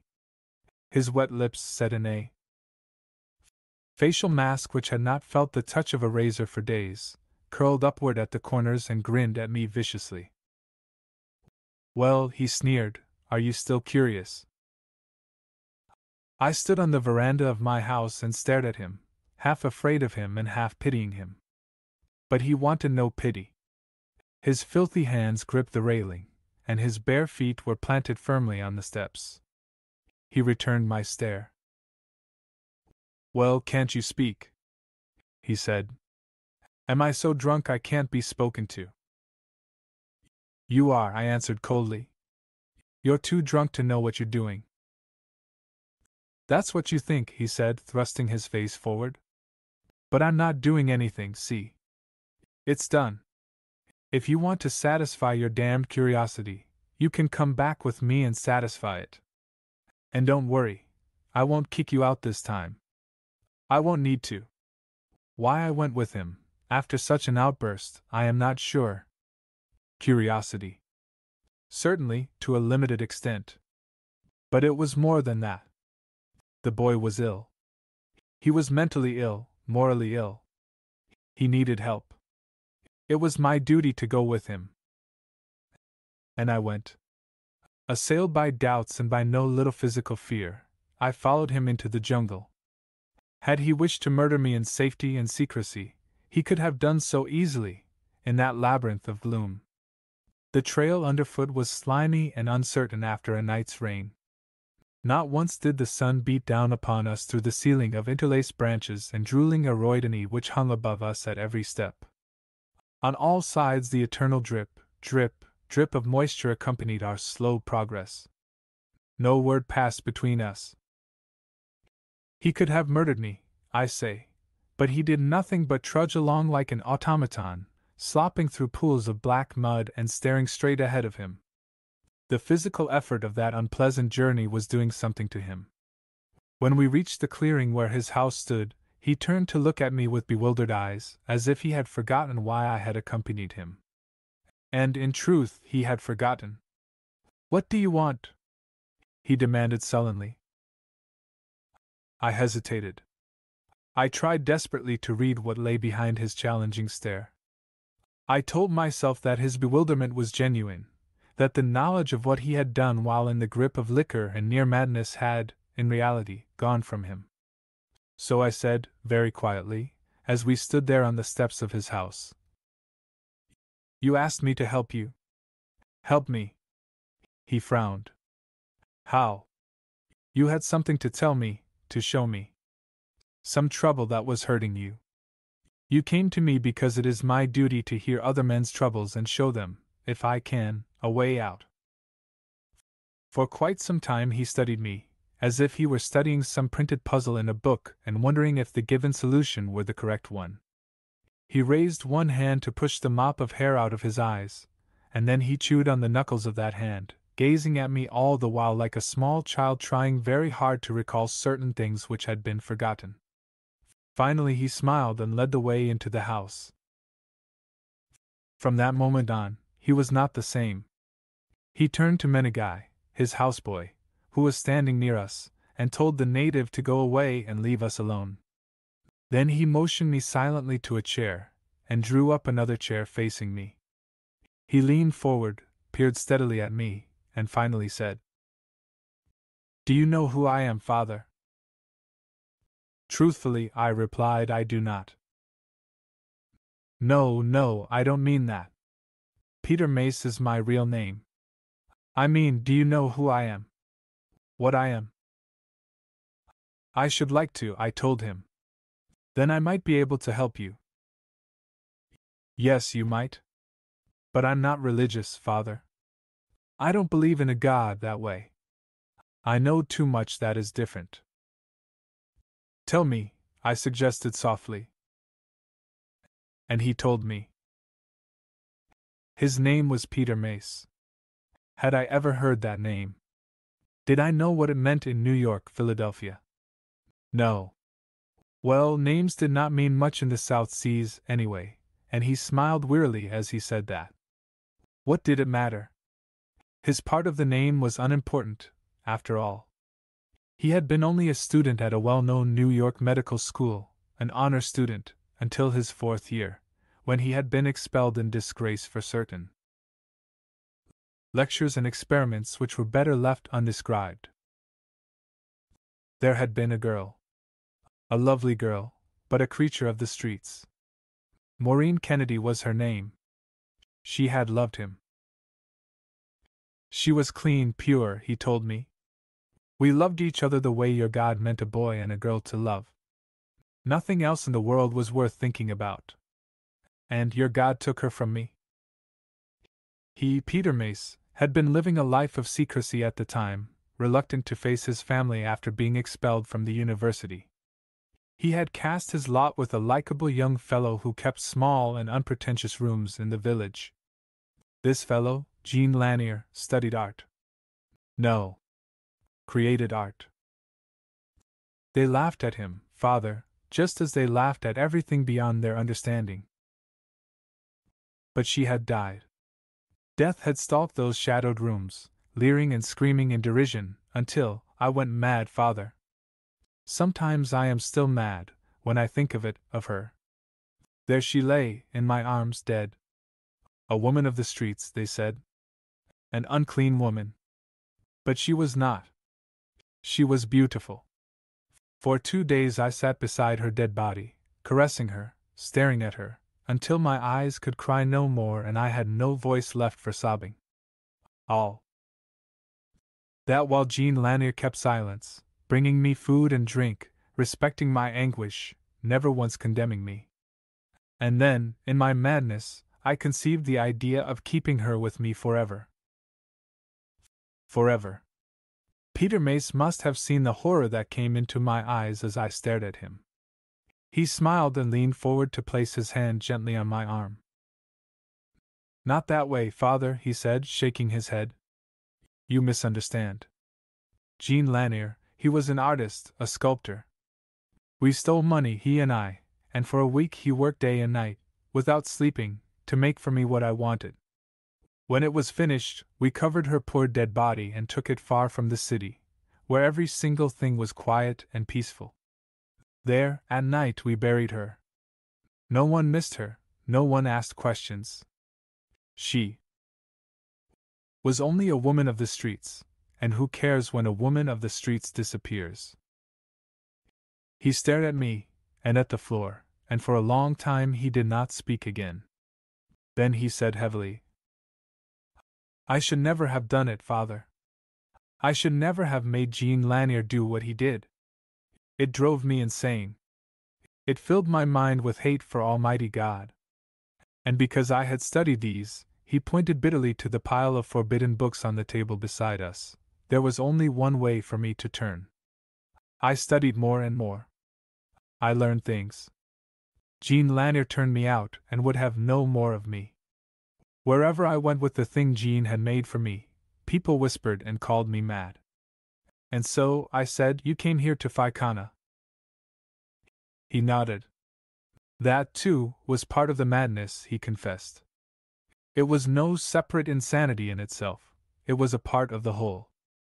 I had to get away from every living person. I had to be alone with her. Do you understand? I had to be alone with her. I had to finish what I had started. And I have. I have. All at once he was on his feet before me, laughing shrilly. I shrank from him, realizing the horror of the transformation that had taken place in him. I knew, then, the condition of his mind. When he had come for me, at my house, his mind had been full of this strange triumph which was burning within him, and he had been at least partly mad. Then, on that long, silent journey through the jungle, the fires within him had burned low. He had even forgotten the cause of his madness. And now he had slowly, terribly, talked himself into being once more a savage beast with but one idea. Certainly it was no sane man that I cringed from. I'll show her to you, he bellowed, beating the air in front of my face with his clenched fists. You sneaked upstairs once, damn you, and all you saw was a chunk of dead marble. Come up with me, now. I'll show you something your religion-stuffed brain won't dare believe. He gripped my arms and hauled me out of my chair. His wide eyes were close to my face, finding fiendish satisfaction in every expression that twisted my features. He shook me as a grown man shakes a terrified child. You think your idiotic religion is the answer to everything in life, don't you? He flung out. You think you know all there is to know. Well, I'll show you. I'll teach you something. He pushed me past the table, where those obscene volumes were piled. Savagely he held my arm and forced me toward the ladder which led to that shadowed chamber above. Had I been able to get past him, to reach the door, I should have fled from that place without hesitation, just as I have fled once before. But escape was not possible. He would have followed me, I am sure of it, and dragged me back. God alone knows what might have happened then. The ladder swayed perilously as I climbed it. I had no time to ascend cautiously. Had I paused, he might have thrust me forcibly up those slender rungs, precipitating both of us to the floor below. Strange that I should have feared physical harm, when I should have been dreading 1,000 times more intently the probable mental horror into which I was stumbling. But I did not see that horror at first, even after clambering through the aperture in the ceiling and groping to my feet on the floor of the room beyond. That room was a domain of shadow, and the sudden flare of a match in Peter Mace's uplifted hand did not at first reveal the thing that faced me. Then I saw, and stepped backward with such violence that my rigid body was lashed by the nipa uprights in the wall behind me. Peter Mace had paced forward to a small table and ignited a candle which sat there, and the candle, a crude, homemade thing which burned with ghastly brilliance, sputtered and hissed as it flooded the chamber with illumination. That room was a garret, small and bare and uninviting. Standing erect in it, a man of ordinary height could have reached up, without effort, and touched the ceiling. Walls and floor were of the crudest construction, fashioned of hoofa wood and overlaid with coarsely woven atap mats. Only one window was in evidence, and that masked by a strip of unclean cotton cloth. And there, against the far wall, staring straight at me, sat the thing which I had once before dared to look at. There, in the restless glare of the candle, the thing confronted me, and this time I saw every separate, single detail of it. I have said before that the thing was a woman. It was. Now, as I advanced fearfully toward it, fascinated by the almost lifelike manner in which it studied me, I could not repress amazement at the uncanny perfection of it. If Jean Lanier had made this, then Jean Lanier had been truly an artist. For the woman was a creature of marble, so delicately and expertly sculptured that every portion of her exquisite form could have been mistaken, even at close range, for living reality. Naked she was, and sitting in an attitude of meditation, with her extended hands holding the metal dish which I had seen before. And I knew intuitively, even as I wondered at the uncanny loveliness of her, that there was something terrible, something wrong, in the way she was sitting there.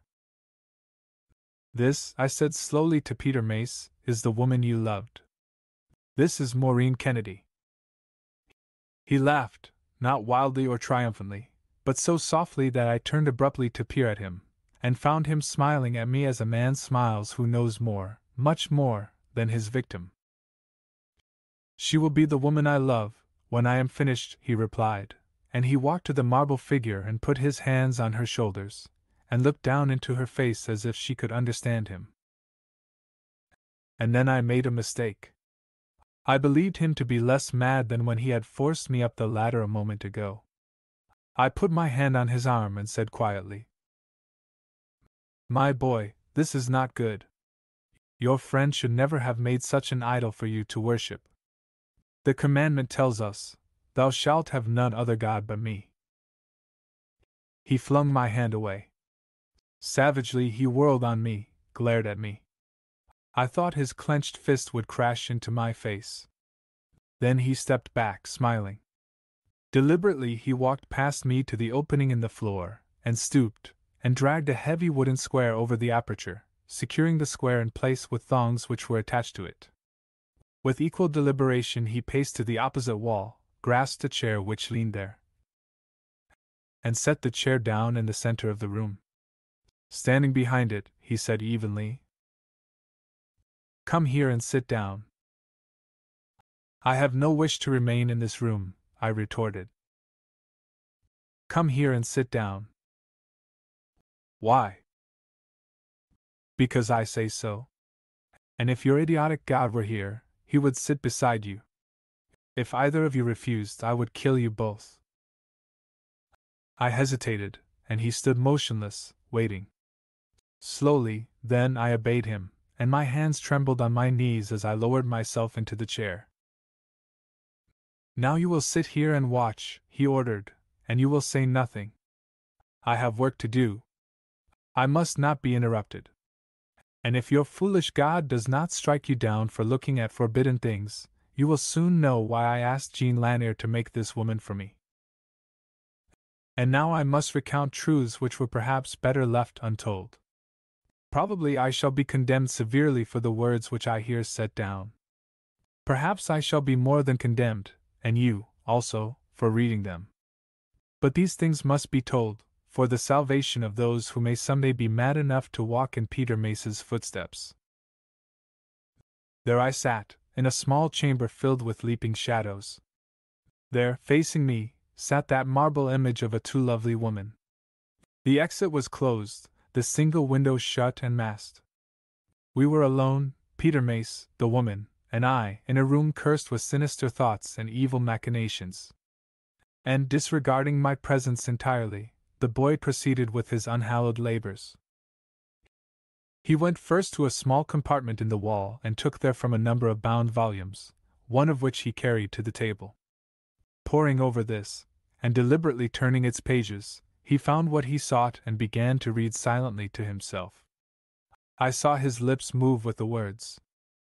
I saw the terrible eagerness in his eyes as they stared unblinkingly at the page. Rigid and motionless he stood there, full in the candle's glare, his shoulders hunched forward, his head downthrust, his hands clenched white on the tabletop.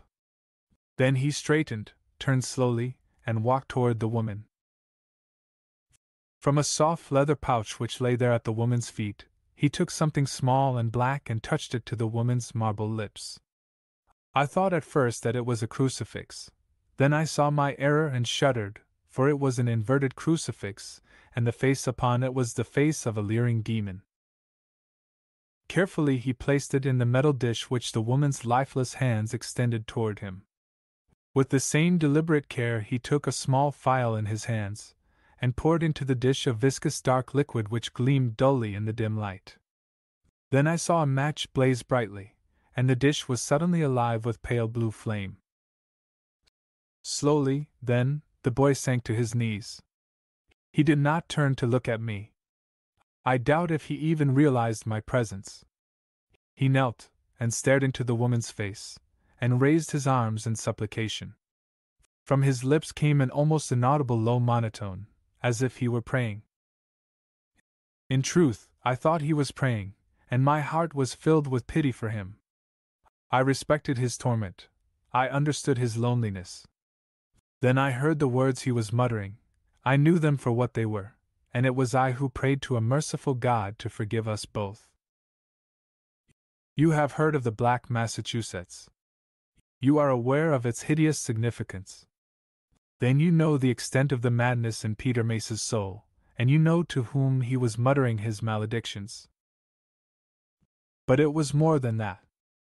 Dimly I realized the enormity of his intent, and slowly but surely, as I listened, I became prey to utter terror. 1,000 times since that day I have reviled myself for not finding courage enough to stop him. Had I leaped out of my chair and flung myself upon him, he might have thanked me for it later. Even had I been forced to seize the very chair in which I sat, and strike him with it, I could not have been condemned for such violence. For the boy was mad. He was inviting annihilation. Yet I sat there, staring at him. I sat rigid, eyes wide and blood pounding in my temples. I was terrified and fascinated, and God help me, I let him have his way. Those words, I can hear them yet, whenever I sit alone in a shadowed room. They mutter at me in the same sing-song chant. They are in my brain. This is the night, O Bethmura. This is the night, though it be day and the sun be shining without our sanctuary. Hear me, while I walk by the black lake of Hali, O Nyarlathotep. Hear me what I say. Word for word. As the earthborn must say to command the presence of the Black King. Hear me. Heaven in art. Heaven in art. And the yellow sign is burning on the altar of my desire, that she may open her eyes and be mine again. Who, Father? Our name, thy be hallowed. Words for you, O Yuggoth, O Yian, O Hastur, O Prince of Evil. Give her to me, I say, and command your price. And in the name of the Great One who must not be named. Through the wells of night where the crawling ones lurk unseen, waiting for wings to raise them. And in the name of the headless ones born in the red foulness of the limitless pit. Give her to me in life, O Hastur. Give her to my arms, O Yuggoth. Hear me, O Lord of Lords, Nyarlathotep. These words, born of madmen's minds and filled with hideous suggestions of horrors forbidden to men, tumbled from the lips of the boy who knelt in that vile room with me. These words and more, but the others I did not hear, for I had become like a man impaled, sitting as straight and stiff as a marble statue.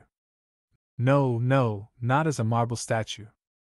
That statue was no longer straight and stiff. Into the chamber with us had come darkness, a living, evil darkness which threatened to smother the ochre glare of the candle. And before me the pale statue of the woman was in motion, swaying slowly, awfully, from side to side, while its outstretched hands carried the metal dish to and fro like a pendulum, and the blue flame in that dish became a weaving, living tongue of fire. Peter Mace had stopped muttering. Other voices had become audible, low and vibrant, and speaking words which had no beginning or end. As if uttered through long, deep tubes, those syllables droned into being. As if moaned aloud by some dark-robed priest of an uncouth cult, they sing-songed into every niche of that foul room. We were no longer alone. The darkness all about us was peopled with shadows, with nameless things which had no shape, no form, no substance, and yet were there. It was a time for prayer and supplication, Yet I knew no prayer mighty enough to afford protection. We had forfeited the right to pray. Peter Mace, with his evil machinations, had summoned elements from the deeper pits of darkness. His blasphemies had established communion with entities more powerful than any who might listen to prayers from human lips. And it is I, Father Jason, a missionary, who say that. I went to my knees with my hands uplifted before me. But no words came from my lips. I spoke them, but they died unborn. On all sides of me that helldark was in motion, those hell shapes were gathering closer. Before me the boy had risen unsteadily to his feet and stood like a man drunk, as if stunned by the enormity of his sin. But what I saw most of all, and what I remembered with awful clarity for nights afterward, was the transformation which was taking place in the marble woman. God help me forever looking into that face. The eyes, which had been open only to natural dimensions, had widened in agony. The lips were shapeless, the face a gray-white mask twisted beyond recognition. Every inch of the woman's body was in motion, struggling hideously, pitifully, to be free of its marble bonds. She was no longer dead. She was no longer a thing of stone. Life had been poured into her rigid body. And she was fighting now, in a hell of physical torment, to assimilate that cursed power and become all alive. You have seen a victim of epilepsy suddenly seized by that dread disease. This woman was like that. She strove to rise. She fought to free her hands from the metal dish to which they clung, so that she might embrace the boy who stood before her. Slowly, horribly, with a paroxysmal jerking of her hips and breasts, she turned toward him. In agony she stared into his face, begging his assistance. She was trying to speak, but could not. And the boy returned her stare. He had become like a man standing erect in sleep.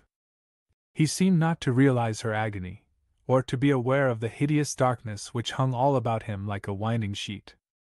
Slowly, mechanically, as if obeying orders over which he had no command, he advanced toward her. Mutely he peered into her face. Then I heard him say quietly, evenly, as if he were reciting the words, "It is not yet. No, it is not yet. This is the 5th time, O Hastur. Only the 5th time, O Lord of Lords. Each time the agony is greater, and the life is stronger. You have promised that on the 7th time the agony will destroy the death, and the life will be complete. I am patient. I am content to wait. All things come to him who waits." Deliberately he extended his arms. His hands came together and pressed downward upon the metal dish. I saw his eyes close and his lips whiten as the blue flame ate into his palms. But no sound came from him as he stood there, and in a moment, when he stepped back, the blue fire was a living thing no longer. Then, as if performing a ritual, the boy sank slowly to his knees and placed his hands upon the body of the living dead woman before him. The agony went out of her face, her struggles ceased. She became as before, a creature of stone, inanimate and lifeless. He knelt with bowed head at the feet of his shrine. Knelt and prayed, not to the God of men, but to the obscene gods who possessed his soul. While he knelt there in supplication, the room emptied itself of shadow and sound, and he and I and the woman were alone together, as we had been. And I, knowing only that my heart was black with horror and my eyes blinded by the forbidden things they had looked upon, crept quietly to the aperture in the floor, and drew aside the square of wood which covered it, and lowered myself slowly, cautiously, down the ladder to the room below. No sound was audible in that chamber of mystery above me as I paced noiselessly to the door. No sound accompanied my escape from Peter Mace's house. When I reached the rim of the jungle, and looked back, I saw only a glow of yellow light behind the masked window of that upstairs room, and I knew that Peter Mace was still there, still kneeling in prayer, while the crude candle on the table cast its innocent light over the chamber's unholy contents. Slowly, and with my heart heavy within me, I went away. From that day until the day of the final accounting, I did not see Peter Mace. In truth, I did not want to. Hours passed before the color crept back into my face and my hands stopped shaking. After reaching my home that night, sick and weary from tramping through the jungle, I closed and barred my door and sat like a dead man, staring at the floor. My mind was full of the monstrous things I had participated in. I dreaded the penalty. Worse, I knew that those horrors were not yet complete. Over and over in my brain rang the boy's words, "On the seventh time the agony will destroy the death, and the life will be complete. I am patient. All things come to him who waits." No, I did not return to Peter Mace's house in the jungle. I feared to. I feared him, and the denizens of darkness who inhabited that horror house with him. And this time, when the natives came to me with stories of the boy's madness, I knew better than to condemn those stories as exaggerations. Menengai came, finally. Wide-eyed and terrified, he hammered on my door and begged to be admitted. It was the evening of the 9th day, and the sight of the Marquesan's face brought to the surface all the fears which had lain dormant within me. I opened the door to him, and closed it quickly, and then listened to the shrill words which chattered from his beetle-stained mouth. "I Tainai," he wailed. "God Almighty." And then, in his own tongue, he screamed and muttered and whispered his story, with such genuine fear in his eyes that I knew his words to be truth. Less than an hour ago, he, Menengai, had been sitting on an tap mat on the floor of his master's house. Peter Mace, had been studying books, as usual, with his elbows on the table and his head bent over the printed pages.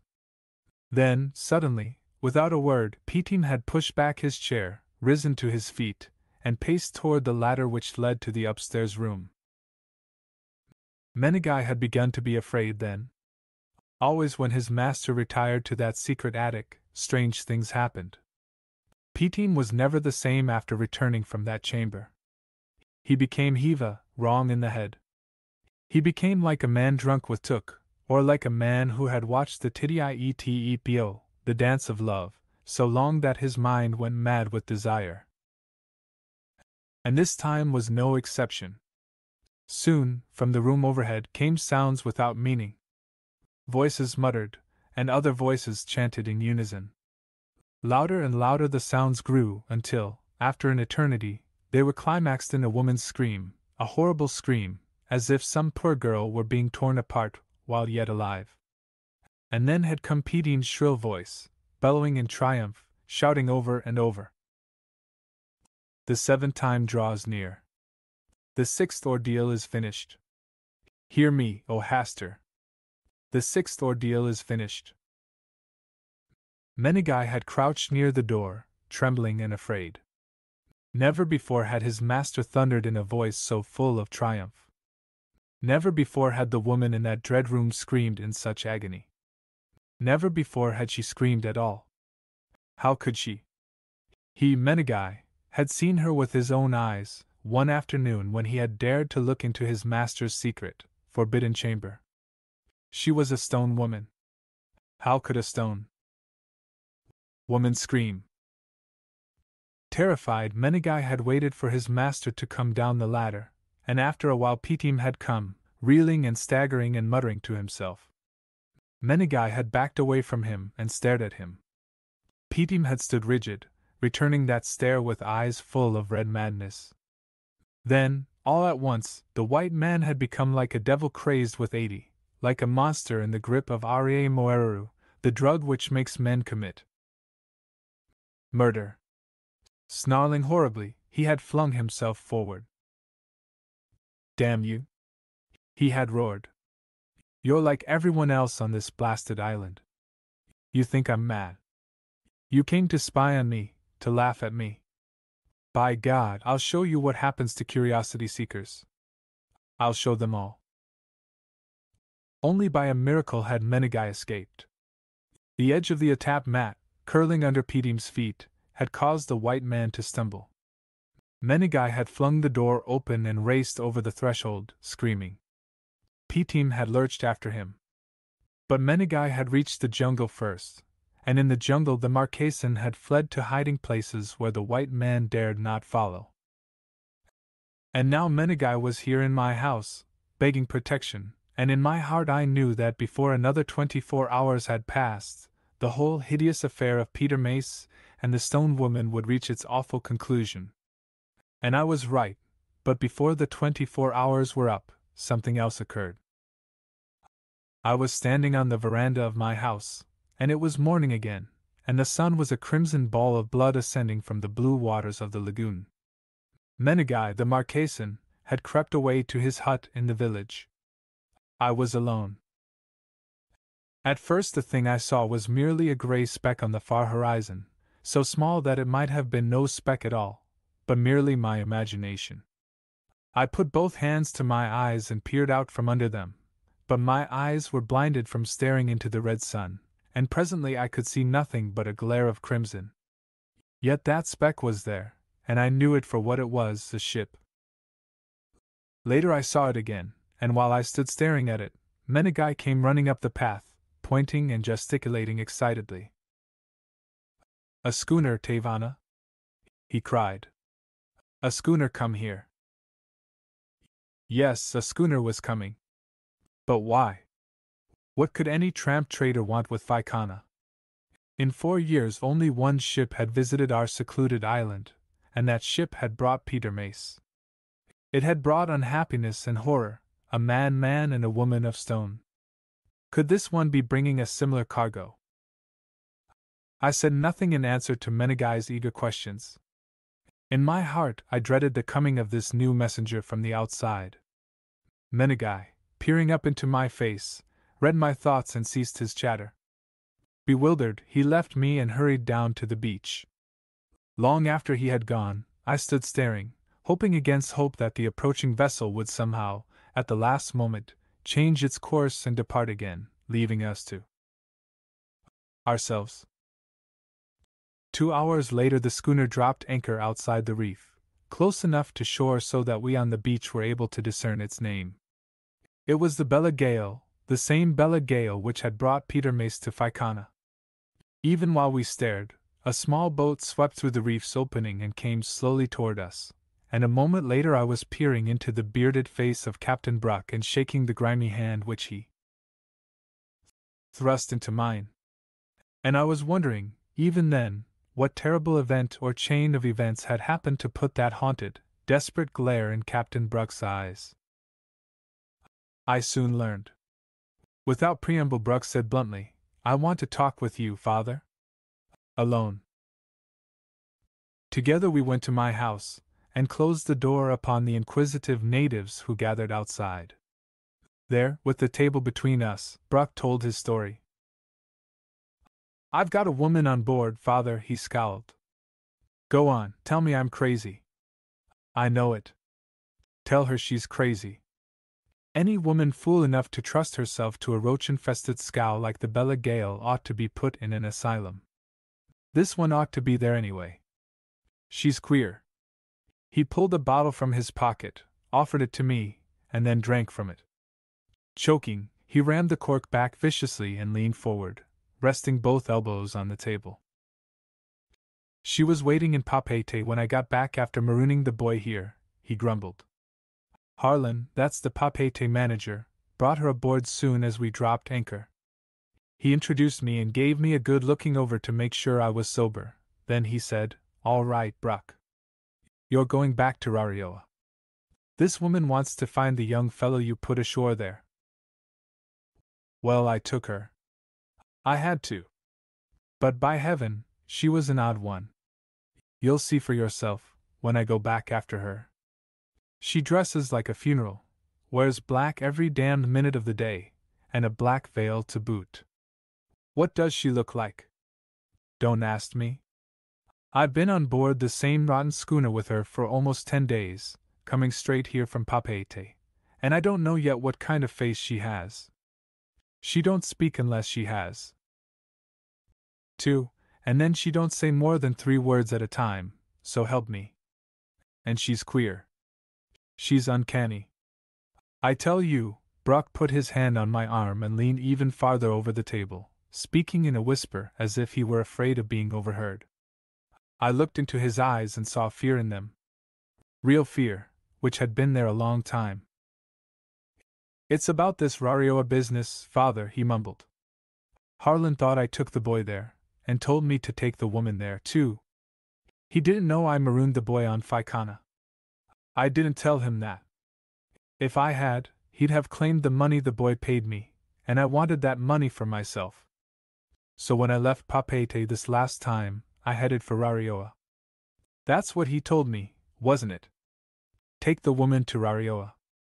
But we hadn't been out more than 3 days when she came to me and said, 'You're not taking me to Peter.' Just like that, father. How in the name of all that's holy did she know where Peter was?" I stared at him. Some of the fear in his eyes must have found its way into my eyes as well. He returned my stare triumphantly. "She's not human, I tell you," he blurted. "She's not human even to look at. She walks around like she was asleep. She talks in the same tone of voice all the time, like she was tired. By heaven, I won't have any more to do with her, father. I brought her here, and I'm leaving her here. It's up to you now. You know more about this kind of business than I do." "You brought her here," I said slowly, "because you were afraid not to." "Afraid?" he bellowed. "I tell you, when she looked at me with those eyes of hers and said, 'You're not taking me to Peter,' I knew better than to double-cross her. I brought her to Peter. That was all." Bruck heaved himself up and stood swaying, while he drank again from the bottle of whiskey. He glared at me, then laughed drunkenly as he pulled open the door. "You can have her," he said. "I'll put her ashore like I was told to. You're welcome to her." Then he went out. It was with mingled feelings of fear and apprehension that I awaited his return. Somehow I could not bring myself to go down to the beach. I chose to remain behind the closed door of my house, alone with my thoughts, though I might better have taken myself out of that shadowed room, into sunshine and open air, where my mind would have created visions less morbid. Who could she be, this woman? A sister, perhaps, of the boy who had established himself in that house of sin in the jungle. A relative, perhaps, of the dead sweetheart whom he had left behind him. I wondered, and wondering, found myself drawing mental pictures of her. Subconsciously, Bruck's descriptions influenced those pictures. The woman of my imagination was a black-robed nun, uncouth and ungainly, eccentric of speech and action, not at all like the woman who confronted me less than 10 minutes later. Bruck's throaty hello startled me out of my reverie, and I drew the door open with a nervous jerk. And there she was, tall and graceful and utterly lovely, in direct contrast to my mental image of her. Quietly she followed him up the steps. Without embarrassment she stood facing me, while Bruck said curtly, "This is Father Jason, ma'am. He runs the place here." The woman nodded. Her eyes, behind an opaque veil which entirely concealed her features, regarded me intently. She was perhaps 25 years old, certainly not more. Deliberately she stared about the room. Almost mechanically she stepped past me and sank into a chair. In a peculiarly dull voice she said, "I am tired. I have come a long way." She was tired. Though her face was hidden from me, I could sense the exhaustion in it. She seemed suddenly to have lost the power of movement, almost the power of life itself. She sat perfectly still, staring straight before her. I thought, strangely, that she was on the verge of death. You wish to go to Peter?" I said gently. "Peter," she whispered, and raised her head slowly to look at me. "Peter." "Yes. In a little while." I studied her. Surely this woman loved Peter Mace, or she would not have gone to such trouble to find him. If so, she could help him. He needed help. He needed someone near and dear to him, to talk to him, to convince him that his horrible research was wicked. If this woman could do that, her coming would not be in vain. When you are rested, I said quietly, I will take you to him. You had better sleep first. It is a long way. She smiled, as if she were pitying me for not knowing something I ought to know. Yes, she said. It is a long way, through the jungle. I know. Then she slept. Darkness had fallen when we began that journey to Peter Mace's house. We were alone. Captain Bruck had departed more than an hour ago, vowing that he wanted no more of her, and that so far as he was concerned he didn't care if he never set foot on Phycana's blasted beach again. The natives, tired of hanging about the house in hopes of satisfying their childish curiosities, had returned to the village. No one saw us begin that journey which was to have such a terrible end. But I had no premonition of the end then. I thought of Peter Mace, living alone in his isolated abode in the jungle, and I thanked God for sending the woman to aid him. Mysterious she was, to be sure, and not once had she given herself a name, but my hopes were high, and a queer confidence possessed me as I led her along the jungle trail. Even the jungle itself, black as death and full of sinister shapes and sounds, could not kill the song in my heart. I refused to consider the possible peril on all sides of us. I refused to be afraid. A merciful God had sent this woman to Phycana, and the same merciful God would conduct her safely to the end of her quest. She, too, was unafraid. She followed boldly, deliberately in my steps. She did not speak. Several times, when I turned to assist her through stretches of black morass, or over huge fallen stumps of AOA trees, she merely smiled and accepted my hand without comment. So, finally, we reached the end of the trail and entered the clearing where Peter Mace's house loomed high before us. And for the first time, doubt assailed me. Only one light burned in that grim structure, one light, pale and yellow behind the masked window of the upstairs room. Slowly we walked toward it, and even more slowly we ascended the veranda steps. I knocked hesitantly, and there was no answer. My hand trembled on the latch. The door swung open, and silently we entered. There in the dark we stood side by side, the woman and I, and neither of us spoke. In the far corner of the room a feeble shaft of light descended from the ceiling, revealing the top rungs of the ladder and the uneven surface of the wall beside it. The aperture was closed. From the chamber above us came the deep, sing-song voice of Peter Mace, uttering words which brought sudden terror to my heart. There is no need to repeat those words here. Already I have described in detail the ritual for which that room of horror was designed. Enough to say that the horror, this time, was nearing its climax, that other voices, born of lips which had no human form, were slowly and terribly rising in a shrill crescendo, smothering the blasphemies which poured from the boy's throat. Even while the veiled woman and I stood motionless, those sounds rose to a mighty roar, screaming their triumph. And with them came the shrill, awful outcry of a woman in mortal anguish.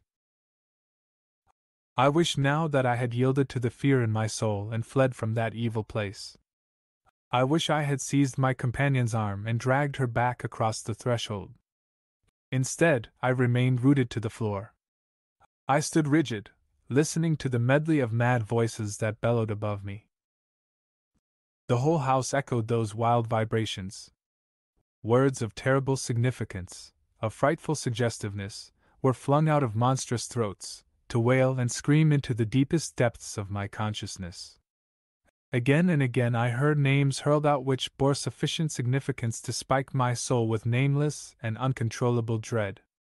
And above them all, within them all, shrilled that wild screech of physical agony which toxin from a woman's lips. The awful din reached its climax while I stood there. For a long moment the walls around me, the ceiling above, the floor below, trembled as if in the grip of a great wind. Then, slowly, the sounds subsided. Slowly they died to a sinister whispering and muttering in which I could distinguish no individual words. And finally only one audible sound remained, the low, passionate voice of Peter Mace, speaking in triumphant tones which were, in themselves, all too significant. Then I moved. Mechanically I turned from the woman beside me and paced toward the ladder in the corner. Fearfully I ascended the wooden rungs, holding myself erect with hands that shook violently as they groped upward at a snail's pace. From the chamber above me, the boy's voice came in fitful exclamations, uttering words of triumph, of endearment. Wildly he was saying, "It is finished. Beloved, it is finished. The agony has destroyed the death, the life is complete. They promised me it would be so, and they have fulfilled their promise. Oh, my beloved, come to me." I shuddered, and for a long time clung motionless to my perch, fearing to ascend higher. Had I been aware of the scene which would meet my gaze when I reached up to drag the wooden covering from the aperture above me, I would have flung myself back down the ladder and left that evil chamber forever undisturbed. But I did not know. I slid aside the barrier. I heaved myself to the floor above. And I saw. The room was a well of darkness, illuminated only by the sputtering candle on the table. Before me stood Peter Mace, disheveled and ragged, his head flung back and his bare feet planted on the crude atap mat which covered the floor. In his arms, pressed close against his emaciated body, clung a naked woman, a woman whose skin was as white and as smooth as fine-grained gypsum. Lovely she was. Too lovely. And then I realized the truth. Abruptly I turned and stared at the cloth-covered pedestal in the corner, the pedestal where the marble woman had sat. Then, in horror, I stared again at the creature in Peter Mace's embrace. And she was the same woman. God help me, she was the same. Those horrors of outer darkness had given her the power of life. The woman in Peter Mace's arms, clinging to him, was a woman of living stone. I stared, unable to believe what I knew to be true. The very frightfulness of it prevented me from assimilating its whole significance. I merely stared, and heard words issuing from her lips, and heard him answering them. Then, after an eternity, I stood erect and said aloud, "A woman is here to see you, Peter." Peter Mace turned, very slowly, releasing the naked thing in his arms. He looked at me steadily, as if bewildered by my presence. He peered all around him, as if puzzled even by the room in which he stood. Then he said quietly, "A woman? To see me?" "Yes," I nodded. "She's waiting." He came toward me. He did not understand. His forehead was creased and his lips frowning. Leaving his companion where she was, he stepped past me and slowly descended the ladder. The stone woman said nothing, she stood very still, watching him. Silently I followed him down the creaking rungs to the room below, where the other woman was waiting. And then it was my turn to be bewildered. Peter Mace and the woman in black stared at each other. Neither moved. For a full moment neither spoke. The very intensity of their stares, the very completeness of their silence, indicated a climactic something which I did not fully comprehend. I felt that when the woman did speak, she would scream. But she did not. She said calmly, "You sent for me, Peter." "I'm here." He moved toward her. Behind and above him a muffled creaking sound came from the wooden ladder, but none of us turned. The boy was still gazing with horribly wide eyes. He said falteringly, You are not dead. You're here." "How can that be?" "I was dead, Peter." "What do you mean?" He whispered. "I was dead, but you gave me life. I came to you." The boy seemed not to understand. Not until she raised her hands and drew the veil from her face, not until then did he realize the hideous results of the sins he had committed. And I realized them, too. The woman before me was Peter Mace's loved one. She was walking in death. She had been raised from the grave by the hellish rituals performed by him. This woman before me, was the flesh and blood reality from whom he and his artist companion had designed that stone creature in the room above us. The likeness was unmistakable. But there was a difference. The face of this corpse woman was lovely only because she had made it lovely. Beneath the mask of powder which covered it, death had written with an indelible pencil, leaving certain signs which could never be erased. Little wonder she had worn a veil. Little wonder she had refused to reveal herself to me, or to Captain Bruck, or to any of the people who had come in contact with her. Yet Peter Mace, her lover, failed to see what the grave had done. He was blinded to all but her loveliness. He reached out his arms and stepped toward her, and with terrible eagerness he crushed her against him. I stood close to them, unable to move away. Again I heard the creaking of the ladder behind me, but still I did not turn. Nothing mattered but the pitiful thing which was occurring before me. I saw only this wild-eyed, sobbing boy, holding in his arms the woman who had been returned to him, the woman who, resurrected from her distant grave by the far-reaching powers of his unholy rites, had found her way across half the earth to reach his arms. Again and again he cried her name aloud. Over and over he sobbed words of endearment. All his loneliness and longing poured through his lips, and his soul was bare for her to look at. And then some sixth sense made me turn, or perhaps it was the thud of heavy feet striking the floor behind me. I swung slowly about, and stood transfixed. There, at the foot of the ladder, stood the stone woman whom Peter Mace had created. As long as I live, the expression of her face will haunt me. Her eyes were as dark and deep as midnight pits. Her lips were drawn back over parted teeth, in a snarl of animal hate. She had heard the boy's every word. She had witnessed his every act. And now her once beautiful face was contorted. She was a savage beast whose mate had deserted her. She meant murder. Slowly, with awful deliberation, she advanced across the floor. She did not see me, did not consider my presence. She had eyes only for Peter Mace and the woman who clung to him. Straight past me she walked, so close that I might have reached out and touched her. And I, God help me, I stood like a graven image, utterly unable to move or to shriek a warning. I did not see all of what happened. Her back was toward me, and she was between me and her victims. But I saw and heard enough to blast my soul. Peter Mace was whispering to his loved one, uttering low words of love and happiness. His voice suddenly ceased, then screamed aloud in terror. He leaped backward, then flung himself forward again. He might have escaped, had he not hurled himself upon that relentless stone figure in a futile attempt to protect his beloved. Those hideous fingers had already gripped the other woman's throat. Peter Mace tore at them madly, in an effort to dislodge them. He might better have thought of his own safety. Slowly and surely those stone fingers committed murder. The corpse woman sank backward to the floor, staring with dead eyes at the ceiling. The fingers released their grip. Not until then did the boy realize the futility of resistance. Not until then did he seek to escape. Then it was too late. Those infernal hands buried themselves in the flesh of his neck. His lips opened to release a prolonged shriek of agony.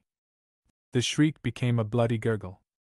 He hung suspended, his feet beating a terrible tattoo on the floor. When she released him, he fell across the body of the woman beneath him, and he, like her, was dead. The room, then, was filled with the silence of death. The stone woman stood over her victims, gazing down at them. An eternity passed. Slowly, and still without speaking, the woman turned and paced to the door. Her groping hand raised the latch.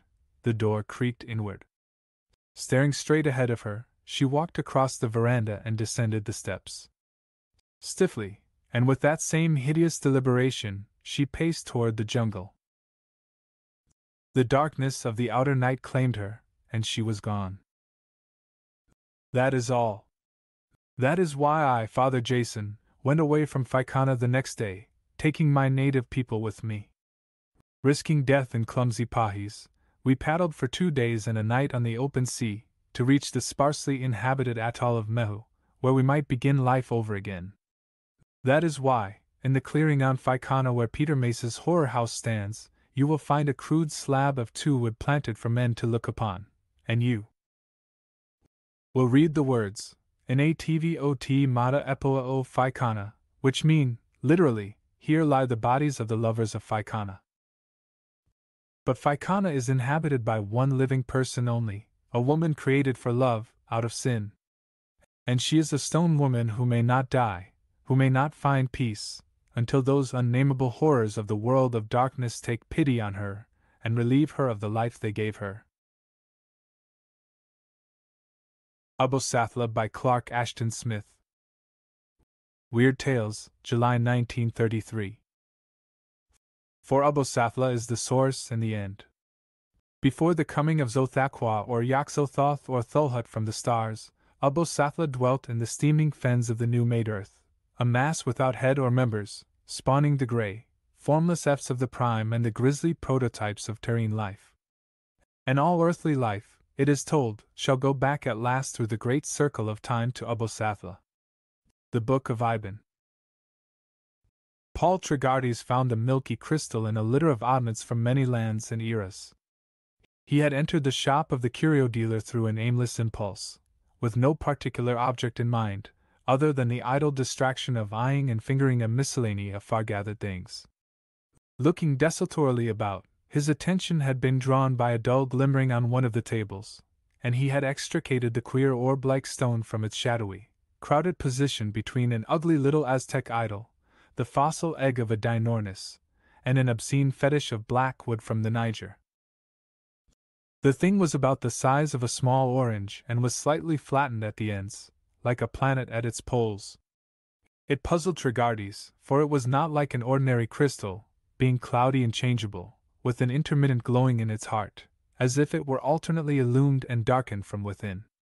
Holding it to the wintry window, he studied it for a while without being able to determine the secret of this singular and regular alternation. His puzzlement was soon complicated by a dawning sense of vague and irrecognizable familiarity, as if he had seen the thing before under circumstances that were now wholly forgotten. He appealed to the curio dealer, a dwarfish Hebrew with an air of dusty antiquity, who gave the impression of being lost to commercial considerations in some web of Kabbalistic reverie. "Can you tell me anything about this?" The dealer gave an indescribable, simultaneous shrug of his shoulders and his eyebrows. "It is very old Paleogean, one might say. I cannot tell you much, for little is known. A geologist found it in Greenland, beneath glacial ice, in the Miocene strata. Who knows? It may have belonged to some sorcerer of primeval Thule. Greenland was a warm, fertile region, beneath the sun of Miocene times. No doubt it is a magic crystal, and a man might behold strange visions in its heart, if he looked long enough." Tregardes was quite startled, for the dealer's apparently fantastic suggestion had brought to mind his own delvings in a branch of obscure lore, and, in particular, had recalled the Book of Iban, that strangest and rarest of occult forgotten volumes, which is said to have come down through a series of manifold translations from a prehistoric original written in the lost language of Hyperborea. Tregardes, with much difficulty, had obtained the medieval French version, a copy that had been owned by many generations of sorcerers and Satanists, but had never been able to find the Greek manuscript from which the version was derived. The remote, fabulous original was supposed to have been the work of a great Hyperborean wizard, from whom it had taken its name. It was a collection of dark and baleful myths, of liturgies, rituals and incantations both evil and esoteric. Not without shudders, in the course of studies that the average person would have considered more than singular, Tregardes had collated the French volume with the frightful Necronomicon of the mad Arab, Abdul Alhazred. He had found many correspondences of the blackest and most appalling significance, together with much forbidden data that was either unknown to the Arab or omitted by him, or by his translators. Was this what he had been trying to recall? Tregardes wondered. The brief, casual reference, in the Book of Ibn, to a cloudy crystal that had been owned by the wizard Zon Metzmelech, in Muthulan. Of course, it was all too fantastic, too hypothetic, too incredible, but Muthulan, that northern portion of ancient Hyperborea, was supposed to have corresponded roughly with modern Greenland, which had formerly been joined as a peninsula to the main continent. Could the stone in his hand, by some fabulous fortuity, be the crystal of Zon Metzmelech? Tregardes smiled at himself with inward irony for even conceiving the absurd notion. Such things did not occur, at least, not in present-day London, and in all likelihood, the Book of Ibn was sheer superstitious fantasy, anyway. Nevertheless, there was something about the crystal that continued to tease and inveigle him. He ended by purchasing it, at a fairly moderate price. The sum was named by the seller, and paid by the buyer without bargaining. With the crystal in his pocket, Paul Tregardes hastened back to his lodgings instead of resuming his leisurely saunter. He installed the milky globe on his writing table, where it stood firmly enough on one of its oblate ends. Then, still smiling at his own absurdity, he took down the yellow parchment manuscript of the Book of Ibn from its place in a somewhat inclusive collection of recherche literature. He opened the vermiculated leather cover with hasps of tarnished steel, and read over to himself, translating from the archaic French as he read, the paragraph that referred to Zon Metzmelech. This wizard, who was mighty among sorcerers, had found a cloudy stone, orb-like and somewhat flattened at the ends, in which he could behold many visions of the terrene past, even to the earth's beginning, when Abosathla, the unbegotten source, lay vast and swollen and yeasty amid the vaporing slime. But of that which he beheld, Zon Metzmelech left little record, and people say that he vanished presently, in a way that is not known, and after him the cloudy crystal was lost. Paul Tregardes laid the manuscript aside. Again there was something that tantalized and beguiled him, like a lost dream, or a memory forfeit to oblivion. Impelled by a feeling which he did not scrutinize or question, he sat down before the table and began to stare intently into the cold, nebulous orb. He felt an expectation which, somehow, was so familiar, so permeative a part of his consciousness, that he did not even name it to himself. Minute by minute he sat, and watched the alternate glimmering and fading of the mysterious light in the heart of the crystal. By imperceptible degrees there stole upon him a sense of dreamlike duality, both in respect to his person and his surroundings. He was still Paul Tregardes, and yet he was someone else. The room was his London apartment, and a chamber in some foreign but well-known place. And in both milieux he peered steadfastly into the same crystal. After an interim, without surprise on the part of Tregardes, the process of re-identification became complete. He knew that he was Zon Metzmelech, a sorcerer of Muthulan, and a student of all lore anterior to his own epoch. Wise with dreadful secrets that were not known to Paul Tregardes, amateur of anthropology and the occult sciences in latter-day London, he sought by means of the milky crystal to attain an even older and more fearful knowledge. He had acquired the stone in dubitable ways, from a more than sinister source. It was unique and without fellow in any land or time.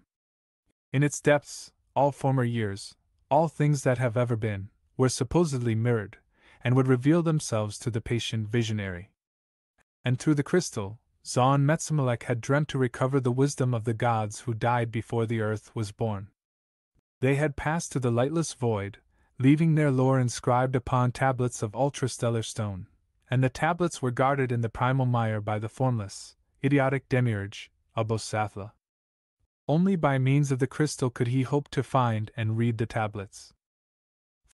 For the first time, he was making trial of the globe's reputed virtues. About him an ivory-paneled chamber, filled with his magic books and paraphernalia, was fading slowly from his consciousness. Before him, On a table of some dark Hyperborean wood that had been graven with grotesque ciphers, the crystal appeared to swell and deepen, and in its filmy depth he beheld a swift and broken swirling of dim scenes, fleeting like the bubbles of a mill race. As if he looked upon an actual world, cities, forests, mountains, seas, and meadows flowed beneath him, lightening and darkening as with the passage of days and nights in some weirdly accelerated stream of time. Zon Metzamelek had forgotten Paul Tregardes, had lost the remembrance of his own entity, and his own surroundings in Neothilin. Moment by moment, the flowing vision in the crystal became more definite and distinct, and the orb itself deepened till he grew giddy, as if he were peering from an insecure height into some never-fathomed abyss. He knew that time was racing backward in the crystal, was unrolling for him the pageant of all past days. But a strange alarm had seized him, and he feared to gaze longer. Like one who has nearly fallen from a precipice, he caught himself with a violent start and drew back from the mystic orb. Again, to his gaze, the enormous whirling world into which he had peered was a small and cloudy crystal on his rune-wrought table in Neothilin. Then, by degrees, it seemed that the great room with sculptured panels of mammoth ivory was narrowing to another and dingier place, and Zon Metzamelek, losing his preternatural wisdom and sorcerous power, went back by a weird regression into Paul Tregardes. And yet not wholly, it seemed, was he able to return. Tregardes, dazed and wondering, found himself before the writing table on which he had set the oblate sphere. He felt the confusion of one who has dreamt and has not yet fully awakened from the dream. The room puzzled him vaguely, as if something were wrong with its size and furnishings, and his remembrance of purchasing the crystal from a curio dealer was oddly and discrepantly mingled with an impression that he had acquired it in a very different manner. He felt that something very strange had happened to him when he peered into the crystal, but just what it was he could not seem to recollect. It had left him in the sort of psychic muddlement that follows a debauch of hashish. He assured himself that he was Paul Tregardes, that he lived on a certain street in London, that the year was 1932, but such commonplace verities had somehow lost their meaning and their validity, and everything about him was shadow-like and insubstantial. The very walls seemed to waver like smoke, the people in the streets were phantoms of phantoms, and he himself was a lost shadow, a wandering echo of something long forgot. He resolved that he would not repeat his experiment of crystal gazing. The effects were too unpleasant and equivocal. But the very next day, by an unreasoning impulse to which he yielded almost mechanically, without reluctation, he found himself seated before the misty orb. Again he became the sorcerer Zon Metzamelek in Neothilin. Again he dreamt to retrieve the wisdom of the anti-mundane gods. Again he drew back from the deepening crystal with the terror of one who fears to fall. And once more, but doubtfully and dimly, like a failing wraith, he was Paul Tregardes. 3 times did Tregardes repeat the experience on successive days, and each time his own person and the world about him became more tenuous and confused than before. His sensations were those of a dreamer who was on the verge of waking, and London itself was unreal as the lands that slip from the dreamer's ken, receding in filmy mist and cloudy light. Beyond it all, he felt the looming and crowding of vast imageries, alien but half familiar. It was as if the phantasmagoria of time and space were dissolving about him, to reveal some veritable reality, or another dream of space and time. There came, at last, the day when he sat down before the crystal, and did not return as Paul Tregardes. It was the day when Zon Metzamelek, boldly disregarding certain evil and portentous warnings, resolved to overcome his curious fear of failing bodily into the visionary world that he beheld, a fear that had hitherto prevented him from following the backward stream of time for any distance. He must, he assured himself, conquer this fear if he were ever to see and read the lost tablets of the gods. He had beheld nothing more than a few fragments of the years of Neothilin immediately posterior to the present, the years of his own lifetime, and there were inestimable cycles between these years and the beginning. Again, to his gaze, the crystal deepened immeasurably, with scenes and happenings that flowed in a retrograde stream. Again the magic ciphers of the dark table faded from his ken, and the sorcerously carven walls of his chamber melted into less than dream. Once more he grew giddy with an awful vertigo as he bent above the swirling and milling of the terrible gulfs of time in the world-like orb. Fearfully, in spite of his resolution, he would have drawn away, but he had looked and leaned too long. There was a sense of abysmal falling, a suction as of ineluctable winds, of maelstroms that bore him down through fleet unstable visions of his own past life into antenatal years and dimensions. He seemed to endure the pangs of an inverse dissolution, and then he was no longer Zon Metzamelech, the wise and learned watcher of the crystal, but an actual part of the weirdly racing stream that ran back to reattain the beginning. He seemed to live unnumbered lives, to die myriad deaths, forgetting each time the death and life that had gone before. He fought as a warrior in half-legendary battles. He was a child playing in the ruins of some olden city of Neothulin. He was the king who had reigned when the city was in its prime, the prophet who had foretold its building and its doom.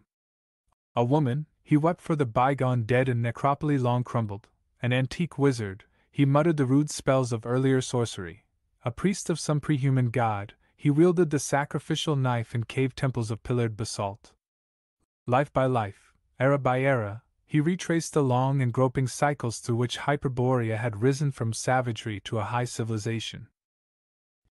He became a barbarian of some troglodytic tribe, fleeing from the slow, turreted ice of a former glacial age into lands illumined by the ruddy flare of perpetual volcanoes.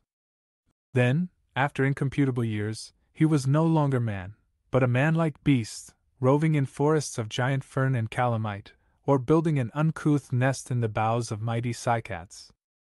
Through eons of anterior sensation, of crude lust and hunger, of aboriginal terror and madness, there was someone, or something, that went ever backward in time. Death became birth, and birth was death. In a slow vision of reverse change, the earth appeared to melt away, and sloughed off the hills and mountains of its latter strata. Always the sun grew larger and hotter above the fuming swamps that teemed with a crasser life, with a more fulsome vegetation. And the thing that had been Paul Tregardes, that had been Zon Metzamelech, was a part of all the monstrous devolution. It flew with the claw-tipped wings of a pterodactyl, it swam in tepid seas with the vast, winding bulk of an ichthyosaurus, it bellowed uncouthly with the armored throat of some forgotten behemoth to the huge moon that burned through primordial mists. At length, after eons of immemorial brutehood, it became one of the lost serpent men who reared their cities of black gneiss and fought their venomous wars in the world's first continent. It walked undulaously in anti-human streets, in strange crooked vaults. It peered at primeval stars from high, Babylonian towers. It bowed with hissing litanies to great serpent idols. Through years and ages of the Ophidian era it returned, and was a thing that crawled in the ooze, that had not yet learned to think and dream and build. And the time came when there was no longer a continent, but only a vast, chaotic marsh, a sea of slime, without limit or horizon, without shore or elevation, that seethed with a blind writhing of amorphous vapors. There, in the grey beginning of earth, the formless mass that was Abosathla reposed amid the slime and the vapors. Headless, without organs or members, it sloughed from its oozy sides, in a slow, ceaseless wave, the amoebic forms that were the archetypes of earthly life. Horrible it was, if there had been aught to apprehend the horror, and loathsome, if there had been any to feel loathing. About it, prone or tilted in the mire, there lay the mighty tablets of star-quarried stone that were writ with the inconceivable wisdom of the premundane gods. And there, to the goal of a forgotten search, was drawn the thing that had been, or would sometime be, Paul Tregardes and Zon Metzamelech. Becoming a shapeless eft of the prime, it crawled sluggishly and obliviously across the fallen tablets of the gods, and fought and ravened blindly with the other spawn of Abosathla. Of Zon Metzamelech and his vanishing, there is no mention anywhere, save the brief passage in the Book of Iban. Concerning Paul Tregardes, who also disappeared, there was a curt notice in several of the London papers. No one seems to have known anything about him. He is gone as if he had never been, and the crystal, presumably, is gone too. At least, No one has found it. People of the Dark. By Robert E. Howard. Strange Tales, June 1932. I came to Dagon's cave to kill Richard Brent. I went down the dusky avenues made by the towering trees, and my mood well matched the primitive grimness of the scene. The approach to Dagon's cave is always dark, for the mighty branches and thick leaves shut out the sun, and now the somberness of my own soul made the shadows seem more ominous and gloomy than was natural. Not far away I heard the slow wash of the waves against the tall cliffs, but the sea itself was out of sight, masked by the dense oak forest. The darkness and the stark gloom of my surroundings gripped my shadowed soul as I passed beneath the ancient branches, as I came out into a narrow glade and saw the mouth of the ancient cavern before me. I paused, scanning the cavern's exterior and the dim reaches of the silent oaks. The man I hated had not come before me. I was in time to carry out my grim intent. For a moment my resolution faltered, then like a wave there surged over me the fragrance of Eleanor Bland, a vision of wavy golden hair and deep gray eyes, changing and mystic as the sea.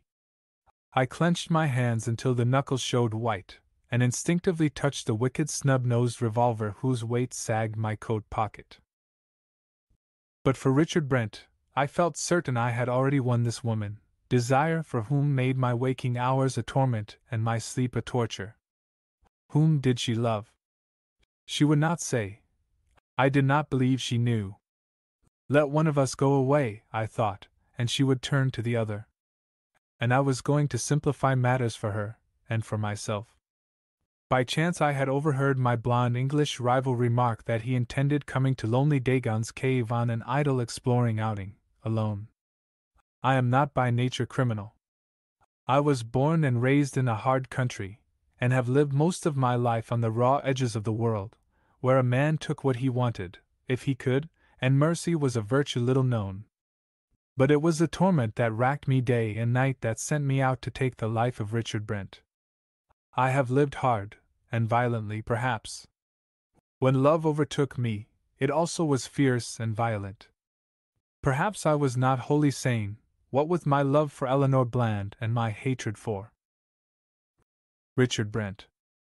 Under any other circumstances, I would have been glad to call him friend, a fine, rangy, upstanding young fellow, clear-eyed and strong. But he stood in the way of my desire, and he must die. I stepped into the dimness of the cavern and halted. I had never before visited Dagon's cave, yet a vague sense of misplaced familiarity troubled me as I gazed on the high arching roof, the even stone walls and the dusty floor.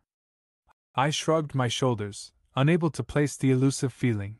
Doubtless it was evoked by a similarity to caverns in the mountain country of the American Southwest where I was born and spent my childhood.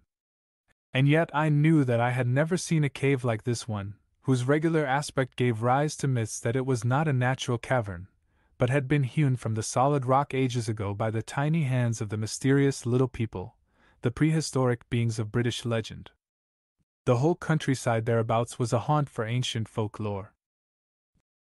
The country folk were predominantly Celtic, here the Saxon invaders had never prevailed, and the legends reached back, in that long-settled countryside, further than anywhere else in England, back beyond the coming of the Saxons, aye, and incredibly beyond that distant age, beyond the coming of the Romans, to those unbelievably ancient days when the native Britons warred with black-haired Irish pirates.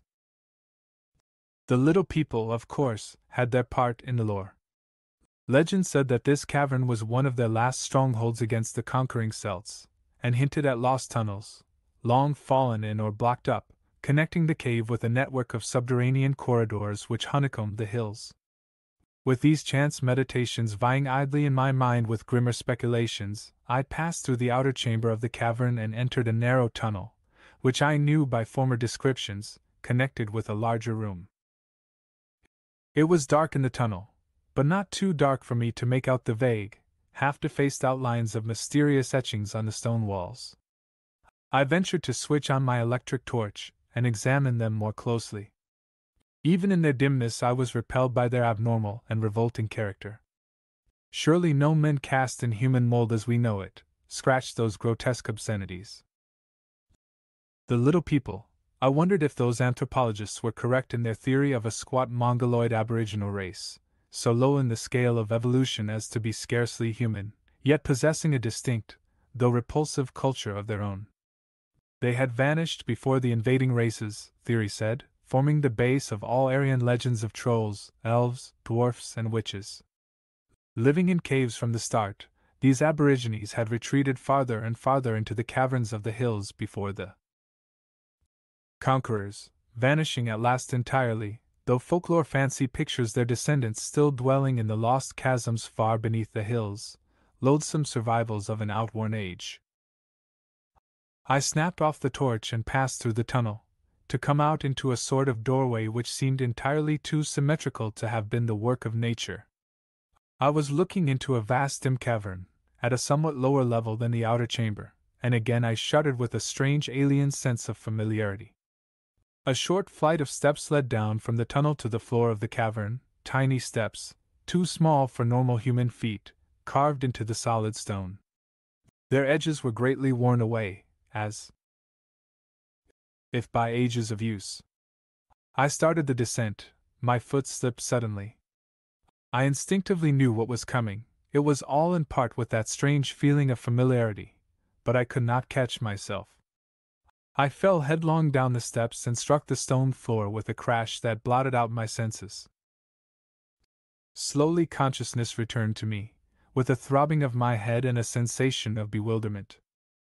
I lifted a hand to my head and found it caked with blood.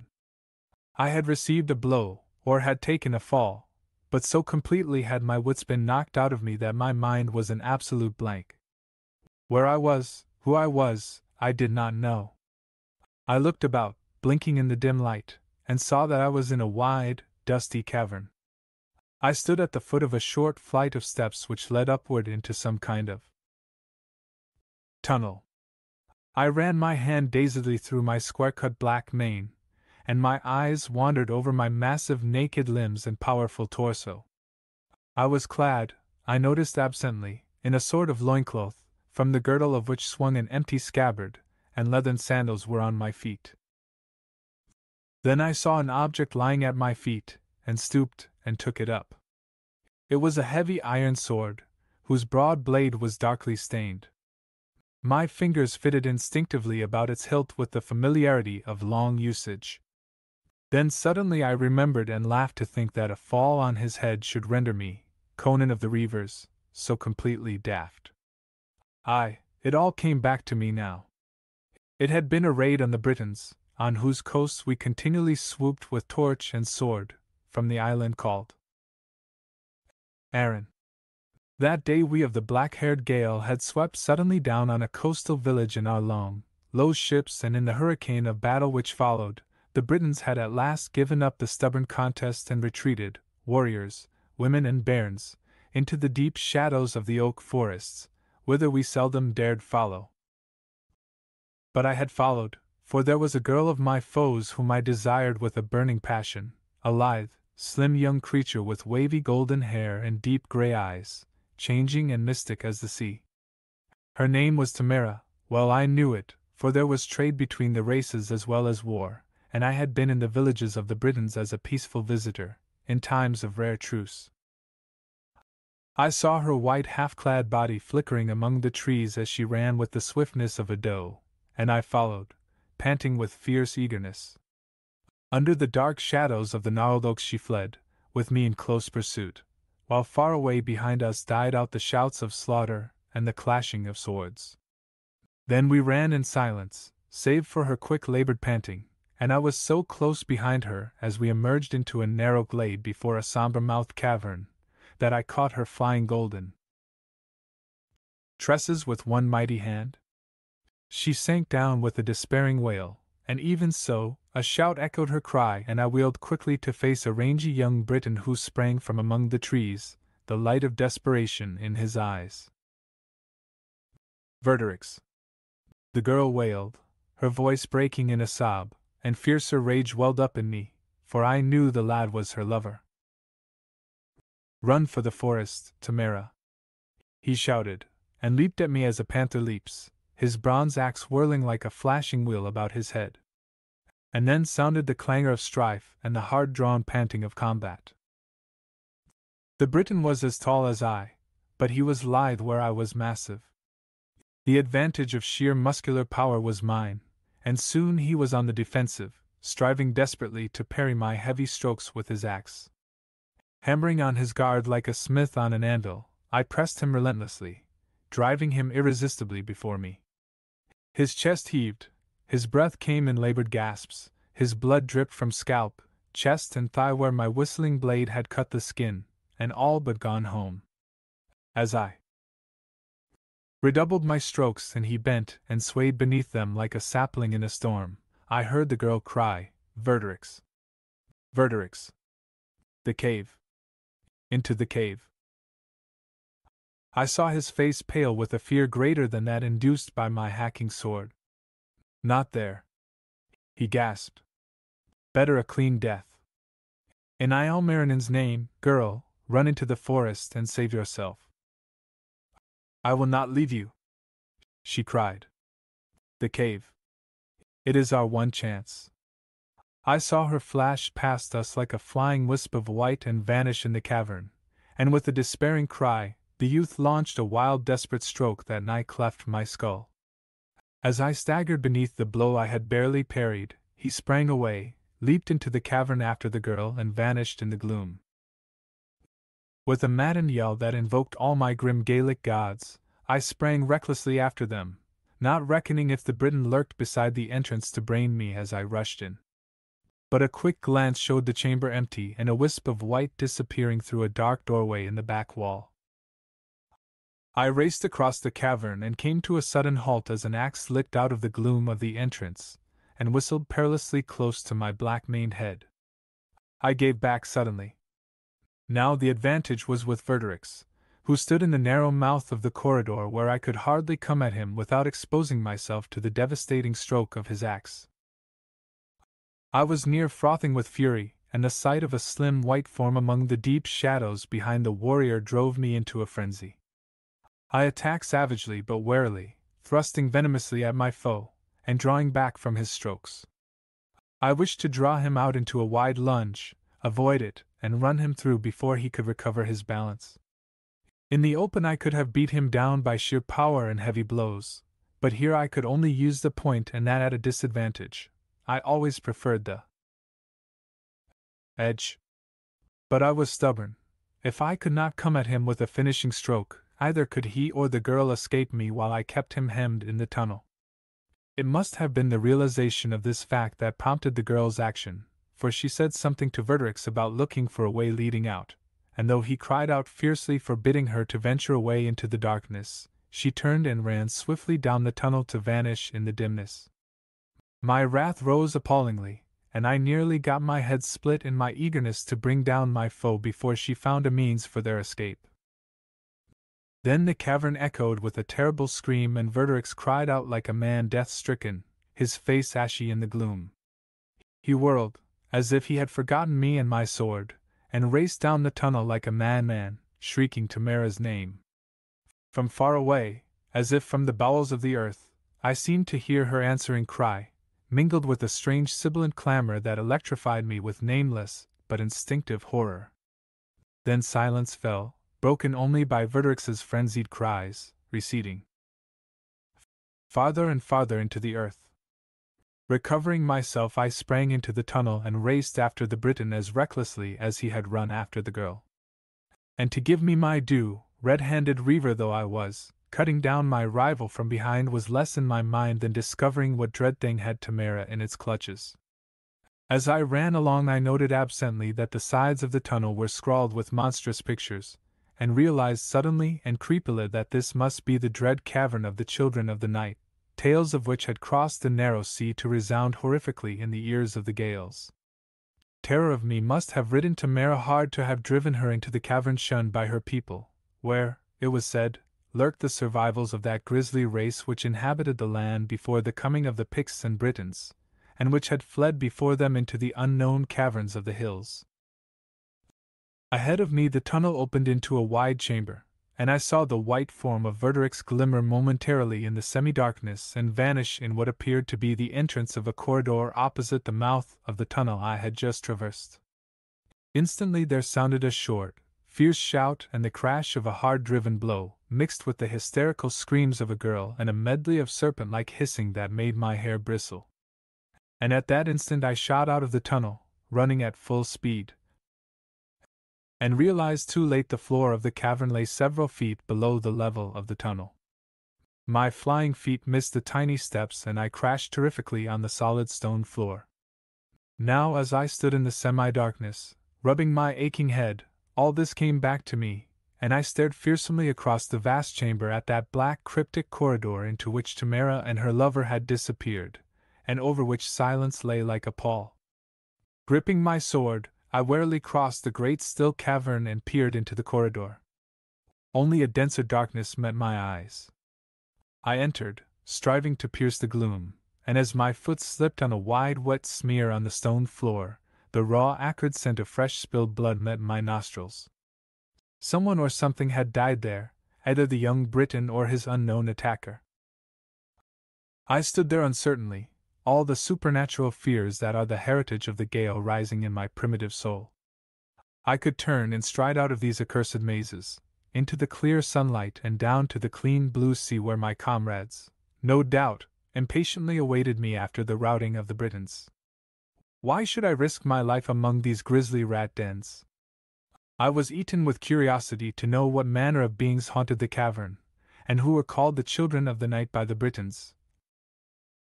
But it was my love for the yellow-haired girl which drove me down that dark tunnel, and love her I did, in my way, and would have been kind to her, had I carried her away to my island haunt. I walked softly along the corridor, blade ready. What sort of creatures the children of the night were, I had no idea, but the tales of the Britons had lent them a distinctly inhuman nature. The darkness closed around me as I advanced, until I was moving in utter blackness. My groping left hand encountered a strangely carven doorway, and at that instant something hissed like a viper beside me and slashed fiercely at my thigh. I struck back savagely and felt my blind stroke crunch home, and something fell at my feet and died. What thing I had slain in the dark I could not know, but it must have been at least partly human because the shallow gash in my thigh had been made with a blade of some sort, and not by fangs or talons. And I sweated with horror, for the gods know, the hissing voice of the thing had resembled no human tongue I had ever heard. And now in the darkness ahead of me I heard the sound repeated, mingled with horrible slitherings, as if numbers of reptilian creatures were approaching. I stepped quickly into the entrance my groping hand had discovered and came near repeating my headlong fall, for instead of letting into another level corridor, the entrance gave onto a flight of dwarfish steps on which I floundered wildly. Recovering my balance I went on cautiously, groping along the sides of the shaft for support. I seemed to be descending into the very bowels of the earth, but I dared not turn back. Suddenly, far below me, I glimpsed a faint eerie light. I went on, perforce, and came to a spot where the shaft opened into another great vaulted chamber, and I shrank back, aghast.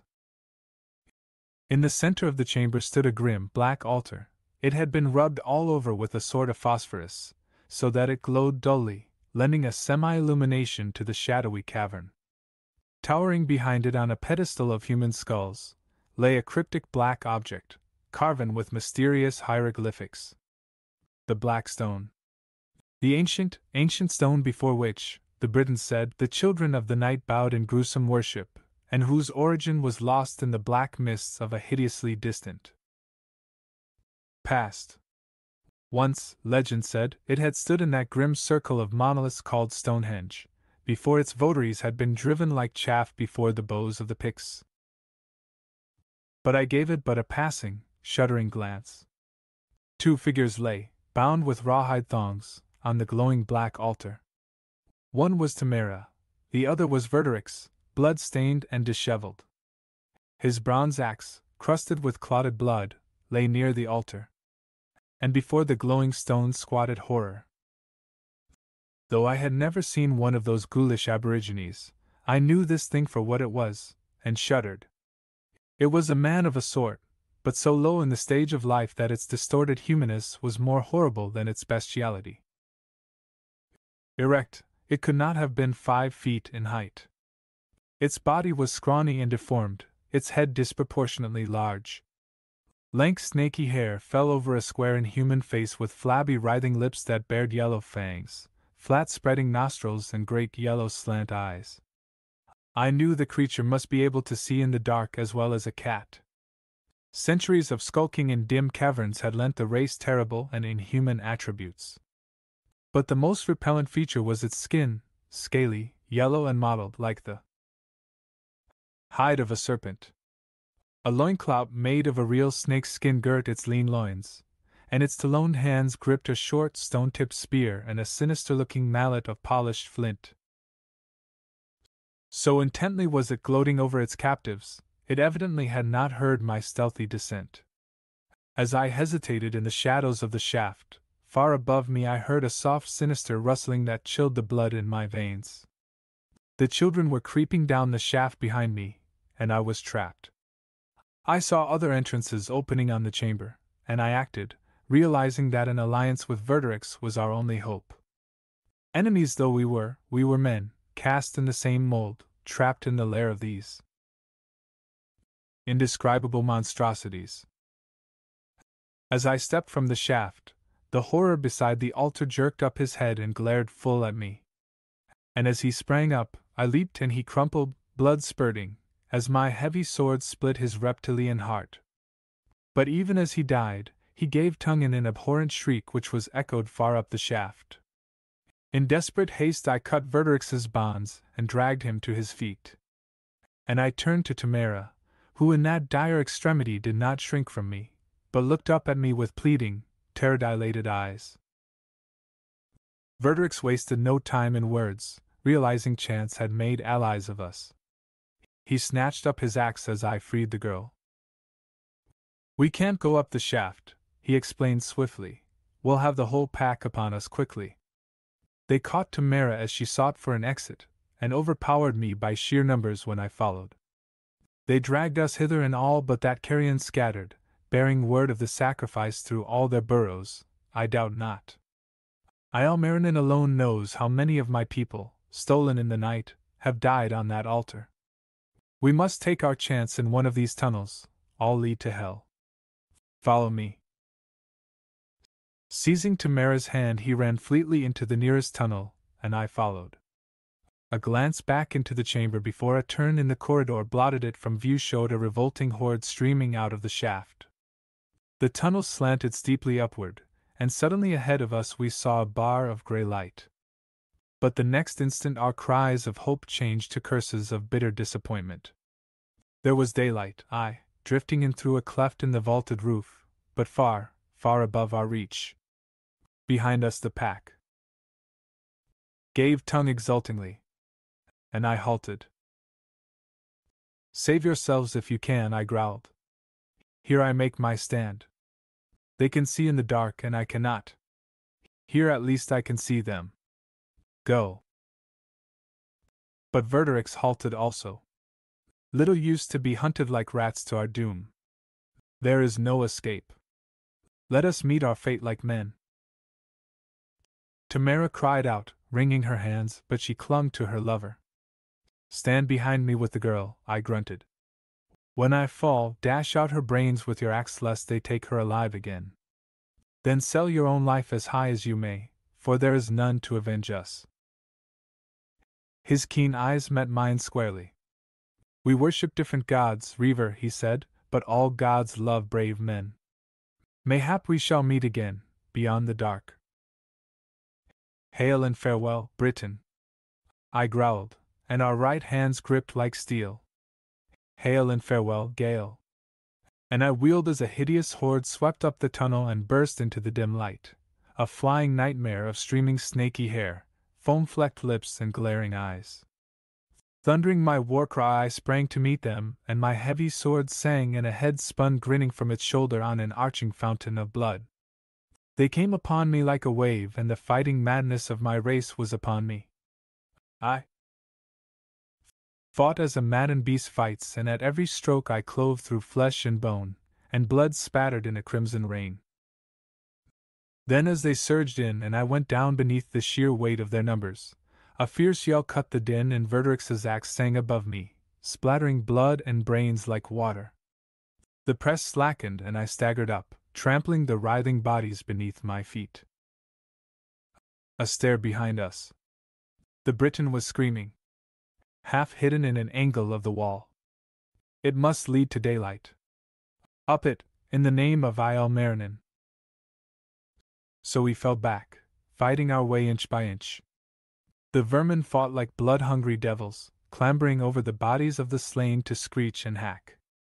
Both of us were streaming blood at every step when we reached the mouth of the shaft, into which Tamara had preceded us.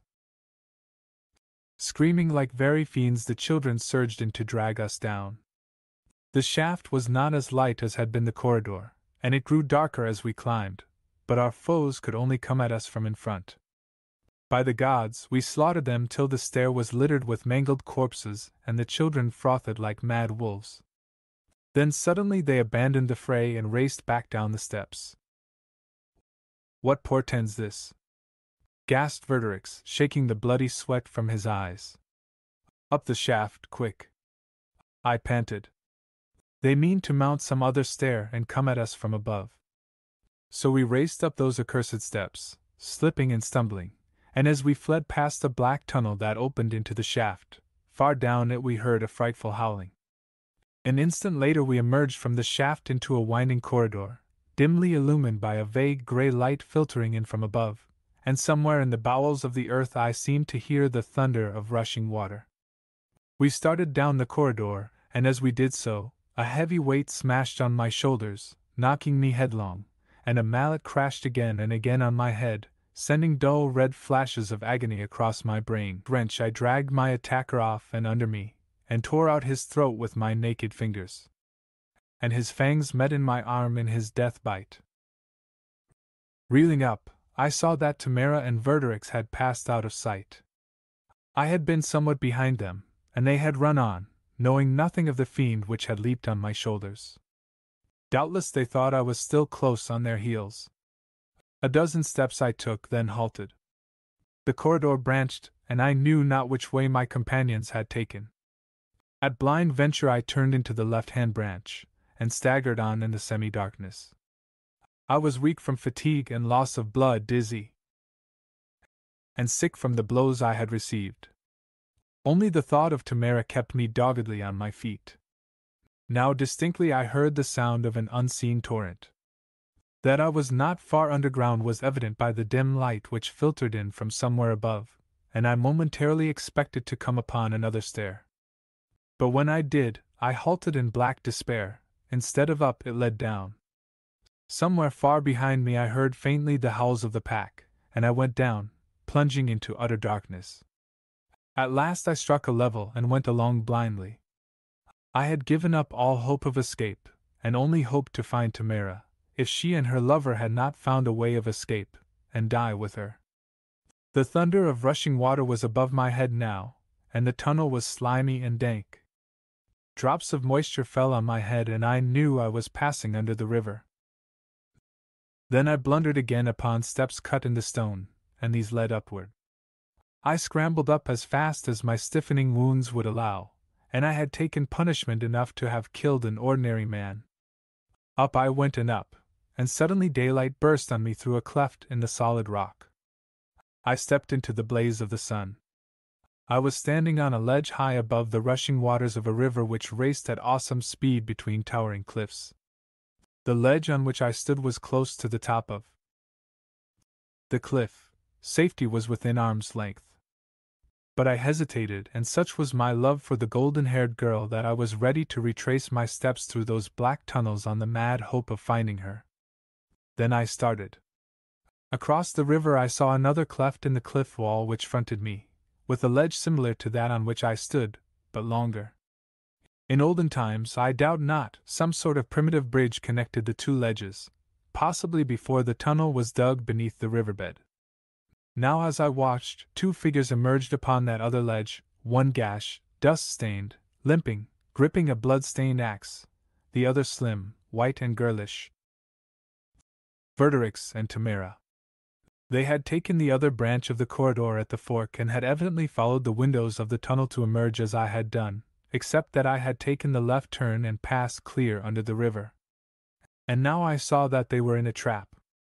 On that side the cliffs rose 100 feet higher than on my side of the river, and so sheer a spider could scarce have scaled them. There were only two ways of escape from the ledge: back through the fiend-haunted tunnels, or straight down to the river which raved far beneath. I saw Verderix look up the sheer cliffs and then down, and shake his head in despair.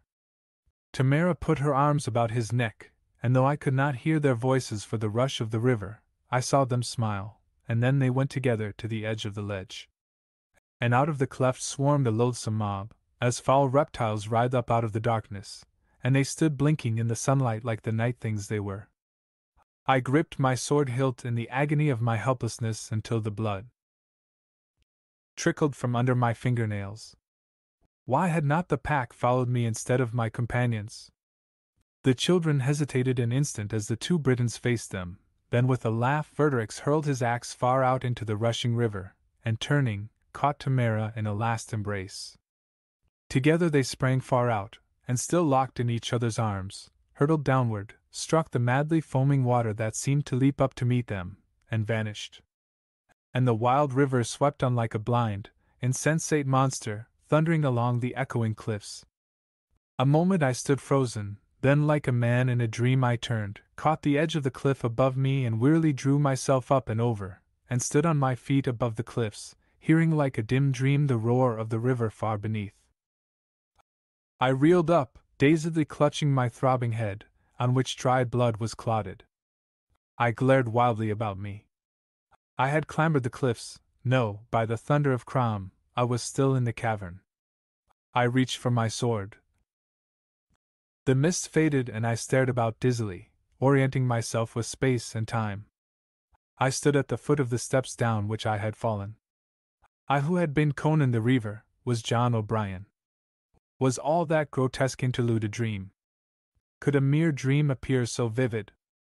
Even in dreams, we often know we are dreaming, but Conan the Reaver had no cognizance of any other existence.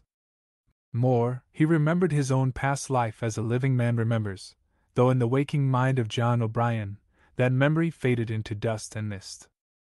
But the adventures of Conan in the Cavern of the Children stood clear-etched in the mind of John O'Brien. I glanced across the dim chamber toward the entrance of the tunnel into which Verderix had followed the girl. But I looked in vain, seeing only the bare blank wall of the cavern. I crossed the chamber, switched on my electric torch, miraculously unbroken in my fall, and felt along the wall. Ha!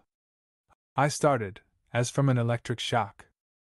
Exactly where the entrance should have been, my fingers detected a difference in material, a section which was rougher than the rest of the wall. I was convinced that it was of comparatively modern workmanship. The tunnel had been walled up.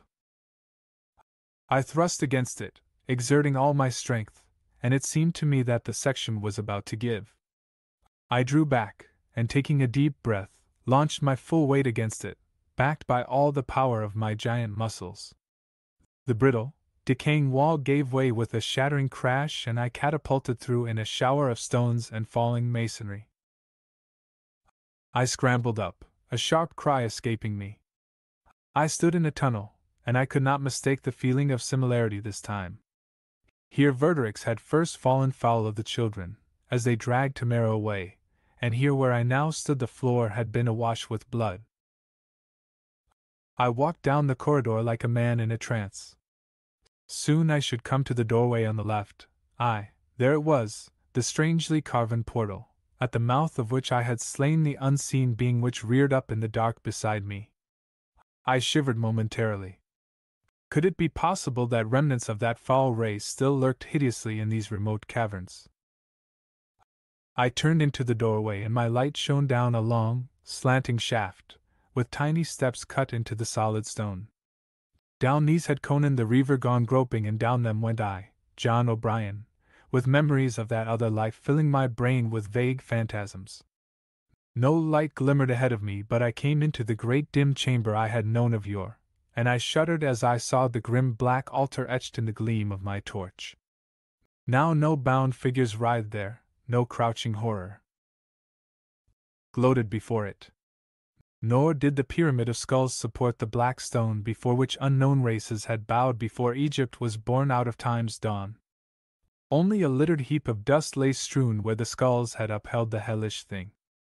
No, that had been no dream. I was John O'Brien, but I had been Conan of the Reivers in that other life, and that grim interlude a brief episode of reality which I had relived. I entered the tunnel down which we had fled, shining a beam of light ahead, and saw the bar of grey light drifting down from above, just as in that other, lost age. Here the Briton and I, Conan, had turned at bay. I turned my eyes from the ancient cleft high up in the vaulted roof, and looked for the stair. There it was, half concealed by an angle in the wall. I mounted, remembering how hardly Verderix and I had gone up so many ages before, with the horde hissing and frothing at our heels. I found myself tense with dread as I approached the dark, gaping entrance through which the pack had sought to cut us off.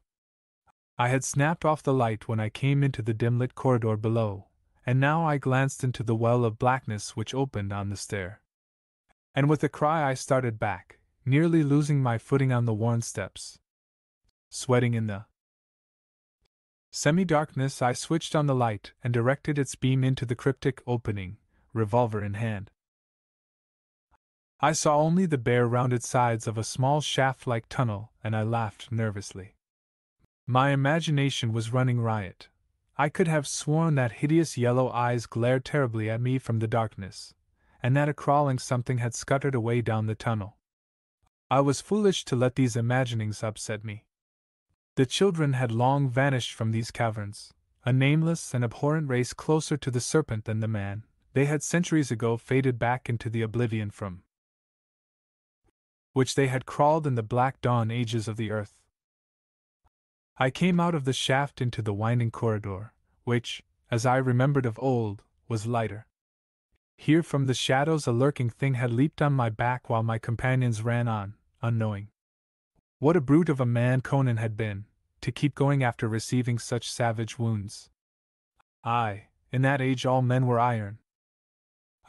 I came to the place where the tunnel forked, and as before I took the left-hand branch and came to the shaft that led down. Down this I went, listening for the roar of the river, but not hearing it. Again the darkness shut in about the shaft, so I was forced to have recourse to my electric torch again, lest I lose my footing and plunge to my death. Oh, I, John O'Brien, am not nearly so sure-footed as was I, Conan the Reaver. No, nor as tigerishly powerful and quick, either. I soon struck the dank lower level and felt again the dampness that denoted my position under the riverbed, but still I could not hear the rush of the water. And indeed I knew that whatever mighty river had rushed roaring to the sea in those ancient times, there was no such body of water among the hills today. I halted, flashing my light about. I was in a vast tunnel, not very high of roof, but broad. Other smaller tunnels branched off from it, and I wondered at the network which apparently honeycombed the hills. I cannot describe the grim, gloomy effect of those dark, low-roofed corridors far below the earth. Over all hung an overpowering sense of unspeakable antiquity. Why had the little people carved out these mysterious crypts, and in which black age? Were these caverns their last refuge from the onrushing tides of humanity, or their castles since time immemorial? I shook my head in bewilderment. The bestiality of the children I had seen, yet somehow they had been able to carve these tunnels and chambers that might balk modern engineers. Even supposing they had but completed a task begun by nature, still it was a stupendous work for a race of dwarfish aborigines. Then I realized with a start that I was spending more time in these gloomy tunnels than I cared for, and began to hunt for the steps by which Conan had ascended. I found them and, following them up, breathed again deeply in relief as the sudden glow of daylight filled the shaft. I came out upon the ledge, now worn away until it was little more than a bump on the face of the cliff. And I saw the great river, which had roared like a prison monster between the sheer walls of its narrow canyon, had dwindled away with the passing eons until it was no more than a tiny stream, far beneath me, trickling soundlessly among the stones on its way to the sea. The surface of the earth changes. The rivers swell or shrink, the mountains heave and topple, the lakes dry up, the continents alter. But under the earth the work of lost, mysterious hands slumbers untouched by the sweep of time. Their work, aye, but what of the hands that reared that work? Did they, too, lurk beneath the bosoms of the hills? How long I stood there, lost in dim speculations, I do not know, but suddenly, glancing across at the other ledge, crumbling and weathered, I shrank back into the entrance behind me. Two figures came out upon the ledge, and I gasped to see that they were Richard Brent and Eleanor Bland. Now I remembered why I had come to the cavern, and my hand instinctively sought the revolver in my pocket. They did not see me. But I could see them, and hear them plainly, too, since no roaring river now thundered between the ledges. By gad, Eleanor, Brent was saying, I'm glad you decided to come with me. Who would have guessed there was anything to those old tales about hidden tunnels leading from the cavern? I wonder how that section of wall came to collapse. I thought I heard a crash just as we entered the outer cave. Do you suppose some beggar was in the cavern ahead of us, and broke it in? I don't know, she answered. I don't know. It almost seems as if I'd been here before, or dreamed I had. I seem to faintly remember, like a far-off nightmare, running endlessly through these dark corridors with hideous creatures on my heels. Was I there? Jokingly asked Brent. Yes, and John too, she answered. But you were not Richard Brent, and John was not John O'Brien. No, and I was not Eleanor Bland either. Oh, it's so dim and far off I can't describe it at all. It's hazy and misty and terrible. I understand a little, he said unexpectedly.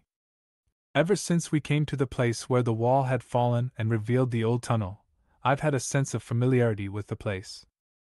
There was horror and danger and battle, and love, too. He stepped nearer the edge to look down in the gorge, and Eleanor cried out sharply and suddenly, seizing him in a convulsive grasp. Don't, Richard, don't. Hold me, oh, hold me tight. He caught her in his arms. Why, Eleanor, dear, what's the matter? Nothing, she faltered, but she clung closer to him, and I saw she was trembling. Just a strange feeling, rushing dizziness and fright, just as if I were falling from a great height. Don't go near the edge, Dick, it scares me. I won't, dear, he answered, drawing her closer to him, and continuing hesitantly, Eleanor, there's something I've wanted to ask you for a long time. Well, I haven't the knack of putting things in an elegant way. I love you, Eleanor, always have. You know that. But if you don't love me, I'll take myself off and won't annoy you any more. Only please tell me one way or another, for I can't stand it any longer. Is it I or the American? You, Dick, she answered, hiding her face on his shoulder. It's always been you, though I didn't know it. I think a great deal of John O'Brien. I didn't know which of you I really loved. But today, as we came through those terrible tunnels and climbed those fearful stairs, and just now, when I thought for some strange reason we were falling from the ledge, I realized it was you I loved, that I always loved you, through more lives than this one. Always. Their lips met, and I saw her golden head cradled on his shoulder. My lips were dry, my heart cold, yet my soul was at peace. They belonged to each other. Eons ago they lived and loved, and because of that love they suffered and died. And I, Conan, had driven them to that doom. I saw them turn toward the cleft, their arms about each other, then I heard Eleanor, shriek. I saw them both recoil. And out of the cleft a horror came writhing, a loathsome, brain-shattering thing that blinked in the clean sunlight. I knew it of old, vestige of a forgotten age. It came writhing its horrid shape up out of the darkness of the earth and the lost past to claim its own. What 3,000 years of retrogression can do to a race hideous in the beginning, I saw, and shuddered. And instinctively I knew that in all the world it was the only one of its kind, a monster that had lived on. God alone knows how many centuries, wallowing in the slime of its dank subterranean lairs. Before the children had vanished, the race must have lost all human semblance, living as they did the life of the reptile. This thing was more like a giant serpent than anything else, but it had aborted legs and snaky arms with hooked talons. It crawled on its belly, writhing back mottled lips to bear needle-like fangs, which I felt must drip with venom. It hissed as it reared up its ghastly head on a horribly long neck, while its yellow slanted eyes glittered with all the horror that is spawned in the black lairs under the earth. I knew those eyes had blazed at me from the dark tunnel opening on the stair. For some reason the creature had fled from me, possibly because it feared my light, and it stood to reason that it was the only one remaining in the caverns, else I had been set upon in the darkness. But for it, the tunnels could be traversed in safety. Now the reptilian thing writhed toward the humans trapped on the ledge. Brent had thrust Eleanor behind him and stood, face ashy, to guard her as best he could. And I gave thanks silently that I, John O'Brien, could pay the debt I, Conan the Reaver, owed these lovers since long ago. The monster reared up and Brent, with cold courage, sprang to meet it with his naked hands. Taking quick aim, I fired once. The shot echoed like the crack of doom between the towering cliffs, and the horror, with a hideously human scream, staggered wildly, swayed and pitched headlong, nodding and writhing like a wounded python, to tumble from the sloping ledge and fall plummet-like to the rocks far below. The Black Kiss. By Robert Bloch and Henry Kuttner. Weird Tales, June 1937. They rise in green robes roaring from the green hells of the sea, where fallen skies and evil hues and eyeless creatures be. Chesterton, Lepanto. 1. The Thing in the Waters. Graham Dean nervously crushed out his cigarette and met Dr. Hedwig's puzzled eyes. "I've never been troubled like this before," he said. "These dreams are so oddly persistent. They're not the usual haphazard nightmares. They seem, I know it sounds ridiculous, they seem planned." "Dreams planned? Nonsense." Dr. Hedwig looked scornful.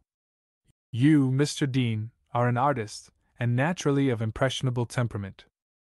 This house at San Pedro is new to you, and you say you've heard wild tales. The dreams are due to imagination and overwork." Dean glanced out of the window, a frown on his unnaturally pale face. "I hope you're right," he said softly. "But dreams shouldn't make me look like this. Should they?" A gesture indicated the great blue rings beneath the young artist's eyes. His hands indicated the bloodless pallor of his gaunt cheeks. "Overwork has done that, Mr. Dean. I know what has happened to you better than you do yourself." The white-haired physician picked up a sheet covered with his own scarcely decipherable notes, and scrutinized it in review. "You inherited this house at San Pedro a few months ago, eh? And you moved in alone to do some work?" "Yes. The seacoast here has some marvelous scenes." For a moment Dean's face looked youthful once more as enthusiasm kindled its ashy fires. Then he continued, with a troubled frown. "But I haven't been able to paint, lately, not seascapes, anyway. It's very odd. My sketches don't seem quite right anymore. There seems to be a quality in them that I don't put there." "A quality, did you say?" "Yes, a quality of malignness, if I can call it that. It's indefinable. Something behind the picture takes all the beauty out. And I haven't been overworking these last weeks, Dr. Hedwig." The doctor glanced again at the paper in his hand. "Well, I disagree with you there. You might be unconscious of the effort you expend. These dreams of the sea that seem to worry you are meaningless, save as an indication of your nervous condition." "You're wrong." Dean rose suddenly. His voice was shrill. "That's the dreadful part of it. The dreams are not meaningless. They seem cumulative and planned. Each night they grow more vivid, and I see more of that green, shining place under the sea. I get closer and closer to those black shadows swimming there, those shadows that I know aren't shadows but something worse. I see more each night. It's like a sketch I'd block out, gradually adding more and more until. Hedwig watched his patient keenly. He suggested, until, but Dean's tense face relaxed. He had caught himself just in time. No, Dr. Hedwig. You must be right. It's overwork and nervousness, as you say. If I believed what the Mexicans had told me about Morelia Godolpho, well, I'd be mad and a fool. Who is this Morelia Godolpho? Some woman who has been filling you with foolish tales. Dean smiled. No need to worry about Morelia. She was my great-great-grandaunt. She used to live in the San Pedro house and started the legends, I think. Hedwig had been scribbling on a piece of paper. Well, I see, young man. You've heard these legends, your imagination ran riot, you dreamed. This prescription will fix you up. Thanks. Dean took the paper, lifted his hat from the table, and started for the door. In the doorway he paused, smiling wryly. But you're not quite correct in thinking the legends started me dreaming, Doctor. I began to dream them before I learned the history of the house. And with that he went out. Driving back to San Pedro, Dean tried to understand what had happened to him. But always he came up against a blank wall of impossibility. Any logical explanation wandered off into a tangle of fantasy. The one thing he could not explain, which Dr. Hedwig had not been able to explain, was the dreams. The dreams started soon after he came into his legacy, this ancient house north of San Pedro, which had so long stood deserted.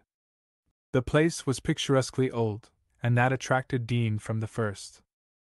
It had been built by one of his ancestors when the Spaniards still ruled California. One of the Deans, the name was Dina, then, had gone to Spain and returned with a bride. Her name was Morelia Godolpho, and it was this long-vanished woman about whom all the subsequent legends centered. Even yet there were wrinkled, toothless Mexicans in San Pedro who whispered incredible tales of Morelia Godolpho, she who had never grown old, and who had a weirdly evil power over the sea. The Godolphos had been among the proudest families of Granada, but furtive legends spoke of their intercourse with the terrible Moorish sorcerers and necromancers.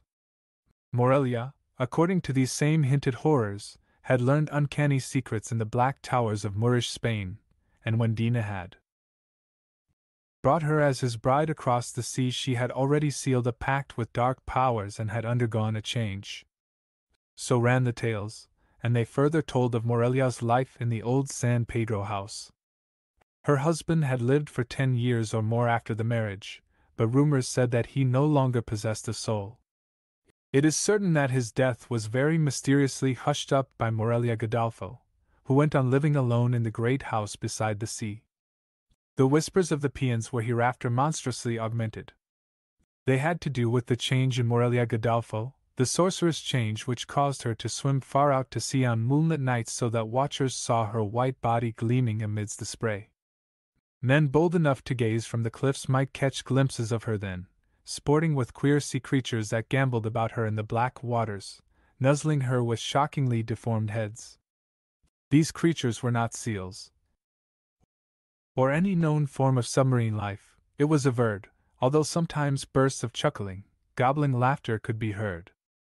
It is said that Morelia Godolpho had swum out there one night, and that she never came back. But thereafter the laughter was louder from afar, and the sporting amidst the black rocks continued, so that the tales of the early peons had been nourished down to the present day. Such were the legends known to Dean. The facts were sparse and inconclusive. The old house had fallen into decrepitude, and was only occasionally rented through the years. These rentals had been as short as they were infrequent. There was nothing definitely wrong with the house between White's Point and Point Fermin, but those who had lived there said that the crashing of the surf sounded subtly different when heard through windows that overlooked the sea, and too, they dreamed unpleasantly. Sometimes the occasional tenants had mentioned with peculiar horror the moonlit nights, when the sea became altogether too clearly visible. At any rate, occupants often vacated the house hastily. Dean had moved in immediately after inheriting, because he had thought the place ideal for painting the scenes he loved. He had learned the legend and the facts behind it later, and by this time his dreams had started. At first they had been conventional enough, though, oddly, all centered about the sea which he loved. But it was not the sea he loved that he knew in sleep. The Gorgons lived in his dreams. Scylla writhed hideously across dark and surging waters, where harpies flew screaming. Weird creatures crawled sluggishly up from the black, inky depths where eyeless, bloated sea beasts dwelt. Gigantic and terrible leviathans leapt and plunged while monstrous serpents squirmed as strange obeisance to a mocking moon. Foul and hidden horrors of the sea's depths engulfed him in sleep. This was bad enough, but it was only a prelude. The dreams began to change. It was almost as though the first few formed a definite setting for the greater terrors to come. From the mythic images of old sea gods another vision emerged. It was in code at first, taking definite form and meaning very slowly over a period of several weeks. And it was this dream which Dean now feared. It had occurred generally just before he awoke, a vision of green, translucent light, in which dark shadows swam slowly. Night after night the limpid emerald glow grew brighter, and the shadows twisted into a more visible horror. These were never clearly seen, although their amorphous heads held a strangely repellent recognizable quality for Dean. Presently, in this dream of his, the shadow creatures would move aside as though to permit the passage of another. Swimming into the green haze would come a coiling shape, whether similar to the rest or not Dean could not tell, for his dream always ended there. The approach of this last shape always caused him to awaken a nightmare paroxysm of terror. He dreamt of being somewhere under the sea, amidst swimming shadows with deformed heads, and each night one particular shadow was coming closer and closer.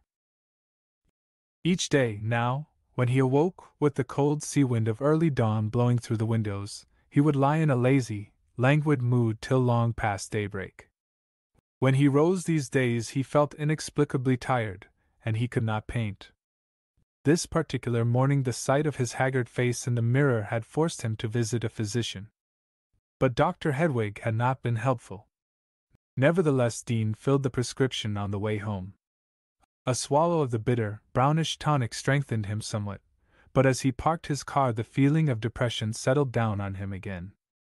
He walked up to the house still puzzled and strangely afraid. Under the door was a telegram. Dean read it with a puzzled frown. Just learned you are living in San Pedro House. Stop. Vitally important. You vacate immediately. Stop. Show this cable to Dr. Makoto Yamada 17, Buena Street, San Pedro. Stop. AM returning via airplane. Stop. See Yamada today. Michael Lee. Dean read the message again, and a flash of remembrance came to him. Michael Lee was his uncle, but he had not seen the man for years. Lee had been a puzzle to the family. He was an occultist, and spent most of his time delving in far corners of the earth. Occasionally he dropped from sight for long periods of time. The cable Dean held was sent from Calcutta, and he supposed that Lee had recently emerged from some spot in the interior of India to learn of Dean's inheritance. Dean searched his mind. He recalled now that there had been some family quarrel about this very house years ago. The details were no longer clear, but he remembered that Lee demanded the San Pedro house be razed. Lee had given no sane reasons, and when the request was refused he had dropped out of sight for a time. And now came this inexplicable cablegram. Dean was tired from his long drive, and the unsatisfactory interview with the doctor had irritated him more than he had realized. Nor was he in the mood to follow his uncle's cabled request and undertake the long journey to Buena Street, which was miles away. The drowsiness which he felt, however, was normal healthy exhaustion, unlike the languor of recent weeks. The tonic he had taken was of some value after all. He dropped into his favorite chair by the window that overlooked the sea, rousing himself to watch the flaming colors of the sunset. Presently the sun dropped below the horizon, and gray dusk crept in. Stars appeared, and far to the north he could see the dim lights of the gambling ships off Venice. The mountains shut off his view of San Pedro, but a diffused pale glow in that direction told him that the new Barbary was wakening into roaring, brawling life. Slowly the face of the Pacific brightened. A full moon was rising above the San Pedro hills. For a long time Dean sat quietly by the window, his pipe forgotten in his hand, staring down at the slow swells of the ocean, which seemed to pulse with a mighty and alien life. Gradually drowsiness crept up and overwhelmed him. Just before he dropped into the abyss of sleep there flashed into his mind Da Vinci's saying, "The two most wonderful things in the world are a woman's smile and the motion of mighty waters." He dreamed, and this time it was a different dream. At first only blackness, and a roaring and thundering as of angry seas, and oddly mingled with this was the hazy thought of a woman's smile, and a woman's lips, pouting lips, softly alluring, but strangely the lips were not red, no. They were very pale, bloodless, like the lips of a thing that had long rested beneath the sea. The misty vision changed, and for a flashing instant Dean seemed to see the green and silent place of his earlier visions. The shadowy black shapes were moving more quickly behind the veil, but this picture was of but a second's duration. It flashed out and vanished, and Dean was standing alone on a beach he recognized in his dream, the sandy cove beneath the house. The salt breeze blew coldly across his face, and the sea glistened like silver in the moonlight. A faint splash told of a sea thing that broke the surface of the waters. To the north the sea washed against the rugged surface of the cliff, barred and speckled with black shadows. Dean felt a sudden, inexplicable impulse to move in that direction. He yielded. As he clambered over the rocks he was suddenly conscious of a strange sensation, as though keen eyes were focused upon him, eyes that watched and warned. Vaguely in his mind rose up the gaunt face of his uncle, Michael Lee, the deep-set eyes glowing. But swiftly this was gone, and he found himself before a deeper niche of blackness in the cliff face. Into it he knew he must go. He squeezed himself between two jutting points of rock and found himself in utter, dismal darkness. Yet somehow he was conscious that he was in a cave, and he could hear water lapping nearby. All about him was a musty salt odor of sea decay, the fetid smell of useless ocean caves and holds of ancient ships. He stepped forward, and, as the floor shelved sharply downwards, stumbled and fell headlong into icy, shallow water. He felt, rather than saw, a flicker of swift movement, and then abruptly hot lips were pressed against his. Human lips, Dean thought at first. He lay on his side in the chill water, his lips against those responsive ones. He could see nothing, for all was lost in the blackness of the cave. The unearthly lure of those invisible lips thrilled through him. He responded to them, pressed them fiercely, gave them what they were avidly seeking. The unseen waters crawled against the rocks, whispering warning. And in that kiss strangeness flooded him. He felt a shock and a tingling go through him, and then a thrill of sudden ecstasy, and swift on its heels came horror. Black loathsome foulness seemed to wash his brain, indescribable but fearfully real, making him shudder with nausea. It was as though unutterable evil were pouring into his body, his mind, his very soul, through the blasphemous kiss on his lips. He felt loathsome, contaminated. He fell back. He sprang to his feet. And Dean saw, for the first time, the ghastly thing he had kissed, as the sinking moon sent a pale shaft of radiance creeping through the cave mouth. For something rose up before him, a serpentine and seal-like bulk that coiled and twisted and moved towards him, glistening with foul slime, and Dean screamed and turned to flee with nightmare fear tearing at his brain, hearing behind him a quiet splashing as though some bulky creature had slid back into the water. 2. A visit from Dr. Yamada. He awoke. He was still in his chair before the window, and the moon was paling before the grayness of dawn. He was shaken with nausea, sick and shuddering with the shocking realism of his dream. His clothing was drenched with perspiration, and his heart hammered furiously. An immense lethargy seemed to have overwhelmed him, making it an intense effort to rise from the chair and stagger to a couch, on which he flung himself to doze fitfully for several hours. A sharp pealing of the doorbell roused him. He still felt weak and dizzy, but the frightening lethargy had somewhat abated. When Dean opened the door, a Japanese man standing on the porch began a bobbing little bow, a gesture that was abruptly arrested as the sharp black eyes focused on Dean's face. A little hiss of indrawn breath came from the visitor. Dean said irritably, "Well? Do you want to see me?" The other was still staring, his thin face sallow beneath a stiff thatch of gray hair. He was a small, slender man, with his face covered with a fine-spun web of wrinkles. After a pause he said, "I am Dr. Yamada." Dean frowned, puzzled. Abruptly he remembered his uncle's cable of the day before. An odd, unreasonable irritation began to mount within him, and he said, more brusquely than he had intended, "This isn't a professional call, I hope. I've already your uncle, you are Mr. Dean, cabled me." He was rather worried.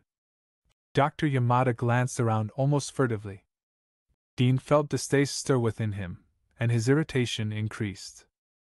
"My uncle is rather eccentric, I'm afraid. There's nothing for him to worry about. I'm sorry you had your trip for nothing." Dr. Yamada did not seem to take offense at Dean's attitude. Rather, a strange expression of sympathy showed for a moment on his small face. "Do you mind if I come in?" he asked, and moved forward confidently. Short of barring his way, Dean had no means of stopping him, and ungraciously led his guest to the room where he had spent the night, motioning him to a chair while he busied himself with a coffee pot. Yamada sat motionless, silently watching Dean. Then without preamble he said, "Your uncle is a great man, Mr. Dean." Dean made a non-committal gesture. "I have seen him only once. He is one of the greatest occultists of this day. I, too, have studied psychic lore, but beside your uncle I am a novice." Dean said, "He is eccentric.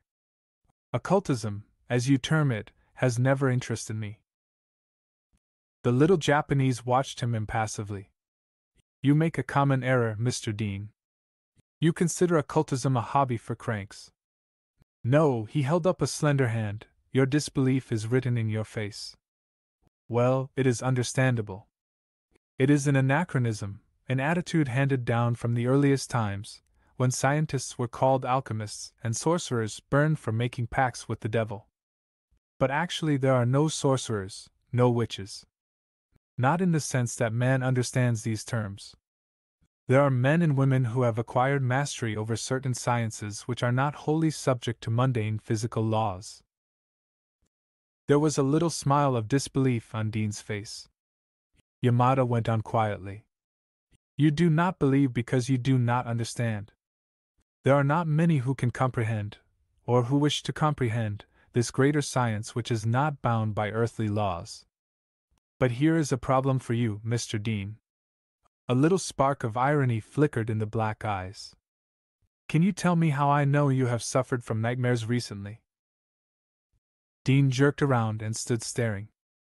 Then he smiled. "As it happens, I know the answer, Dr. Yamada.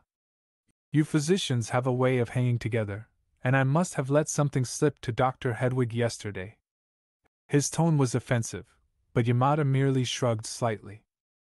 "Do you know your Homer?" he asked, apparently irrelevantly, and at Dean's surprised nod went on, "And Proteus. You remember the old man of the sea who possessed the power of changing his shape. I do not wish to strain your credulity, Mr. Dean, but for a long time students of the dark lore have known that behind this legend there exists a very terrible truth.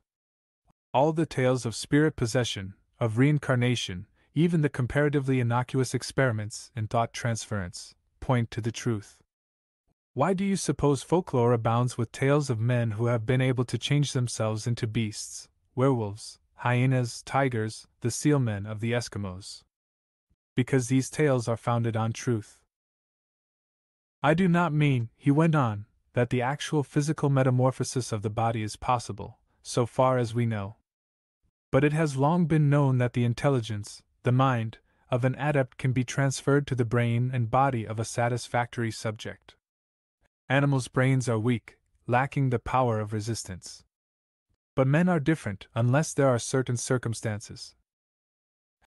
As he hesitated, Dean proffered the Japanese a cup of coffee. Coffee was generally brewing in the percolator these days, and Yamada accepted it with a formal little bow of acknowledgement.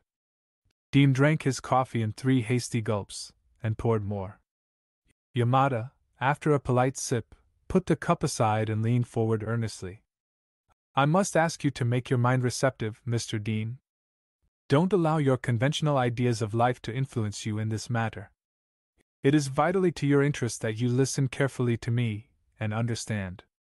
Then, perhaps, he hesitated, and again threw that oddly furtive glance at the window. Life in the sea has followed different lines from life on land. Evolution has followed a different course.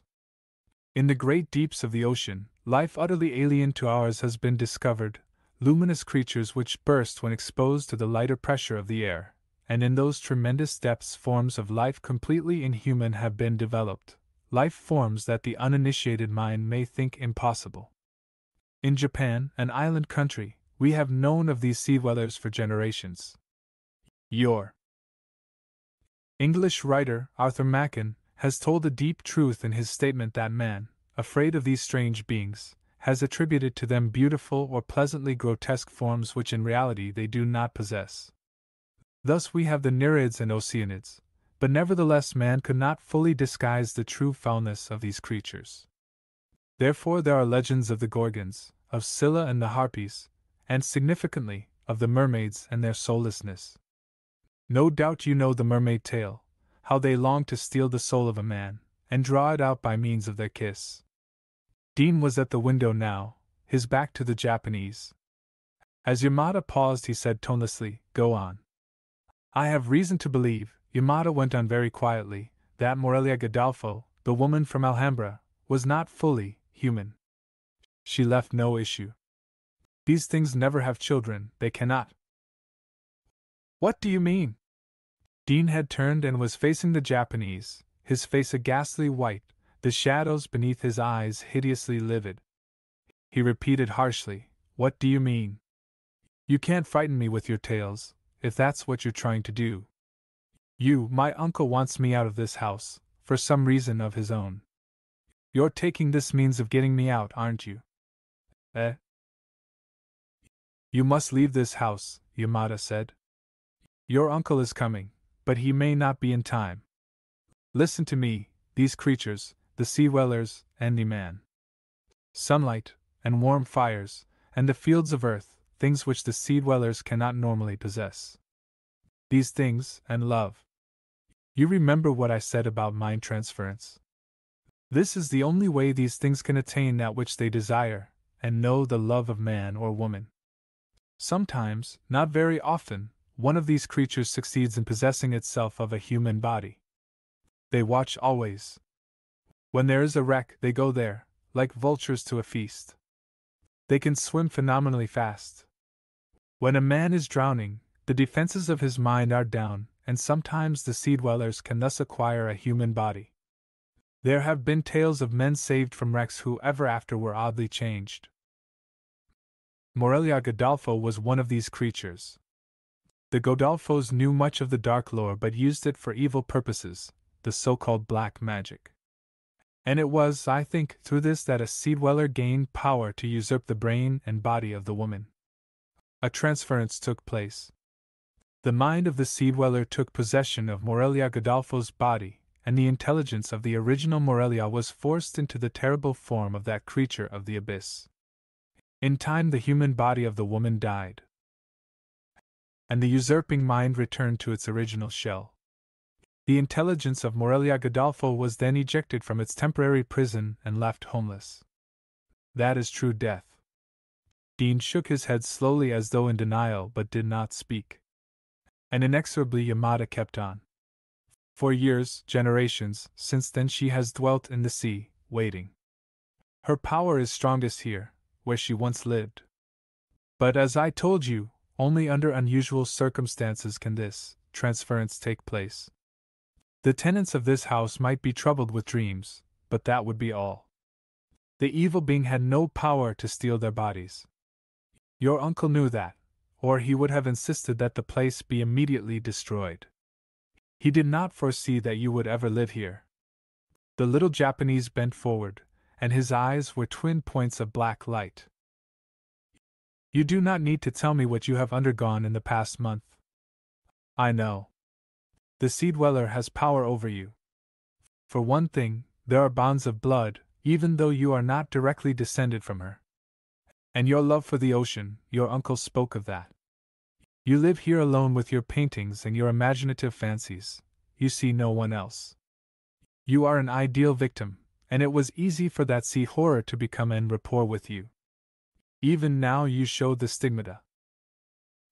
Dean was silent, his face a pale shadow amidst the darker ones in the corners of the room. What was the man trying to tell him? What were these hints leading up to? Remember what I have said. Dr. Yamada's voice was fanatically earnest. That creature wants you for your youth, your soul. She has lured you in sleep, with visions of Poseidones, the twilight grottos in the deep. She has sent you beguiling visions at first, to hide what she was doing. She has drained your life forces, weakened your resistance, waiting until she is strong enough to take possession of your brain. I have told you what she wants, what all these hybrid horrors raven for. She will reveal herself to you in time, and when her will is strong upon you in slumber, you will do her bidding. She will take you down into the deep, and show you the kraken-fouled gulfs where these things bide. You will go willingly, and that will be your doom. She may lure you to their feasts there, the feasts they hold upon the drowned things they find floating from wrecked ships. And you will live such madness in your sleep. Because she rules you. And then, when you have become weak enough, she will have her desire. The sea thing will usurp your body and walk once more on earth.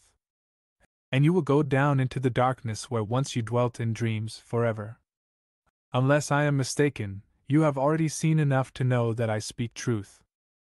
I think that this terrible moment is not so far off, and I warn you that alone you cannot hope to resist the evil. Only with the aid of your uncle and me. Dr. Yamada stood up. He moved forward and confronted the dazed youth face to face. In a low voice he asked, "In your dreams, has the thing kissed you?" For a heartbeat there was utter silence. Dean opened his mouth to speak, and then a curious little warning note seemed to sound in his brain. It rose, like the quiet roaring of a conch shell, and a vague nausea assailed him. Almost without volition, he heard himself saying, "No." Dimly, as though from an incredibly far distance, he heard Yamada suck in his breath, as if surprised. Then the Japanese said, "That is good. Very good. Now listen, your uncle will be here soon. He has chartered a special plane. Will you be my guest until he arrives?" The room seemed to darken before Dean's eyes. The form of the Japanese was receding, dwindling. Through the window the surf sound came crashing, and it rolled on in waves through Dean's brain. In its thunder a thin, insistent whispering penetrated. "Accept," it murmured. "Accept." And Dean heard his own voice accept Yamada's invitation. He seemed incapable of coherent thought. This last dream haunted him, and now Dr. Yamada's disturbing story. He was ill, that was it, very ill. He wanted very much to sleep, now. A flood of darkness seemed to wash up and engulf him. Gratefully he allowed it to sweep through his tired head. Nothing existed but the dark, and a restless lapping of unquiet waters. Yet he seemed to know, in an odd way, that he was still, some outer part of him, conscious. He strangely realized that he and Dr. Yamada had left the house, were entering a car, and driving a long way. He was, with that strange, external other self, talking casually to the doctor, entering his house in San Pedro, drinking, eating. And all the while his soul, his real being, was buried in waves of blackness. Finally a bed. From below, the surf seemed to blend into the blackness that engulfed his brain. It spoke to him now, as he rose stealthily and clambered out of the window. The fall jarred his outer self considerably, but he was on the ground outside without injury. He kept in the shadows as he crept away down to the beach, the black, hungry shadows that were like the darkness surging through his soul. 3 dreadful hours. With a shock, he was himself once more, completely. The cold water had done it, the water in which he found himself swimming. He was in the ocean, borne on waves as silver as the lightning that occasionally flashed overhead. He heard thunder, felt the sting of rain. Without wondering about the sudden transition, he swam on, as though fully aware of some unplanned destination. For the first time in over a month he felt fully alive, actually himself. There was a surge of wild elation in him that defied the facts. He no longer seemed to care about his recent illness, the weird warnings of his uncle and Dr. Yamada, and the unnatural darkness that had previously shadowed his mind. In fact, he no longer had to think, it was as though he were being directed in all his movements. He was swimming parallel with the beach now, and with curious detachment he observed that the storm had subsided. A pale, fog-like glow hovered over the lashing waters, and it seemed to beckon. The air was chill, as was the water, and the waves high, yet Dean experienced neither cold nor fatigue. And when he saw the things that waited for him on the rocky beach just ahead, he lost all perception of himself in a crescendo of mounting joy. This was inexplicable, for they were the creatures of his last and wildest nightmares. Even now he did not see them plainly as they sported in the surf, but there were dim suggestions of past horror in their tenebrous outlines. The things were like seals, great, fish-like, bloated monsters with pulpy, shapeless heads. These heads rested on columnar necks that undulated with serpentine ease, and he observed, without any sensation other than curious familiarity, that the heads and bodies of the creatures were a sea-bleached white. Soon he was swimming in among them, swimming with peculiar and disturbing ease. Inwardly he marveled, with a touch of his former feeling, that he was not now horrified by the sea beasts in the least. Instead, it was almost with a feeling of kinship that he listened to their strange low gruntings and cackles, listened and understood. He knew what they were saying, and he was not amazed. He was not frightened by what he heard, though the words would have sent abysmal horror through his soul in the previous dreams. He knew where they were going and what they meant to do when the entire group swam out into the water once more, yet he did not fear. Instead, he felt a strange hunger at the thought of what was to come, a hunger that impelled him to take the lead as the things, with undulant swiftness, glided through the inky waters to the north. They swam with incredible speed, yet it was hours before a sea coast loomed up through the murk, lit by a blinding flare of light from offshore. Twilight deepened to true darkness over the water, but the offshore light burned brightly. It seemed to come from a huge wreck in the waves just off the coast, a great hulk floating on the waters like a crumpled beast. There were boats gathered around it, and floating flares of light that revealed the shore. As though by instinct, Dean, with the pack behind him, headed for the spot. Swiftly and silently they sped, their slimy heads blurred in the shadows to which they clung as they circled the boats and swam in towards the great crumpled shape. Now it was looming above him, and he could see arms flailing desperately as man after man sank below the surface. The colossal bulk from which they leaped was a wreck of twisted girders in which he could trace the warped outline of a vaguely familiar shape.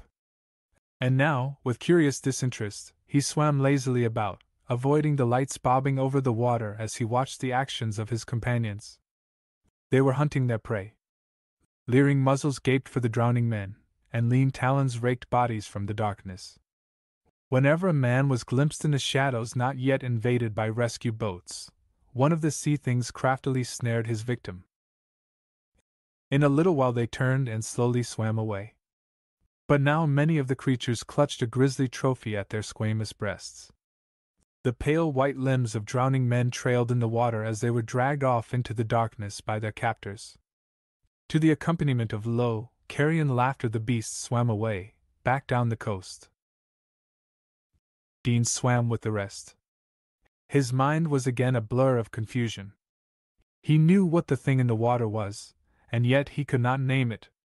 He had watched those hateful horrors snare doomed men and drag them off to the deep, yet he had not intervened. What was wrong? Even now, as he swam with frightening agility, he felt a call he could not fully understand, a call that his body was answering. The hybrid things were gradually dispersing. With eerie splashings they disappeared below the surface of the gelid black waters, pulling with them the dreadfully limp bodies of the men, pulling them down to the blackness biting beneath. They were hungry. Dean knew it without thinking.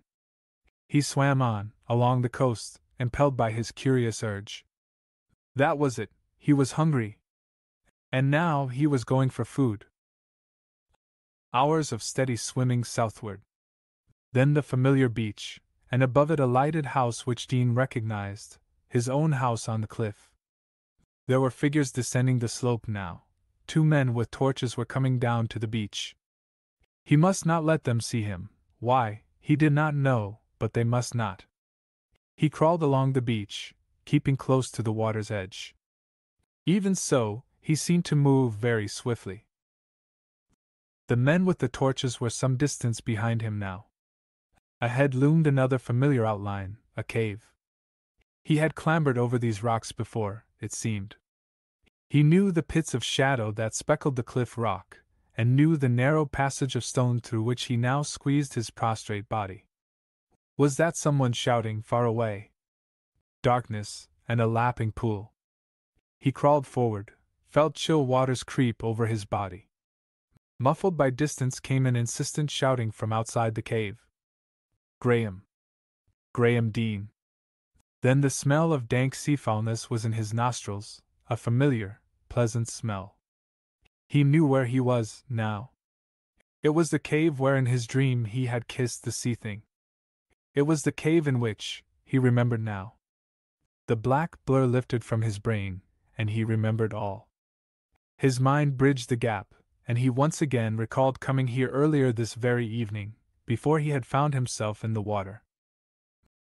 Morelia Godolpho had called him here. Here her dark whispers had guided him at twilight, when he had come from the bed at Dr. Yamada's house. It was the siren song of the sea creature that had lured him in dreams. He remembered how she had coiled about his feet when he entered, flung her sea-bleached body up until its inhuman head had loomed close to his own. And then the hot pulpy lips had pressed against his, the loathsome, slimy lips had kissed him again. Wet, dank, horribly avid kiss. His senses had drowned in its evil, for he knew that this second kiss meant doom. The sea dweller will take your body, Dr. Yamada had said, and the second kiss meant doom. All this had happened hours ago. Dean shifted around in the rocky chamber to avoid wetting himself in the pool. As he did so, he glanced down at his body for the first time that night, glanced down with an undulating neck at the shape he had worn for 3 hours in the sea. He saw the fish-like scales, the scabrous whiteness of the slimy skin, saw the veined gills. He stared into the waters of the pool then, so that the reflection of his face was visible in the dim moonlight that filtered through fissures in the rocks. He saw all. His head rested on the long, reptilian neck. It was an anthropoid head with flat contours that were monstrously inhuman. The eyes were white and protuberant, they bulged with the glassy stare of a drowning thing. There was no nose, and the center of the face was covered with a tangle of wormy blue feelers. The mouth was the worst of all. Dean saw pale white lips in a dead face, human lips. Lips that had kissed his own. And now they were his own. He was in the body of the evil sea thing that had once harbored the soul of Morelia Godolpho. At that moment Dean would gladly have welcomed death, for the stark, blasphemous horror of his discovery was too much to bear. He knew about his dreams now, and the legends. He had learned the truth, and paid a hideous price. He recalled vividly how he had recovered consciousness in the water and swum out to meet those others. He recalled the great black hulk from which drowning men had been taken in boats, the shattered wreck on the water. What was it Yamada had told him? When there is a wreck they go there, like vultures to a feast. And now, at last, he remembered what had eluded him that night, what that familiar shape on the waters had been. It was a crashed Zeppelin. He had gone swimming into the wreckage with those things, and they had taken men. 3 hours, God? Dean wanted very much to die. He was in the sea body of Morelia Godolpho, and it was too evil for further life. Morelia Godolpho. Where was she? And his own body, the shape of Graham Dean. A rustling in the shadowy cavern behind him proclaimed the answer. Graham Dean saw himself in the moonlight, saw his body, line for line, hunching furtively past the pool in an attempt to creep away unobserved. Dean's flippered fins moved swiftly. His own body turned.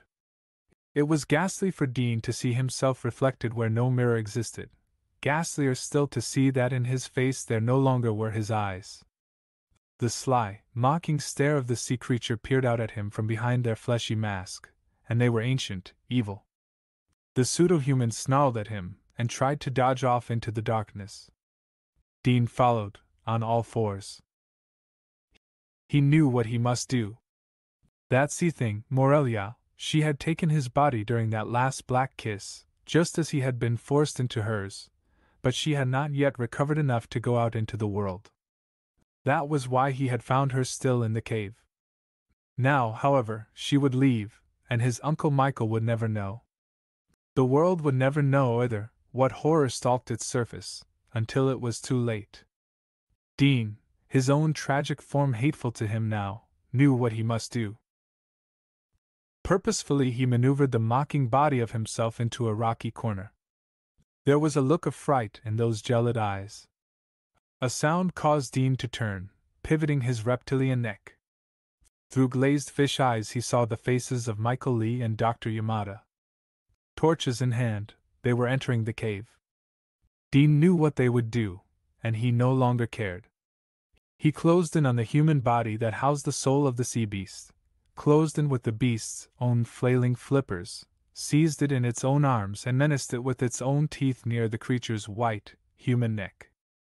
From behind him he heard shouts and cries at his very back, but Dean did not care. He had a duty to perform, an atonement. Through the corner of his eye, he saw the barrel of a revolver as it glinted in Yamada's hand. Then came 2 bursts of stabbing flame, and the oblivion Dean craved. But he died happy, for he had atoned for the black kiss. Even as he sank into death, Graham Dean had bitten with animal fangs into his own throat, and his heart was filled with peace as, dying, he saw himself die. His soul mingled in the 3rd black kiss of death. The Thing on the Roof. By Robert E. Howard. Weird Tales, February 1932. They lumber through the night. With their elephantine tread. I shudder in affright. As I cower in my bed. They lift colossal wings. On the high gable roofs. Which tremble to the trample. Of their mastodonic hoofs. Justin Jeffrey, out of the old land. Let me begin by saying that I was surprised when Tussman called on me. We had never been close friends. The man's mercenary instincts repelled me, and since our bitter controversy of 3 years before, when he attempted to discredit my evidences of Nahua culture in Yucatan, which was the result of years of careful research, our relations had been anything but cordial. However, I received him and found his manner hasty and abrupt, but rather abstracted, as if his dislike for me had been thrust aside in some driving passion that had hold of him. His errand was quickly stated. He wished my aid in obtaining a volume in the first edition of von Junt's Nameless Cults, the edition known as the Black Book, not from its color, but because of its dark contents. He might almost as well have asked me for the original Greek translation of the Necronomicon. Though since my return from Yucatan I had devoted practically all my time to my avocation of book collecting, I had not stumbled on to any hint that the book in the Dusseldorf edition was still in existence. A word as to this rare work. Its extreme ambiguity in spots, coupled with its incredible subject matter, has caused it long to be regarded as the ravings of a maniac, and the author was damned with the brand of insanity. But the fact remains that much of his assertions are unanswerable, and that he spent the full 45 years of his life prying into strange places and discovering secret and abysmal things. Not a great many volumes were printed in the first edition, and many of these were burned by their frightened owners when Von Junt was found strangled in a mysterious manner, in his barred and bolted chamber one night in 1840, 6 months after he had returned from a mysterious journey to Mongolia. 5 years later, a London printer, one Bridewell, pirated the work, and issued a cheap translation for sensational effect, full of grotesque woodcuts, and riddled with misspellings, faulty translations, and the usual errors of a cheap and unscholarly printing. This still further discredited the original work, and publishers and public forgot about the book until 1909, when the Golden Goblin Press of New York brought out an edition. Their production was so carefully expurgated that fully a fourth of the original matter was cut out. The book was handsomely bound and decorated with the exquisite and weirdly imaginative illustrations of Diego Vasquez. The edition was intended for popular consumption, but the artistic instinct of the publishers defeated that end, since the cost of issuing the book was so great that they were forced to cite it at a prohibitive price. I was explaining all this to Tussman when he interrupted brusquely to say that he was not utterly ignorant in such matters. One of the Golden Goblin books ornamented his library, he said, and it was in it that he found a certain line which aroused his interest. If I could procure him a copy of the original 1839 edition, he would make it worth my while. Knowing, he added, that it would be useless to offer me money, he would, instead, in return for my trouble in his behalf, make a full retraction of his former accusations in regard to my Yucatan researches, and offer a complete apology in the Scientific News. I will admit that I was astounded at this, and realized that if the matter meant so much to Tussman that he was willing to make such concessions, it must indeed be of the utmost importance. I answered that I considered that I had sufficiently refuted his charges in the eyes of the world and had no desire to put him in a humiliating position, but that I would make the utmost efforts to procure him what he wanted. He thanked me abruptly and took his leave, saying rather vaguely that he hoped to find a complete exposition of something in the Black Book which had evidently been slighted in the later edition. I set to work, writing letters to friends, colleagues, and book dealers all over the world, and soon discovered that I had assumed a task of no small magnitude. 3 months elapsed before my efforts were crowned with success, but at last, through the aid of Professor James Clement of Richmond, Virginia, I was able to obtain what I wished. I notified Tussman, and he came to London by the next train. His eyes burned avidly as he gazed at the thick, dusty volume with its heavy leather covers and rusty iron hasps, and his fingers quivered with eagerness as he thumbed the time-yellowed pages. And when he cried out fiercely and smashed his clenched fist down on the table, I knew that he had found what he hunted. "Listen," he commanded, and he read to me a passage that spoke of an old temple in a Honduras jungle where a strange god was worshipped by an ancient tribe which became extinct before the coming of the Spaniards. And Tussman read aloud of the mummy that had been, in life, the last high priest of that vanished people, and which now lay in a chamber hewn in the solid rock of the cliff against which the temple was built. About that mummy's withered neck was a copper chain, and on that chain a great red jewel carved in the form of a toad. This jewel was a key, Von Junt went on to say, to the treasure of the temple which lay hidden in a subterranean crypt far below the temple's altar. Tussman's eyes blazed. "I have seen that temple. I have stood before the altar. I have seen the sealed-up entrance of the chamber in which, the natives say, lies the mummy of the priest. It is a very curious temple, no more like the ruins of the prehistoric Indians than it is like the buildings of the modern Latin Americans. The Indians in the vicinity disclaim any former connection with the place. They say that the people who built that temple were a different race from themselves, and were there when their own ancestors came into the country. I believe it to be a remnant of some long-vanished civilization which began to decay thousands of years before the Spaniards came. I would have liked to have broken into the sealed-up chamber, but I had neither the time nor the tools for the task. I was hurrying to the coast, having been wounded by an accidental gunshot in the foot, and I stumbled on to the place purely by chance. I have been planning to have another look at it, but circumstances have prevented. Now I intend to let nothing stand in my way. By chance I came upon a passage in the Golden Goblin edition of this book, describing the temple. But that was all. The mummy was only briefly mentioned. Interested, I obtained one of Bridewell's translations but ran up against a blank wall of baffling blunders. By some irritating mischance the translator had even mistaken the location of the Temple of the Toad, as Vaughan Junt calls it, and has it in Guatemala instead of Honduras. The general description is faulty, but the jewel is mentioned and the fact that it is a key. But a key to what, Bridewell's book does not state. I now felt that I was on the track of a real discovery, unless Vaughan Junt was, as many maintain, a madman. But that the man was actually in Honduras at one time is well attested, and no one could so vividly describe the temple, as he does in the Black Book, unless he had seen it himself. How he learned of the jewel is more than I can say. The Indians who told me of the mummy said nothing of any jewel. I can only believe that Vaughan Junt found his way into the sealed crypt somehow. The man had uncanny ways of learning hidden things. To the best of my knowledge, only one other white man has seen the Temple of the Toad besides Vaughan Junt and myself, the Spanish traveler Juan Gonzalez, who made a partial exploration of that country in 1793. He mentioned briefly a curious fane that differed from most Indian ruins, and spoke skeptically of a legend current among the natives that there was something unusual hidden under the temple. I feel certain that he was referring to the Temple of the Toad.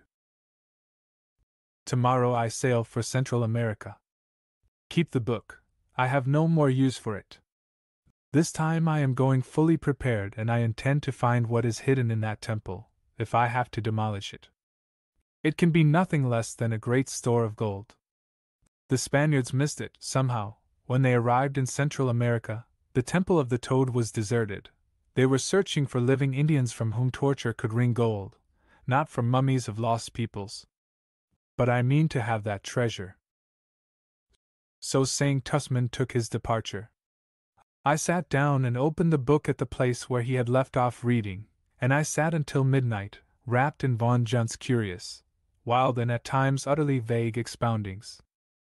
And I found pertaining to the Temple of the Toad certain things which disquieted me so much that the next morning I attempted to get in touch with Tusman, only to find that he had already sailed. Several months passed, and then I received a letter from Tusman, asking me to come and spend a few days with him at his estate in Sussex. He also requested me to bring the Black Book with me. I arrived at Tusman's rather isolated estate just after nightfall. He lived in almost feudal state, his great ivy-grown house and broad lawn surrounded by high stone walls. As I went up the hedge-bordered way from the gate to the house, I noted that the place had not been well kept in its master's absence. Weeds grew rank among the trees, almost choking out the grass. Among some unkempt bushes over against the outer wall, I heard what appeared to be a horse or an ox blundering and lumbering about. I distinctly heard the clink of its hoof on a stone. A servant who eyed me suspiciously admitted me, and I found Tusman pacing to and fro in his study like a caged lion. His giant frame was leaner, harder than when I had last seen him. His face was bronzed by a tropic sun. There were more and harsher lines in his strong face, and his eyes burned more intensely than ever. A smoldering, baffled anger seemed to underlie his manner. "Well, Tusman," I greeted him, "what success? Did you find the gold?" "I found not an ounce of gold," he growled. "The whole thing was a hoax. Well, not all of it. I broke into the sealed chamber, and found the mummy." "And the jewel?" I exclaimed. He drew something from his pocket and handed it to me. I gazed curiously at the thing I held. It was a great jewel, clear and transparent as crystal, but of a sinister crimson, carved, as Von Junt had declared, in the shape of a toad. I shuddered involuntarily. The image was peculiarly repulsive. I turned my attention to the heavy and curiously wrought copper chain which supported it. "What are these characters carved on the chain?" I asked curiously. "I cannot say," Tusman replied. "I had thought perhaps you might know. I find a faint resemblance between them and certain partly defaced hieroglyphics on a monolith known as the Black Stone in the mountains of Hungary. I have been unable to decipher them." "Tell me of your trip," I urged, and over our whiskey and sodas he began, as if with a strange reluctance. "I found the temple again with no great difficulty, though it lies in a lonely and little frequented region. The temple is built against a sheer stone cliff in a deserted valley unknown to maps and explorers. I would not endeavor to make an estimate of its antiquity, but it is built of a sort of unusually hard basalt, such as I have never seen anywhere else, and its extreme weathering suggests incredible age. Most of the columns which form its facade are in ruins, thrusting up shattered stumps from worn bases, like the scattered and broken teeth of some grinning hag. The outer walls are crumbling, but the inner walls and the columns which support such of the roof as remains intact seem good for another 1,000 years, as well as the walls of the inner chamber. The main chamber is a large circular affair with a floor composed of great squares of stone. In the center stands the altar, merely a huge, round, curiously carved block of the same material. Directly behind the altar, in the solid stone cliff which forms the rear wall of the chamber, is the sealed and hewn-out chamber wherein lay the mummy of the temple's last priest. I broke into the crypt with not too much difficulty, and found the mummy exactly as is stated in the Black Book. Though it was in a remarkable state of preservation, I was unable to classify it. The withered features and general contour of the skull suggested certain degraded and mongrel peoples of Lower Egypt, and I feel certain that the priest was a member of a race more akin to the Caucasian than the Indian. Beyond this, I cannot make any positive statement. But the jewel was there, the chain looped about the dried-up neck. From this point Tusman's narrative became so vague that I had some difficulty in following him, and wondered if the tropic sun had affected his mind. He had opened a hidden door in the altar somehow with the jewel, just how, he did not plainly say, and it struck me that he did not clearly understand himself the action of the jewel key. But the opening of the secret door had had a bad effect on the hardy rogues in his employ. They had refused point-blank to follow him through that gaping black opening which had appeared so mysteriously when the gem was touched to the altar. Tusman entered alone with his pistol and electric torch, finding a narrow stone stair that wound down into the bowels of the earth, apparently. He followed this and presently came into a broad corridor, in the blackness of which his tiny beam of light was almost engulfed. As he told this he spoke with strange annoyance of a toad which hopped ahead of him, just beyond the circle of light, all the time he was below ground. Making his way along dank tunnels and stairways that were wells of solid blackness, he at last came to a heavy door fantastically carved, which he felt must be the crypt wherein was secreted the gold of the ancient worshippers. He pressed the toad jewel against it at several places and finally the door gaped wide. "And the treasure?" I broke in eagerly. He laughed in savage self-mockery.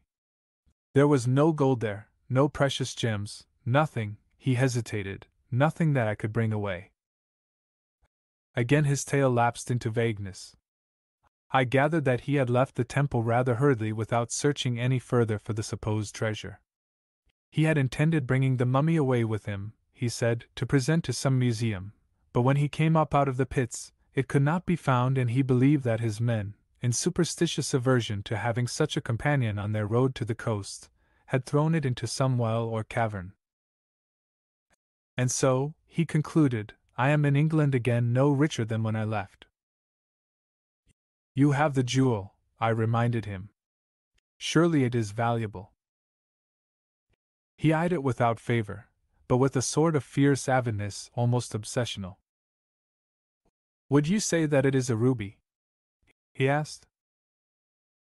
I shook my head. I am unable to classify it. And I. But let me see the book. He slowly turned the heavy pages, his lips moving as he read. Sometimes he shook his head as if puzzled, and I noticed him dwell long over a certain line. This man dipped so deeply into forbidden things, said he, I cannot wonder that his fate was so strange and mysterious. He must have had some foreboding of his end. Here he warns men not to disturb sleeping things. Tusman seemed lost in thought for some moments. Sleeping things, he muttered, that seem dead, but only lie waiting for some blind fool to awake them. I should have read further in the black book, and I should have shut the door when I left the crypt, but I have the key and I'll keep it in spite of hell. He roused himself from his reveries and was about to speak when he stopped short. From somewhere upstairs had come a peculiar sound. What was that? He glared at me. I shook my head and he ran to the door and shouted for a servant. The man entered a few moments later, and he was rather pale. You were upstairs, growled Tusman. Yes, sir. Did you hear anything? Asked Tusman harshly and in a manner almost threatening and accusing. I did, sir, the man answered with a puzzled look on his face. What did you hear? The question was fairly snarled. Well, sir, the man laughed apologetically, you'll say I'm a bit off, I fear, but to tell you the truth, sir, it sounded like a horse stamping around on the roof. A blaze of absolute madness leaped into Tusman's eyes. You fool! He screamed. Get out of here! The man shrank back in amazement, and Tusman snatched up the gleaming toad-carved jewel. I've been a fool! He raved. I didn't read far enough, and I should have shut the door, but by heaven, the key is mine and I'll keep it in spite of man or devil. And with these strange words he turned and fled upstairs. A moment later his door slammed heavily and a servant, knocking timidly, brought forth only a blasphemous order to retire and a luridly worded threat to shoot any one who tried to obtain entrance into the room. Had it not been so late I would have left the house, for I was certain that Tusman was stark mad. As it was, I retired to the room a frightened servant showed me, but I did not go to bed. I opened the pages of the black book at the place where Tusman had been reading. This much was evident, unless the man was utterly insane, he had stumbled upon something unexpected in the Temple of the Toad. Something unnatural about the opening of the altar door had frightened his men, and in the subterraneous crypt Tusman had found something that he had not thought to find. And I believed that he had been followed from Central America, and that the reason for his persecution was the jewel he called the key. Seeking some clue in Von Junt's volume, I read again of the Temple of the Toad, of the strange pre-Indian people who worshipped there, and of the huge, tittering, tentacled, hoofed monstrosity that they worshipped. Tusman had said that he had not read far enough when he had first seen the book. Puzzling over this cryptic phrase, I came upon the line he had pored over, marked by his thumbnail. It seemed to me to be another of Von Junt's many ambiguities, for it merely stated that a temple's god was the temple's treasure. Then the dark implication of the hint struck me, and cold sweat beaded my forehead. The key to the treasure. And the temple's treasure was the temple's god. And sleeping things might awaken on the opening of their prison door.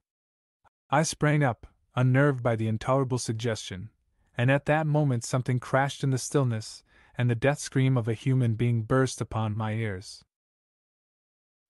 In an instant I was out of the room, and as I dashed up the stairs I heard sounds that have made me doubt my sanity ever since. At Tusman's door I halted, essaying with shaking hand to turn the knob. The door was locked, and as I hesitated I heard from within a hideous high-pitched tittering and then the disgusting squashy sound as if a great, jelly-like bulk was being forced through the window. The sound ceased and I could have sworn I heard a faint swish of gigantic wings. Then silence. Gathering my shattered nerves, I broke down the door. A foul and overpowering stench billowed out like a yellow mist. Gasping in nausea, I entered. The room was in ruins, but nothing was missing except that crimson-toed carved jewel Tussman called the key, and that was never found. A foul, unspeakable slime smeared the windowsill, and in the center of the room lay Tussman, his head crushed and flattened, and on the red ruin of skull and face, the plain print of an enormous hoof. The Man Who Collected Poe, by Robert Bloch. During the whole of a dull, dark, and soundless day in the autumn of the year, when the clouds hung oppressively low in the heavens, I had been passing alone, by automobile, through a singularly dreary tract of country, and at length found myself, as the shades of the evening drew on, within view of my destination. I looked upon the scene before me, upon the mere house, and the simple landscape features of the domain, upon the bleak walls, upon the vacant eye-like windows, upon a few rank sedges, and upon a few white trunks of decayed trees, with a feeling of utter confusion commingled with dismay. For it seemed to me as though I had visited this scene once before, or read of it, perhaps, in some frequently rescanned tale. And yet assuredly it could not be, for only 3 days had passed since I had made the acquaintance of Lancelot Canning and received an invitation to visit him at his Maryland residence. The circumstances under which I met Canning were simple. I happened to attend a bibliophilic meeting in Washington and was introduced to him by a mutual friend. Casual conversation gave place to absorbed and interested discussion when he discovered my preoccupation with works of fantasy. Upon learning that I was traveling upon a vacation with no set itinerary, Canning urged me to become his guest for a day and to examine, at my leisure, his unusual display of memorabilia. I feel, from our conversation, that we have much in common, he told me. For you see, sir, in my love of fantasy I bow to no man. It is a taste I have perhaps inherited from my father, and from his father before him, together with their considerable acquisitions in the genre. No doubt you would be gratified with what I am prepared to show you, for in all due modesty, I beg to style myself the world's leading collector of the works of Edgar Allan Poe. I confess that his invitation as such did not enthrall me, for I hold no brief for the literary hero-worshipper or the scholarly collector as a type. I own to a more than passing interest in the tales of Poe, but my interest does not extend to the point of ferreting out the exact date upon which Mr. Poe first decided to raise a mustache, nor would I be unduly intrigued by the opportunity to examine several hairs preserved from that hirsute appendage. So it was rather the person and personality of Lancelot Canning himself which caused me to accept his proffered hospitality. For the man who proposed to become my host might have himself stepped from the pages of a Poe tale. His speech, as I have endeavored to indicate, was characterized by a courtly rhodomantade so often exemplified in Poe's heroes, and beyond certainty, his appearance bore out the resemblance. Lancelot Canning had the cadaverousness of complexion, the large, liquid, luminous eye, the thin, curved lips, the delicately modeled nose, finely molded chin, and dark, web-like hair of a typical Poe protagonist. It was this phenomenon that prompted my acceptance and led me to journey to his Maryland estate which, as I now perceived, in itself manifested a Poesque quality of its own, intrinsic in the images of the grey sedge, the ghastly tree stems, and the vacant and eye-like windows of the mansion of gloom. All that was lacking was a tarn and a moat, and as I prepared to enter the dwelling I half expected to encounter therein the carved ceiling, the somber tapestries, the ebon floors, and the phantasmagoric armorial trophies so vividly described by the author of tales of the grotesque and arabesque. Nor, upon entering Lancelot Canning's home, was I too greatly disappointed in my expectations. True to both the atmospheric quality of the decrepit mansion and to my own fanciful presentiments, the door was opened in response to my knock by a valet who conducted me, in silence, through dark and intricate passages to the study of his master. The room in which I found myself was very large and lofty. The windows were long, narrow, and pointed, and at so vast a distance from the black oaken floor as to be altogether inaccessible from within. Feeble gleams of encrimson light made their way through the trellised panes, and served to render sufficiently distinct the more prominent objects around. The eye, however, struggled in vain to reach the remoter angles of the chamber, or the recesses of the vaulted and fretted ceiling. Dark draperies hung upon the walls. The general furniture was profuse, comfortless, antique, and tattered. Many books and musical instruments lay scattered about, but failed to give any vitality to the scene. Instead, they rendered more distinct that peculiar quality of quasi-recollection. It was as though I found myself once again, after a protracted absence, in a familiar setting. I had read, I had imagined, I had dreamed, or I had actually beheld this setting before. Upon my entrance, Lancelot Canning arose from a sofa on which he had been lying at full length, and greeted me with a vivacious warmth which had much in it, I at first thought, of an overdone cordiality. Yet his tone, as he spoke of the object of my visit, of his earnest desire to see me, and of the solace he expected me to afford him in a mutual discussion of our interests, soon alleviated my initial misapprehension. Lancelot Canning welcomed me with the rapt enthusiasm of the born collector, and I came to realize that he was indeed just that. For the Poe collection he shortly proposed to unveil before me was actually his birthright. Initially, he disclosed, the nucleus of the present accumulation had begun with his grandfather, Christopher Canning, a respected merchant of Baltimore. Almost 80 years ago he had been one of the leading patrons of the arts in his community, and as such was partially instrumental in arranging for the removal of Poe's body to the southeastern corner of the Presbyterian Cemetery at Fayette and Green Streets, where a suitable monument might be erected. This event occurred in the year 1875, and it was a few years prior to that time that Canning laid the foundation of the Poe collection. Thanks to his zeal, his grandson informed me, I am today the fortunate possessor of a copy of virtually every existing specimen of Poe's published works.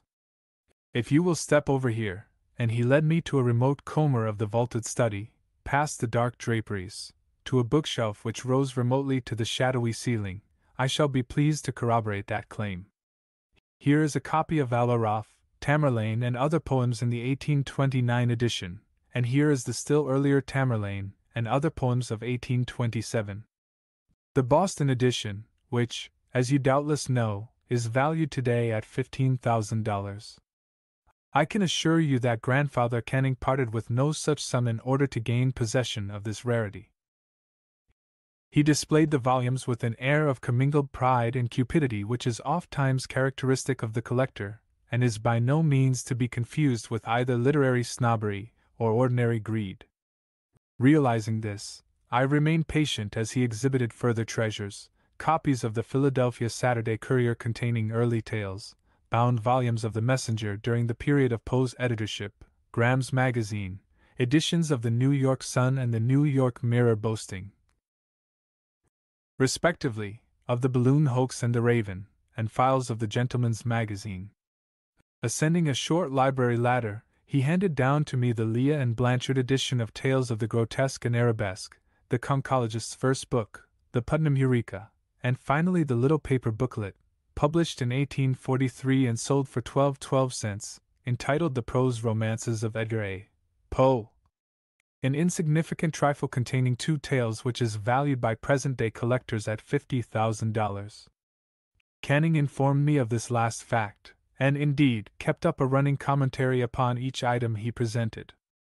There was no doubt but that he was a Poe scholar as well as a Poe collector, and his words informed tattered specimens of the Broadway Journal and Godey's Lady's Book with a singular fascination not necessarily inherent in the flimsy sheets, or their contents.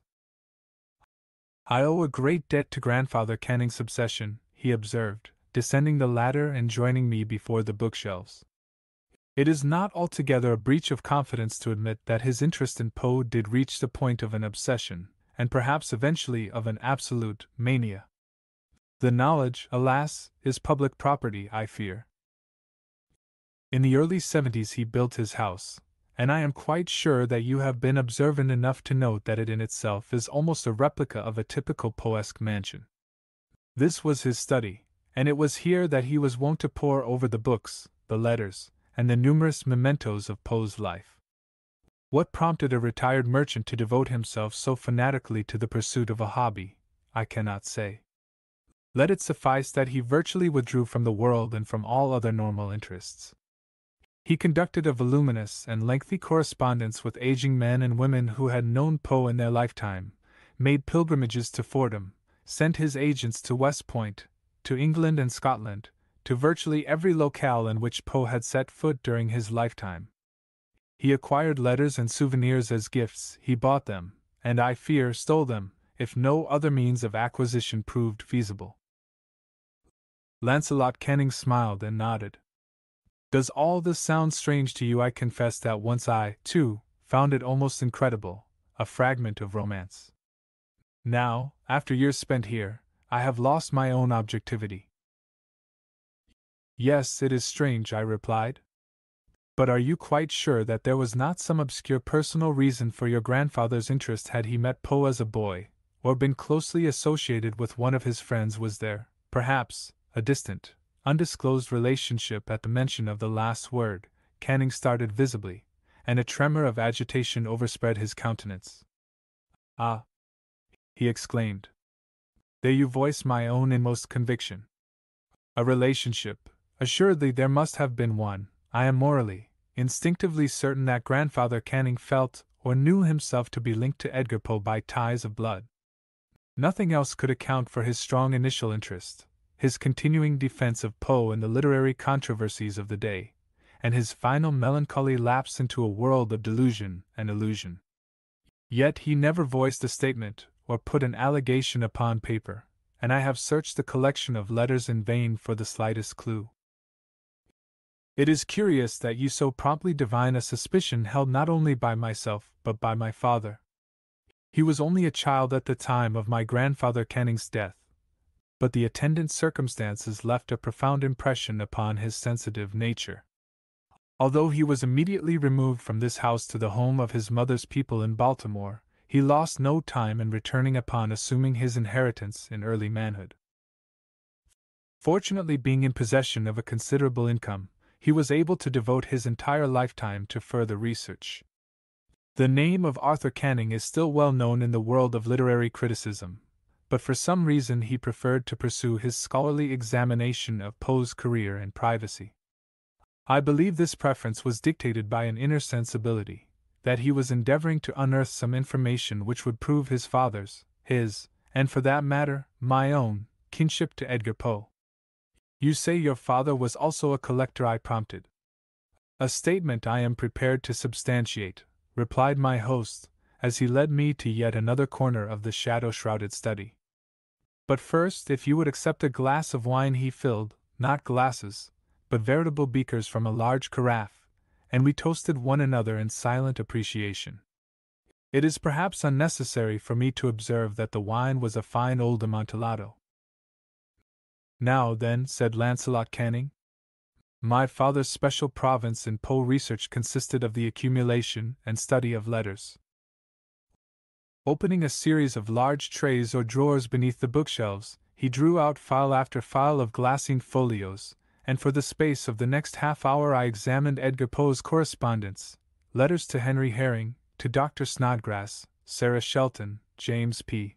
Moss, Elizabeth Poe, missives to Mrs. Rockwood, Helen Whitman, and Lynch, John Pendleton Kennedy, notes to Mrs. Richmond, to John Allen, to Annie, to his brother, Henry, a profusion of documents, a veritable epistolary cornucopia.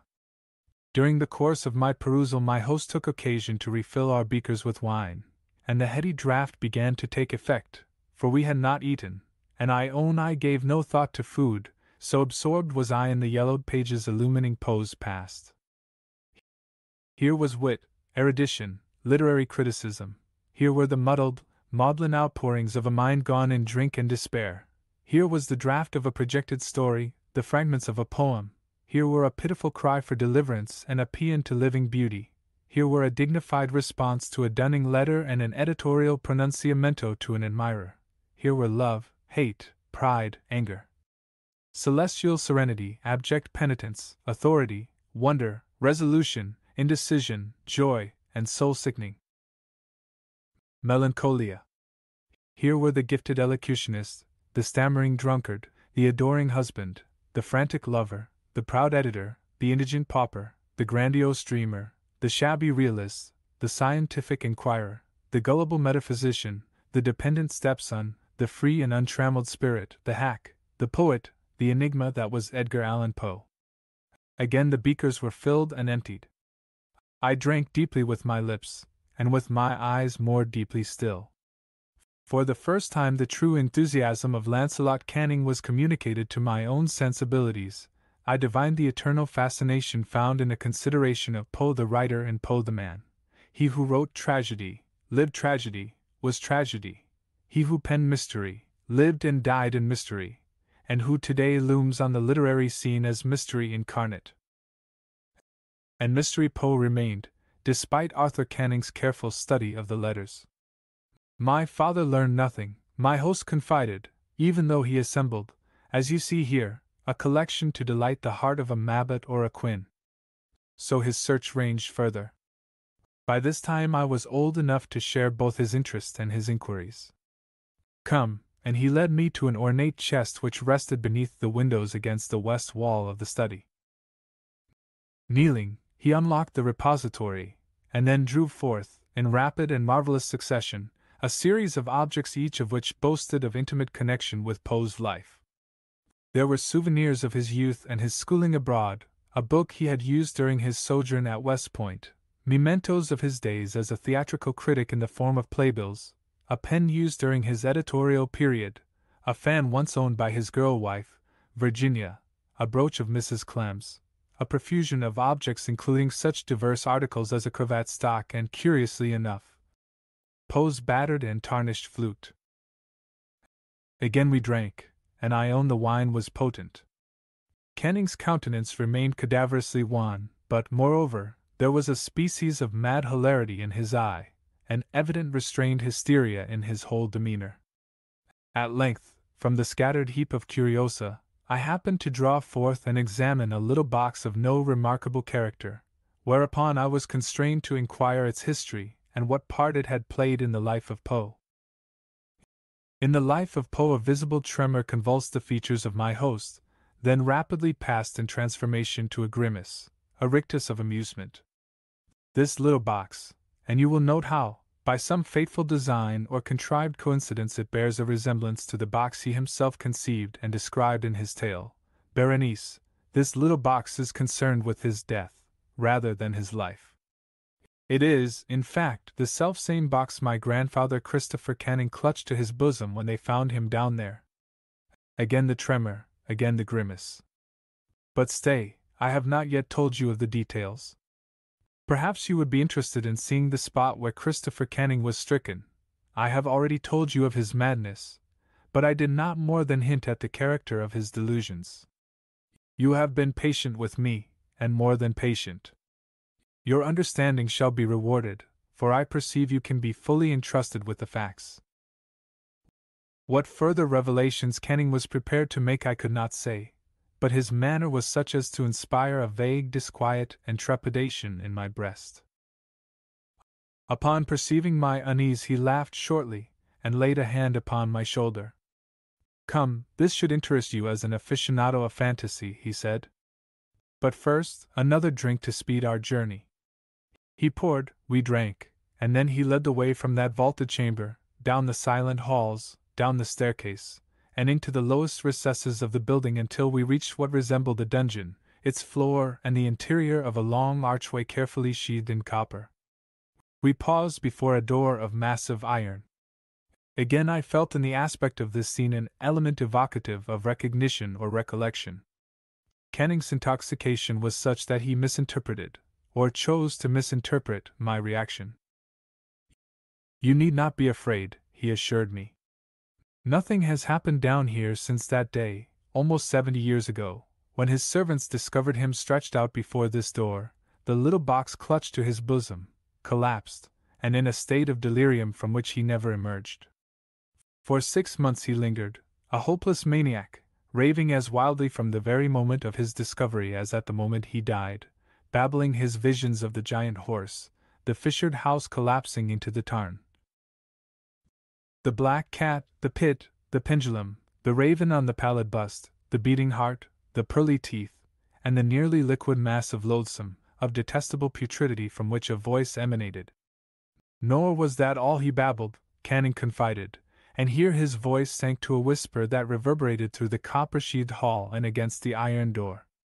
He hinted other things far worse than fantasy, of a ghastly reality surpassing all of the phantasms of Poe. For the first time my father and the servants learned the purpose of the room he had built beyond this iron door, and learned what Christopher Canning had done to establish his title as the world's foremost collector of Poe. For he babbled again of Poe's death, 30 years earlier, in 1849, of the burial in the Presbyterian cemetery, and of the removal of the coffin in 1874 to the corner where the monument was raised. As I told you, and as was known then, my grandfather had played a public part in instigating that removal.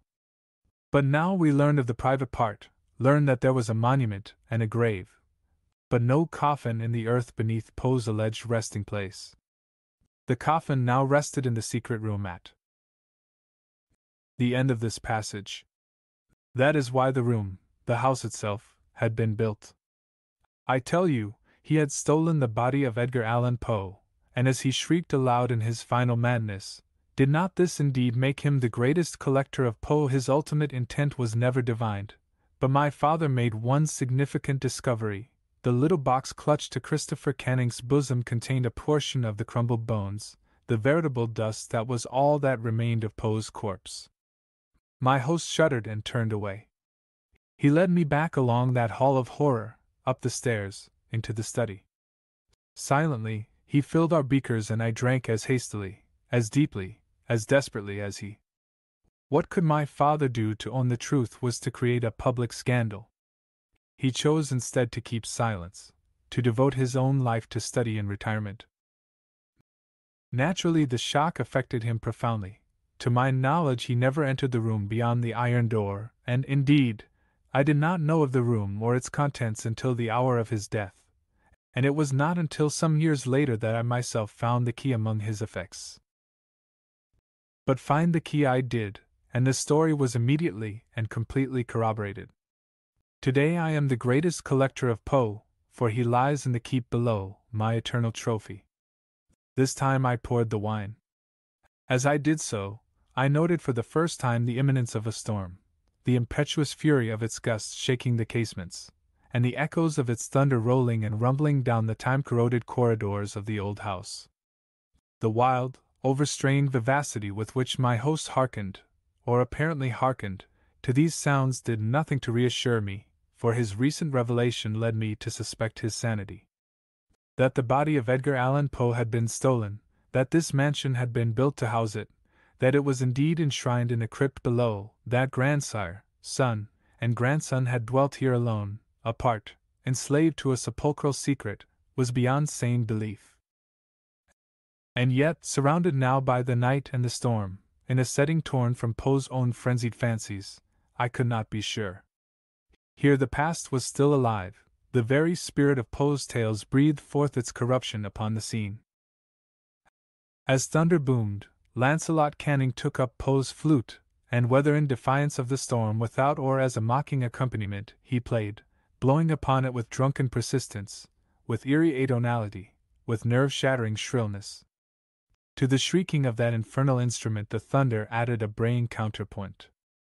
Uneasy, uncertain, and unnerved, I retreated into the shadows of the bookshelves at the farther end of the room, and idly scanned the titles of a row of ancient tomes.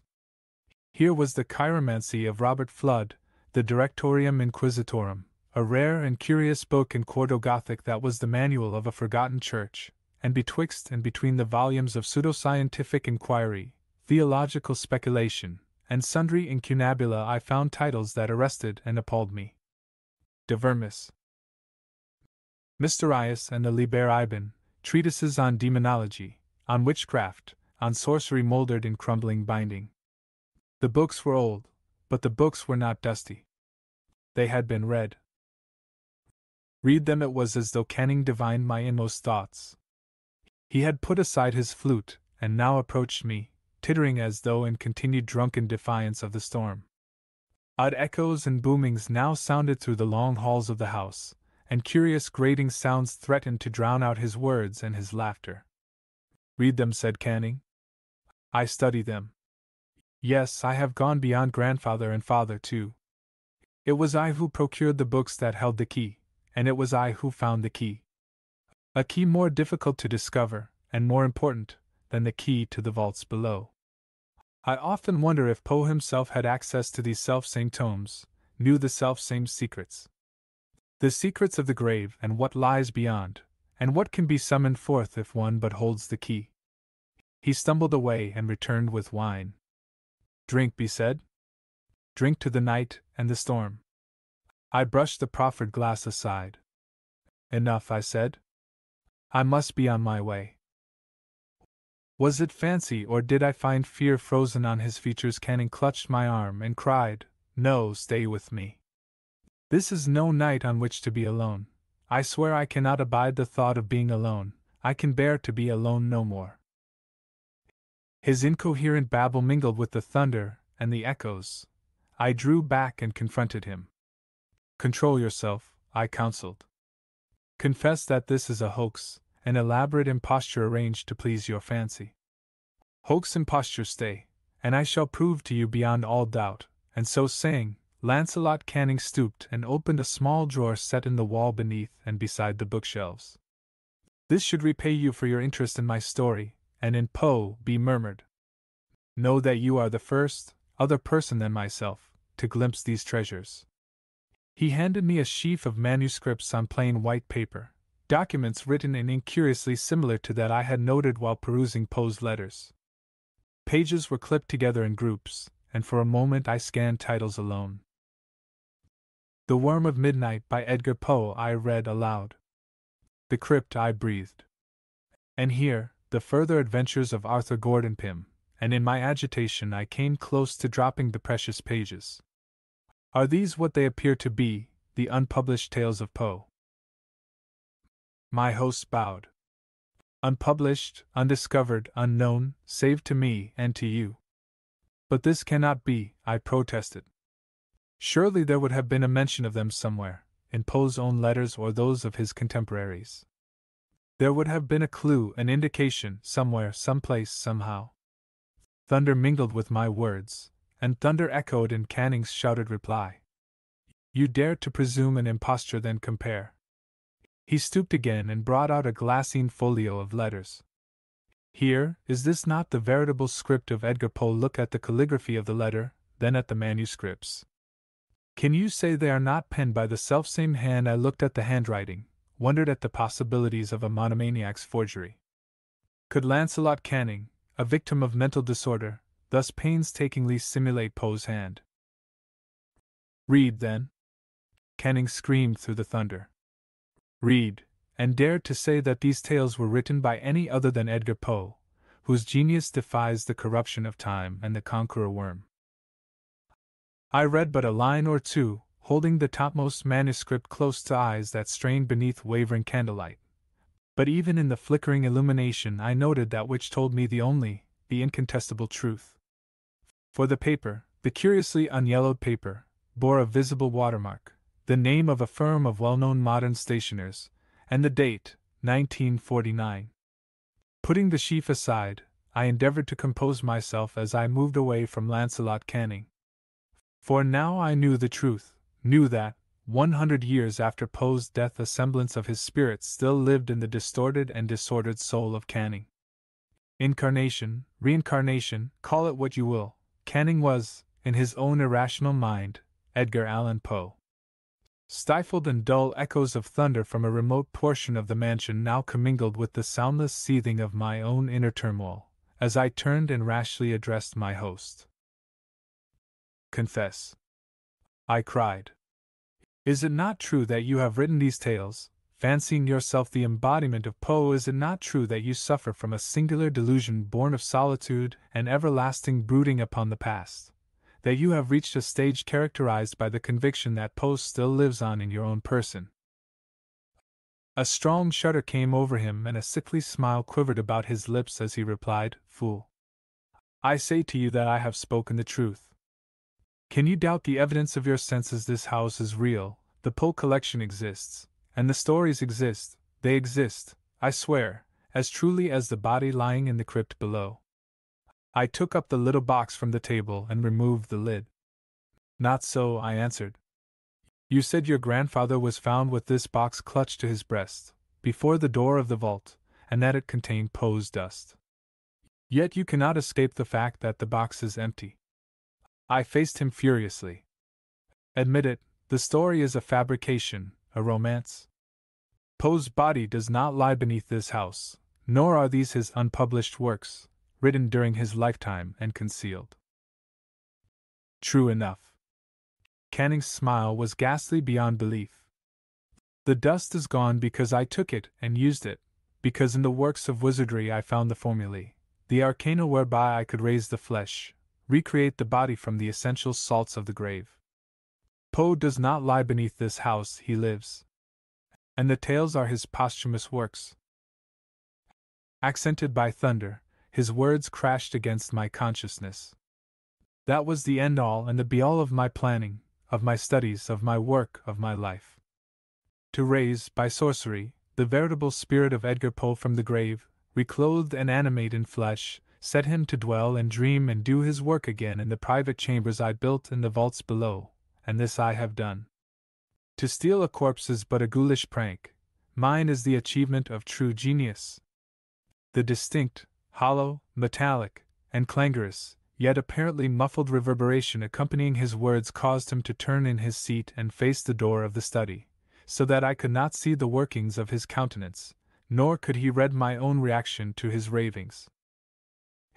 His words came but faintly to my ears through the thunder that now shook the house in a relentless grip, the wind rattling the casements and flickering the candle flame from the great silver candelabra sent a soaring sighing in an anguished accompaniment to his speech. I would show him to you, but I dare not, for he hates me as he hates life. I have locked him in the vault, alone, for the resurrected have no need of food